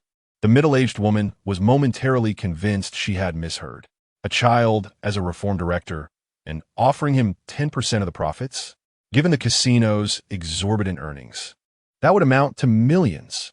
Simultaneously, at the entrance to the casino, a mechanism was activated, causing a Buddha statue to shift left, revealing a hidden passage. Jean Dahu's was the first to descend. Intelligence indicated that inside, there were likely martial artists from Shaolin, possibly armed. The voice of Lu Quandu echoed in their earpieces. Although they had encountered no resistance upon entering the temple, Jean Dahu's understood that true opposition awaited them within the casino. Passing through the corridor, they arrived at the casino entrance. Indeed, guards were stationed, but they did not resemble the lavishly adorned arhats described by Fan Shuangyuan. Instead, two bald men stood, one tall and one lean. Upon seeing the fully armed SWAT team, they instinctively crouched down, covering their heads, as if they had anticipated this very moment. After subduing the two guards, Jean Dahu's and his team entered the casino without further obstruction. Lin Zishan, initially anxious for Lin Dong's safety, noticed the police presence, his pupils narrowing as he scooped up Li Ziki and dashed toward the noisy crowd, cursing inwardly. Damn it. Who the hell called the cops? Police. Don't move. Everyone down. Jean Dahu's voice boomed throughout the hall, his gaze swiftly scanning the crowd. Soon, he pinpointed the figures of Lu Datu, Hou Yuqian, and Lin Zishan, among others. You three, stay here. No one is to leave. After issuing his orders, Jean Dahu's charged toward them. What is going on? Why are the cops here? Lu Data trembled. Cursing, damn it. How did they get in without any warning? Where are Yang Yangpian and the others? The gamblers erupted into chaos. With only 20 to 30 patrons present, due to the familiar faces policy, the disorder was manageable. Everyone ducked for cover. Jean Dahu shouted, feeling perplexed. Where were the casino's enforcers? Wazti had said that armed arhats would confront them. Yet, as it stood, the hall was left with only the panicked gamblers and frantic bunny girls. Chapter 52. The Bewildered Qi Ting. Who is the true underworld boss? Lin Zishan mingled among the crowd with Li Ziki. Regardless of the circumstances, he was a member of the underworld, whether affiliated with the Qinglong gang or Lu Datu subordinates. If caught, he certainly could not escape the implications of organized crime. How did the police find this place? And how did they manage to enter without any warning? Lin Zishan pondered in confusion. Logically, there should have been loyal subordinates of Yang Yangpian at the entrance, the 8 great arhats of the Lion Temple. Even if they could not stop heavily armed SWAT officers, at least they should have relayed the information inside. Yet now, not a single one was present. Jean Dahua had already led his men into the chaotic crowd. In such a situation, firearms could not be employed. However, every officer was equipped with a baton. Hold them off for me. I won't forget your assistance when I get out. Lu Datu said anxiously to Hou Yuqian.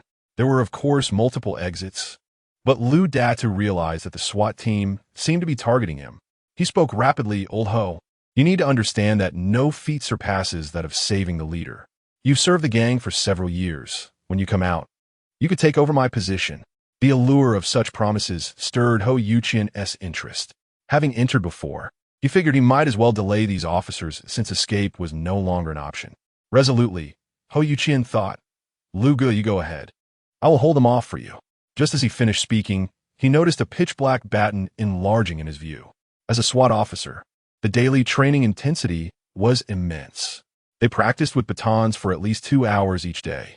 Jean Dahua swung 3 blows in quick succession on Hou Yuqian, stunning him completely. Stop hitting me. I can't hold on much longer. You all hurry and pursue him. In less than 10 minutes, the situation was under control. Most gamblers understood that they were merely indulging in a minor pastime, with the worst outcome being detention. Only Lin Zishan, Lu Datu, and others had resisted. However, without weapons, their efforts were futile. Jean Dahua and his team remained unaware of Lin Zishan's connection to Li Ziki, fearing that the latter might use hostages as leverage. But when Lin Zishan saw no opportunity for escape, he relinquished Li Ziki and surrendered. Once everyone had been subdued, Jean Dahua began to account for the numbers. Whereas the other hostage you brought? Lu Datu gritted his teeth, his expression darkening. He realized he had fallen into a trap and was unwilling to answer that question. Lin Qingshan replied, That kid is in the VIP room. At his prompting, Jean Dahua finally noticed a few compartments in the area and immediately organized a team to investigate. Meanwhile, in Yang Yangpian's office, one had to admit that the soundproofing was remarkably effective. Despite the commotion outside, they heard nothing within. This was primarily because Yang Yangpian often brought female devotees here to study Buddhist teachings, sometimes with his trusted aides. The noise was bound to be considerable. Hence, the soundproofing was a necessity for him. Moreover, Yang Yangpian believed that no accidents could possibly occur. He paid millions in protection fees to the umbrella every year. And should any disturbances arise, he would receive news at the earliest opportunity. The primary goal now was to persuade the individual before him, a mere 8 years old yet boasting 30 years of underworld experience. Their Lion Temple crime syndicate had reached a bottleneck and was in urgent need of experienced, innovative individuals for reform. In Yang Yangpian's eyes, Lin Dong was the perfect candidate. He had even changed the profit sharing to 15%. That would amount to tens of millions each year. At 8 years old, he could avoid 80 years of pitfalls. By the time he turned 10, he could retire comfortably. The middle-aged woman leaned against the wall, feeling as though the host had lost his mind. The conditions he offered were indeed enticing, yet Lin Dong remained entirely unmoved. He understood that the police would soon raid this place. After all, he was kidnapped in front of an audience of hundreds of thousands during a live broadcast. It was only a matter of time before public opinion on the internet prompted the police to locate this site. Bang! At that moment, the door was suddenly kicked open. Several fully armed SWAT officers appeared before the three. Upon seeing each other, both groups paused in astonishment. To the SWAT officers, the scene was surreal. An 8-year-old child in school uniform half sitting on a table, one leg dangling casually below. Beside him crouched a bruised bald man, seemingly in the midst of a plea. This scene reached the city bureau, where Chi Ting, Li Weiguo, and other bigwigs began to suspect there was an issue with the surveillance footage. Was this truly the reality? How could a hostage appear so relaxed while the underworld boss Yang Yangpian looked battered and was begging for his favor? Chi Ting pondered for a moment, then turned to Li Weiguo. Is this child truly 8 years old? The latter said nothing, silently vowing to investigate the household registration office upon returning. You, where do you come from? Yang Yangpian exclaimed, rising in anger and pointing at the group. I will call Chief Chung Dao. If you don't want to lose your jobs, then Yang Yangpian had already envisioned the worst outcome, but still spoke with reluctance. Stop your futile efforts. Your protector, Chung Dao, has been apprehended under the pretense of a meeting, Deputy Captain Zhang murmured. Meanwhile, Jean Dahua opened the VIP room door and finally understood why he had not seen the so-called arhats mentioned by Fang Shuangyuan. Inside the room lay 8 individuals sprawled in disarray. Who did this to them? Jean Dahua thought, perplexed. The scene transmitted back to the city bureau caused Li Weiguo to shudder. A thought surged through his mind, one he desperately tried to suppress, but it was futile. He finally murmured, surely these individuals couldn't have been taken down by that child. Chapter 53. The true Buddha has arrived. But reincarnation requires approval from relevant authorities. Upon hearing his murmurs, Chi Ting and other dignitaries from the municipal bureau cast him perplexed glances. Even the former began to reflect. Had he exerted too much pressure on the subordinate bureau? Had he nearly driven a bureau chief to madness, prompting such utterances? At Lai Mountain, Yang Yangpian retreated a few steps, shouting, You, stay back. I have a hostage. He cast a glance at Lin Dong, silently signaling, My good brother, given how dire things have become, if you cooperate and pretend to be my captive, perhaps we may find a sliver of hope to escape. Holding an 8-year-old hostage was certainly preferable to attempting a breakout alone, only to be mercilessly subdued. Lin Dong understood his intent, yet he was the victim, not a criminal suspect like Yang Yangpian. The police had finally come to rescue him. As Yang Yangpian gazed at him with a look of disbelief, Lin Dong climbed down from the table. Yes, he crawled down instead of jumping, as if the height posed a mortal threat to his fragile body. Police, you have finally come to save me. Upon hearing this, Yang Yangpian's expression soured further, as if he had consumed something foul. Weren't we just discussing business and the rules of the underworld? If it weren't for your age, I might have considered you my elder brother. And now. The contrast between the two personas in his mind led Yang Yangpian to question whether he was experiencing a form of psychological schism. The middle-aged woman who had been restrained shook her head in disbelief, sometimes wondering if she had crossed into the afterlife, given the spectral entities she encountered. Lin Dong endeavored to present himself as an innocent child. Fear mingled with hope as he exclaimed, "Police, you have finally arrived. I was on my way to a friend's house when I was suddenly abducted." Jin Dahu entered the private room, snorting derisively. How audacious to commit abduction in broad daylight. Lin Dong realized that he could not conceal his ordeal, so he proactively shared his experience. "I was brought here, and I thought I had stumbled into a gaming hall from a movie." He then handed his bank card to Jin Dahu, stating, "I remember winning some game tokens, but I have no idea what happened next. They called me in and gave me this card." Jin Dahu nodded, offering reassurance. "It's all right now. We are here to take you home." This statement seemed absurd, yet it was predicated on the fact that Lin Dong was merely 8 years old. Had an adult dared to address him thus, Jin Dahu would have swiftly silenced him with a blow. However, given this context, disbelief lingered in the air. How could one possibly accept that a criminal overlord had transmigrated into the body of an 8-year-old, equipped with a system, demanding entry into a diamond casino to wreak havoc and amass millions? Yang Yangpian's features contorted into a grimace. He distinctly recalled this individual winning millions in a game of poker against him, then calling to exchange for cash. A voice echoed in his mind. "This is the final lesson I impart to you. Learn to disguise yourself." Shielding Lin Dong behind him, Jin Dahu advanced towards Yang Yangpian. "Do you still wish to resist?" Yang Yangpian gritted his teeth, declaring, "Do you think I am merely a decorative figure in this establishment? Let me tell you, I ascended to this position decades ago when the temple remained untainted. I mastered Shaolin martial arts while delving into Buddhist philosophy, rising through sheer strength." As he spoke, the flesh upon Yang Yangpian's face ceased its tremors, as if he were reminiscing about his illustrious past. Decades prior, it was indeed his martial prowess and understanding of Buddhism that distinguished him among the disciples, earning him the title of abbot. Yang Yangpian spread his feet apart, drawing a semicircle in the dust. With hands clasped together, he proclaimed, "Do you know my former moniker? The Jade-Faced Buddha." Lin Dong blinked. He had not perceived any remarkable traits during their earlier confrontation. "You wish to capture me, the Jade-Faced Buddha? Huh?" Yang Yangpian suddenly opened his eyes wide, summoning all his might. In an instant, even before his garments could tear, a police baton swung towards him. Jin Dahu remained unfazed, retorting, "What jade-faced Buddha? Even if a true Buddha were to reincarnate, he would require the approval of the relevant authorities." The situation at the Diamond Casino was swiftly brought under control. Lin Zishan, bound and restrained, observed the battered Yang Yangpian being escorted away. "What that brat?"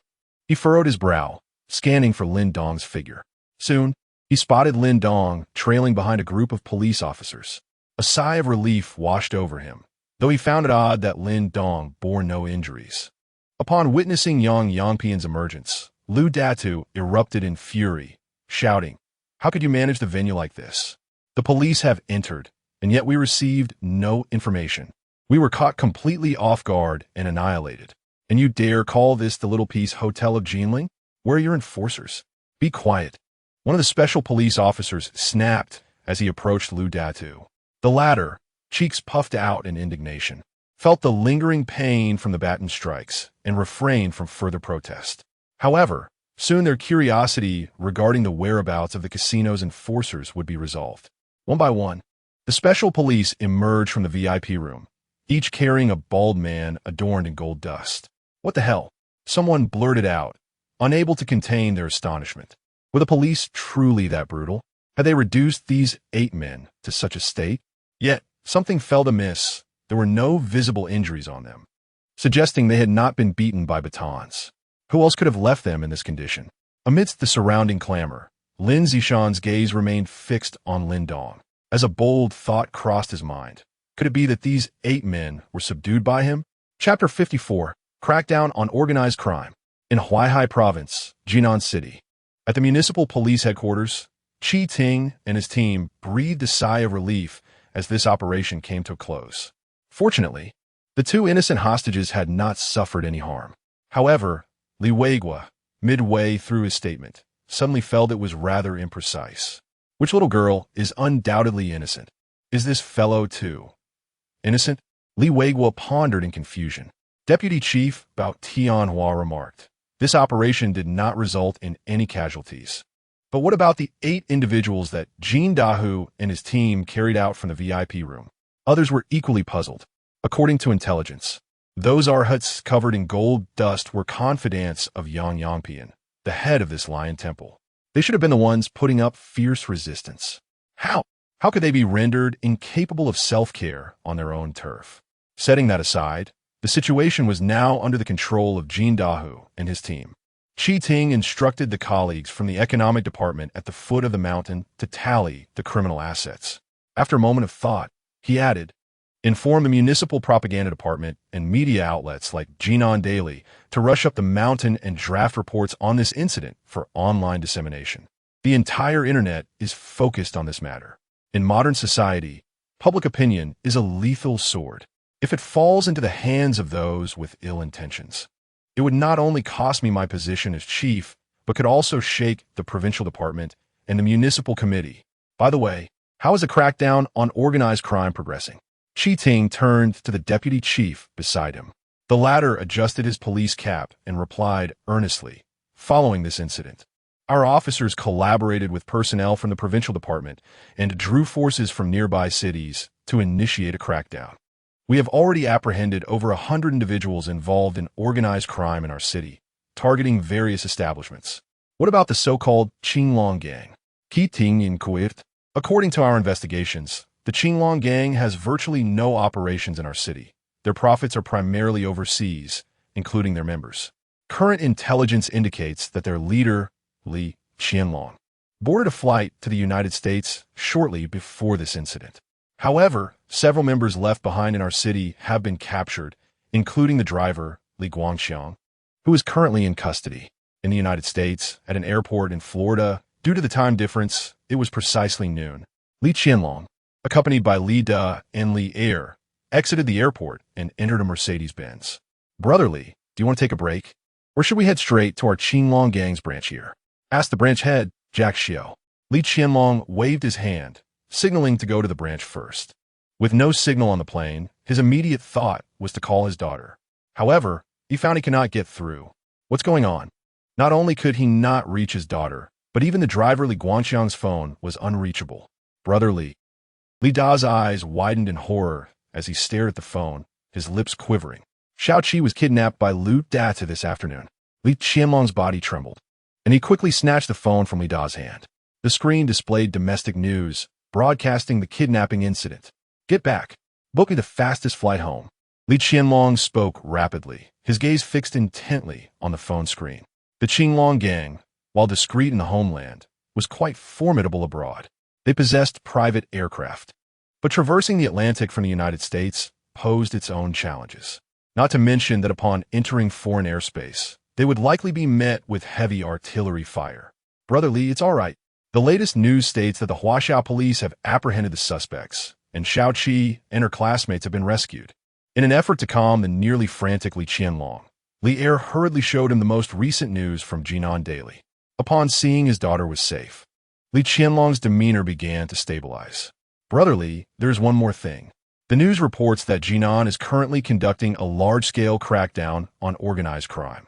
Our remaining members there have been captured, and we won't be able to return for the time being." After confirming his daughter's safety, Li Qianlong began to think rationally. "We came here to procure arms and transport them to Hezhou, with no immediate plans to return. As for Xiao Qi, I will call her grandfather and have her stay with him. Spread the word. If anyone dares to threaten my daughter again, I will place a sky-high bounty on their heads on the dark web." Once arrangements were made, Li Qianlong waved his hand to the branch. In Huaxia, Huaihai Province, Jinan City, at the top of Lion Mountain. After the situation at the Lion Temple was brought under control, reporters from various outlets surrounded the area, creating a veritable blockade. The municipal propaganda department, several public media outlets, private media, and self-media were all present, including familiar faces such as Sun Ruowei and her crew. In a vehicle abandoned at the foot of the mountain, they discovered a camera still live streaming. After a prolonged silence on screen, the live stream still had over 600,000 viewers, quite a miracle in the media industry. Unveiling the mastery of Child Brother's talent, the program crew stood at the entrance of the mountain's lion temple.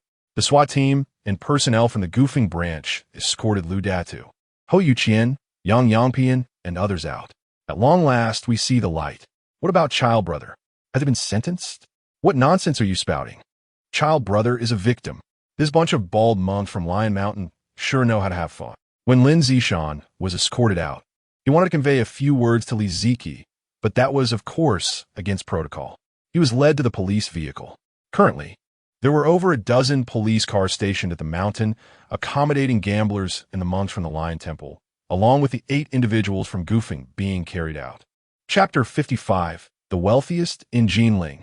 As Gufeng was being carried out of the Lion Temple, he stirred slightly and opened his eyes in a daze. Upon recognizing his surroundings, he momentarily forgot about his fractured left leg and shouted, "What are you doing?" He broke free from the special police officer's grasp and squatted down on the ground. However, due to his injury, he soon realized he could not rise. He was not alone. Several others adorned with gold powder, resembling arhats, began to awaken.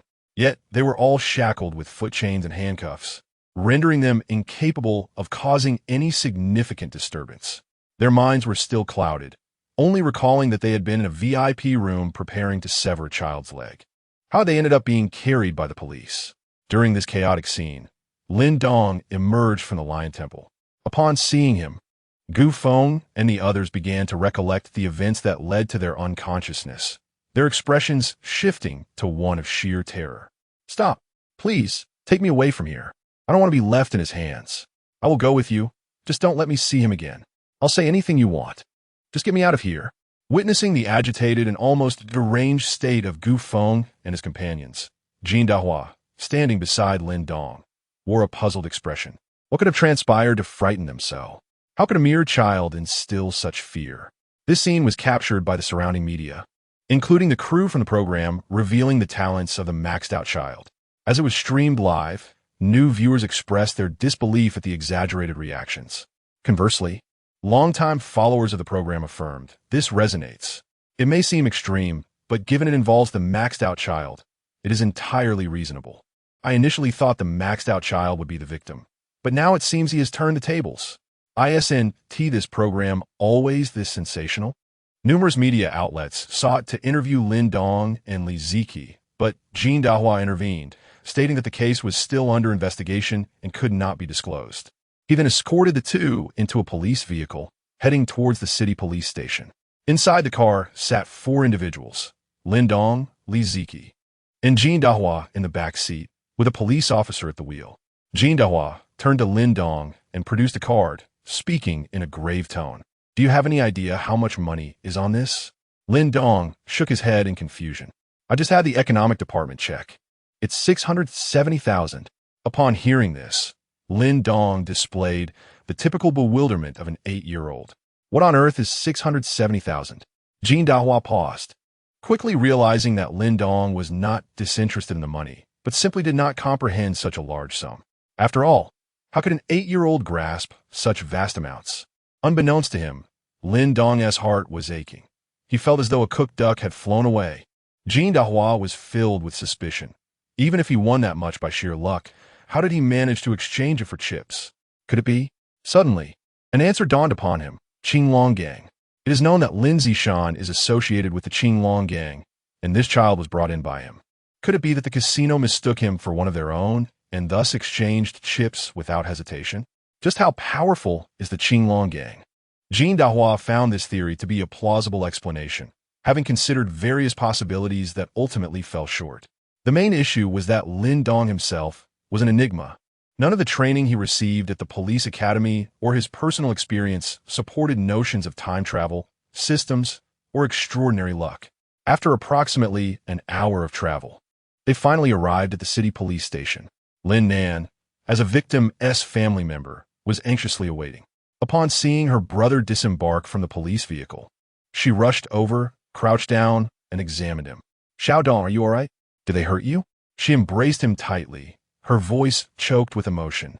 You are my only family now. If anything happens to you, how will I survive? This poignant scene stirred a twinge of sorrow in Lin Dong's heart. He comforted her. I'm fine, sister. Look, I'm perfectly all right. At that moment, Qi Ting, Li Weigua, and others appeared at the entrance, witnessing the touching sibling reunion. Jean Dahua approached Qi Ting, handing over the bank card and recapping the events. After a moment, Qi Ting struggled to articulate her thoughts. Her voice filled with complexity as she finally asked, Are you saying he was kidnapped to that casino, mistook it for an arcade, and accidentally won 670,000, which they then exchanged for him? Jean Dahua's smile was strained as he replied, That is precisely what he told me. Just then, the roar of a sports car interrupted the conversation. A pink Ferrari pulled up in front of the police station, its scissor doors opening to reveal a stylish young woman with exquisite features who dashed over to Li Ziki, anxiously inquiring, Xiao Qi, are you all right? Li Ziki shook her head, reassuring her, and I'm fine.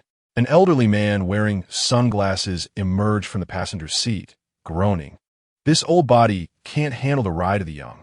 Upon seeing the newcomers, Qi Ting and the others were momentarily stunned. The wealthiest person in Jinling, Ma Huayan. Chapter 56, The Power of Qi Ting. This young girl is the daughter of Li Qianlong, the leader of the Qinglong gang. And then, the wealthiest man in Jinling is her grandfather? Comrades, thank you for finding my granddaughter. Ma Huayun, dressed in a brown Zhongshan suit, appeared to be in his 60s, with a few strands of white hair at his temples. Qi Ting pondered for a moment and replied, You're too kind. This is our duty. After a brief pause, he hesitantly inquired, Old Master Ma, what is your relationship with Li Qianlong? Sigh. Ma Huayun let out a breath, and before he could speak, Ma Xiaoduo interjected indignantly, That scoundrel. Not only did he abduct my sister, but he also caused her death. How many times have I told you not to speak so freely in front of Xiao Qi? Ma Huayun admonished. He then turned to Qi Ting and the others, fully aware of the city bureau chief's thoughts, and clarified, Our Ma group has no financial dealings with the Qinglong gang. Comrades, if you do not believe us, feel free to investigate. We, the Ma group, will fully cooperate. Ever since my daughter's unfortunate incident, we have severed ties with Li Qianlong, who is currently abroad. My granddaughter cannot fend for herself, which is why she reached out to me. After Ma Huayan spoke, he turned to Lin Dong and his companion, asking, Who are these two? Qi Ting replied, This child, like your granddaughter, is also a victim of abduction. Ma Xiaoduo gritted her teeth and asked Officer, Who is the mastermind behind this kidnapping? There were additional words she refrained from voicing, instead silently vowing, Whoever dares to harm the Ma family, I will ensure they pay dearly. Qi Ting frowned and simply stated, All suspects are now in custody. We are still investigating the specifics. The Ma family is the wealthiest in Jinling, a name that resonates with prestige. However, Qi Ting's willingness to engage was merely a gesture of respect for the elder. In truth, as the city bureau chief of Huaihai province's capital, his authority was unfathomably vast. If the timing was right, he could even ascend to the provincial department head next. So can we take Xiao Qi now? Ma Xiaoduo asked, taking a deep breath. Qi Ting nodded yes. According to the laws of this world, as well as the minor protection law, children under 10 are exempt from criminal liability. As long as it does not involve a criminal case, there is generally no pursuit. Moreover, Li Ziki is a victim. As Ma Xiaoduo held Li Ziki's hand to leave, they passed by Lin Dong, who paused to apologize. I'm sorry, Lin classmate, for not inviting you to my home. Upon hearing this, Ma Xiaoduo's gaze toward Lin Dong became increasingly hostile. Perhaps she recalled how her sister had been abducted by the youthful Li Qianlong over a decade ago, leading to her tragic fate. Though Lin Dong was still a child, in her eyes, he would undoubtedly grow into another scoundrel. To prevent Li Ziki from suffering the same fate as her sister, Ma Xiaoduo picked her up and shot Lin Dong a warning glance. Watching the two get into the sports car, Lin Dong muttered, Crazy, right? What a nonsensical situation. With Ma Huayun and his companions, including Li Ziki, there were 3 in total. The pink Ferrari was a 2-seater. Due to the sudden turn of events, when the news reached them, they hastily chose the fastest vehicle without much thought. Under normal circumstances, even with Li Ziki, they might have squeezed in. Overloading may violate traffic laws.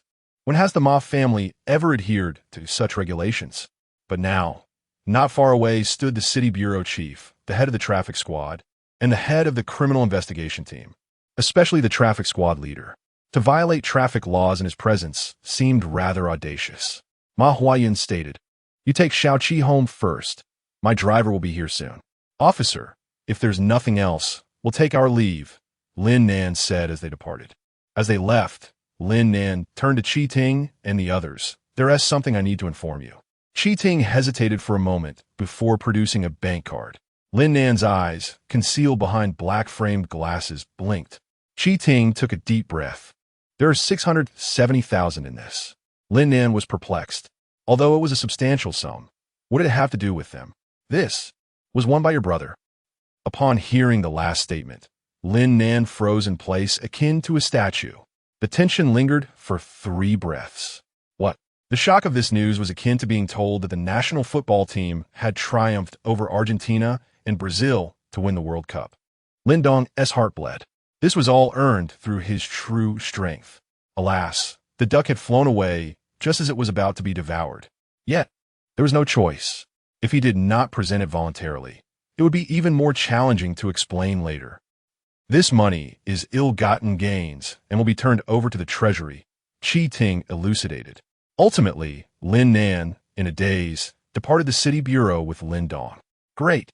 I toil endlessly, worrying for your safety, only for you to enjoy yourself." Lin Nan pulled out her phone and opened the map. It would take over 3 hours to reach their home on foot from the city bureau. At this hour, public transport had long ceased operations. As for taking a taxi, Lin Nan noted it would cost 150. Finally, she set down her phone, a bitter smile gracing her lips. Just as the two decided to walk home, a police car approached. Lin Dong furrowed his brows. The window rolled down, revealing Fan Xiaolan at the wheel. "I'm heading back to Goofing Police Station. Let me give you a ride." "Thank you." Seeing that it was not someone seeking him for further investigation, Lin Dong felt a wave of relief as he opened the door and got in. Fan Xiaolan had come to the city bureau with Li Weigua and was now free to clock out. Along the way, Lin Dong activated the system panel. Host, Lin Dong. Age, 28. Physique, 93. Available points, 20. Mission Hall, current tasks, none. Random max level skills 2 and used. Chapter 57. Is a mustache growing beneath my nose? Is this system attempting to elevate my corporeal form to sainthood? Lin Dong pondered, a frown creasing his forehead. Every time I complete a task, I receive a varying number of physical points. Aside from this and the random skills, is there nothing else? Initially, Lin Dong merely found himself bemused. However, to his surprise, the system responded with a cold, mechanical voice echoing in his mind. The host's current strength is too weak. Please focus on accumulating power. Once a certain level is reached, the rewards will alter. The host is advised to refrain from seeking immediate gains. Flowing water does not earn prior. It is the ceaseless tide that matters. The initial message was acceptable. Yet the latter two seemed to Lin Dong like a hearty bowl of chicken soup concocted by the system. "You, my friend, have amassed more traffic on Douyin than the top influencers," exclaimed Fan Xiaolan, driving as he marveled. "Just a few days ago, we participated in an exercise together, and now you've reached the pinnacle of fame. The program revealing the gifted child has achieved an unparalleled lead across the internet. On Douyin, various clips and remixes had garnered hundreds of thousands of likes." Lin Dong nonchalantly replied with a casual "oh" and redirected his focus to the system panel before him. After some contemplation, he decided to expend 20 physical points. Physical, 113. Fan Xiaolan continued his chatter. "Now, there are netizens claiming they want to capture you for slice research to ascertain if you were raised on compound number 5, given your immense strength." Ha ha. Lin Nan, too, harbored her doubts. She recalled her brother's physical condition during kindergarten. Certainly not strong, perhaps even weak. He was often bullied by classmates, and there were times she picked him up with numerous bruises. How could it be that, after just one summer, he returned from primary school, transformed? Not only could he contend with peers, but he could even outmatch adults. If this were a gift, then she, being his biological mother, should have felt something as well. As their inquiries echoed in his ears, Lin Dong feigned ignorance, his left hand brushing beneath his nose. He had just activated a random skill. Upon reading the description, he felt an inexplicable itch beneath his nose, as if a mustache were about to sprout. The host has acquired a max-level skill, adoration. Adoration. The host's words possess remarkable persuasive power, allowing for the rapid establishment of prestige in others' hearts, engendering admiration. System tip. It is recommended to utilize this skill in a bar setting. After reading this, Lin Dong felt an overwhelming urge to raise his hand at a 45-degree angle. No. Oh, system. Is this truly appropriate? How could such a skill exist? This brings to mind a certain acquaintance. Do you wish for me to mend the fragmented Europe? Lin Dong wiped away the non-existent cold sweat on his forehead. Clearly, the system had presented him with a tempting morsel. Fortunately, as he was not yet 18, he could not venture to a bar to deliver a speech. Due to the host's prolonged inactivity regarding tasks, the system has assigned the most suitable task available. Lin Dong felt a twitch at the corner of his eye. What? Has it only been a mere 5 hours since I completed my initial wealth? You dare say I have been inactive for long? The system remained unperturbed. The host's financial standing has reached a modest level. Please focus on cultivating loyal followers and await the opportune moment. A suitable task has been identified for the host. Organizational power. Organizational power. Assemble a group of over 30 members and become their leader. Task duration, 50 hours. Upon reading this, Lin Dong's lips twitched. A sudden thought struck him. Decades ago, a certain young leader had initiated the Spring of Soul with a small organization. But where was he to find 30 individuals now? Xiaodong, why does your face appear so dark? Lin Nan inquired, worry etched across her features. It's nothing. Lin Dong forced a smile. Although he possessed the skill of adoration, it was merely a supplementary skill, not an active one.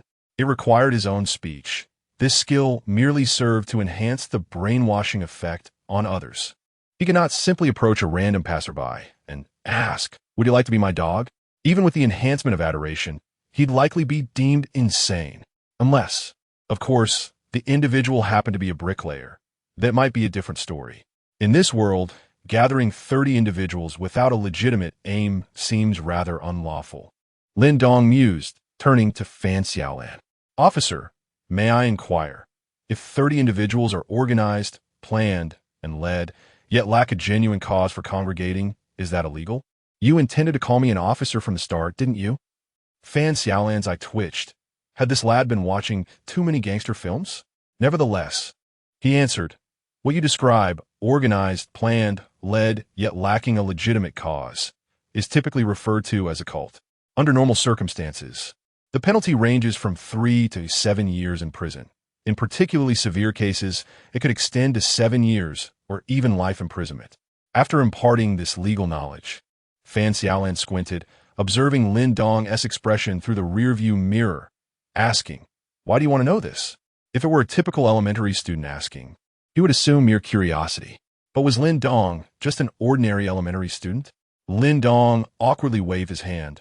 Officer, I'm merely curious. Could an 8-year-old like me really establish a cult? Indeed, I doubt you possess the capability. Fan Xiaolan nodded in agreement. The police car halted at the entrance of Lin Nan's community, and Fan Xiaolan remarked, this is where I leave you. Thank you, Lin Nan said politely. Upon returning downstairs, Lin Dong noticed several familiar figures seemingly awaiting their arrival. As they approached, he recognized Sun Ruowei and her entourage. At that moment, the live stream of revealing the gifted child had concluded. They were gathered to discuss the filming plans for the following day. Upon seeing Lin Nan and Lin Dong, a plump man in a suit with gold-rimmed glasses standing beside Sun Ruowei instantly brightened. He hurried over, enthusiastically extending his hands to shake hands with Lin Nan and Lin Dong, introducing himself. My name is Cheng Xiao, the editor-in-chief of Jinling Daily. Chapter 58. In Jinling, such remarkably talented elementary school students are simply unacceptable. Greeting. Lin Nan nodded in acknowledgement. Sun Ruowei approached and introduced. This program is entirely orchestrated by our editor-in-chief. Cheng Xiao, aptly named, wore a smile that radiated brilliance. When he conceived the idea for this program, he merely sought to capitalize on the buzz generated by Lin Dong's performance during the last exercise, hoping to ride the wave of popularity. To his astonishment, it exploded into an unprecedented phenomenon. Today, the online viewership surpassed 800,000. It is noteworthy that this surge is entirely organic. I have come specifically to express my gratitude to you all, Cheng Xiao remarked with a cheerful demeanor. Our program's ratings have soared to a staggering lead online. The traffic has erupted exponentially. He continued to elaborate, while Lin Dong stifled a yawn, finding the monologue to be sheer drivel. Eventually, Cheng Xiao solemnly asserted, "Should you encounter any difficulties during filming, feel free to reach out to me directly. I possess a few connections here in Jinling." Cheng Xiao spoke at length, yet he withheld his true sentiments. With the television station's director poised for retirement, his own advancement and potential succession now hinge upon the success of this program. Very well, I shall not intrude further. You can discuss the specifics of tomorrow's filming, he concluded before taking his leave. Sun Ruowei, with concern, inquired, "Were you mistreated during your abduction today?" Before Lin Dong could respond, Fang Yufan, standing behind her, scoffed and jested. How could he have been mistreated? The entire internet is buzzing with tales of this young lad subduing those criminals. Absolutely hilarious. Laughter erupted as multiple media outlets had captured Lin Dong's antics upon awakening on Lion Mountain. Numerous trending topics emerged surrounding this incident. "I'm Fine. Shall we gather at the school gate tomorrow morning?" Lin Dong interjected, breaking the slightly awkward atmosphere. Sun Ruowei shot Fang Yufan a disapproving glance before turning to Lin Dong. "We will meet at the school gate at 7:30. After confirming the arrangements, the crew departed together. Upon returning home, Lin Nan handed Lin Dong a package. "This is the express delivery I picked up for you this morning. What did you order?" Lin Dong accepted it, but refrained from opening it immediately, replying simply, "Books." Lin Nan squinted. "Does a first grader truly require to purchase extracurricular books online? When did my brother become so studious?" Ignoring her, Lin Dong dashed back to his room and locked the door. Upon opening the package, he discovered not merely a book, but rather an extensive tome titled Comprehensive Analysis of Criminal Law. He promptly settled onto his bed in a cross-legged position, engrossed in serious study. The following morning, at the entrance of Gufeng School, Sun Ruowei and the program crew arrived early, with Fang Yufan clutching soy milk and fried dough sticks.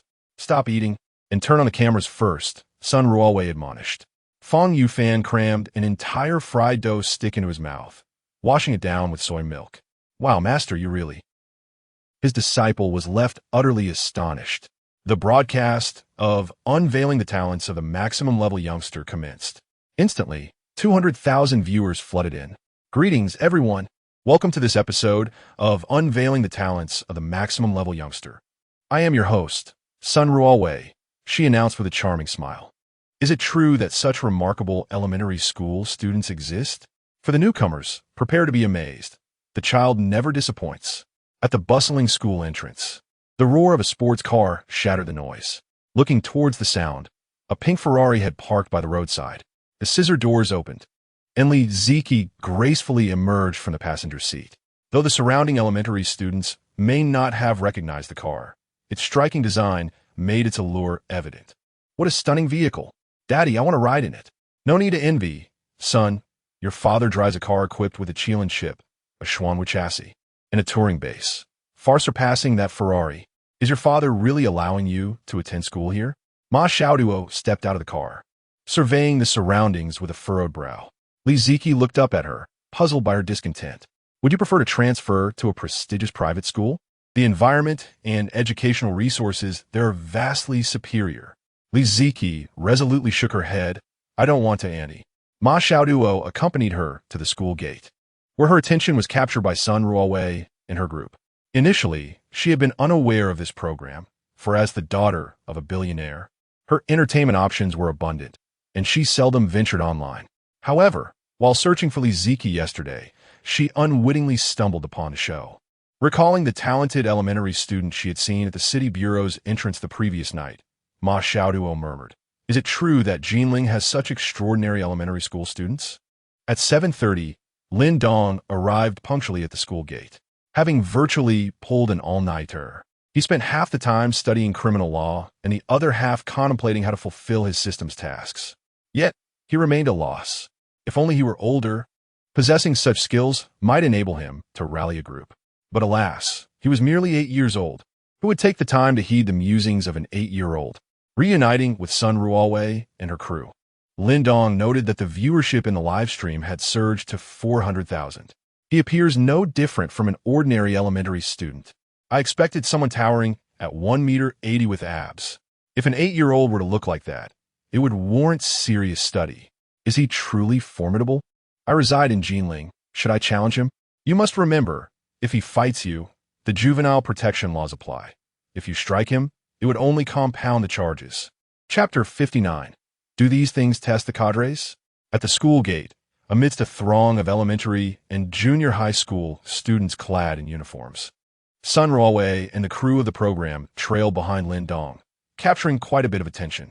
Although the show, revealing the talents of the ultimate kid, was immensely popular, one might wonder what connection it had with these younger students who were oblivious to the internet and unaware that their classmate had become a sensation. After school, they would simply complete their homework and indulge in animated shows. Bear Big, Bald Chong is back to chop trees. Upon returning to the classroom, Lin Dong settled into his seat while Sun Ruowei's team positioned themselves at the back to film. Observing the program's back end, the online viewer count was nearing 500,000. Fong Yufan mused, surely, nothing unexpected will happen today. Since the inception of their show, this child had been repeatedly kidnapped. Was it mere coincidence? Lin Dong, would you like some? Lin Dong turned at the sound of someone calling his name, only to find Li Ziki holding a box of cookies. Thank you, he replied, not wishing to seem rude. Despite his current constitution not requiring breakfast, he still felt the urge for a snack. He picked up a cookie, its surface coated in chocolate, and upon tasting it, a singular thought crossed his mind. The wealthy truly have it too good. The velvety texture and rich flavor tantalized his taste buds like a thrilling roller coaster ride. For Lin Dong in his previous life, such a treat may have seemed ordinary, but after traversing into this realm and subsisting on instant noodles, these snacks from a wealthy family felt like a staggering blow to his senses. At the back of the classroom, Fong Yufan zoomed in the camera to capture Li Ziki's cookie box with remarkable clarity. Even the well-versed Sun Ruowei momentarily failed to identify the brand. Yet the online community swiftly uncovered it. No way. Isn't that the Swiss luxury cookie, Royal One? There are no exclusive stores in the country. Must be fake. Did you not watch yesterday's episode? This kid's sister arrived in a Bentley. Would she eat counterfeit cookies? I've heard from friends studying in Switzerland that these were previously exclusive to royalty, with a maximum shelf life of 10 hours post-production, meaning they were airlifted directly from Switzerland. This box starts at a minimum of $1,000. Has the kid really found a wealthy benefactor? Damn, I feel both elated and envious. As Lin Dong closed his eyes, savoring the lingering taste of the cookie, he was suddenly overshadowed by a figure. Upon opening his eyes, he saw a plump boy standing before him, his school uniform noticeably snug. Li Chengfeng, beaming brightly, retrieved several bags of snacks from his backpack and placed them on Lin Dong's desk. Lin Dong blinked at him. What is this? Classmate, my name is Li Chengfeng. My father is the vice principal of our school. As he spoke, he pushed the assorted snacks towards Lin Dong. If you cast your vote for me in the class monitor election, all of these shall be yours. Lin Dong glanced down at the modest assortment of roadside snacks, potato chips, Wangzai candy, mushroom egg chocolate bars. Is this your idea of a bribe? Who could resist such temptation? Lin Dong's lips twitched, yet it sparked an idea within him. Yes, the class monitor. Their class comprised 32 students, perfectly aligning with the system's requirements. And while a group of adults organized themselves with purpose and conviction could be deemed a cult, surely a gaggle of elementary students posed no threat. Lin Dong pondered. It should be fine, right? Classmate? Classmate? Seeing Lin Dong lost in thought, Li Chengfeng tentatively called out a couple of times. You may not have encountered such a plethora of snacks before, but if I become monitor, this will be your daily fare. Looking up at the chubby boy, Lin Dong found it perplexing how he could present such a meager offering with such grandiose flair. He did not commit to anything, but accepted the snacks. Seeing this, Li Qingfeng assumed he had secured his support and turned his attention to Li Ziki, who held a cookie box adorned with English lettering from a brand he had never heard of. Without hesitation, he produced a box of Yang cookies from his backpack. Classmate, forsake that inferior brand. If you vote for me in the upcoming monitor election, I shall gift you this premium cookie. It has been revealed, Yang cookies, $9 a box with free shipping. This chubby boy is going all out for votes. Someone contact this kid's sister. I would trade 10 boxes of Yang for her inferior cookies. In Lin Dong's class, Li Qingfeng was not the only one vying for the position of class monitor. Several others approached Lin Dong, presenting him with various snacks and stationery. Lin Dong remained non-committal, neither accepting nor rejecting. Yet he collected everything offered to him. Soon, the class bell rang, and the homeroom teacher, Yu Qingyu, entered. As a young individual, she could hardly function without the internet and was well aware of Lin Dong's remarkable rise to fame. Standing at the podium, she surveyed the class. Her voice clear and bright. Students, after our time together, I trust you have come to know each other. Today, we shall hold the class monitor election. With that, she turned to the blackboard and wrote 4 large characters, class monitor election. Now, who wishes to step forward? As her words fell, Li Qingfeng was the first to rise. Advancing to the podium. Hello, classmates. He bowed deeply to the audience, holding several certificates. These are my accolades from kindergarten, including excellent student and outstanding cadre, along with evaluations from various teachers. My father is the vice principal. If I am elected class monitor, you may relay any matters directly to him. Wait, is it truly necessary to invoke one's father for an elementary class monitor election? Perhaps he should write an essay. He would undoubtedly secure second place in the entire school. Titled, My Vice Principal Father. Following Li Qingfeng, a girl took the stage. Hello, classmates. My name is Xia Zihan, and I excel in singing and dancing. Hello, classmates. My name is Lu Kuan, and I enjoy singing, dancing, rapping, and playing basketball. Chapter 60. I feel this world should not be like this. Lin, who do you intend to vote for? Li Ziki inquired softly, directing her gaze towards Lin Dong. I shall vote for myself, Lin Dong replied. Li Ziki blinked in surprise. Are you running for class monitor too? Those who had previously campaigned had distributed numerous snacks and stationery to their classmates. Are there any other students wishing to participate?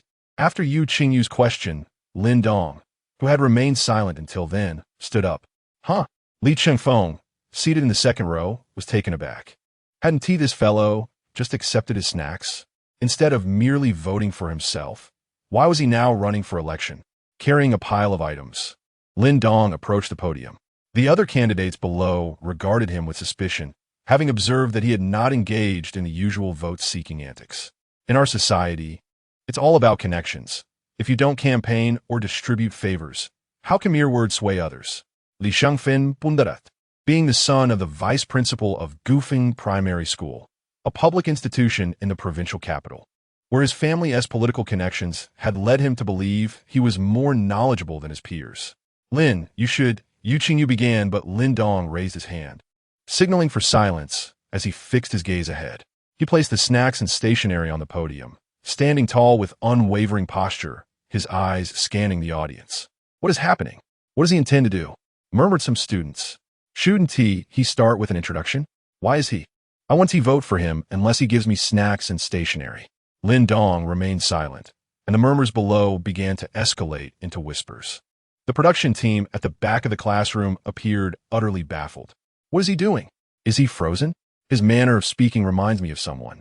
Now that you mention it, I think I know who you're referring to, but that's impossible, right? 1 minute, 2 minutes, 3 minutes. Lin Dong maintained his stance like a statue. The noise from the students gradually diminished until it was entirely silent, all eyes fixated upon him. Yu Qingyu felt a wave of confusion wash over her. Should she intervene to break this tense stalemate? After 5 minutes of anticipation, Lin Dong finally moved. He slammed his fist down on the podium with a resounding thud. Classmates, I believe this world should not be this way. The students stared at him, their attention unwavering after 5 minutes of reflection. Lin Dong picked up the snacks he had placed on the podium, his voice filled with passion. What is this? Some among us, in pursuit of power and votes, neglect self-improvement and how to better serve our fellow students. Instead, they resort to underhanded tactics, attempting to bribe their way to votes. As Lin Dong's words resonated, his gaze swept over Li Chengfeng and his companions. Under the influence of his charismatic presence, they bowed their heads in shame. Yu Qingyu was left utterly bewildered. The production team at the back of the classroom appeared equally flabbergasted, while over 500,000 viewers online were equally astonished. Is this something an 8-year-old could articulate? I must be dreaming. This must be footage from a committee meeting. I understand the principles, but the more I listen, the more I find Lin Dong's arguments compelling. Lin Dong clenched his fist before his chest. Classmates, our nation's reform and opening up is a grand tide, and we find ourselves amidst this current. This is the best and worst of times. We are young. The future belongs to us. His voice soared. Our class does not lack the vice principal's son, nor those who can sing, dance, or play basketball. What we lack is, Lin Dong's voice thundered, stirring every student's heart. If I am entrusted with the role of class monitor, grant me 6 years. I shall present to you a brand new Class 5. Upon concluding his speech, an eerie silence enveloped the room. The innocent gazes of the young students remained fixed ahead. Yu Qingyu stood frozen, as if turned to stone. His awe skill allowed Lin Dong's voice to resonate deeply within their souls. After a few breaths, Li Chengfeng was the first to react. He sprang to his feet, waving his arms vigorously in applause. That was magnificent. I repent, dear teacher. I should not have sought shortcuts through bribery. The others swiftly followed suit, their gazes toward Lin Dong transforming entirely.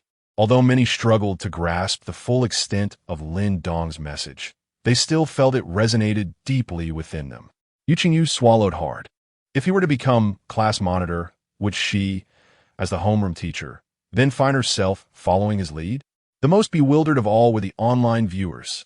The sound resonated through their speakers, striking a chord deep within their hearts. I don't know why, but I want to vote for him. I want to recognize this kid as my leader. After years of silence, my heart has inexplicably stirred. I can even hear my own heartbeat. I'm a medical student, and this seems to hint at some kind of heart condition. For some reason, after hearing his speech, my upper lip itches, like I'm about to grow a mustache. After the voting concluded, Lin Dong unsurprisingly emerged victorious as class monitor with a resounding majority. Host, Lin Dong, age, 28. Physical condition, 113.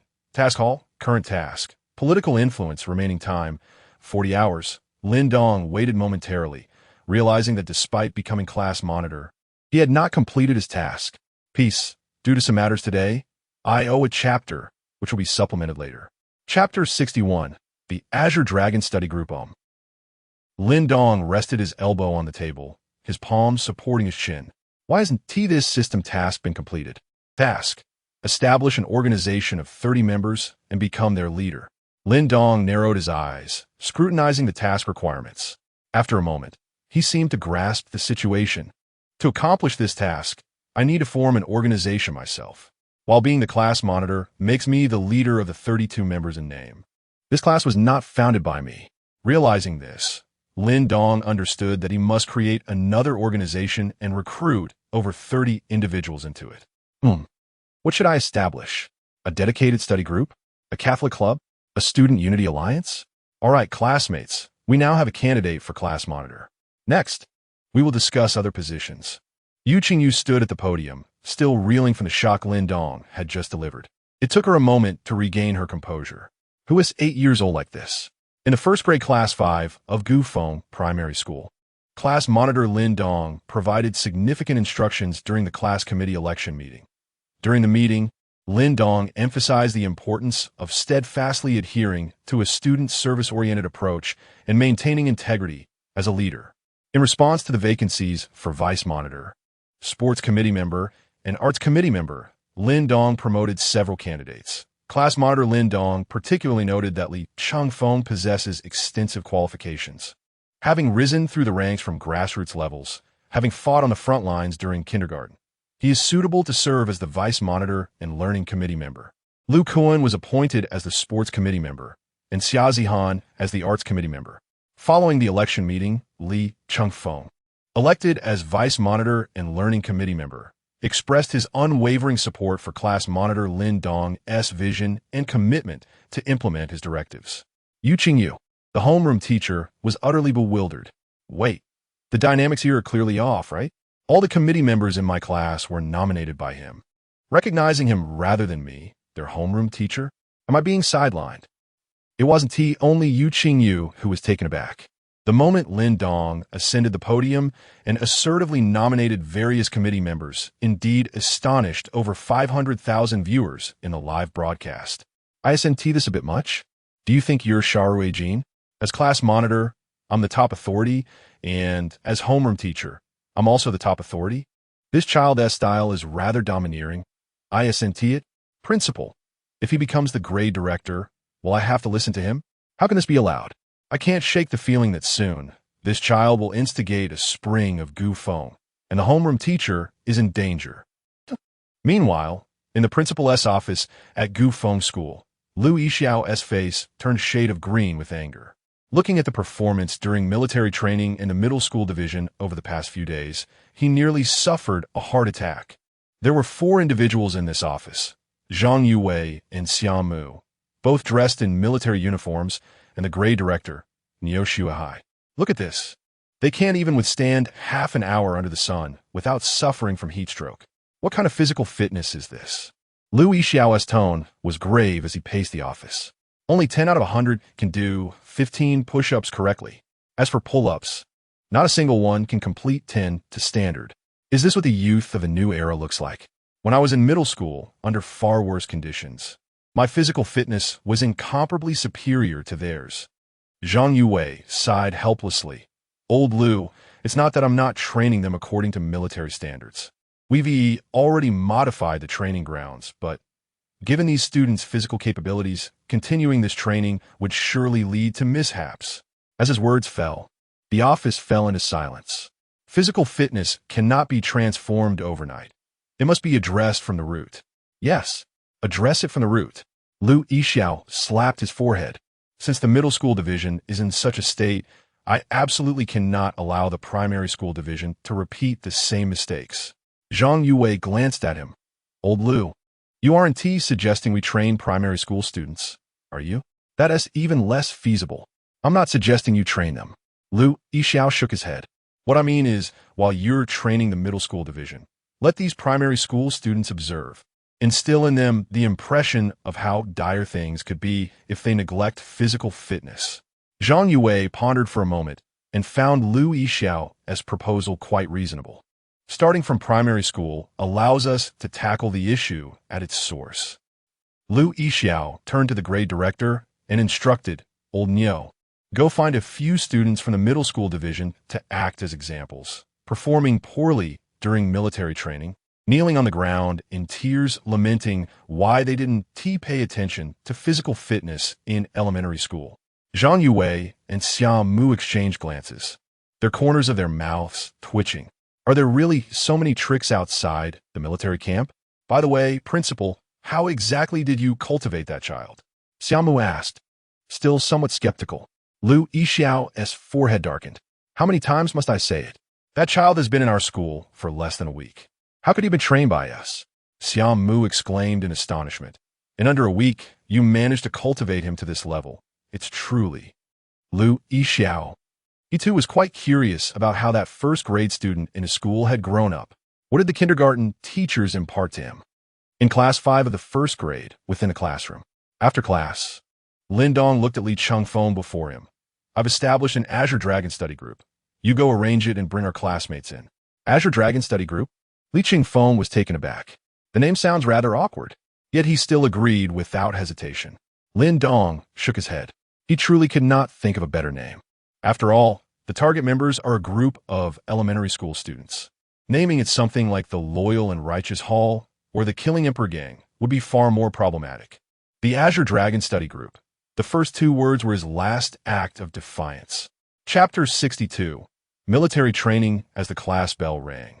What was supposed to be a mathematics lesson was interrupted by Yu Qingyu's entrance, bearing news. Classmates, I have just received a notification from the principal that all classes for the rest of the day are canceled. Curiously, a student inquired, so, are we getting a holiday? Yu Qingyu shook her head, not quite. Instead, we are going for military training. Lin Dong was taken aback by those last two words. Why are first graders required to undergo military training? Furthermore, what could a group of 8-year-olds possibly learn? Not to mention, they couldn't even master the basics of marching. Yu Qingyu added, the specific instructors will explain everything to you. Now, class monitor, please organize the students as we head to the playground in an orderly manner. At the back of the classroom, Sun Ruowei exchanged glances with her peers. Military training? Is it true that elementary students are required to undergo such training now? I distinctly remember my first military training experience was in high school, Fong Yufan reminisced. Surely, these young students wouldn't actually be subjected to training. Perhaps they would merely observe the antics of those inexperienced middle schoolers? Upon finishing her thought, Sun Ruwei noticed Fong Yufan and the others looking at her with curious expressions. To utter the phrase inexperienced middle schoolers, one must surely have considerable connections at home. Meanwhile, the online audience for the show revealing the talents of the Ultimate Kids had surpassed 600,000. This principal is utterly confused. First graders are at a pivotal stage in their lives. How could he waste precious learning time? Nonsense. The second grade is the most crucial in one's educational journey. What a fallacy. The third grade determines whether one can enter university. I find it quite intriguing. The internet is filled with various embarrassing tales of university and middle school students during military training. If only Lil Dong could. Reading these comments, Sun Ruowei suddenly realized. Indeed, what would happen if Lin Dong were to undergo military training, given his exceptional physical prowess? The first batch called to the playground consisted of students from grades 1 to 3, numbering several hundred. The playground of Goofing School was indeed vast. Half of it had been transformed into a military training ground, while the other half remained empty, occupied solely by the young students. The summer sun blazed mercilessly upon them. Lin Dong gazed upward at the relentless sun.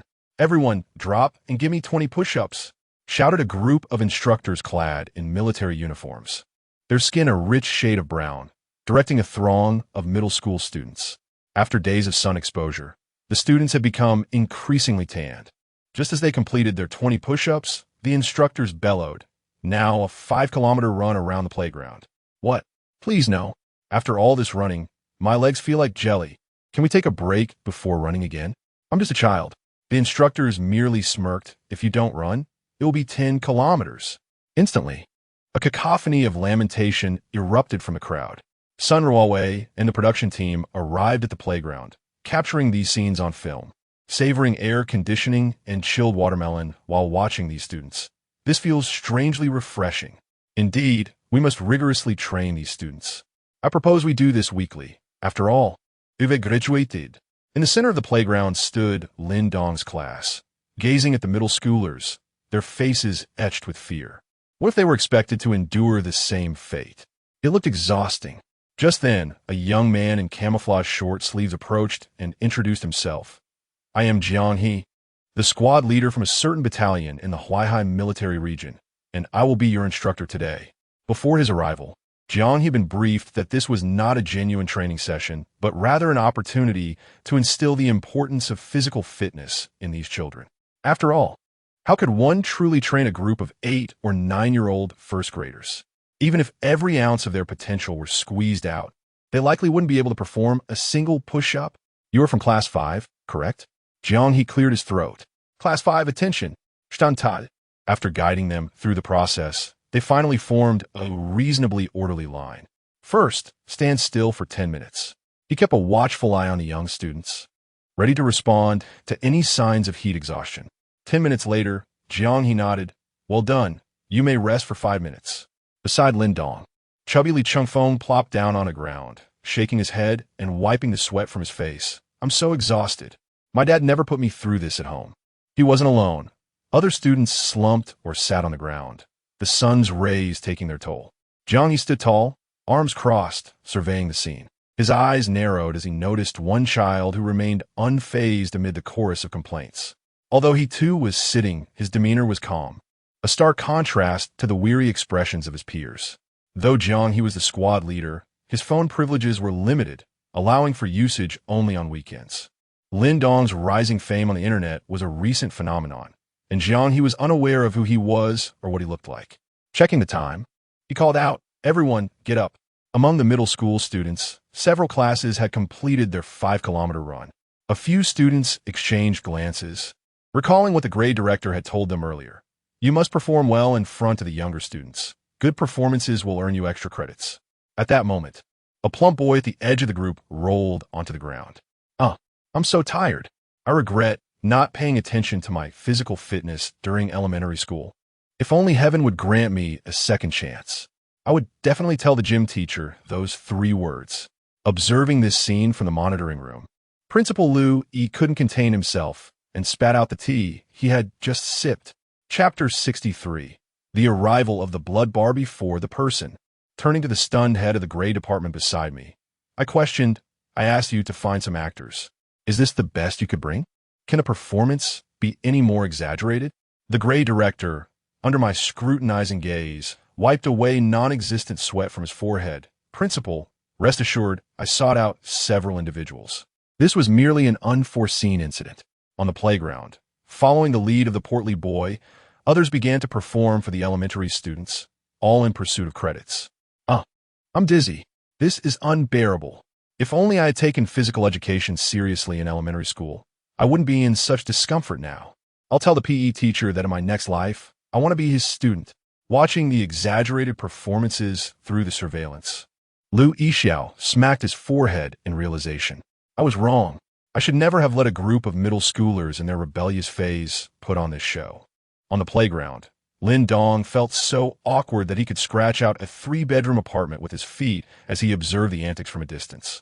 Li Chengfeng blinked. If we don't take PE seriously now, we'll end up as embarrassed as they are when we grow up. He felt a twitch in the corner of his eye, took a deep breath, and redirected his gaze back to his class. Everyone, attention, march in place. The students looked puzzled. Instructor, what is marching in place? He demonstrated, and soon they attempted to mimic him. 5 minutes later, they all collapsed onto the ground. Except for one, Lin Dong. He glanced over and found Lin Dong calmly squatting on the ground while the others sat around him, their faces flushed from the sun, panting heavily. Interesting, he raised an eyebrow, intrigued. The student on the left of the first row stepped forward. Lin Dong stood, taking a step forward, drawing curious gazes from his peers. He appraised him and asked, "What is your name?" "Lin Dong. Do you feel tired now?" Lin Dong pondered for a moment. With his current physique of 113, he could easily endure 10 hours of marching in place without fatigue. He replied diplomatically, "I'm doing fine." In the principal's office, the 4 observed the playground happenings through the surveillance. "Is this the child who has captivated the internet?" Summer Mu remarked. Setting aside other talents, being able to perform 60 pull-ups in a minute indicates remarkable physical prowess. Liu Yixiao shook his head. From a physical standpoint, he indeed has the makings of a good soldier, but his other talents seem rather bleak. Back on the playground, he narrowed his eyes. "Doing fine? So you're not tired?" Lin Dong remained silent for a moment before stating, "Instructor, I believe we are wasting our time here. It will yield no improvement." He was taken aback. What insight could an 8-year-old possess? It was not a matter of underestimating him, but rather an instinctive bias. Imagine dedicating 10 years to a field and feeling competent, only to have an 8-year-old come over and critique your methods. How would you react? Lin Dong continued, "What do we gain by having a group of 8-year-olds bake under the sun for 2 days? Will we truly understand the importance of physical fitness from 2 days of suffering? That's absurd. Children forget things so easily." Though Lin Dong's voice was soft, it reached He's ears clearly. Fang Yufan, a seasoned photographer, had already sensed the moment and adjusted his angle and lighting. At that moment, Lin Dong was captured in backlight, standing resolutely against the unjust system, shielding his classmates behind him. Wow, is this a spark of rebellion? This kid, though younger than my shoe's sole, understands more than I do. Don't you think he has a point? Can a couple of days in the sun really change the mindset of 8 or 9-year-olds? What a joke. In the principal's office, although the surveillance lacked sound, the live stream did not. Listening to Lin Dong's words, Liu Yixiao felt an urge to be angry. Yet, he couldn't muster the rage. Instead, he found his argument surprisingly valid. Reflecting on his earlier decision, he realized how foolish it was. He cast a wistful glance at the gray director, as if to say, "Why didn't you stop me?" His thoughts were not solely influenced by the validity of Lin Dong's words, but also by the skill of admiration in play. How could an ordinary player contend with an expert? Intrigued, he decided to investigate further. On the playground, he shook his head. He was merely following orders to act as an instructor, not orchestrate the event. Is this kid truly 8 years old? That was his solitary thought. Just as he was about to speak, he noticed someone approaching in the distance. He swiftly changed his tune, smiling as he said, "If you're not satisfied, let us settle this on the training field. If you win, your class will be exempt from military training. But one TB against me, it will be against." At that moment, Summer Mu walked over. He continued, "It will be against last year's national military competition's third-place winner. The first from the Huaihai military region, holder of the second-class merit, and the youngest 3-star lieutenant in the Huaihai military region, Captain Summer Mu." His words were meant in jest, with a hint of flattery. As Summer Mu entered the camera's frame, he finished his introduction. "Did I just see the blood bar?" Before the person even arrives, a series of health bars longer than my life have already made their entrance. Upon closer inspection, none of these titles are mere embellishments. They hold genuine merit. What a true warrior. Chapter 64. Is this the soldier you brought out, student?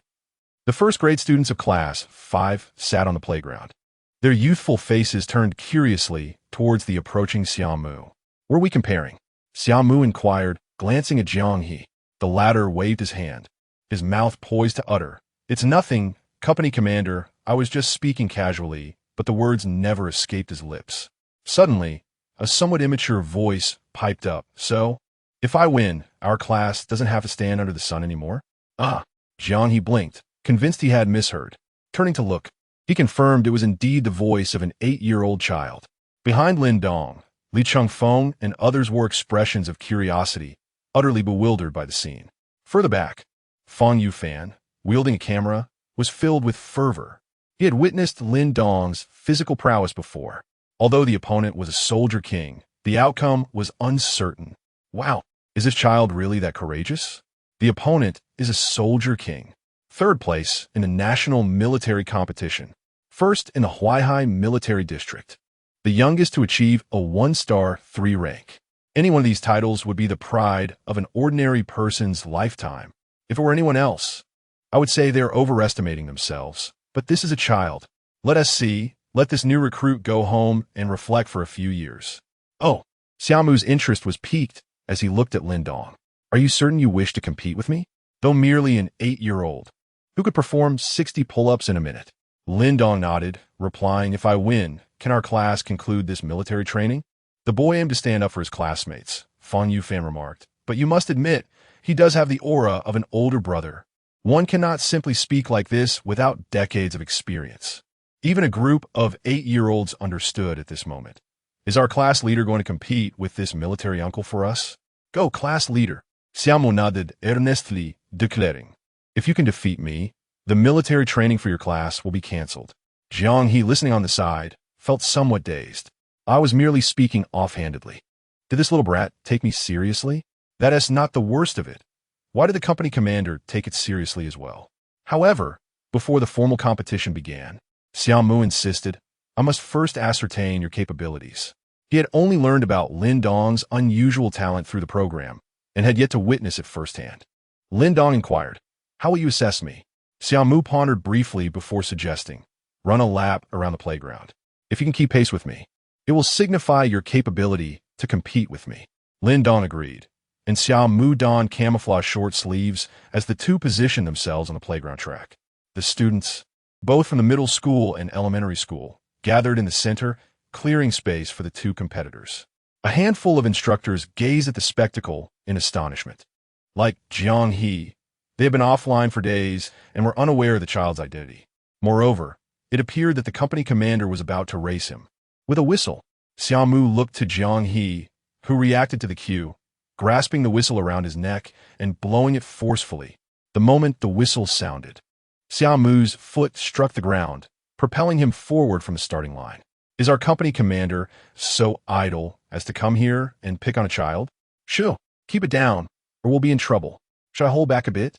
Xiao Mu mused, contemplating fairness, as he felt his legs were longer than Lin Dong's entire height. He had yet to decide on this when he felt a gust of wind rush past him. Raising his head, his pupils contracted. Lin Dong's silhouette had already appeared in his line of sight. I was overtaken by this child at full throttle? Wow. Jiang He could not contain himself, letting an expletive slip before the group of youngsters. It was not a matter of decorum, but sheer astonishment.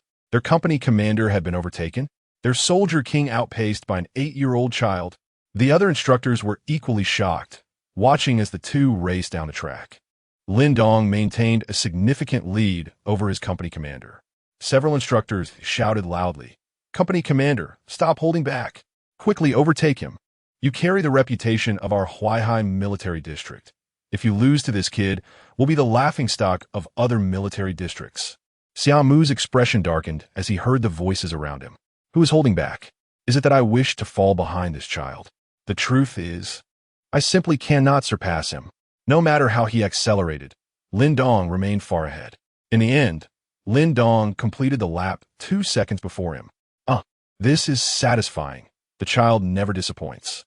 It's over. The Soldier King is going to be promoted. I'm new here. Is this truly an 8-year-old? Which family produces a child capable of such speed? In the principal's office, Lu Yixiao, Zhang Yue, and the grade director stared blankly at the screen. After several breaths, Lu Yixiao finally moved his stiff neck, looking at Zhang Yue.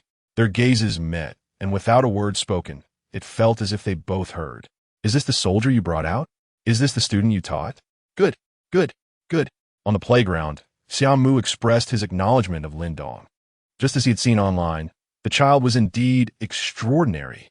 He continued, "In the upcoming formal competition, I will not hold back any longer." Just after he spoke, Jiang He leaned in eagerly and whispered, "Company commander, did you really hold back? I remember you completing this distance in the same time during training." Xiao Mu ignored him, pretending not to hear. Why is this kid so chatty? Just wait for your promotion. Chapter 65. The class monitors kindness and its rewards. Whether Xiao Mu had gone easy on Lin Dong remained a mystery to him. However, he was certain he had not. If he had truly exerted himself, given his physique score of 113, a mere 2-second victory would have been a gross understatement. At the very least, he could have claimed a 10-second lead. Xiao Mu turned his gaze toward the transformed area of the playground and pondered aloud. What do you think about the 400-meter obstacle course and firearm assembly? Suddenly, he recalled that in Huaxia, ordinary citizens had no access to firearms. Comparing his extensive military training to the skills of someone who had never touched a gun was indeed a bit unfair. Just as he was about to retract his suggestion, he saw Lin Dong nodding in agreement. All right, let's proceed with the 400-meter obstacle course and firearm assembly. Xiao Mu instinctively inquired, "Have you ever handled a gun?" After a brief silence, Lin Dong shook his head. "No, but I've seen them in video games." His confidence stemmed, of course, from his skill titled King of Weapons. Though he had no practical experience in firearm assembly, he had the advantage of an enhancement. Noticing Lin Dong's nonchalant demeanor, Xiao Mu chose not to press further, and together they made their way to the obstacle course. Sun Ruowei and the production crew, along with the 5th grade students, followed closely behind. The obstacle course is a nightmare for newcomers, one remarked. I remember spending an entire morning in that 2-meter pit during my rookie training 7 years ago. Another added, I'm quite curious how our little brother will manage to climb out of that pit given his height. Someone mused. With bottom stakes, high walls, balance beams, deep pits, launch platforms, trenches, and low walls, Xiao Mu thoroughly explained the rules and equipment of the 400-meter obstacle course to Lin Dong. As Jiang He blew the whistle, they both sprang into action. In military training, overcoming obstacles was fundamental. The company commander thought to himself, surely we cannot lose this time. As they leaped into the 2-meter deep pit almost simultaneously, Xiao Mu propelled himself upward, planting his left foot against the wall, gripping the ground with his fingers, and flipping out of the pit. In the next instant, he heard a commotion behind him. Before he could turn around, Lin Dong had landed gracefully beside him. How had he jumped out? Xiao Mu's pupils dilated. He had not seen it happen.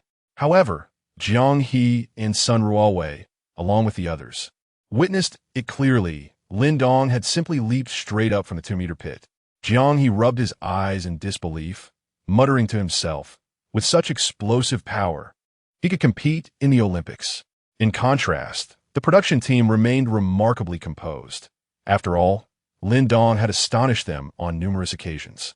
This was merely another instance.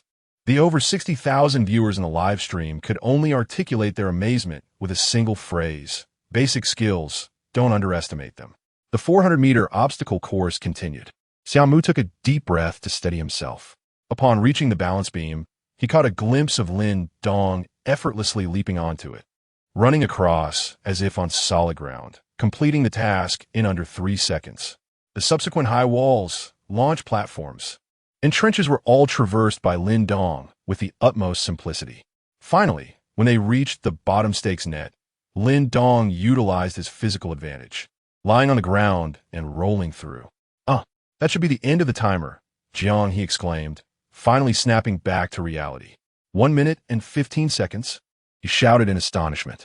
This result was unparalleled, far beyond what they could compare to in the Huaihai military district. It shattered the entire military record.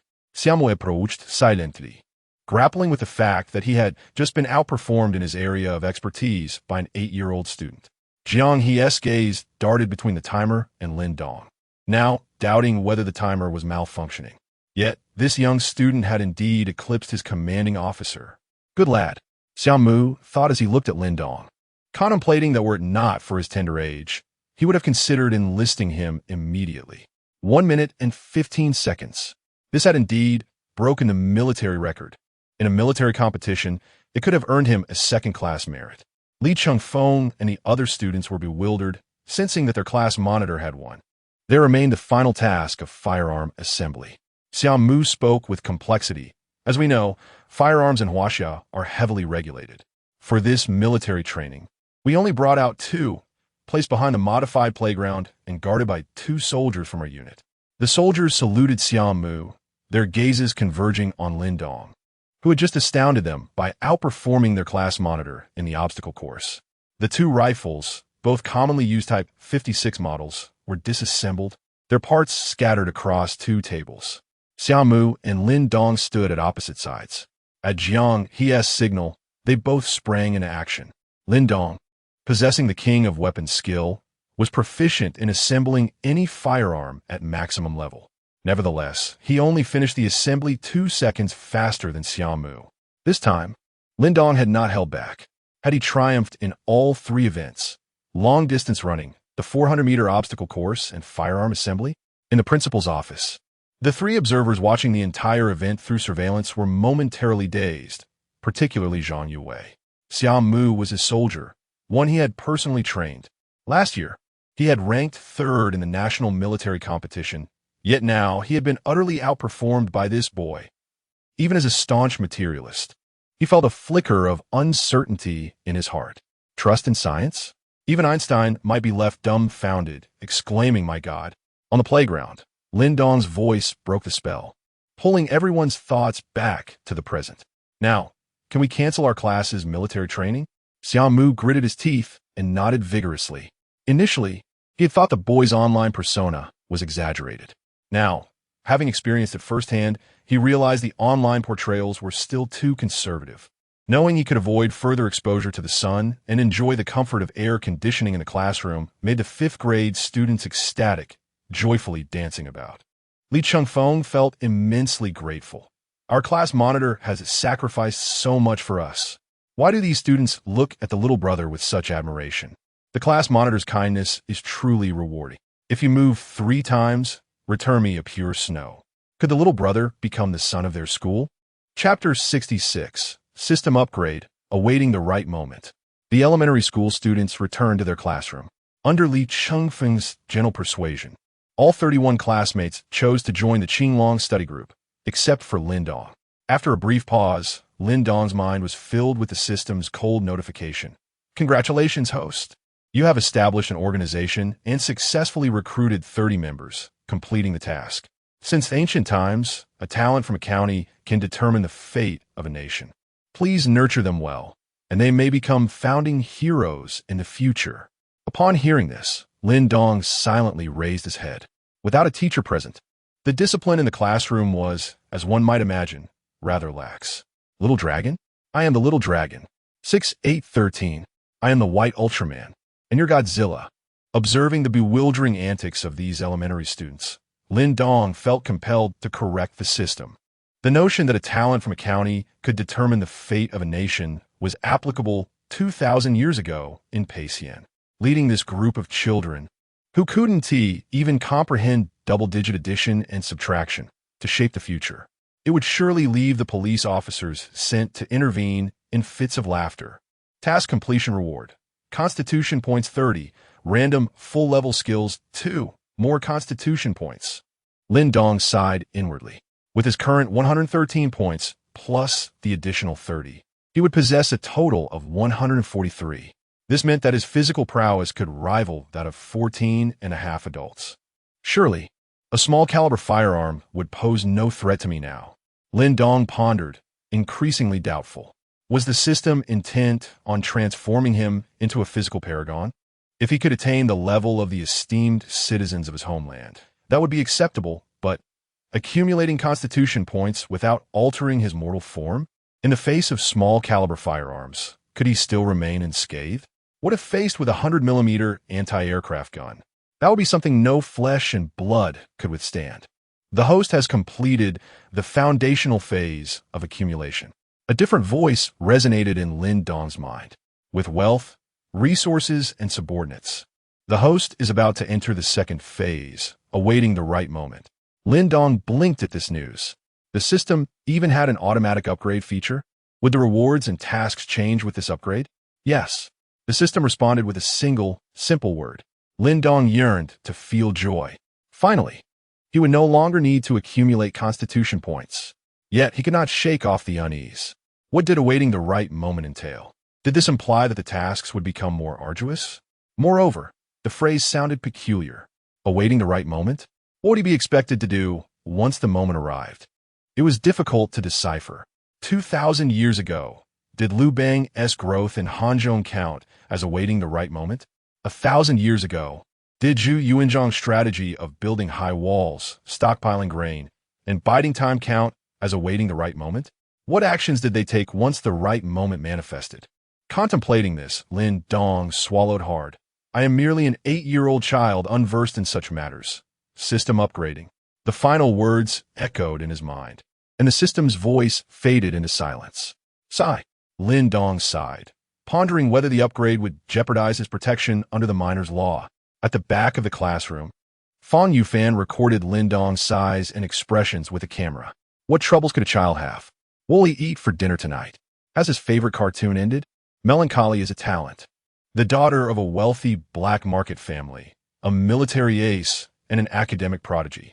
This child's life is more thrilling than mine ever was. What could possibly trouble him? Just then, the mathematics teacher, by Zishu, entered. The classroom fell silent at once. Lin Dong rested his head on his desk, adjusting his position a few times. Finally, he could drift off to sleep, lulled by the most effective of lullabies. Who invented this mathematics class? One hears it and immediately feels drowsy, yet awakens refreshed. Following mathematics was English class. The English teacher, Yin Lily, noticed Lin Dong still asleep upon her arrival. She threw a piece of chalk to wake him.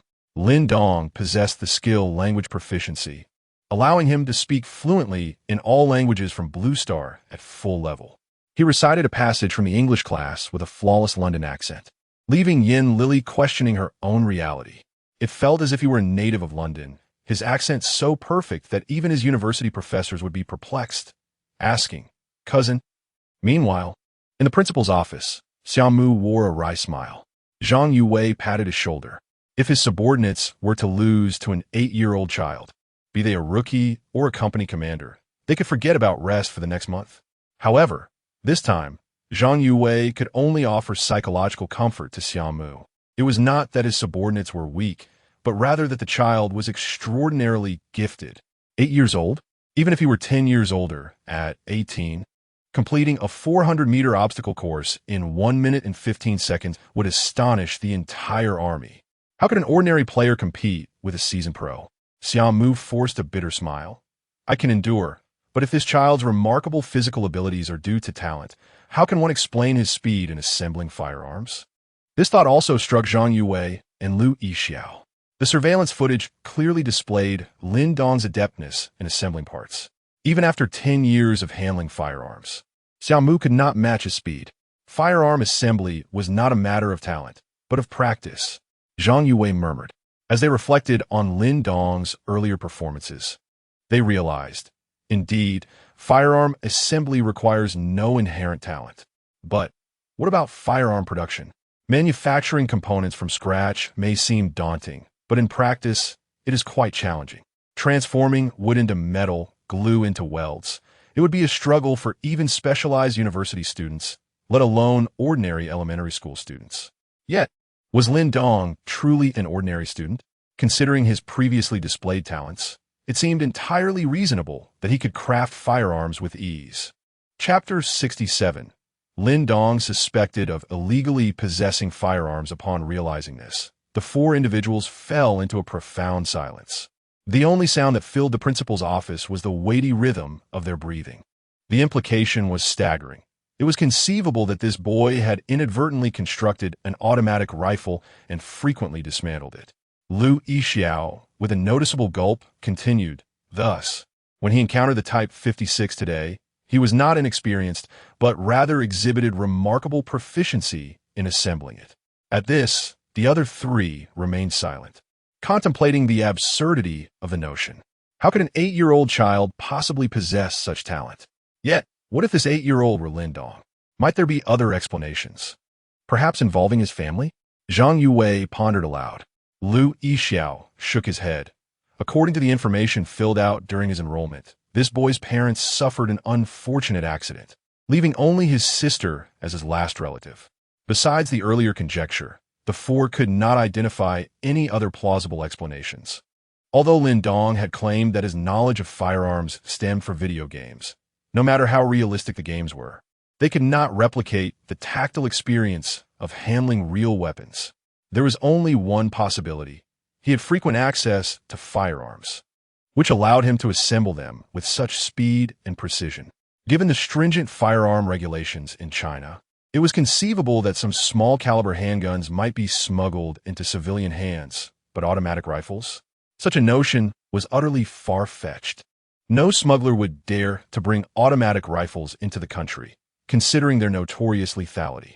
If such a weapon fell into the hands of criminals in densely populated areas, the consequences would be unimaginable. Xiaomu's tone turned grave. If this boy truly has frequent contact with firearms, could it be that he constructed it himself?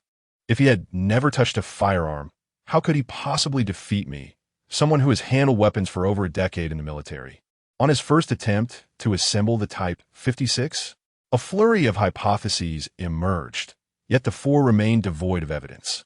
Moreover, China upheld a principle of military-civilian separation.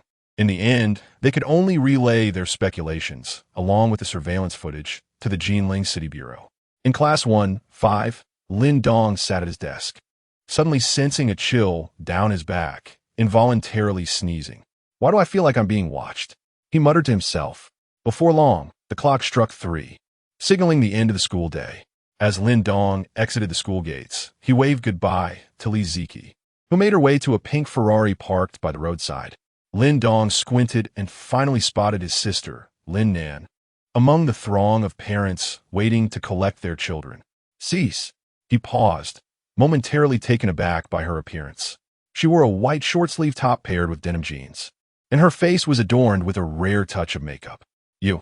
A smile graced Lin Nan's lips as she proudly proclaimed. I landed a job this morning after the interview. The salary is 10,000, plus 5 insurances and a housing fund. Really? Lin Dong scratched his head in bewilderment. Such good benefits? What will you be doing? The interviewer mentioned it's for a cosmetics company. Lin Nan, tall and naturally beautiful, looked even more striking with her light makeup. Newcomers, no one ever told me that the little brother's sister is so stunning. From now on, let's address each other differently. I'll call you little brother, and you can call me sister-in-law. Mom, Mom, Mom. Did the upstairs neighbor go to the internet CAF for an all-nighter again? Moreover, Lin Nan chuckled, I just got the job this morning, and the company invited me to their annual meeting at 6 this evening. I heard there will be a lottery. Wait, Lin Dong felt even more confused. An annual meeting? What month is it? Which reputable company holds an annual meeting at this time? Lin Nan continued, we should tidy up. Family members are allowed to accompany us to the annual meeting. Though Lin Dong was reluctant to attend, he felt uneasy about letting his sister go alone, especially since he sensed something unusual about the company. Was there really going to be a lottery? He couldn't help but wonder if the prize would be a 3-day trip to Southeast Asia, complete with airfare reimbursement. Lin Dong recalled similar news from his previous life, but he found no such memory in his current existence, indicating that such an event had yet to transpire in this world. He reassured himself that it was unlikely, considering the current legal framework. After boarding the electric vehicle and returning home, Lin Dong changed out of his school uniform into a new outfit, adorned with a motif of Ultraman Tiga on the chest. He glanced around to ensure no cameras followed him into the room, then struck a transformation pose. Once he was ready, he headed toward the venue of Lin Nan's company annual meeting, Kai Lai Grand Hotel in the Gufeng district. Meanwhile, at the Gufeng branch of the Huaihai Province Bureau, Fan Xiaolan knocked on the door of the chief's office, glancing at Li Weiguo, who awaited her presence. Chief, did you summon me? Is it about that boy again? Li Weiguo nodded. Are you aware of the situation? Fan Xiaolan pondered, having merely asked out of curiosity. What happened to him this time? Has he been kidnapped by criminals again? He was abducted by counterfeiters once, and by a gang involved in organized crime another time. Could it be happening again? Is he some sort of prized delicacy? Getting kidnapped thrice in a week? Is eating him a fountain of youth? Li Weiguo shook his head this time. He was not kidnapped. Upon hearing this, Fan Xiaolan breathed a sigh of relief, only for Li Weiguo to continue, this time. It's because this boy is suspected of manufacturing automatic rifles. Not being kidnapped was one thing, but what? Suspected of what? Fan Xiaolan's jaw slowly dropped, her eyes widening in disbelief. Did you just say an 8-year-old elementary school student is suspected of manufacturing firearms? An automatic rifle, no less. Li Weiguo watched her shocked reaction with no surprise, for when he first received the news from the city bureau, his response had mirrored hers. Such a situation was indeed hard to fathom. Chapter 68. The Annual Meeting of Huamei Company. Li Weiguo turned his computer screen towards the audience, showcasing surveillance footage sent by the municipal bureau. The video depicted Lin Dong and Xiao Mu, who, at the sound of a signal, commenced their actions simultaneously. Ultimately, Lin Dong completed the assembly of the firearm 2 seconds ahead of Xiao Mu. Fan Xiaolan's expression was one of skepticism, struggling to grasp the significance. This must be from their school's military training, right? The firearm should have originated from the military as well. Li Weiguo inhaled deeply. The crux lies not in the assembly, but in the fact that this lad managed to assemble a Type 56 rifle faster than a company commander who has handled weapons for over a decade in the army. Fan Xiaolan shuddered at this revelation. With narrowed eyes, she scrutinized the footage anew. The implication was clear. How could an 8-year-old schoolboy possess such proficiency with firearms? He must have frequent access. Thus, the suspicion arose that he might be involved in the illegal possession or manufacture of firearms. Fan Xiaolan mused. From the initial bank robbery drill to the present, Lin Dong had left her utterly astonished. Most notably, his age was a significant factor. Had he been in his 30s or 40s, she might have deemed it plausible. Li Weiguo rubbed his forehead. For now, everything remains conjecture. The municipal bureau has commanded us to ascertain swiftly whether this boy has indeed manufactured or concealed automatic rifles. Fan Xiaolan's demeanor grew serious. This situation was markedly different from previous encounters. Automatic rifles. If they truly exist, the societal threat they pose far surpasses that of bank robberies or gambling. Fan Xiaolan pondered, frowning. This boy has been live streaming all day. Even if he possesses such a weapon, he likely wouldn't carry it on him. It may be hidden at home or elsewhere. Li Weiguan nodded. You and Xiao Lin should take advantage of his absence to search his house for clues. In Gufeng District, at the Kailai Grand Hotel, Lin Dong stood at the entrance, gazing up at the opulent structure. A staff member stationed at the entrance approached Lin Nan directly. Hello, are you here to attend the Huamei Group annual meeting? Lin Nan nodded. Taking the elevator to the 4th floor was next.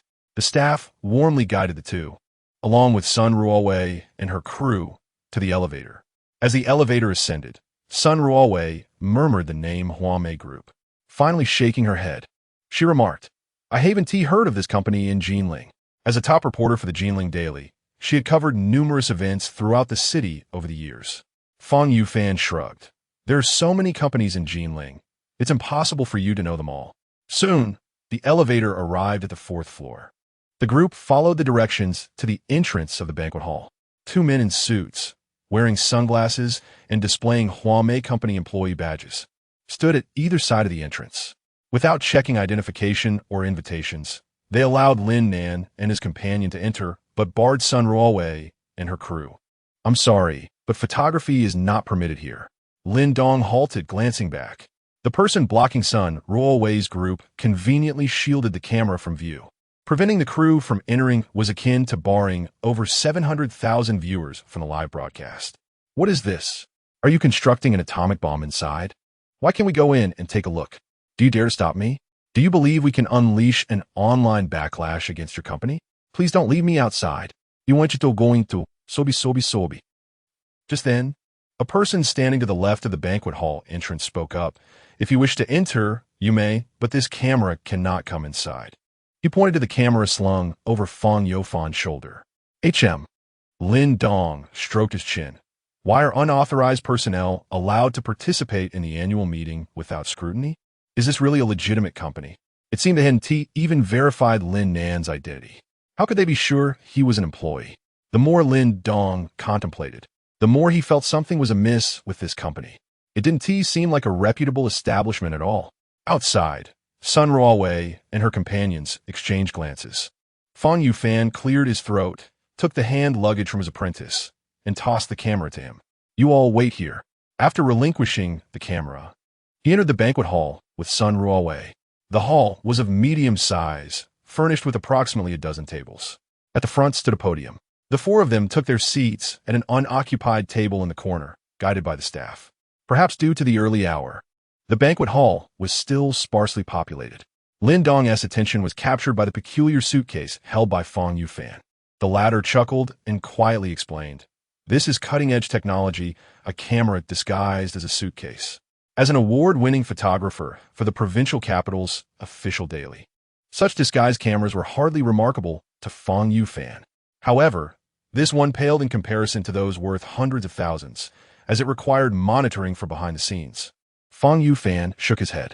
His apprentice and the others would return to the van and transmit the footage captured by the suitcase camera to the live stream. Lin Nan curiously inquired, What if someone here discovers it? Fang Yufan nonchalantly replied, Then we'll just be kicked out.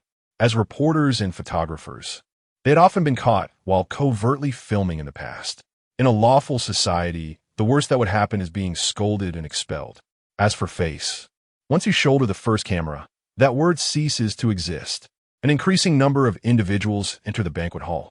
Meanwhile, in the adjacent small room, a middle-aged man dressed in a white suit, with a shifty gaze, nodded lightly. Brother Xiao, the time is nearly upon us. The chives are also gathering. Shall we commence? Chapter 69. Given the circumstances, let us first have a meal. In the banquet hall, at a table in the corner where Lin Dong and his companion sat, 3 additional individuals joined them. A young couple clad in matching outfits and a robust middle-aged man in a suit, wearing an ID badge from Huamei Company. Lin Dong stood up and glanced around the nearby tables, discovering that they were not the only ones.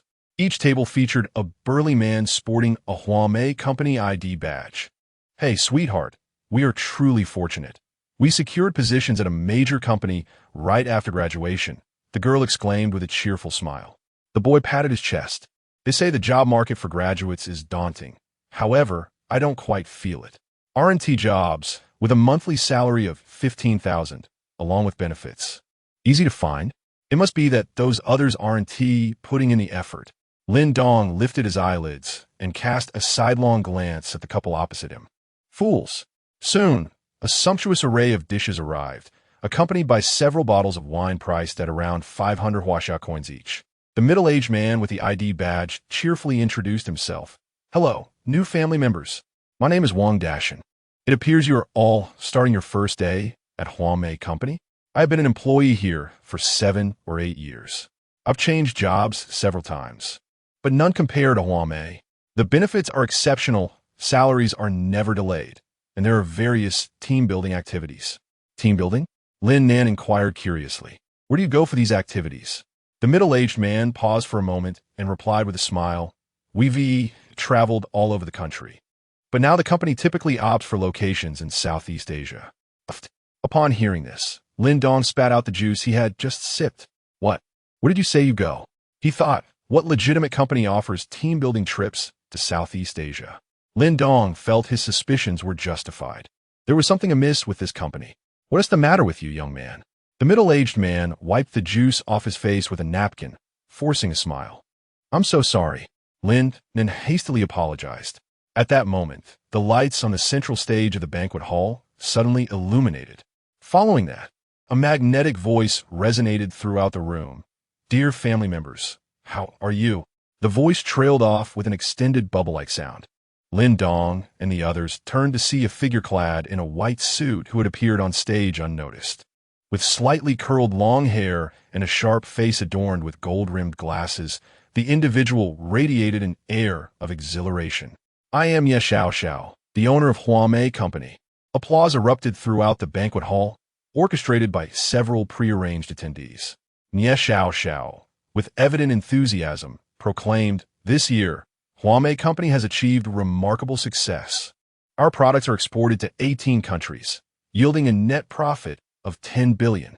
Under the spell of this brainwashing rhetoric and the incessant applause, many in attendance hardly contemplated the veracity of his statements. Wow, a company with a net profit of 100 billion in a year.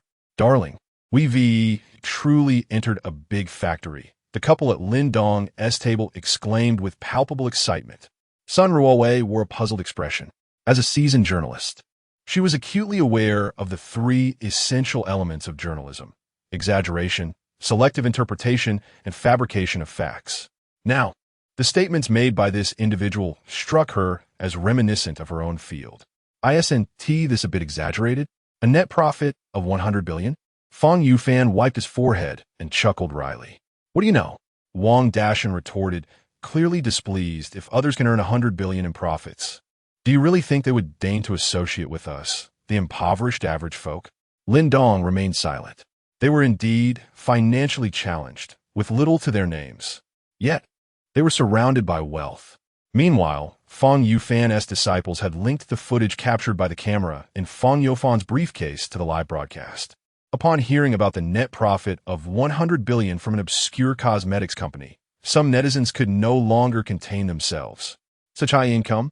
Does the tax bureau know? A report has already been filed. I checked. The online information indicates that this company is merely a shell. Could it be that Xiao He and the others have fallen into a pyramid scheme? At this moment, it's hard to decide whether to sympathize with the unfortunate individual caught in the pyramid scheme or to pity the pyramid scheme leader encountering this naive young man. Huh? The poor pyramid scheme leader has no idea what awaits them. Nie Xiao's voice resonated clearly through the banquet hall's sound system. 20 years ago, I set out from Suzhou with a mere 100 yuan, building Huamei from the ground up, transforming my wealth from 100 to now 100 billion. Applause erupted once more. Listening to this brainwashing rhetoric, Lin Dong couldn't help but smirk. What era are we in that such antiquated rhetoric is still employed? If I were to take the stage, I would undoubtedly captivate the entire audience. He sighed, shaking his head as he picked up his chopsticks. Given the circumstances, let us first have a meal. At their table, the others were entirely engrossed in Nie Xiao's bluster, while Lin Dong's fervent eating disrupted the atmosphere. The clinking of bowls and chopsticks, slurping of noodles, and loud chewing filled the air, drawing the ire of Wang Dashin, whose forehead darkened, a vein bulging slightly. They had a mission to ensure that the targets at their assigned tables absorbed Nie Xiaoxiao's words. However, brainwashing necessitated undivided attention for maximum effect. Yet now, half of the attention at this table was diverted by the cacophony of this young man's eating. It's all right. Wang Dashin consoled himself internally. Yes, just a kid. How much can he possibly eat? 1 minute, 2 minutes, 3 minutes, 6 minutes, 10 minutes. Not a single person at the table. Sun Ruowei, Fang Yufan, the couple, or Lin Nan, focused on Ye Xiaoxiao's speech. They merely stared blankly at Lin Dong, who was devouring his meal. You're a primary school student, and you've been eating for 10 minutes without being full? Wang Dashin's eyes twitched uncontrollably. Chapter 70. A luxurious 7-day cruise on the high seas. Fang Yufan concealed a camera within a suitcase, aimed at Lin Dong. How much hardship must this child have endured at home? He can eat so heartily even at a pyramid scheme gathering. This child has been eating for nearly 10 minutes. He has devoured an entire table of food. Is this truly human? Forget school. He ought to teach the buffet owner a thing or two. The child isn't even overweight. He simply has a large appetite. After utilizing the latest 30 physique points, Lin Dong's constitution has now reached an astonishing 143. Equivalent to that of 14 and a half adults. Naturally, his appetite has increased as well. After finishing an entire table of dishes, Lin Dong let out a satisfied burp. Still craving more. Sun Ruowei and Fang Yufan exchanged glances, alternating their focus between him and Lin Nan. What kind of affluent family could afford to raise such a child? Wang Dashin's lips curled into a smirk as he observed the empty plates on the table, with only a dish of boiled eggs and herbs untouched. The lottery segment was approaching. He spoke up, redirecting everyone's attention to the podium. Nie Xiao was still fervently delivering his speech, mentioning projects worth tens or even hundreds of billions. Throughout my journey, I have encountered all manner of individuals. Have any betrayed me? Of course they have. What would you do to those who betray you? Beat them? Dismiss them? Cut ties forever? Would you like to know how I handle betrayal? I reward those who betray me with 500,000. Just think, I extend such generosity to those who betray me. Does loyalty to me not merit several million? The atmosphere in the banquet hall grew increasingly fervent. Nie Xiao believed only the few dozen people in the banquet hall were listening. Unaware of the 70,000 viewers of the program titled The Revelation of the Ultimate Child Genius. Wow. Putting aside other matters, there's actually something intriguing in his words. If I were present, I might have believed it too. Is he truly unaware of the concept of money, casually tossing around figures in the hundreds of billions? Standing at the podium, Nie Xiao felt a surge of energy. His bloodshot eyes sparkled with infectious enthusiasm. Today, as you join our Huamei family from this moment forward, we are all family. Words alone cannot convey the benefits and welfare we offer. You may doubt my sincerity, thinking I am merely making grand promises. Thus, we have prepared a special event for this year's annual meeting, a lottery. New family members are also welcome to participate. There are 5 grand prizes and 10 second prizes upon finishing. 2 staff members wheeled in a machine reminiscent of a gasapon capsule dispenser, announcing that the lottery would commence with the 12th table. As Nie Xiao concluded, the spotlight focused on the 12th table, Lin Dong's table. What a stroke of luck to be the first. Wang Dashin rubbed his hands together, excitement evident in his voice as he stood up and approached the podium. With him leading the way, the couple followed closely behind. What about the 3 family members? Why weren't they coming up? Noticing Lin Nan, Fang Yufan, and Sun Ruowei still hesitating, Nie Xiao chuckled. As for Lin Dong, an 8-year-old certainly lacked the qualifications for the lottery. Fang Yufan handed his suitcase to Lin Dong, asking him to keep an eye on it before joining Lin Nan and Sun Ruowei on stage. The 6 stood under the spotlight. Nie Xiao cleared his throat. Once you join our Huamei company, we are all family from this moment forward. He turned to Wang Dashin, who nodded slightly and approached the gasapon machine. After twisting the lever, a capsule containing a slip of paper tumbled into his hand. Upon opening it, Nie Xiao gasped. What? It's the grand prize. Next up was the newly graduated couple, both winning second prizes. Lin Dong struck luck with a grand prize. When it was Sun Ruowei and Fang Youfan's turn, they exchanged a glance. Did this company's annual meeting, or even its pyramid scheme, not require identity verification? They were not members of this company. As a seasoned journalist, Sun Ruowei had witnessed numerous pyramid scheme scenarios, and yet the previous ones had always been overly cautious, strictly verifying each participant's identity to avoid any interlopers. But now, Sun Ruowei found herself utterly perplexed by their intentions, as if they were desperately in need of participants. Both Sun Ruowei and Fang Yufan also emerged with grand prizes. Nie Xiao feigned astonishment. Wow. Out of only 5 grand prizes, for have already been claimed, Wang Dashan inquired, what exactly is this grand prize? The grand prize is a 7-day luxurious cruise on the high seas. The second prize is a 5-day trip to Southeast Asia. The third prize is a full-body medical examination. Upon hearing this, the young couple appeared particularly exhilarated. A 5-day team-building trip to Southeast Asia. That's fantastic. I've never traveled abroad before. The girl eagerly asked Nie Xiao, when can we redeem the second prize? Nie Xiao chuckled. The team-building location does not require a visa. We depart tonight. In a world where no owners of companies had ever resorted to using team building as a pretext to sell all employees into Southeast Asia, they would naturally harbor no suspicions. Shall we return to pack our clothes? No need. Nie Xiao shook his head. The company has already prepared everything. Moreover, each person has a budget of 50,000 to spend at their discretion. The banquet hall erupted into thunderous applause. In a corner, Lin Dong's mouth twitched as he listened to the speech. Oh, it's exactly as I suspected. This is not pyramid selling. It's outright human trafficking. Having encountered similar cases in the news in his past life, Lin Dong connected the dots instantly. Realizing Lin Nan had won the grand prize, a 7-day luxurious cruise on the high seas, he thought to himself, once aboard, they will probably be met with dozens of AKs pointed at their heads. Chapter 71. Employees' heartfelt contributions. Before long, Lin Nan, Sun Ruowei, and Fang Yufan returned. The people at the adjacent table were participating in a lottery. Holding the first prize ticket in his hand, Fang Yufan wore a suspicious expression, murmuring to himself, why do I feel that something is amiss? The company's benefits seem excessively generous. Hearing his mutterings, Wang Dashan immediately chimed in.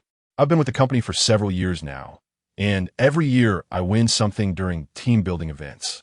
It's all fine. He believed his words would alleviate the doubts of others. However, both Sun Ruowei and Fang Yufan were far too astute to be easily convinced. Just as the former was contemplating how to probe further, a voice filled with rage erupted through the sound system, startling everyone. What is happening here? Nie Xiao's furious voice resonated in everyone's ears. Turning to the stage, they saw him seething, faced with 6 individuals, each holding a first prize ticket. Who is responsible for this event? Step forward immediately, Nie Xiao demanded angrily. Soon enough, a middle-aged man with a receding hairline approached, bowing slightly with an ingratiating smile. What have you done? I allocated a generous budget for you to provide benefits for all our families, and this is what you produce. Please forgive us. It was an oversight. The balding man, whose neck concealed a hidden microphone, spoke. His voice transmitted clearly to everyone in the banquet hall. Nie Xiao buried his face in his hands, his heart aching at the unexpected turn of events. This is so painful. In the next moment, it seemed he had made a momentous decision. I've made up my mind. We will smash this lottery machine. Everyone here can choose between the first and second prizes. What? The balding man turned pale, hastily attempting to dissuade him. That's impossible, boss. We would severely exceed our budget. Nie Xiao shrugged off his grasp, declaring, what does money matter? As long as the employees can relax and enjoy themselves, any losses will surely be recouped. As the scene unfolded below, Lin Dong's expression morphed into one of incredulity, almost cartoonish in its astonishment. Is he really considering a career in acting? Fang Youfan's eyes were vacant, his mouth agape in shock, as he kept his camera trained on the podium, broadcasting to over 700,000 viewers online. This is just like those sales anchors my mom loves. Is he really willing to exceed the budget for employee welfare? What a character. If it weren't for the screen, I might have believed him. Bosses who genuinely care for their employees are a rare breed. Though Lin Dong recognized the ruse, the viewers, granted an omniscient perspective, remained unimpressed. Nevertheless, many attendees appeared genuinely moved, leaving the authenticity of their reactions in question. As the atmosphere reached a crescendo, Nie Xiao pushed the balding man aside, proclaiming, "Everyone can choose an extravagant cruise or a team-building trip to Southeast Asia. Of course, if you cannot make it, feel free to find me afterward to explain your situation. It's entirely voluntary. For specifics, please consult him for registration." He gestured towards the balding man. Sun Ruowei and Fong Yufan exchanged knowing glances. The instincts of a seasoned reporter told her that this situation was far from straightforward, and further investigation might unveil significant news. Had it not been for their current program, exposing the talents of a top child, they would have eagerly joined the cruise. Instead, they could only observe Lin Dong and his sister. Noticing Lin Nan's hesitation, Lin Dong sighed in resignation. What is there to hesitate about? It's obvious something isn't right. Thus, he spoke up, "Sis, I still have school. If you go, I wouldn't dare stay home alone." Hearing this, Fong Yufan cast him a meaningful glance. "What are you saying? You're afraid to be home alone? If a robber shows up, it's the robber who should be scared." Given Lin Dong's recent displays of strength, she doubted he couldn't handle an adult with a single punch. Fine. Lin bit her lip, ultimately deciding against going. Meanwhile, in the adjacent room of the banquet hall, resembling a private lounge, Nie Xiao began to indulge himself. Two dark-skinned men, not of Han descent, lounged on the sofa. Li Tian, with a smirk, crossed his legs and remarked, "Once this major deal is done, you won't be able to return to China? One must admit, you Chinese are quite clever, attracting people with high welfare and then sending them abroad under the guise of team building." After indulging, Nie Xiao's forehead throbbed with tension, bloodshot eyes still simmering with intensity. He shot a glance at the man speaking. "Why waste words? Have your boss prepare the funds. We're talking about 60 to 70 people. Once they arrive, it's straight to the harvesting. I want to be involved in that." Li Tian licked his lips. For those with compatible blood types, naturally, we opt for the quickest cash flow. As he spoke, he placed a suitcase from the floor onto the table and opened it, revealing it brimming with $100 bills. "This is the deposit our boss instructed us to bring. $500,000. Nie Xiao's eyes lit up as he picked up several bills, scrutinizing them closely. "As long as there are no surprises, we will exchange cash for goods." Li Tian Remarkably. Chapter 72, A Toast Not Taken. In modern Huaxia, competition pervades every industry. Nie Xiao placed a stack of US dollars on the table and sighed deeply. Even our pyramid scheme faces severe challenges. It has become increasingly difficult to navigate. Sending so many people abroad, if this were to be exposed, it would undoubtedly become a shocking global headline. At that point, the so-called culprit would be relentlessly pursued by the Huaxia police. The risks are substantial. Initially, Nie Xiao had no intention of proceeding this way. However, the current dismal job market leaves him no choice. Every sector is entangled in fierce competition. In truth, their pyramid scheme is somewhat insulated. After all, it is illegal, and many are hesitant to engage. Yet, what incites Nie Xiao's ire is the realization that those online sellers have lured away his potential clients. They all call for family, employ similar brainwashing tactics, and exploit the naive. Not only do they garner a favorable reputation, but more importantly, they operate within the law. Under the onslaught of live-stream selling, their pyramid scheme has been left utterly defenseless. Thus, he resolved to seize the remaining momentum to orchestrate a grand scheme. Then, he would flee to the Eagle Country, ensuring financial freedom for the latter half of his life. Seated beside Li Tian, a man adorned with a jade pendant, spoke with a knowing tone. "No wonder Huaxia can thrive. Your knack for making money far surpasses that of our region." Nie Xiao shot him a glance and scoffed. "What's the point of boasting about birthplace?" Li Tian, curious, inquired. "Are you so confident that everyone will willingly board a plane or cruise ship to foreign lands?" Nie Xiao coldly shook his head. "It's not necessary for everyone to believe. As long as the majority does, that suffices. I have already informed them that if they are unwilling to go, they should come to this room and express their refusal. Once here, their choice is no longer theirs to make. After all, this is the last deal to be conducted in Huaxia. If it isn't audacious, how can it be deemed worthwhile? As they conversed, a knock sounded at the door. Nie Xiao paused. It appears someone is seeking discomfort. Should we avoid this? Li Tian asked with amusement. Nie Xiao shook his head. No need. You can remain and observe. Closing the suitcase filled with US dollars on the table, Nie Xiao cleared his throat. Come in. The door swung open, and two apprehensive young women entered. They appear to be of similar age to Lin Nan, likely fresh graduates. Upon entering, the two girls noticed Nie Xiao and the other two individuals seated on the sofa. The manic energy that had enveloped Nie Xiao had nearly dissipated, replaced by a congenial smile. Are you the new family members joining us today? The girls nodded, and one spoke up. Mr. Nie, may we opt out of the team-building trip abroad? She hastily added, it's not a lack of trust in the company. It's just, we've had some recent matters. Nie Xiao calmly nodded. Of course, that's perfectly fine. It is not compulsory. The two young women were taken aback by how accommodating the billionaire boss was. Nie Xiao stood and served them each a glass of water. If they chose not to participate in the team building, they could stay home. That would still count as work hours, and their salaries would remain intact. Thank you, Mr. Nie. The two young women expressed their gratitude, and, without any suspicion, drank from their glasses, under the teasing gazes of Li Tian and his companion. 5 seconds later, as they reached the door, a peculiar sensation enveloped their minds. Subsequently, their bodies succumbed to unconsciousness, collapsing to the floor. Xia Tian stood, arms crossed. How is it? The effects of the sedative we provided are quite remarkable, aren't they? I assure you, these two will remain unconscious for at least 10 hours. Nie Xiao shook his head in silence, summoning two of his subordinates to carry the young women to a room for supervision. He knew more visitors would arrive. As anticipated, after a brief wait, another knock echoed through the room. This time, 3 individuals entered. No 4, including a young schoolboy. Upon seeing Lin Nan and Sun Ruowei, Li Tian and his companion exchanged glances, a lewd smile gracing their lips. No time to go. No matter. Resting at home is equally valid, and this period will still count towards their salary. Nie Xiao remarked with great understanding, pouring 3 glasses of water laced with sedatives for the newcomers. As for Lin Dong, he was dismissed entirely.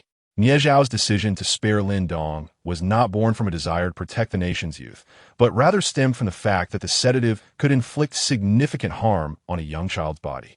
While an adult might endure the effects, a child under 10 could face dire consequences. Consuming it might lead to more than mere unconsciousness.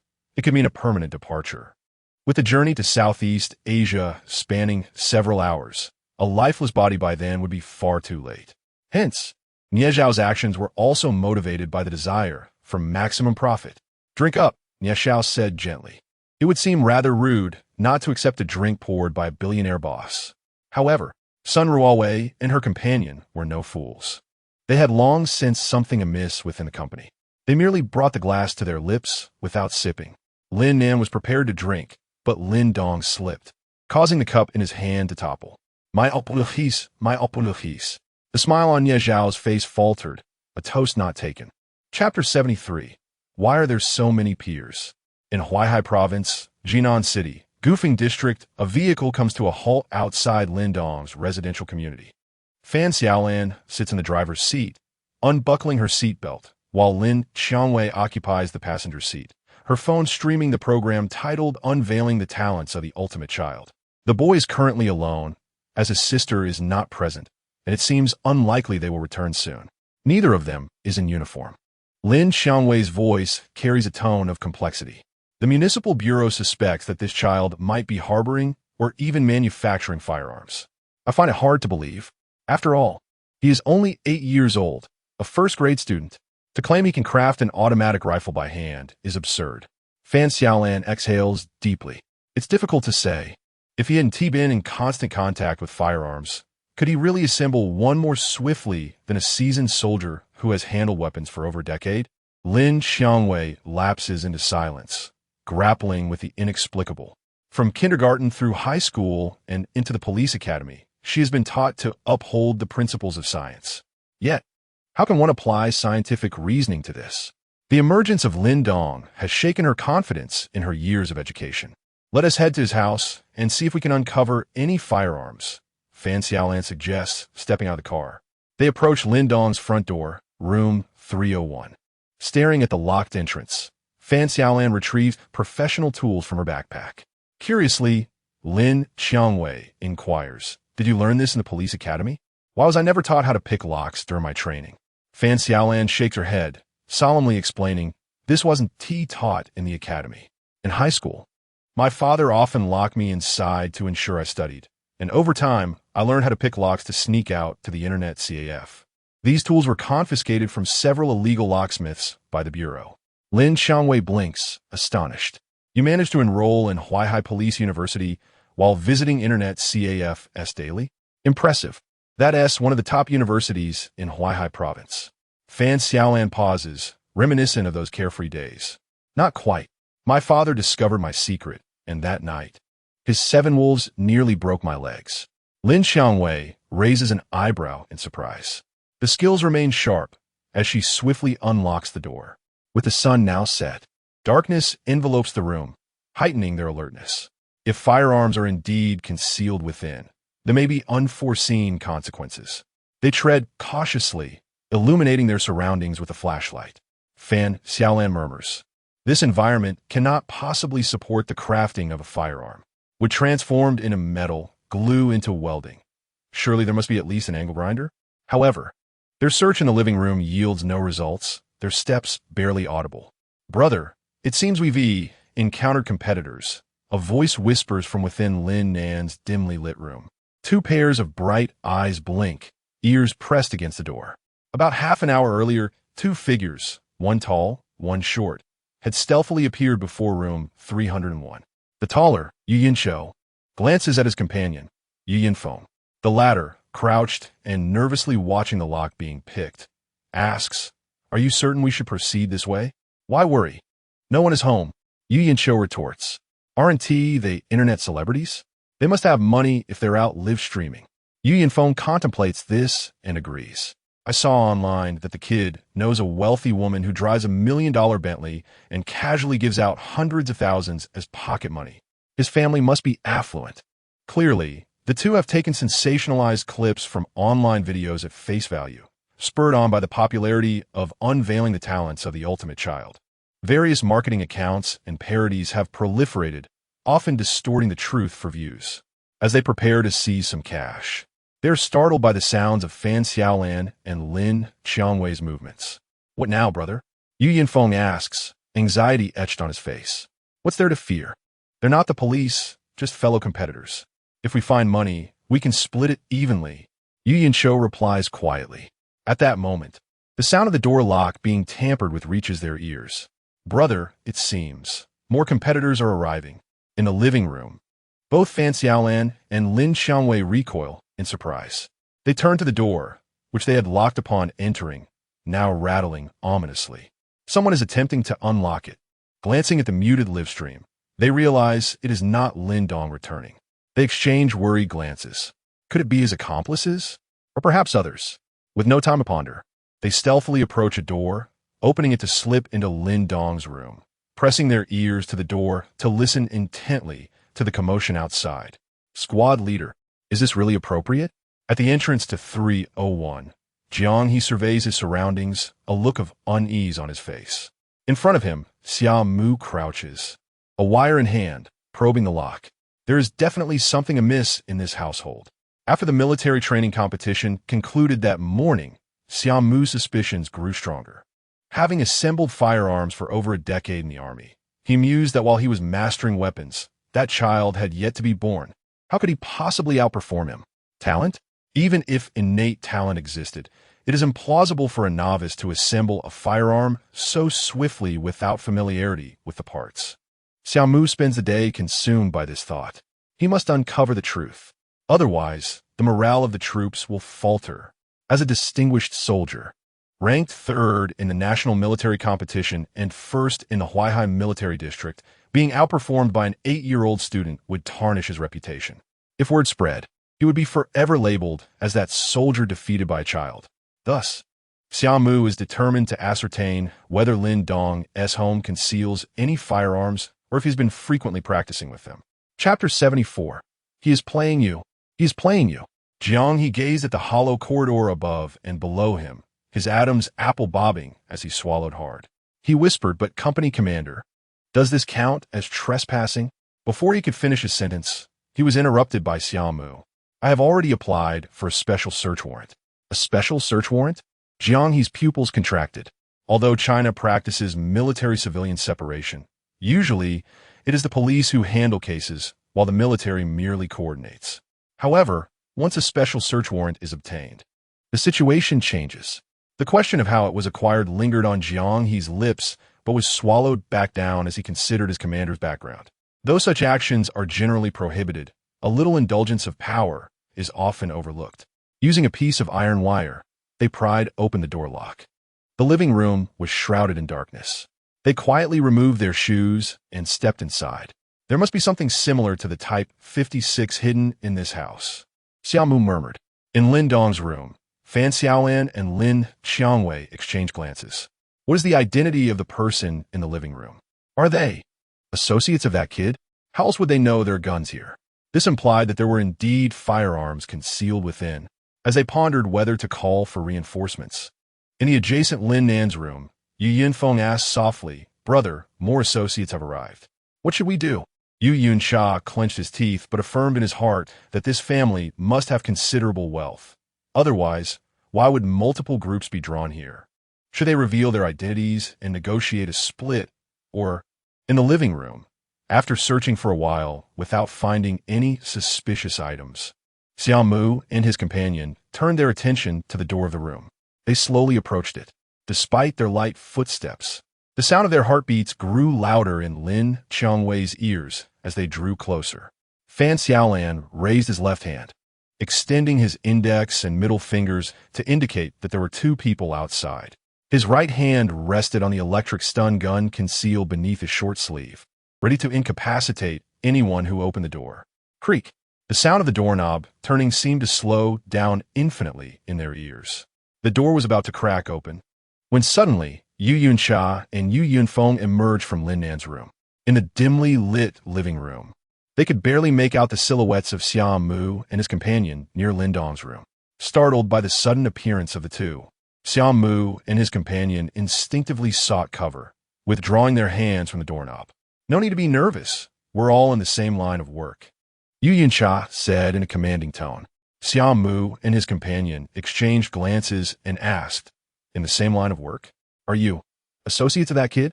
Yu Yunsha, puzzled, called out to the room, "Since all the associates are here, there's no need to hide. Come out and let us find the goods and split them." Fan Xiaolan's pupils constricted. When had he been discovered? Xiaomu cautiously opened the door, revealing the outlines of Fan Xiaolan and his companion in the pitch-black environment. "What are you doing here?" Lin Xiangwei shook her head in confusion, unable to comprehend the situation. Who was associated with whom?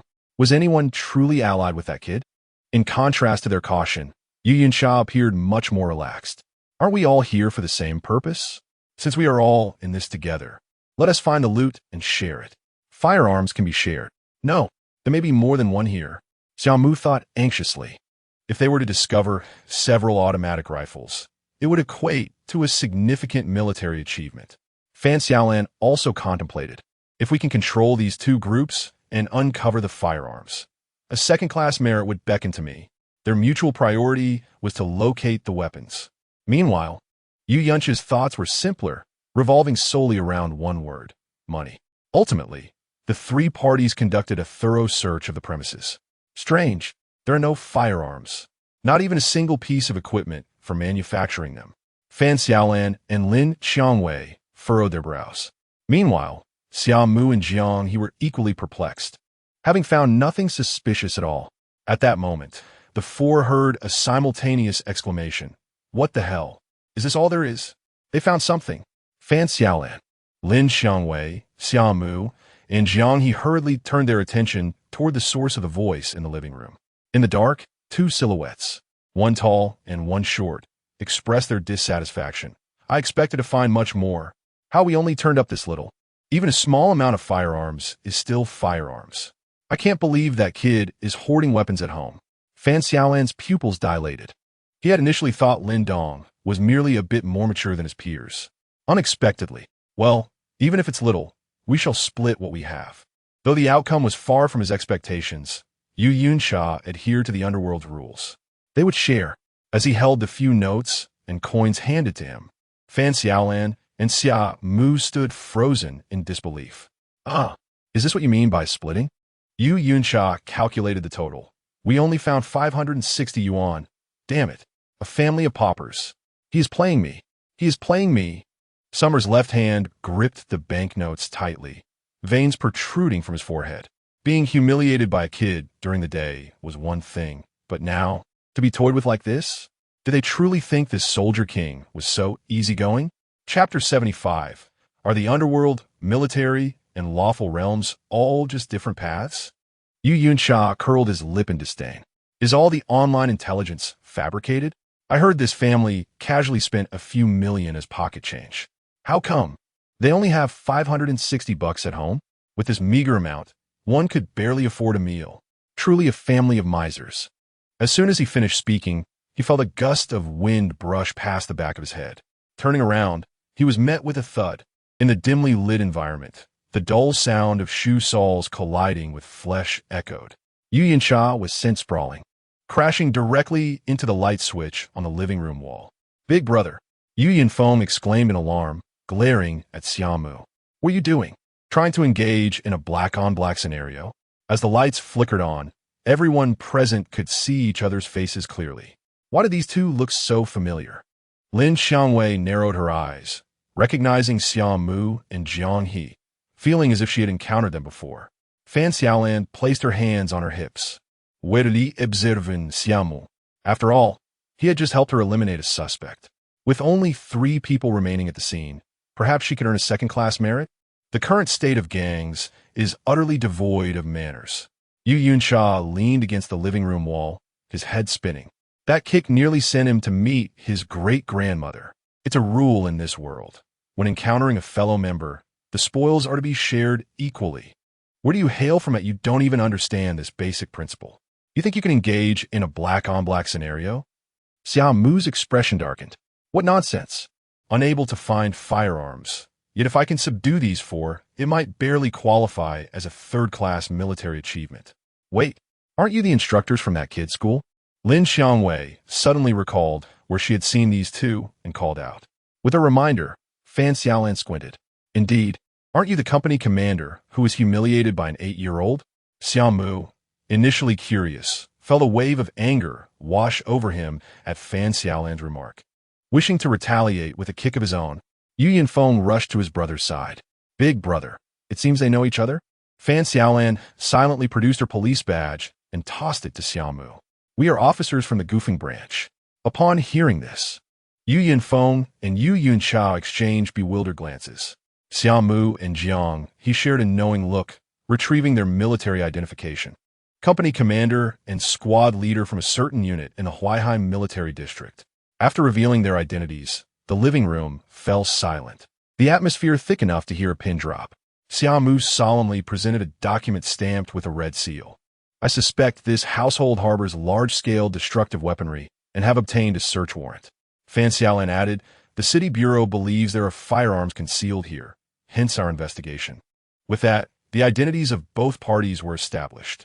The 4 individuals simultaneously turned their gazes towards the 2 who were crouched against the wall of the living room.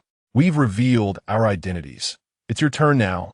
For a moment, they exchanged wide-eyed stares, the atmosphere becoming quite awkward. All of them were indeed from the underworld. One from the law, one from the military, and one from the dark side. Bro, it seems they aren't in our line of work. Yu Yunfeng nervously swallowed. Meanwhile, in Jinling City, Huaihai Province, at the Kailai Hotel, refusing a toast only to incur a penalty drink. Seeing none of the 3 showing him any respect, let alone offering a sip of water, Nie Zhao's forehead began to vein with pressure. Boss, we're leaving, Sun Ruowei declared, turning to exit. At that moment, Feng Yufan inadvertently snapped a photo of the entire room, capturing the appearances of Nie Zhao, Li Tian, and the others. Just as they opened the door, Two burly men in suits stood outside, their expressions unwelcoming as they locked their gaze on the group. "Don't be so hasty to leave," came Nie Zhao's teasing voice from behind. "What does this mean? Wasn't it said that going or not is voluntary?" Sun Ruowei asked anxiously. "As long as you arrive, isn't that already voluntary?" Nie Zhao retorted with a cold smile. "Why is it that your cosmetics company, boasting profits in the billions, is forcing us to go to Southeast Asia?" As a seasoned journalist, her sharp instinct for significant news was coupled with a knack for probing questions. "Huh." The smirk on Nie Zhao's lips deepened. "How naive. You actually believe that. As for why you're going to Southeast Asia, of course, it's to be sold to various parks who will treat you well." Caught in the crowd, Lin Dong sighed, feeling speechless. Seriously, why waste breath? Don't they know that villains fall due to their verbosity? Nie Zhao was well aware, but he was unconcerned. In his eyes, surrounded by his people, could these two women, one man, and a child, truly stir up trouble? "I am a reasonable person and will ensure you understand your path clearly." Sun Ruowei and Feng Yufan exchanged knowing glances, finally comprehending. This explained why the pyramid scheme allowed anyone to infiltrate without thorough identity checks. It wasn't about selling products. It was about wholesaling. Not just them, but over 70,000 viewers in the live stream also realized the truth. Genius. To think of enticing people with high welfare to open a company, only to buy them off under the pretense of team building in Southeast Asia. Truly a stroke of genius. If this succeeds, it will undoubtedly be a global sensation. The largest human trafficking operation of the 22nd century. We cannot stand idly by. I have already reported it. Nie Zhao clapped his hands. "All right, you can now act like a cabinet. Drink this water, and when you open your eyes again, you should find yourself there." The two burly men in suits squeezed into the room, closing the door behind them. With menacing expressions, they threatened the four with their eyes, as if to say, refuse to drink and prepare to be knocked out. "You." Lin Nin took a few panicked steps back, only to find that the other two remained eerily calm, including her own brother. Feng Yufan licked his lips, a hint of amusement in his voice. "Have you ever been beaten by an 8-year-old? Chepter sitantasai, kung fu. China kung fu." Two burly men exchanged glances. Do we truly appear so ferocious? We haven't even made a move, yet this person is utterly petrified. Is he already babbling nonsense? Let us take action. Perhaps soon there will be more fools attempting to withdraw their tickets. Nie Zhao scoffed. After speaking, he turned around. In the next moment, two dull thuds resonated behind him, akin to fists striking his stomach. Immediately after, a chill ran down his spine as if something was about to collide with him. Before he could even turn back fully, the two burly men had already charged at him from behind. Their robust forms crashed into his back, sending Nie Zhao's frail body flying across the room, pinned to the floor beneath their combined weight of 400 pounds.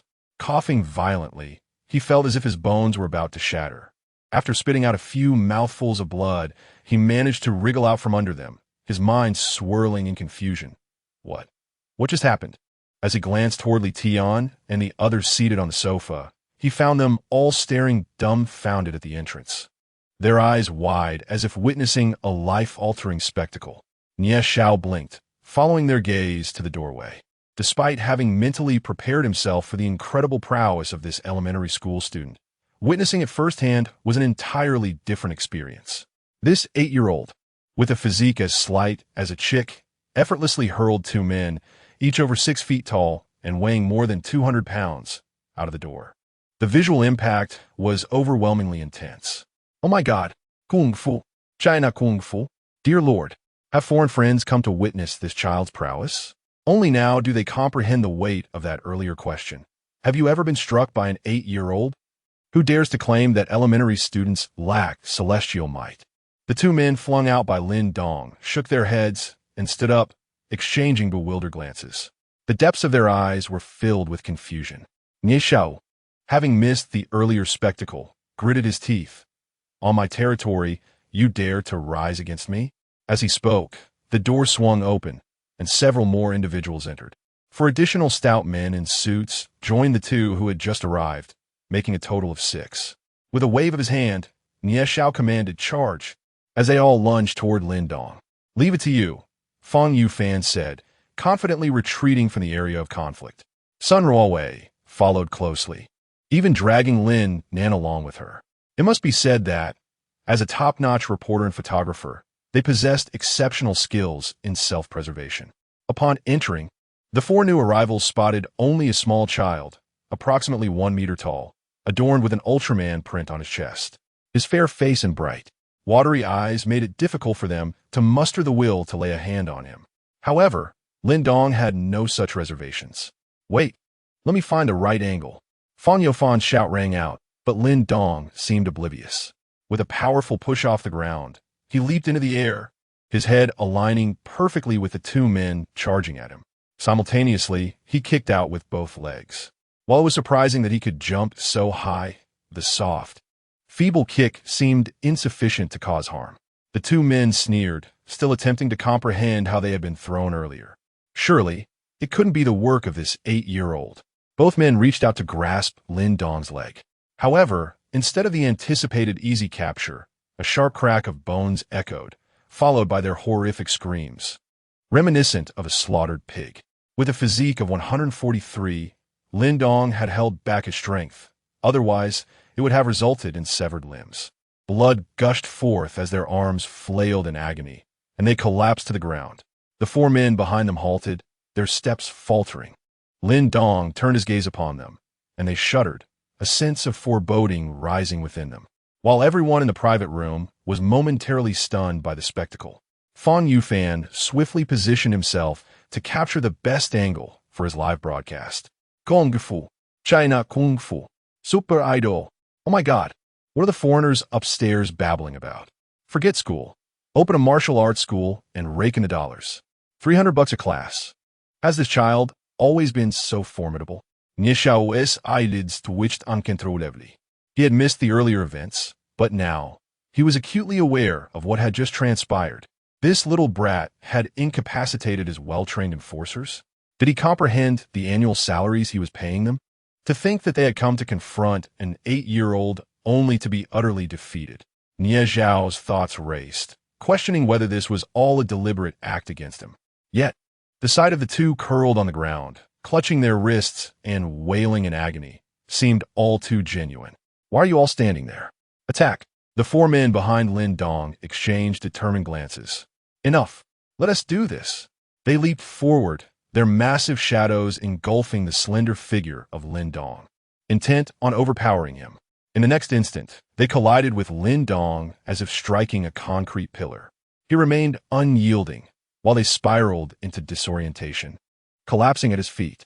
Observing 6 burly men dispatched within less than 3 minutes by this small child, Nie Zhao's throat constricted, and the calm demeanor he had initially maintained vanished. Anxiety gripped him as he swallowed hard.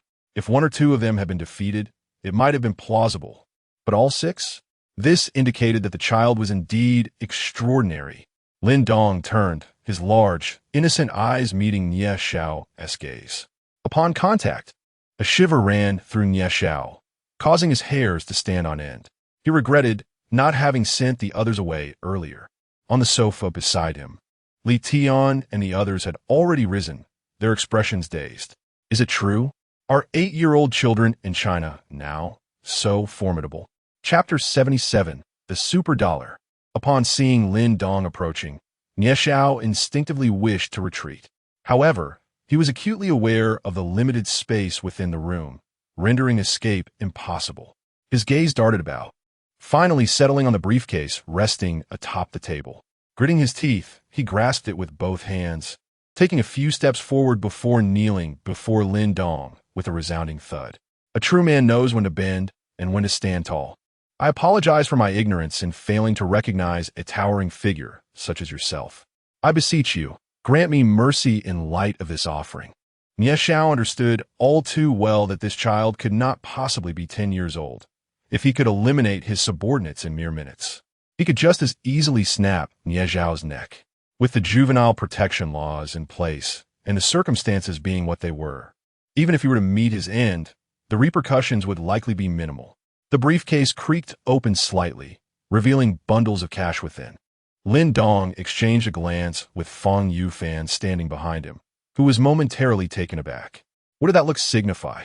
I'm about to do something nefarious. Kindly divert the camera. Such an incredibly considerate expression. Fang Yufan thought, complying and repositioning the camera. Lin Dong opened the briefcase and casually picked up a bill. Why do I feel as though I have fallen victim to a scheme? Nishao's eyelids flickered. The sensation was peculiar, yet he could not shake the feeling of being outmaneuvered by an 8-year-old. As the child began to close the briefcase, Nieshao opened his mouth to speak. In the next instant, Lin Dong, with a swift motion, struck the briefcase, causing Nieshao to lose 3 teeth in an unexpected, brutal act. Are you trying to deceive me with counterfeit bills? Lin Dong's initial intention was to settle the matter with $500,000. But the moment he grasped the cash, he realized the grim truth. All of it was utterly fake. Having spent long years as a figure in the underworld, he had never before been insulted with counterfeit money. Counterfeit? Impossible. Nieshao shouted in disbelief, his face stinging from the pain. These bills were just brought to us. How could they possibly be fake? As he continued speaking, his voice dwindled to a whisper. Perhaps they truly were counterfeit. This group of Burmese lacked any semblance of credibility. Could it be that he had failed to notice? Surely not. After decades of navigating the underworld, he prided himself on his familiarity with counterfeit bills. How could an 8-year-old have discerned the truth so effortlessly? Nearby, Li Tian exchanged a glance with his companion, both taken aback by the revelation. As Lin Dong had pointed out, the briefcase's supposed $500,000 did not originate from the Federal Reserve, but rather from their general's production of superdollars. The materials and manufacturing techniques were one-to-one replicas, now mass-produced and circulating globally without ever being detected. How could it be that an 8-year-old child had uncovered their secret so casually? How did you figure it out? Li Tian blurted out, astonished. Lin Dong cast him a sidelong glance, casually pointing out over 20 flaws in the counterfeit bills. Li Tian and his companion stood there, dumbfounded. They had never considered such aspects while creating the superdollar. Was their so-called masterpiece truly so shoddy in the eyes of a genuine expert? How could you, Burmese scoundrels, after knowing you for so many years, you dare to use counterfeit bills against me? Nieshao, disregarding the swelling on his face, rose to his feet and unleashed a torrent of curses at Li Tian and his companion. If this deal fell through and he ended up with nothing but counterfeit bills in the hands of the Eagle faction, how would he survive? At that moment, Nieshao felt a surge of gratitude toward Lin Dong.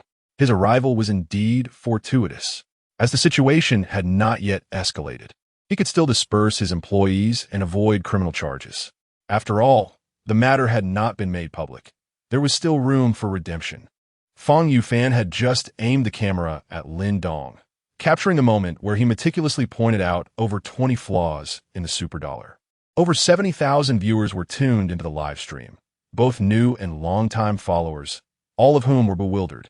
Is it possible that this child's understanding is beyond comprehension? How could he be so familiar with such an industry? I suspect that the child was kidnapped by criminals a few days ago. There must be more to this story. How dare you deceive me? I'm done with this. Nieshao spat contemptuously at the ground, continuing to berate Li Tian and his companion. Meanwhile, the latter's expressions grew increasingly dark. Ignoring Nieshao, they turned their attention to Lin Dong. Everything had been meticulously prepared. They had intended to lure these individuals to Southeast Asia, and Nieshao had not perceived anything amiss with the superdollar. However, due to this child's sudden appearance, their plans had unraveled. If they were to return empty-handed, the general would surely feed them to the crocodiles. With steely resolve, the two men decided to take matters into their own hands. If Nieshao refused to cooperate, they would compel him to comply. Shut your mouth, Li Tian growled, drawing a sleek black handgun from his waist. In an instant, Nieshao fell silent. The atmosphere in the room grew eerily quiet as Li Tian slowly aimed the gun at Lin Dong, a sinister grin spreading across his face. You think you're tough? Huh. What good is that now? Kneel before me. Chapter 78. Is this justifiable self-defense? Be cautious, Mianzi. If you dare to fire, you may not make it out alive. Niezhao's throat tightened as he issued a tense warning. He had resolved to dismiss the individuals present today, but if Li Tian were to pull the trigger. Behind Lin Dong, Sun Ruowei and Fang Yufan exchanged a glance. A handgun, though of a smaller caliber, was still a firearm, no matter how skilled this young man might be. He could not hope to withstand a bullet with mere flesh. Li Tian's cold smirk grew increasingly sinister as he raised his other hand, extending 3 fingers. I will count to 3. Kneel before me. 1. Bang. The moment the first count fell, a deep gunshot erupted, the bullet whistling from the barrel. Xiao Dong. Lin Nan's pupils dilated as he attempted to rush forward, only to be restrained by Fang Yufan. Someone has been killed. How dare this group of Mianzi commit murder on our soil? Where are the police? Why haven't they arrived yet? It's over. This young man is so young. And now, Lin Dong's body stiffened, his neck rigidly lowering to inspect the unusual sensation in his chest. After finishing with him, Li Tian aimed the gun at Nie Xiao. If you wish to remain among the living, instruct your people to adhere to the original plan. Meanwhile, on the road leading to the Kailai Hotel, the Gufeng precinct was ablaze with urgency. Every traffic light was green, ensuring the police vehicles could proceed uninterrupted, their sirens wailing. It's over. In one police car, Li Weigui's face turned ashen, murmuring to himself. They had only received the emergency call after Sun Ruowei and her companions extracted information from Ye Xiao. In total, it had barely been 3 minutes. On Li Weigui's phone, the program titled Unveiling the Max-Level Youngster's Talent was playing. Just moments ago, a gun had been fired. In his jurisdiction, in front of over 700,000 online viewers, a citizen had been shot dead by an outsider. The severity of this incident would undoubtedly resonate nationwide. If Lin Dong were to perish, his career as a director would be irrevocably tarnished. No, not just him, the entire political and legal system of Jinling would suffer. Drive faster, Li Weigua urged, his tone urgent. At the Kailai Hotel, Nie Zhao's pupils contracted. The man beside Li Tian, wearing a jade pendant around his neck, opened his mouth to issue a warning. Be careful. But before he could utter more than those 2 words, a gust of wind swept past, and Li Tian felt an icy chill at the back of his head. A small hand pressed against the nape of his neck. With a sudden force, Lin Dong propelled Li Tian downward, his face crashing against the table, causing the glass surface to fracture into a spiderweb of cracks. Li Tian's head sank deeply into the table. After a brief struggle, his hands fell limply to the ground. Whether he was dead or unconscious remained uncertain. Yet, regardless of the outcome, Lin Dong would not face repercussions. He had fired at Lin Dong first. Was that not justifiable self-defense? He could take that argument to the minor protection law. Silence enveloped the room. At the entrance, Sun Ruowei, Fang Yufan, and Lin Nan remained relatively unfazed, as they had not witnessed the shooting incident. Lin Dong had been facing away from them when Li Tian fired. They were under the impression that the bullet had missed. But Nie Xiao, the man adorned with the jade pendant, at this moment, appeared utterly astonished. They had all observed clearly how Li Tian's bullet had struck Lin Dong with perfect accuracy. How? How could he remain unscathed? WTF? Li Di questioned his own sanity, wondering if he had inhaled too much, believing he was witnessing the supernatural. Shaking his head to regain composure, he retrieved a handgun from his waist, aiming it at Lin Dong's head. That had to have been an accident. This time, he would take aim for a clean shot. Bang! A gunshot rang out abruptly, accompanied by Li Di's agonized scream. His index finger, poised to pull the trigger, was severed, blood spraying forth. Beside them, Nie Xiao gazed in disbelief, oscillating his attention between Lin Dong and the wailing Li Di. This gun was fired by that young lad. He can use a gun? Yet, that was not the crux of the matter. The real question was how he had managed to so adeptly and accurately sever Li Di's finger. Was it mere coincidence or luck? After a fleeting silence, Nie Xiao crumpled to his knees. Please don't kill me. Don't kill me. The bullet had indeed hit Lin Dong's chest, striking the center of his being. Why was he unharmed? With a physique of 143 points. The bullet from that small caliber handgun could not penetrate Lin Dong's flesh. Bang! The door to the private room was kicked open. A fully armed team of police officers, led by Lu Chuando, stormed inside. Their gazes swept across the scene, quickly locking onto the figure wielding a weapon. Drop your weapon, Lu Chuando bellowed. Wait, Is that not the young man? After recognizing Lin Dong's stature and appearance, Lu Chuando froze momentarily. Li Weigua entered alongside his team. Upon seeing Lin Dong, who was entirely unharmed, alongside 6 burly men sprawled on the floor, and one with his head embedded in the table, clutching a bloody finger and wailing. The scene seemed askew. At first glance, it appeared that these men were the victims, while Lin Dong was the assailant. Li Weigua exhibited more concern for Lin Dong than Lin Nan did, rushing forward. "Are you all right, kid? What about that gunshot?" If Lin Dong were in trouble, Li Weigua's career would be in jeopardy. "I acted in self-defense. He was preparing to shoot me," Lin Dong replied. "Thank goodness you're unharmed." "Thank goodness." Li Weigua's emotions oscillated like a roller coaster, exhaling a long-held breath as his taut nerves relaxed. It seemed that the bullet had indeed missed. Li Weigua murmured his relief. As for the hole in Lin Dong's short-sleeve shirt, it must have been a defect in the fabric. Could it be that this young man had withstood a bullet and remained unscathed? The situation was soon brought under control. Medical personnel cautiously detached Li Tian's head from a table. His nose was broken, teeth shattered, and his ear likely ruined. Even if he survived, his life would never return to normal. The attending physician shook his head solemnly. Chapter 79. First-Class Merit. A reward of 100,000. After Li Tian, it was Li Di who had his index finger broken by Lin Dong. Fortunately, it was merely a couple of inches, not a complete severance. The attending physician concluded after examination that it was not serious. Lin Dong handed his firearm to Li Weigua, who promptly declared that neither individual was a citizen of our great nation, and their intentions to act against you within our borders constituted a desperate act of self-defense.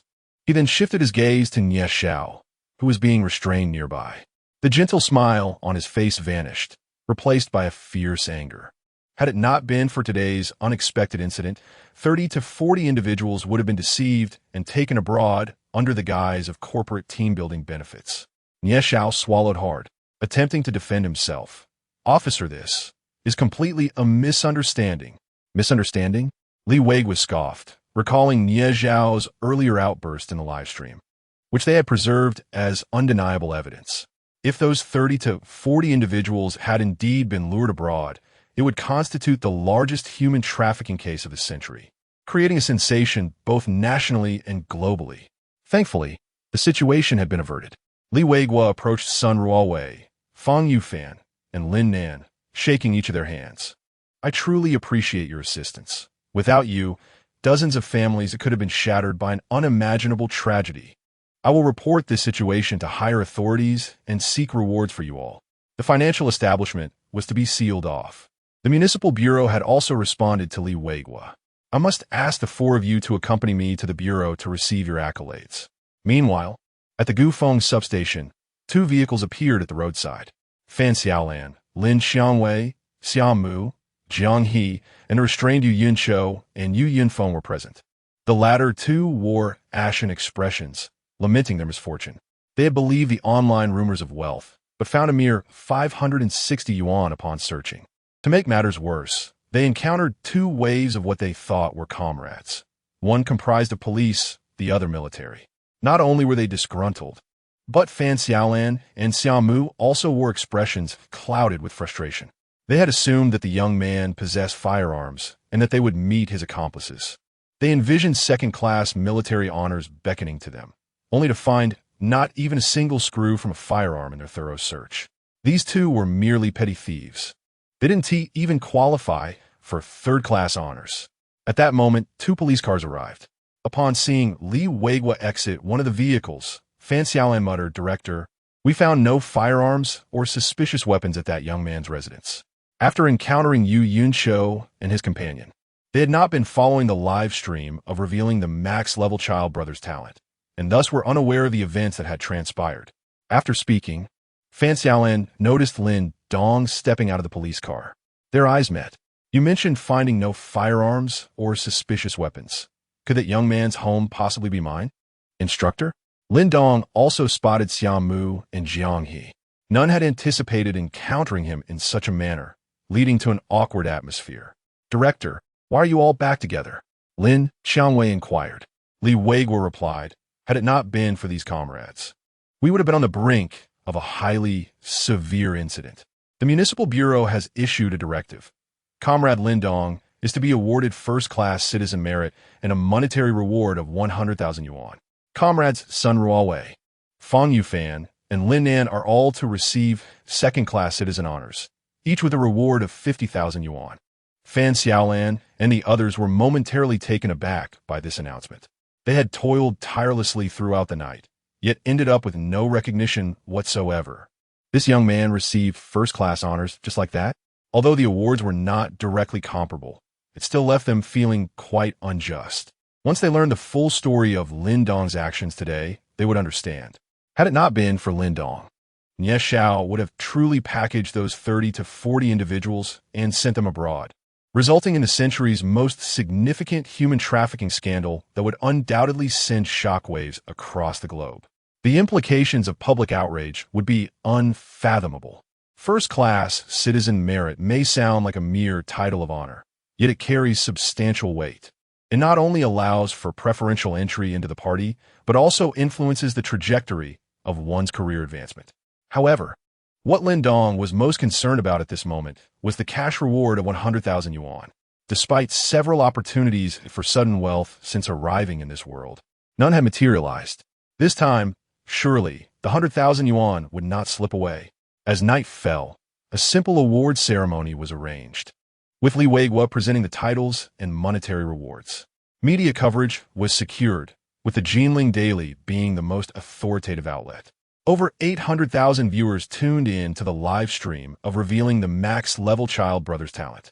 I'm not the least bit envious of this young man receiving that 100,000 yuan. The families of the victims should come to the scene and pay their respects. I am curious. The bullets fired earlier were so close. How could they possibly miss? Surely you don't mean to suggest that the bullets striking the young man would have no effect?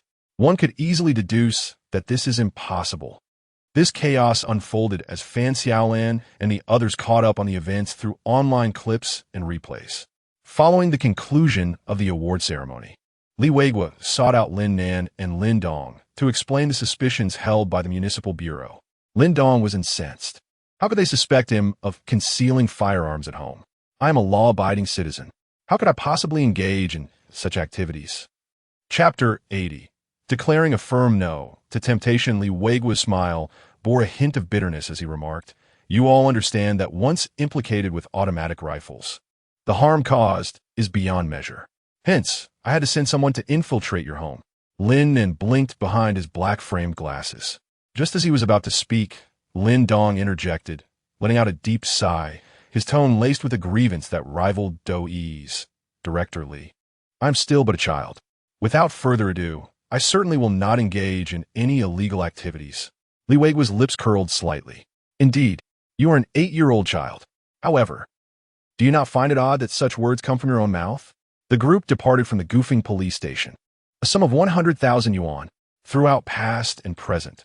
Lin Dong had never possessed a moment where the money he held was as clean as this one. It was truly money derived from the right path. Lin Nan glanced at the time. After the commotion at the police station, it was already 9:30 in the evening by the time they reached the ground floor. Although the high-paying, high-benefit job they had finally secured ended in such a manner, the 15,000 yuan bonus was undeniably in their hands. Today's stream on revealing the full-grown child brother's talent concludes here. Sun Ruowei announced to her audience before shutting down the broadcast. Having narrowly escaped being sent to Southeast Asia, the group had indeed shared a brush with death today.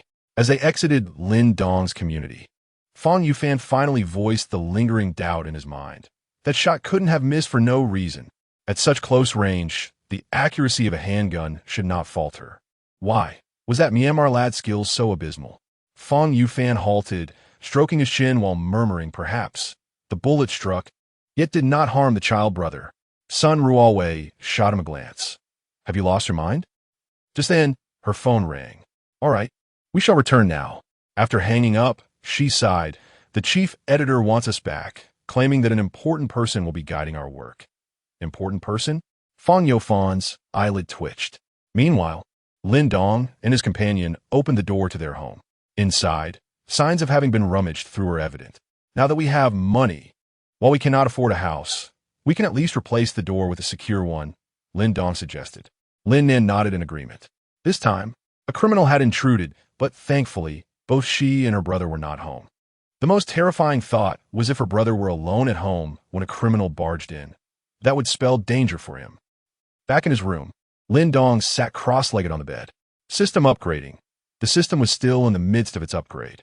The 2 skill points awarded for completing the task surely had already been utilized, resulting in 2 fully leveled skills, Taizu Long Quan and Let the Bullet Fly. The first skill is a form of boxing, revered as the mother of 100 punches. Let the bullet fly. Auto-aim can be elaborated as follows. After firing, one can direct the bullet to hit the intended target. What will this system evolve into once the upgrade is complete? This was the question that piqued Lin Dong's curiosity. Waiting for the right moment. Just hearing these 4 words made Lin Dong feel an itch on his forehead, reminiscent of a craving for purple eggs. Around 10 o'clock at night, in Jinling City, Jinling Broadcasting Building. You 2 have arrived? Sun Ruowei and Fang Yufan encountered their chief editor, Cheng Xiao. They proceeded into a conference room where 4 individuals awaited, 3 men and 1 woman, all appearing to be around 35 years of age. Cheng Xiao introduced them. These individuals are comrades from the Huaihai Education Department and the Provincial Propaganda Department. The 2 exchanged glances and introduced themselves. A middle-aged man in an administrative jacket, sporting gold-rimmed glasses, stood up. I am Ma Tao, Deputy Director of a certain office in the Propaganda Department. Cheng Xiao cleared his throat and explained to Sun Ruowei and Fang Yufan. These comrades are here to discuss potential collaboration with our program revealing the full-grown child brother's talent. The 2 exchanged another glance. Since all relevant personnel are gathered, I shall take the lead, Ma Tao announced, rising to speak. Recently, incidents of elementary and middle school students being molested, threatened, seduced, or kidnapped have become increasingly prevalent. Therefore, we wish to collaborate with your program to produce an episode aimed at warning minors against undesirable temptations. To say no to undesirable temptations? Fang Yufan murmured. Although safety for minors has significantly improved in today's society, various unforeseen events still occur. Ma Tao continued. Our proposal is to have an expert pose as a criminal, employing persuasive language to attract elementary school students, thereby illustrating the consequences of naively trusting others. Wait, you mean to have the child brother from our show as the main character in your demonstration? Fang Yufan grasped the crux of the matter. Yes. Ma Tao nodded. They were drawn to the show's popularity, which prompted their desire for collaboration. Sun Ruowei squinted. Have you watched our program? Ma Tao shook his head and nodded. I've seen a bit. Are you unaware of the extraordinary qualities of this child brother? What could possibly entice him? In response, Ma Tao assured, rest assured, our department has experts who have studied juvenile psychology for decades and possess a profound understanding of what children at that age desire. The 2 wished to persuade further, suggesting that perhaps someone else should be considered. But Ma Tao had already made a definitive decision. The matter is settled. You need not inform that child. Just proceed with filming as usual. Chapter 81. A firm rejection of temptation. Sun Ruowei and Fang Yufan exchanged a glance, both ultimately sighing in resignation. They had both witnessed Lin Dong's recent behavior. His physical prowess was formidable. 1 punch could easily incapacitate anyone. Furthermore, his mindset and thoughts bore no resemblance to those of a first-grade student. The thought of disguising themselves as human traffickers to abduct him? At this moment, an unconventional idea suddenly struck Fang Yufan. What if the old professor pretending to be a trafficker is dispatched by Lin Dong with a single blow? Upon reflection, this seemingly absurd notion held a kernel of truth. Just then, Ma Tao's phone rang. Not a regular call, but a WeChat video call. Upon connecting, he projected the screen onto the large display at the front of the conference room. An elderly gentleman, around 60 years of age, his hair reminiscent of Einstein's, appeared. Ma Tao introduced him. This is Professor Li Jianguo, a minor psychology expert, honorary president of the Children's Protection Association, visiting lecturer at Huaihai University, and a renowned novelist. Hearing this impressive list of credentials, Fang Yufan couldn't help but sigh. Alas, the old professor, having been illustrious throughout his life, now seemed intent on targeting young Lin Dong. Such a noble reputation tarnished. Coughing lightly, Professor Li Jianguo cleared his throat. I will arrive in Jinling by dawn. The exercise will commence tomorrow morning. Rather than selecting just one primary student, we should choose multiple, luring them to the same location to enlighten them about the harsh realities of society and the consequences of naivety. Tomorrow was Friday. Meanwhile, in Jinling City, Gufeng District, Lin Dong set aside his comprehensive criminal law book and stretched, rubbing his eyes. He had finally completed the tome. Glancing at the system, he noted it was still upgrading. What should he do next? A question arose in Lin Dong's mind. Without a goal, a person becomes lost. At his tender age of 8, a first grader, his peers' aspirations likely revolved around after-school cartoons, while the more precocious ones focused on diligent studies, competing from the very first grade. Lin Dong pondered, the system is still upgrading. Perhaps I should find a way to earn some money in the meantime? With the skills bestowed by the system, if Lin Dong truly set his sights on financial gain, accumulating wealth would not be an exaggeration. However, who was Lin Dong? In his previous life, he was constrained by circumstances. This time, he aspired to be a law-abiding citizen. His recent actions had been compelled by the system, born of necessity. Yes, there was also a trivial secondary reason. Illicit money, if discovered, could easily be reclaimed. How can I earn money legally? Just then, Lin Dong recalled the 100,000 yuan he had today. Was it clean? Nothing could be purer than this sum. If I assist the police in solving a significant case, there would be a monetary reward. Lin Dong's eyes brightened, but he quickly shook his head. How many criminal organizations were there coincidentally within his reach? But what if there truly was one? Faced with the allure of temptation, Lin Dong could only assert, not enough. Resigned to the situation, he decided it was best to get some rest. Lin Dong lay down on his bed. The next day, at 7 in the morning, at Huaihai Gufeng Primary School, in the principal's office, old Lu was on the phone. This is the situation. The first grade curriculum is not pressing. Lu Yixiao listened to Cheng Zhao's voice from the other end. After a moment of contemplation, he replied, "You may select students from our school for the demonstration, but do you really wish to choose this Lin Dong?" Cheng Zhao's voice came back, tinged with resignation. This was not my choice. It was the provincial committee's decision. The principal had been observing Lin Dong's recent performance, and ultimately, they could only hope for the best. At the Huaihai Broadcasting Building, they had already reached an agreement with the principal to randomly select a few first-grade students. In a conference room, Cheng Xiao and Ma Tao surveyed the room. Cheng Xiao curiously inquired, "Where is Professor Li?"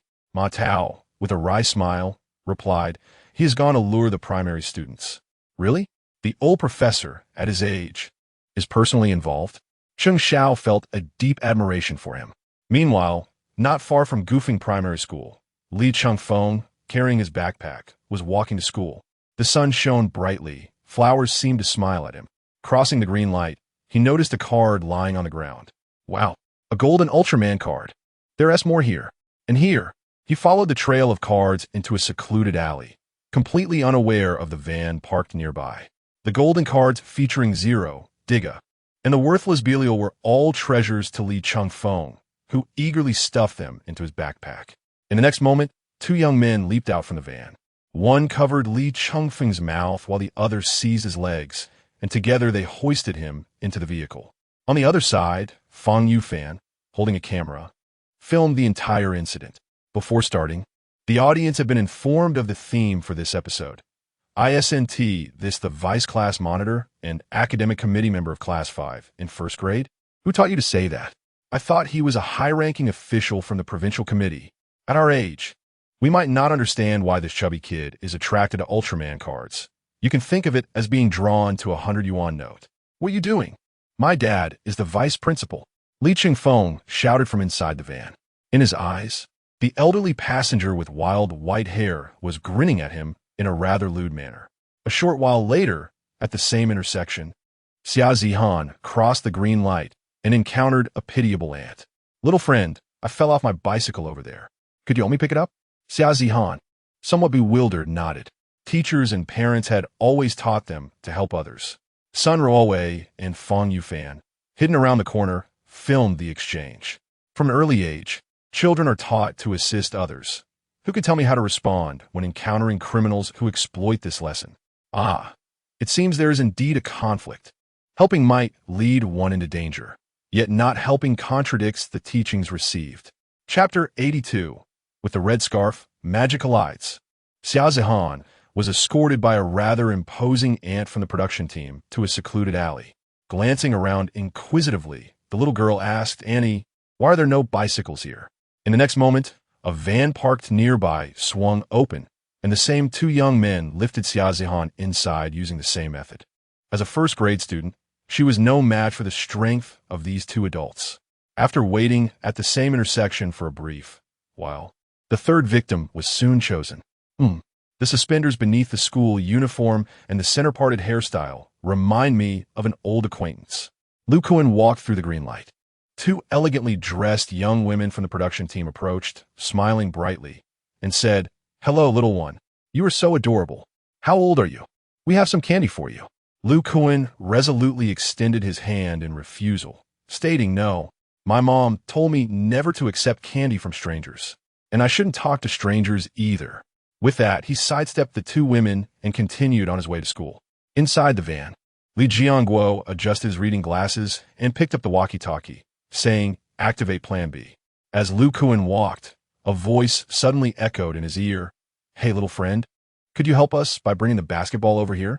Turning around, he spotted two boys standing at the alley's entrance, and a basketball rolled to his feet, seemingly tossed inadvertently in his direction. Lu Kuan swallowed hard, momentarily forgetting his mother's warning. He picked up the basketball and dribbled it toward them, unaware that he too would soon be shoved into the van. In the back seat, Li Chengfeng, Xia Zihan, and Lu Kuan were gathered. Seeing that invoking his principal father had failed, Li Chengfeng remarked, "We are members of the Qinglong study group. If you dare to touch us, our leader will not let you off easily." A camera was also positioned inside the vehicle. Qinglong study group? Isn't that the organization founded by Kid Brother? Li Jianguo nodded, saying, "Now we just need to find that boy named Lin Dong." He had watched the program revealing the full talent of Kid Brother and had studied juvenile psychology for most of his life. Lin Dong nearly overturned decades of his beliefs. Historically, no 8-year-old had exhibited such extraordinary abilities. Thus, he was determined to meet this boy in person. It was morning, and the online viewership had surged to 900,000 viewers. The protagonist has finally appeared. I can't wait to see how Kid Brother performs. I can hardly imagine what might captivate Kid Brother. Back at the same intersection, Lin Dong, clad in a school uniform and carrying a backpack, walked through the green light. An elderly man with a head of white hair passed by him. A crackling sound, reminiscent of bones fracturing, emanated from the old man. Li Jianguo let out a despairing cry and fell to the ground, perfectly positioned to block Lin Dong's path. In the Jinling Broadcasting Building's conference room, Cheng Xiao, Ma Tao, and others watched the screen. "Professor Li is certainly dedicated," one remarked, observing a frail elderly man sprawled on the ground. An elementary school student would naturally assist him, and then Professor Li would suggest they move to the side to rest. Ma Tao shook his head, reflecting, the old professor truly knows how to handle simple-minded children. Cheng Xiao quietly observed. These individuals had not followed the program and were unaware of Lin Dong's past performances. As the chief editor and initiator of revealing the full talent of Kid Brother, Cheng Xiao had closely monitored everything Lin Dong had done. On the scene, Lin Dong halted his steps and looked down at the pitiful old man on the ground. Oh wait, it was an old gentleman. Li Jianguo's white hair made it easy to mistake his gender. "Please help me up. If you do, I will suggest you assist me to a nearby spot to rest." Li Jianguo thought to himself.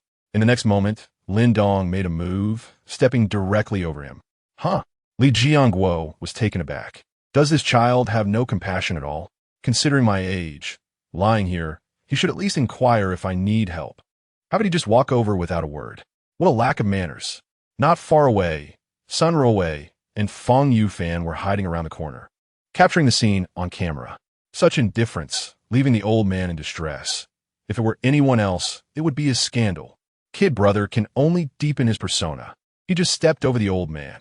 His psychological fortitude is impressive. Wait, Kid Brother seems to have stopped. Is he having change of heart? Lin Dong indeed paused. He took off his backpack and pulled out an object to wear around his neck. Turning back, he revealed a brand new red scarf. Approaching Li Jiangguo, he helped him to his feet.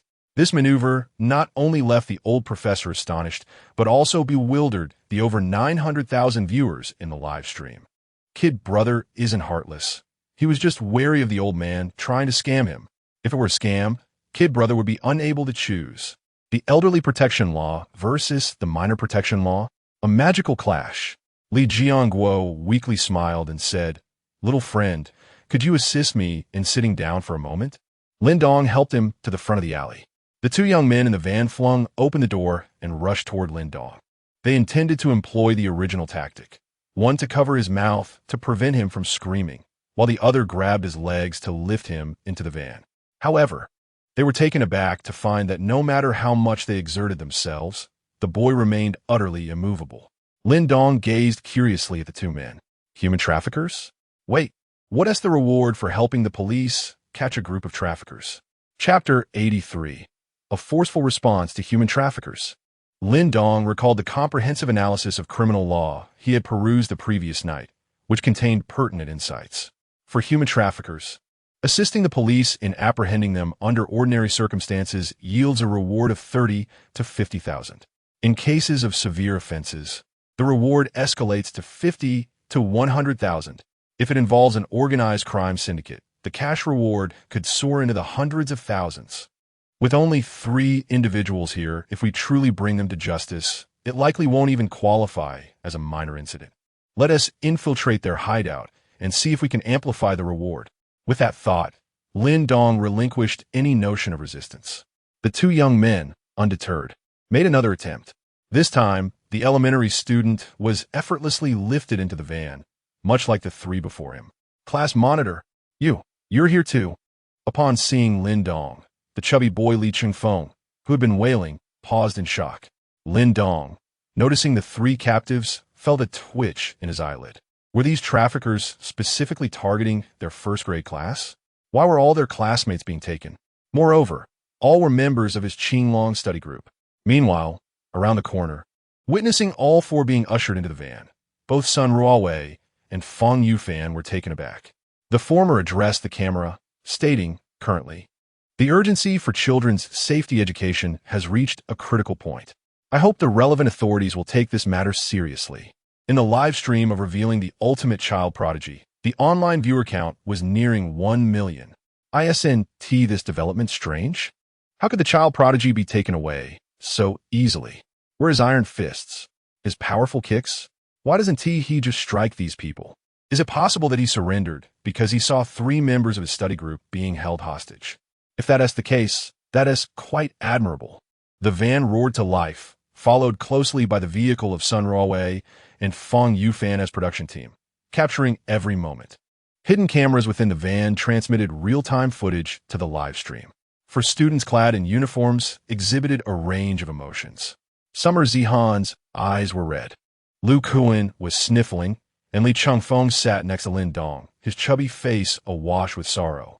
In the front seat, Li Jiangguo sat beside the young driver Li Wei, while another young man, Wang Haiyang, loomed in the back, menacingly intimidating the 4 students. "Stop crying. If you dare to cry again, I'll throw you out of the van." Li Jiangguo, seated in the front passenger seat, caught a glimpse of Lin Dong in the rearview mirror and shook his head, reflecting, this 8-year-old isn't nearly as aberrant as portrayed online. Once we arrive at the predetermined location, we'll use him as an example, demonstrating to all viewers and parents the dangers children face when alone outside. Of course, Li Jiangguo's plan was merely to intimidate, not to inflict actual harm on Lin Dong and his companions. Yet, someone did intend to harm him. In the back seat, Lin Dong discreetly observed his captors. Given my current physique, dispatching these 2 youths would be a mere formality. The elderly gentleman with the white hair seems to possess a certain gravitas. He must be the leader of this trafficking ring. Since my arrival in this world, I have yet to confront someone of such advanced age. With a physique score of 143, I could likely dispatch this frail figure with ease. However, he remained indifferent. To confront human traffickers, one must strike decisively. Li Chengfeng, crouched beside him, sniffled. I read in the news that if caught by traffickers, they first break your legs, then amputate your limbs, leaving you to beg in the icy streets. Furthermore, you would be starved, subjected to various abuses, surrendering any money earned from begging, and thereafter, you would never see your parents again. If you failed to procure money, you could be sold on the black market for organ harvesting. Lin Dong shot a glance at the chubby boy, nearly bursting with frustration. Damn it, saying such things makes me feel uneasy. Not to mention how Summer Zihan and Lu Kuan felt upon hearing Li Chengfeng's grim musings. Having just been intimidated by Wang Haiyang, they had ceased their sobbing. Now, listening to Li Chengfeng's chilling visions of the future, the two resumed their wailing. Woo, I don't want my legs broken.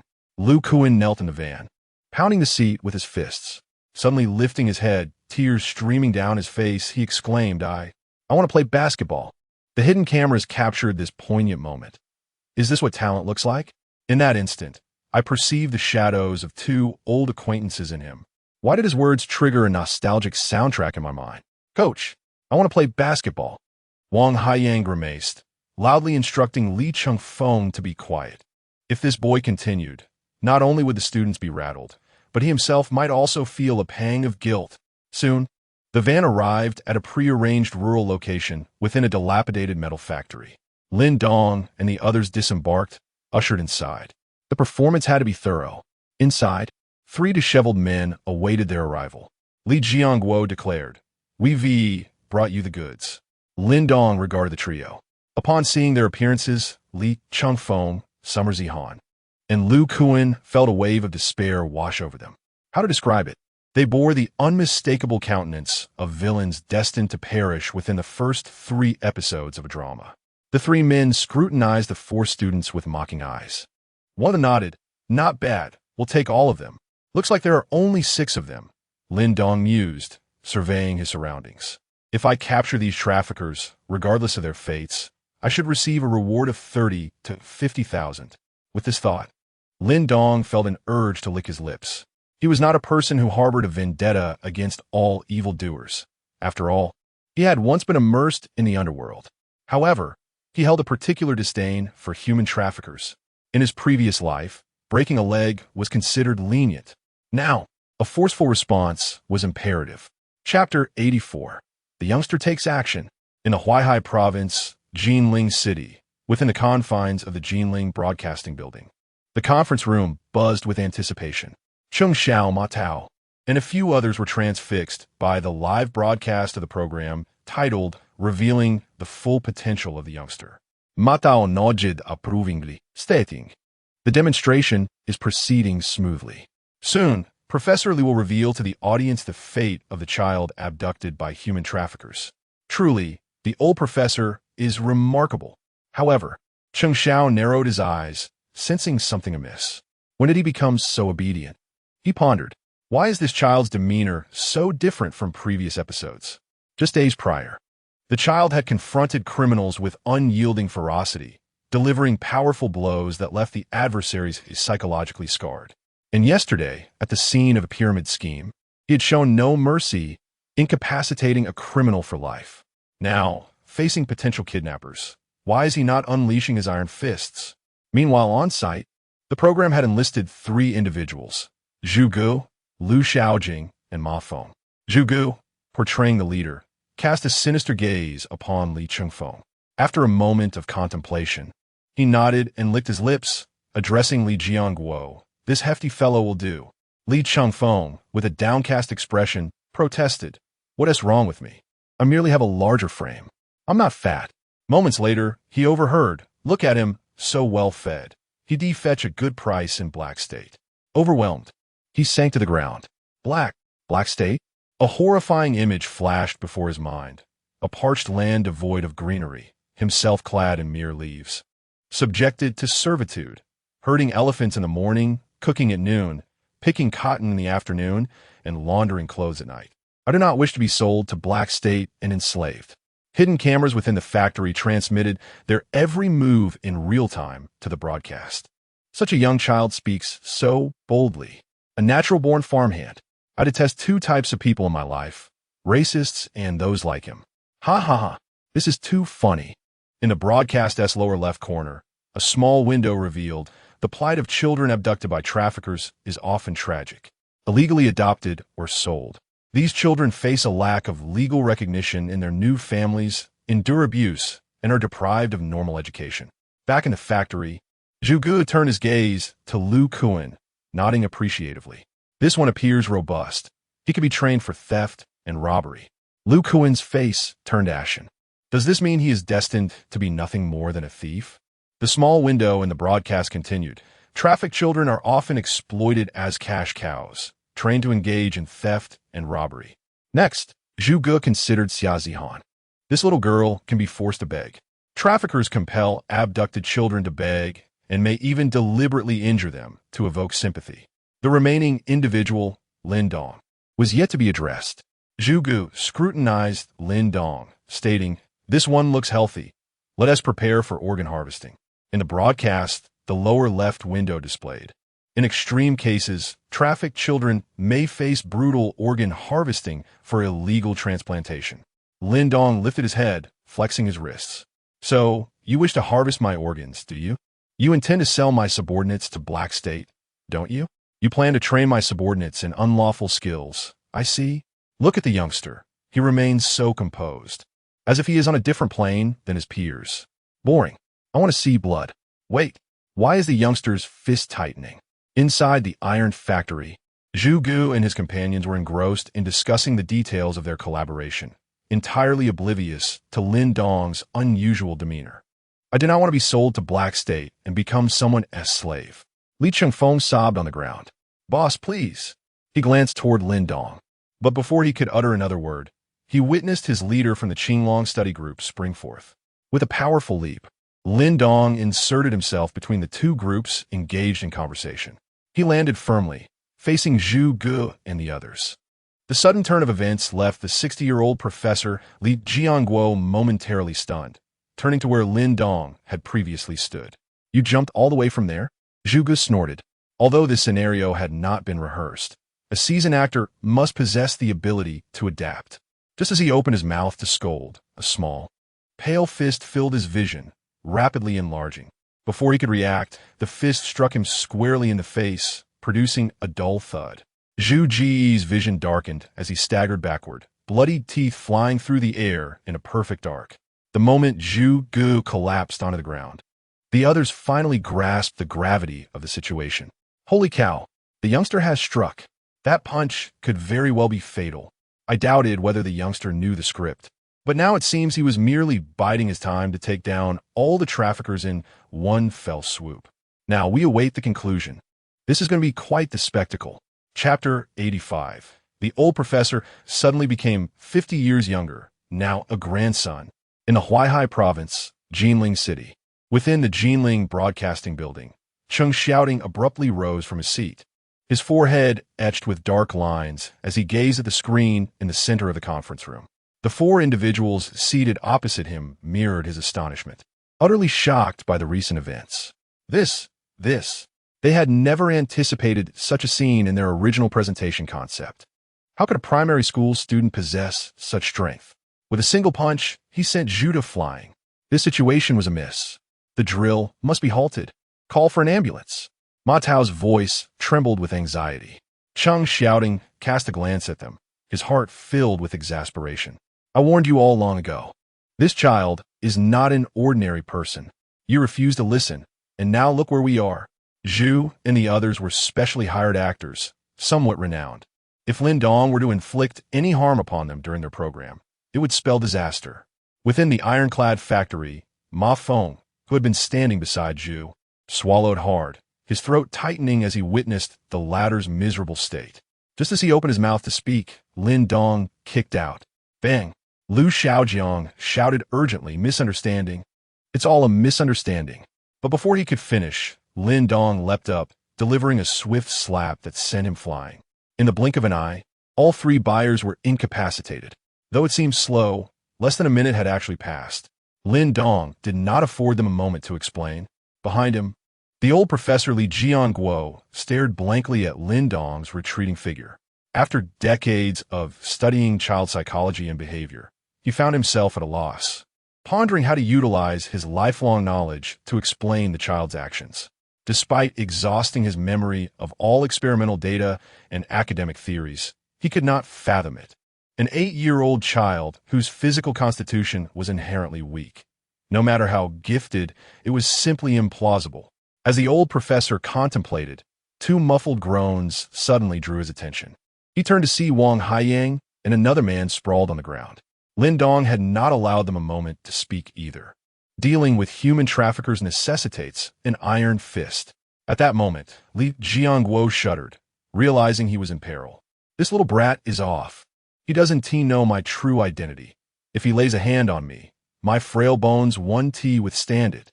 Thoughts raced through his mind as he urgently exclaimed, I'm not a trafficker, But before he could finish, Lin Dong tore off a large piece of fabric from Wang Haiyang's clothing and stuffed it into the old professor's mouth. How could a trafficker ever admit to being one? Inside the conference room of the Jinling Broadcasting Building, silence reigned. Ma Tao, holding his phone in his left hand, remained frozen on the dialing interface. He had just pulled out his phone to call for help when he lifted his gaze and saw the screen, now displaying 5 youths lying haphazardly at the feet of the child. While the old professor was gagged and restrained, the entire ordeal had taken less than a minute.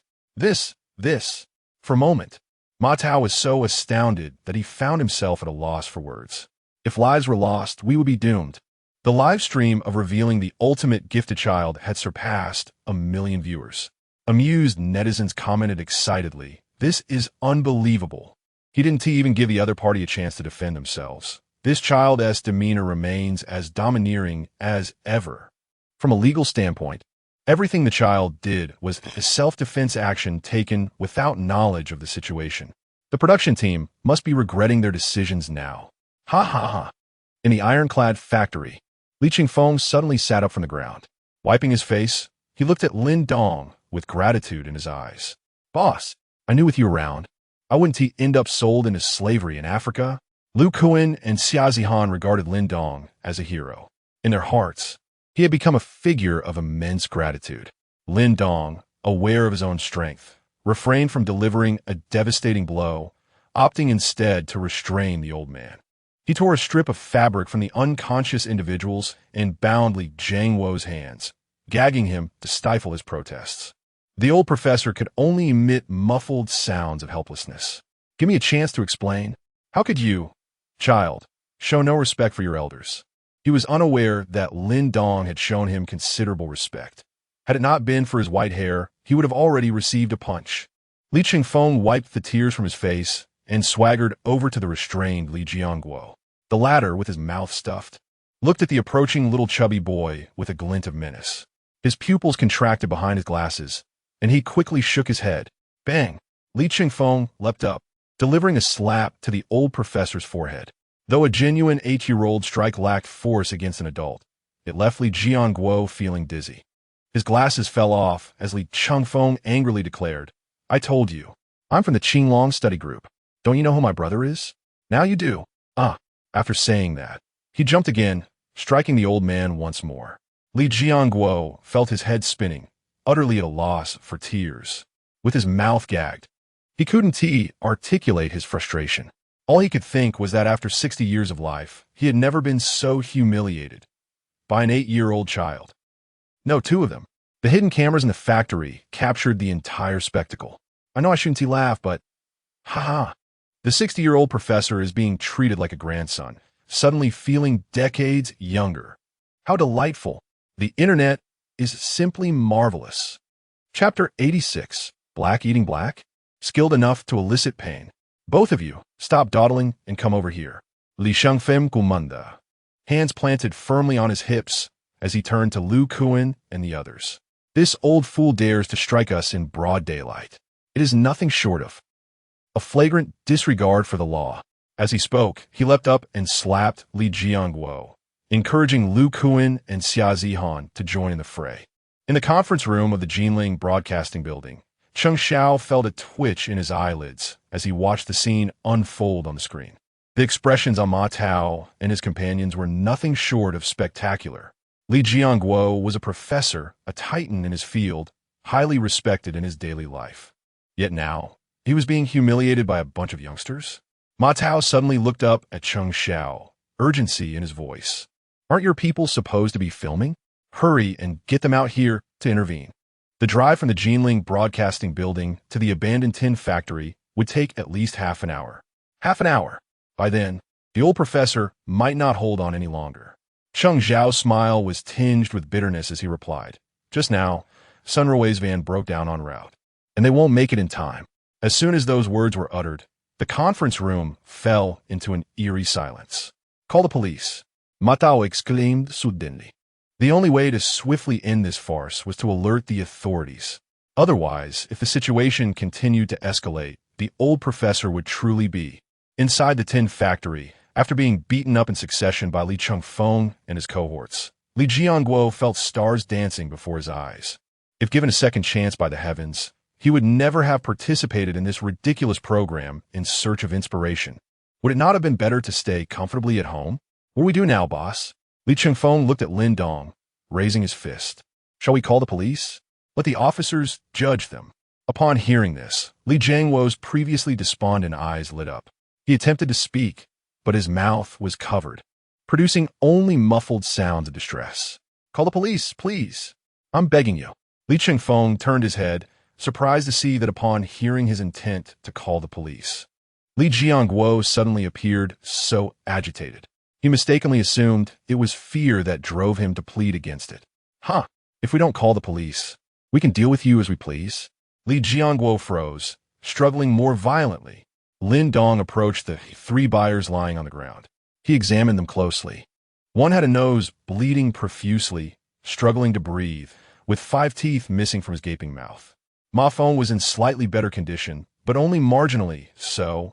Finally, Lin Dong chose to focus on the one with the lightest injuries, Lu Xiaojiang. Standing beside him, he began to kick him. "What on earth is this kid doing? Get up and stop sleeping, or shall I knock you out again? I think this place doesn't allow sleep. This kid wants to wake him up to find another spot to doze off." "Ha ha ha."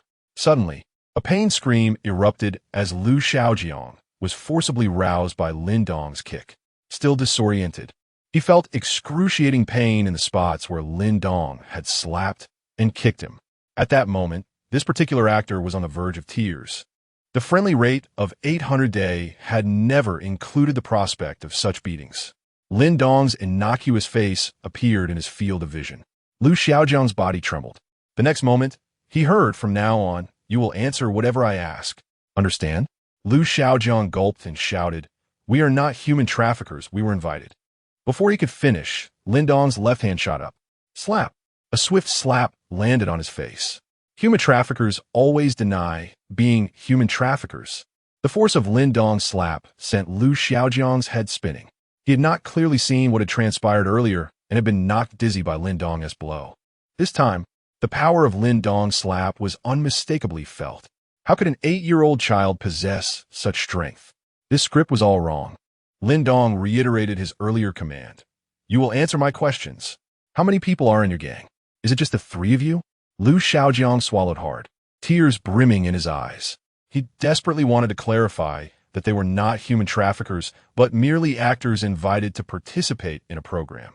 Yet, previous experiences and the looseness of his teeth warned him that any deviation from the topic would elicit another slap. Reluctantly, Lu Xiaojiang shook his head. There are only the 3 of us." Lin Dong extended his hand. Lu Xiaojiang froze, pondering the meaning behind this gesture. Lin Dong asked, "Where's your money?" "Money? Oh, right. We are buyers, of course. We must have cash on us." But Li Jianguo and the others had never anticipated that events would spiral out of control to this extent. They were utterly unprepared for money, not even props.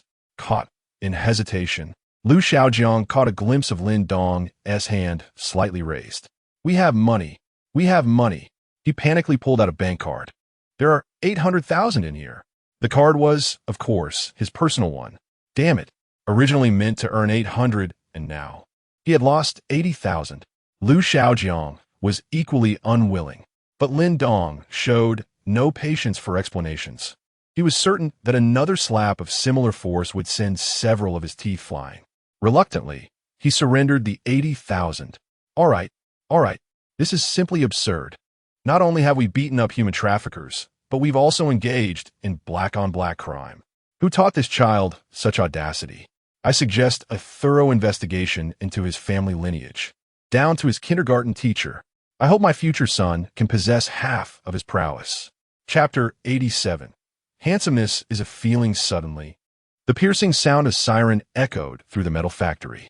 Lin Dong turned his head towards the entrance, a hint of surprise washing over him. Who called the police? Li Chengfeng and the others exchanged glances, all shaking their heads. A group of elementary school students, without mobile phones, how could they possibly call for help? Before long, Fan Xiaolan entered with several police officers. Upon witnessing the scene in the factory, he had grown accustomed to Lin Dong's antics. Earlier, he too had been slacking off at work, secretly watching the program revealing the talents of full-level kid brother. Realizing that matters were unfolding in an unexpected direction, they had rushed over after receiving reports from Ma Tao and others, concerned that the old professors might truly be in peril. Officers, you've arrived. These human traffickers, Li Chengfeng began, but his words were interrupted as Li Jianguo rushed towards Fan Xiaolan. At that moment, this elderly professor in his 60s had tears glistening in his eyes. One could only imagine the depth of his grievances. Fan Xiaolan smirked slightly and removed the clothing that had been stuffed in Li Jianguo's mouth. Tears streaming down his face, Li Jianguo exclaimed, "Comrade police, you've finally come. If you hadn't I would have been done in by this unruly bunch of children." Lin Dong furrowed his brow. The way Li Jianguo was acting made him suspect something was amiss. These didn't appear to be human traffickers, and what did he mean by unruly children? Li Chengfeng, with hands on his hips, looked up at Fan Xiaolan. "Officer, you must apprehend him immediately." Fan Xiaolan shook his head and told Li Jianguo, "You explain the situation to them yourself." After saying this, he walked towards Lin Dong, not the boy himself, but the ones he had knocked down, Zhuge Mafeng and Wang Haiyang. After inspecting the four individuals, a young officer grimaced and shook his head. "It's tragic. These will need at least half a month in the hospital." With that, the five officers turned their attention towards Lin Dong. Demonstration? It was only then that Lin Dong understood. These individuals were not human traffickers, but part of a demonstration organized by several departments of the Provincial Committee in conjunction with the Jinling Daily about minors resisting human trafficking. Li Chengfeng and the others nodded, albeit with confusion. At that moment, a screeching sound of brakes echoed outside the factory. Lin Dong spotted two familiar figures entering, Sun Ruowei and Fang Yufan. The expressions on their faces were steeped in bitterness. They had been trailing behind to film when their van had broken down midway. The atmosphere of the live stream had completely shifted. Lin Dong had initially been engaged in a fistfight, then abducted the old professor and engaged in a dark twist with Lu Xiaojing. They had witnessed it all. They hurriedly repaired the van, rushing over here, fearing that Lin Dong might truly harm the old professor. So it was just a demonstration. Lin Dong shrugged nonchalantly, tossing a bank card to Lu Xiaojing. What a commotion, and he thought he was dealing with human traffickers. Professor Li Jianguo glared furiously at Lin Dong, who didn't even spare him a glance. Instead, he continued, "Since that's the case, let us return to our classes. After causing such a ruckus, you simply want to brush it off and return to class? The ones you knocked out are still unconscious. You don't even care about their injuries. Not to mention an apology, at the very least, you should express some remorse." Li Jianguo's eyes widened in disbelief, fixed intently on Lin Dong. He had never encountered such an unrefined elementary student before. To cause chaos and merely attempt to walk away? Lin Dong, head bowed, hands in his pockets, made his way towards the exit under the scrutinizing gazes of everyone in the factory. Li Chengfeng, Lu Kuan, and Xia Zihan silently followed behind him. This scene made Fan Xiaolan rub his eyes in disbelief. Wasn't he? This aura, how could it surpass even the notorious figures he had encountered during previous operations? For a man, height, attire, appearance, and hairstyle are trivial. The essence lies in one's presence. Just like Lin Dong now, clad in a school uniform, yet exuding a commanding presence, as if he had been cultivating it for decades. The renowned photographer Fang Yufan quickly found the perfect angle to capture the moment. "Wow, Handsomeness is indeed a feeling. I'd wait a decade for Kid Brother. At this instant, all gangster movies pale in comparison. One cannot exude such swagger without decades of experience in the underworld. Ordinary folks don't attempt this. Without a modicum of strength, you'll find yourself cut down before you even step outside. After causing such a significant disturbance, Lin Dong intended to simply walk away. As he approached Li Jiangguo, the latter could no longer contain himself. He raised his voice in indignation. This outburst drew the attention of Fan Xiaolan, Sun Ruowei, Feng Yufan, and others present. Lin Dong halted, turning to face him with a calm gaze. Li Chengfeng and the others felt a twinge of guilt. They leaned in to whisper to Lin Dong, "Boss, we did hit that old man a bit too much. Shouldn't we apologize?" Lu Kuan added, "Yes, boss. He might try to extort us." Earlier, this 60-year-old professor had been humiliated by 3 individuals who were his grandchildren's age. The scenes replayed vividly in their minds. Now, the other party showed no sign of remorse, merely preparing to leave. With thoughts swirling in his mind, Li Jiangguo exclaimed, "Uncultured children! Have your parents not taught you that when you err, you must apologize?" At that moment, this esteemed professor, revered for his moral standing, had truly reached his breaking point. Otherwise, he wouldn't have vented his frustrations on camera. Of course, in his heart, Li Jiangguo believed he was not losing his composure, but rather educating these uncultured children on behalf of their parents. Chapter 88. The other party refused your PUA and counterattacked, right? Xia Zihan lowered her head in shame, about to apologize. In the next moment, before she could utter a word, Lin Dong's palm covered her mouth. Lin Dong looked up, locking eyes with Li Jiangguo, who was seething with anger. Apologize? We did nothing wrong, so why should we apologize? Li Jiangguo's body trembled, nearly emitting steam from his fury. Good, good, good.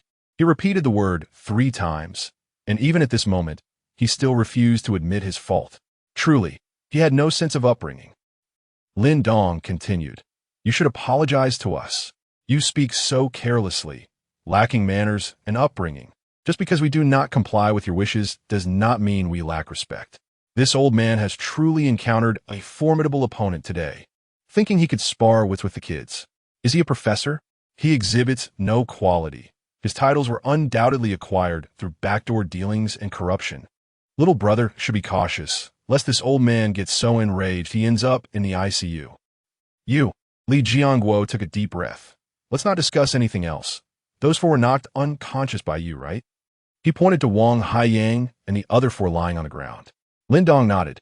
"Yes." A cold smirk crept onto Li Jiangguo's lips. Inflicting serious injury on someone is a grave violation of the law. Do you realize you have committed a crime? Upon hearing this, Lin Dong chuckled. Not to mention the ages of the 4, at that moment he had no idea it was a drill. Subjectively, he believed they were human traffickers intending to harm him. Let's not say they merely fainted. Even if they had truly perished, that would have nothing to do with me. Do you really think I'm an 8-year-old child ignorant of the law? Li Jiangguo's face turned red from Lin Dong's words. Fallacious reasoning. He fell silent, but Lin Dong had no intention of letting him off the hook. You wish to PUA me? Lin Dong turned his gaze to Sun Ruowei, asking, who led this drill? She promptly replied, several departments from the provincial committee and this professor, Li Jiangguo. Lin Dong abruptly turned to Li Jiangguo.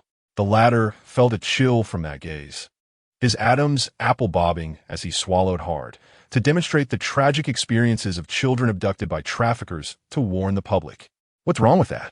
This statement, when heard, gave the impression that everything we painstakingly arranged was for your benefit. What's wrong? Lin Dong sneered. For our benefit? I fear it's for your own notoriety. What? What do you mean by that? As an expert, do you not understand that the tender minds of 8-year-old children are at their most vulnerable? Luring us here without any prior notice and threatening us. Surely, you cannot be unaware of the psychological trauma this may cause. Some are healed by the happiness of childhood for a lifetime, while others spend a lifetime healing the wounds of their childhood. Such a simple truth. How can you fail to comprehend it? Lin Dong's words resonated powerfully. although his slightly immature voice might easily draw one out of the scene. Li Jinwu's truat dictanat. Ready to retort. In the next moment, Lin Dong did not give him a chance. You certainly know, but you do not care. All you care about is whether you can gain fame from this program. As for the psychological trauma we may suffer in the future, you do not care. Lin Dong, hands in pockets, raised his head, his gaze resolute as he looked at him. As for how Lin Dong knew all this, he certainly did not. All these words were improvised. Since Li Weigua attempted to PUA him, he naturally had the right to counter PUA, whether it was true or not. It mattered not. I am but an 8-year-old child. Even if my words lack precision, what can you do to me? Can you sue me for defamation? You. Li Jiangwo's face turned green with rage. Behind Lin Dong, Li Chengfeng clenched his small fists. Just moments ago, the three had thought they should apologize to him. But, after hearing the words of their leader from the Qinglong study group, the three suddenly awakened. Indeed, throughout this entire affair, the true innocent victims were only the four of us. If anyone should apologize, it should be them to us. Old man, you think you can intimidate us? Li Chengfeng spat on the ground, echoing Lin Dong's words. Li Jiangwo's chest heaved violently. The others in the metal factory stood dumbfounded, including the more than 1 million online viewers in the live stream. Awesome. You can attack me with words, so I can retaliate. Facing the self-incrimination trap thrown by the old professor, little brother remains undeterred, merely counterattacking. Only offense, no defense, a ruthless display. At the scene, it was still Fan Xiaolan who pulled the two groups apart, fearing that this 60-year-old professor might have a heart attack from Lin Dong's provocation. Lin Dong, hands in pockets, left behind a remark. Were it not for your advanced age, we would meet in court. He then led his companions towards the exit.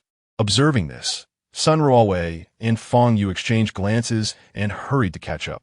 Soon, an ambulance arrived, taking the four unconscious individuals away. As Lin Dong had anticipated, this incident was ultimately classified as a filming accident. Medical expenses would naturally be covered by the production team and several departments of the provincial committee, with no responsibility falling on Lin Dong and his companions. Setting aside their ages, they genuinely believed they were acting in self-defense upon thinking the individuals were real traffickers. Riding in the van of Sun Ruowei's production team, Lin Dong and his companions returned to school. They had just arrived for the third class of the morning, English class. As they settled back into their desks, Li Ziki curiously glanced over and asked, "Where are you for the last two classes?" Lin Dong thought for a moment and replied dismissively, "Had some business." Damn it.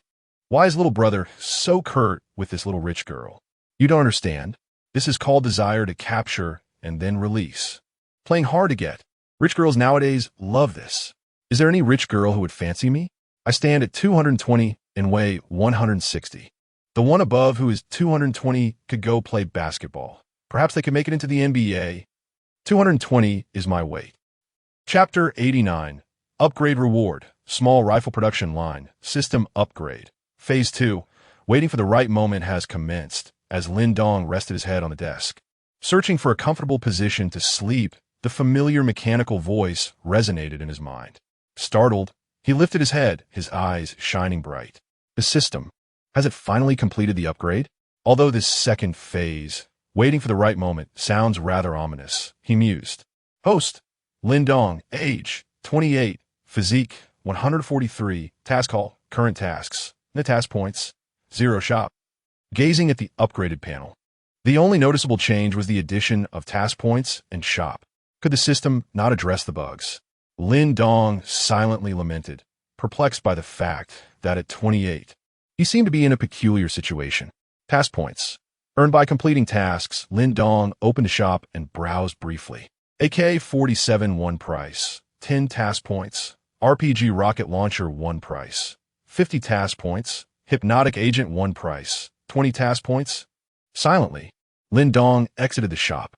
It resembled an armory, not only filled with modern weaponry, but also some fantastical items he had never heard of. His greatest curiosity lay in whether the tasks had changed with the system's transition to the second phase. With apprehension, he opened the task hall. Moments later, he exited again, just as silently as before. Had there been changes? Yes, and quite significant ones. Lin Dong randomly selected one task, realizing it was likely to incur a sentence of at least 20 years. I suppose I should wait for the system to assign tasks, he sighed, shaking his head in resignation. System upgrade successful. Phase 2 waiting for the right moment has granted the host an upgrade reward. Oh, an upgrade reward. Lin Dong expressed mild surprise. Small rifle production line 1 has been added to the system space and can be accessed at any time. Staring at the words, Lin Dong found himself momentarily at a loss for thoughts. A small rifle production line? This meant he now possessed the capability to independently manufacture firearms? A small rifle production line? It's not even automated. The maximum output in a 12-hour day would be around 100 units. Such a thing as an upgrade reward was indeed exceedingly valuable. A bittersweet smile crept across Lin Dong's face as he recalled the previous day's conversation with Li Weigua, who had doubted his possession of firearms, to which he had nobly proclaimed otherwise. Well, he indeed did not possess any firearms. He merely had the capacity to produce 100 in a day. Fortunately, it's stored in the system space, rather than appearing out of thin air, Lin Dong thought, considering it a blessing. Otherwise, if a rifle production line were to manifest beside him during class, even a documentary would struggle to explain the situation. After English class came music class. Lin Dong, lacking any musical talent, participated in the chorus. Soon, it was time for lunch. In the past, he may not have been entirely confident about being the first to rush into the cafeteria. But now, with a physique of 143, he alone would dominate the scene for the next 6 years. After lunch and a brief rest, class resumed. Tomorrow was Saturday. During the last period, the homeroom teacher, Yu Qingyu, announced tomorrow, Saturday, the school will organize a trip to the Jinling Wildlife Park. Students are welcome to join, and the entire trip is free of charge. Such was the extravagance of a public school. Yu Qingyu continued, "We will gather at the school gate at 9 in the morning, and the school will arrange a bus to take us. Students can register with the class monitor." Lin Dong glanced at Li Qingfeng, who immediately understood and stood up, saying, "Everyone come to me to register." Yu Qingyu on the podium squinted, sensing that she had lost control over the class monitor. At the back of the classroom, Sun Ruowei and the production crew were still filming. Jinling Wildlife Park? It's not far from my home. Tomorrow I'll go undercover to see if this kid really is impressive. Can we stream live tomorrow? So we can call 120 at the first opportunity, avoiding any missed chances for rescue. Laughing death, haha. At 3 in the afternoon, the school day concluded. As Lin Dong exited the school gate, his gaze immediately fell upon Lin Nan amid the crowd. Perhaps no longer burdened by worries over next month's expenses, Lin Nan appeared considerably more relaxed. Xiao Dong, Lin Nan affectionately greeted his brother, causing goosebumps to rise on Lin Dong's skin. Meanwhile, Ma Xiaoduo, wearing sunglasses, stood in front of a pink Ferrari. Upon seeing Li Ziki, she opened the scissor doors and settled into the car. Noticing Li Ziki's hesitation, Ma Xiaoduo inquired, "What is wrong, Xiaoqi?" Li Ziki pursed her lips and asked, "Auntie, do you know where my father has gone these past few days?" Ma Xiaoduo's hand on the steering wheel paused. She had always regarded Li Ziki's father with animosity. After a moment of silence, she shook her head. "The last I heard from him was through my father. He said he went to America to discuss arms deals.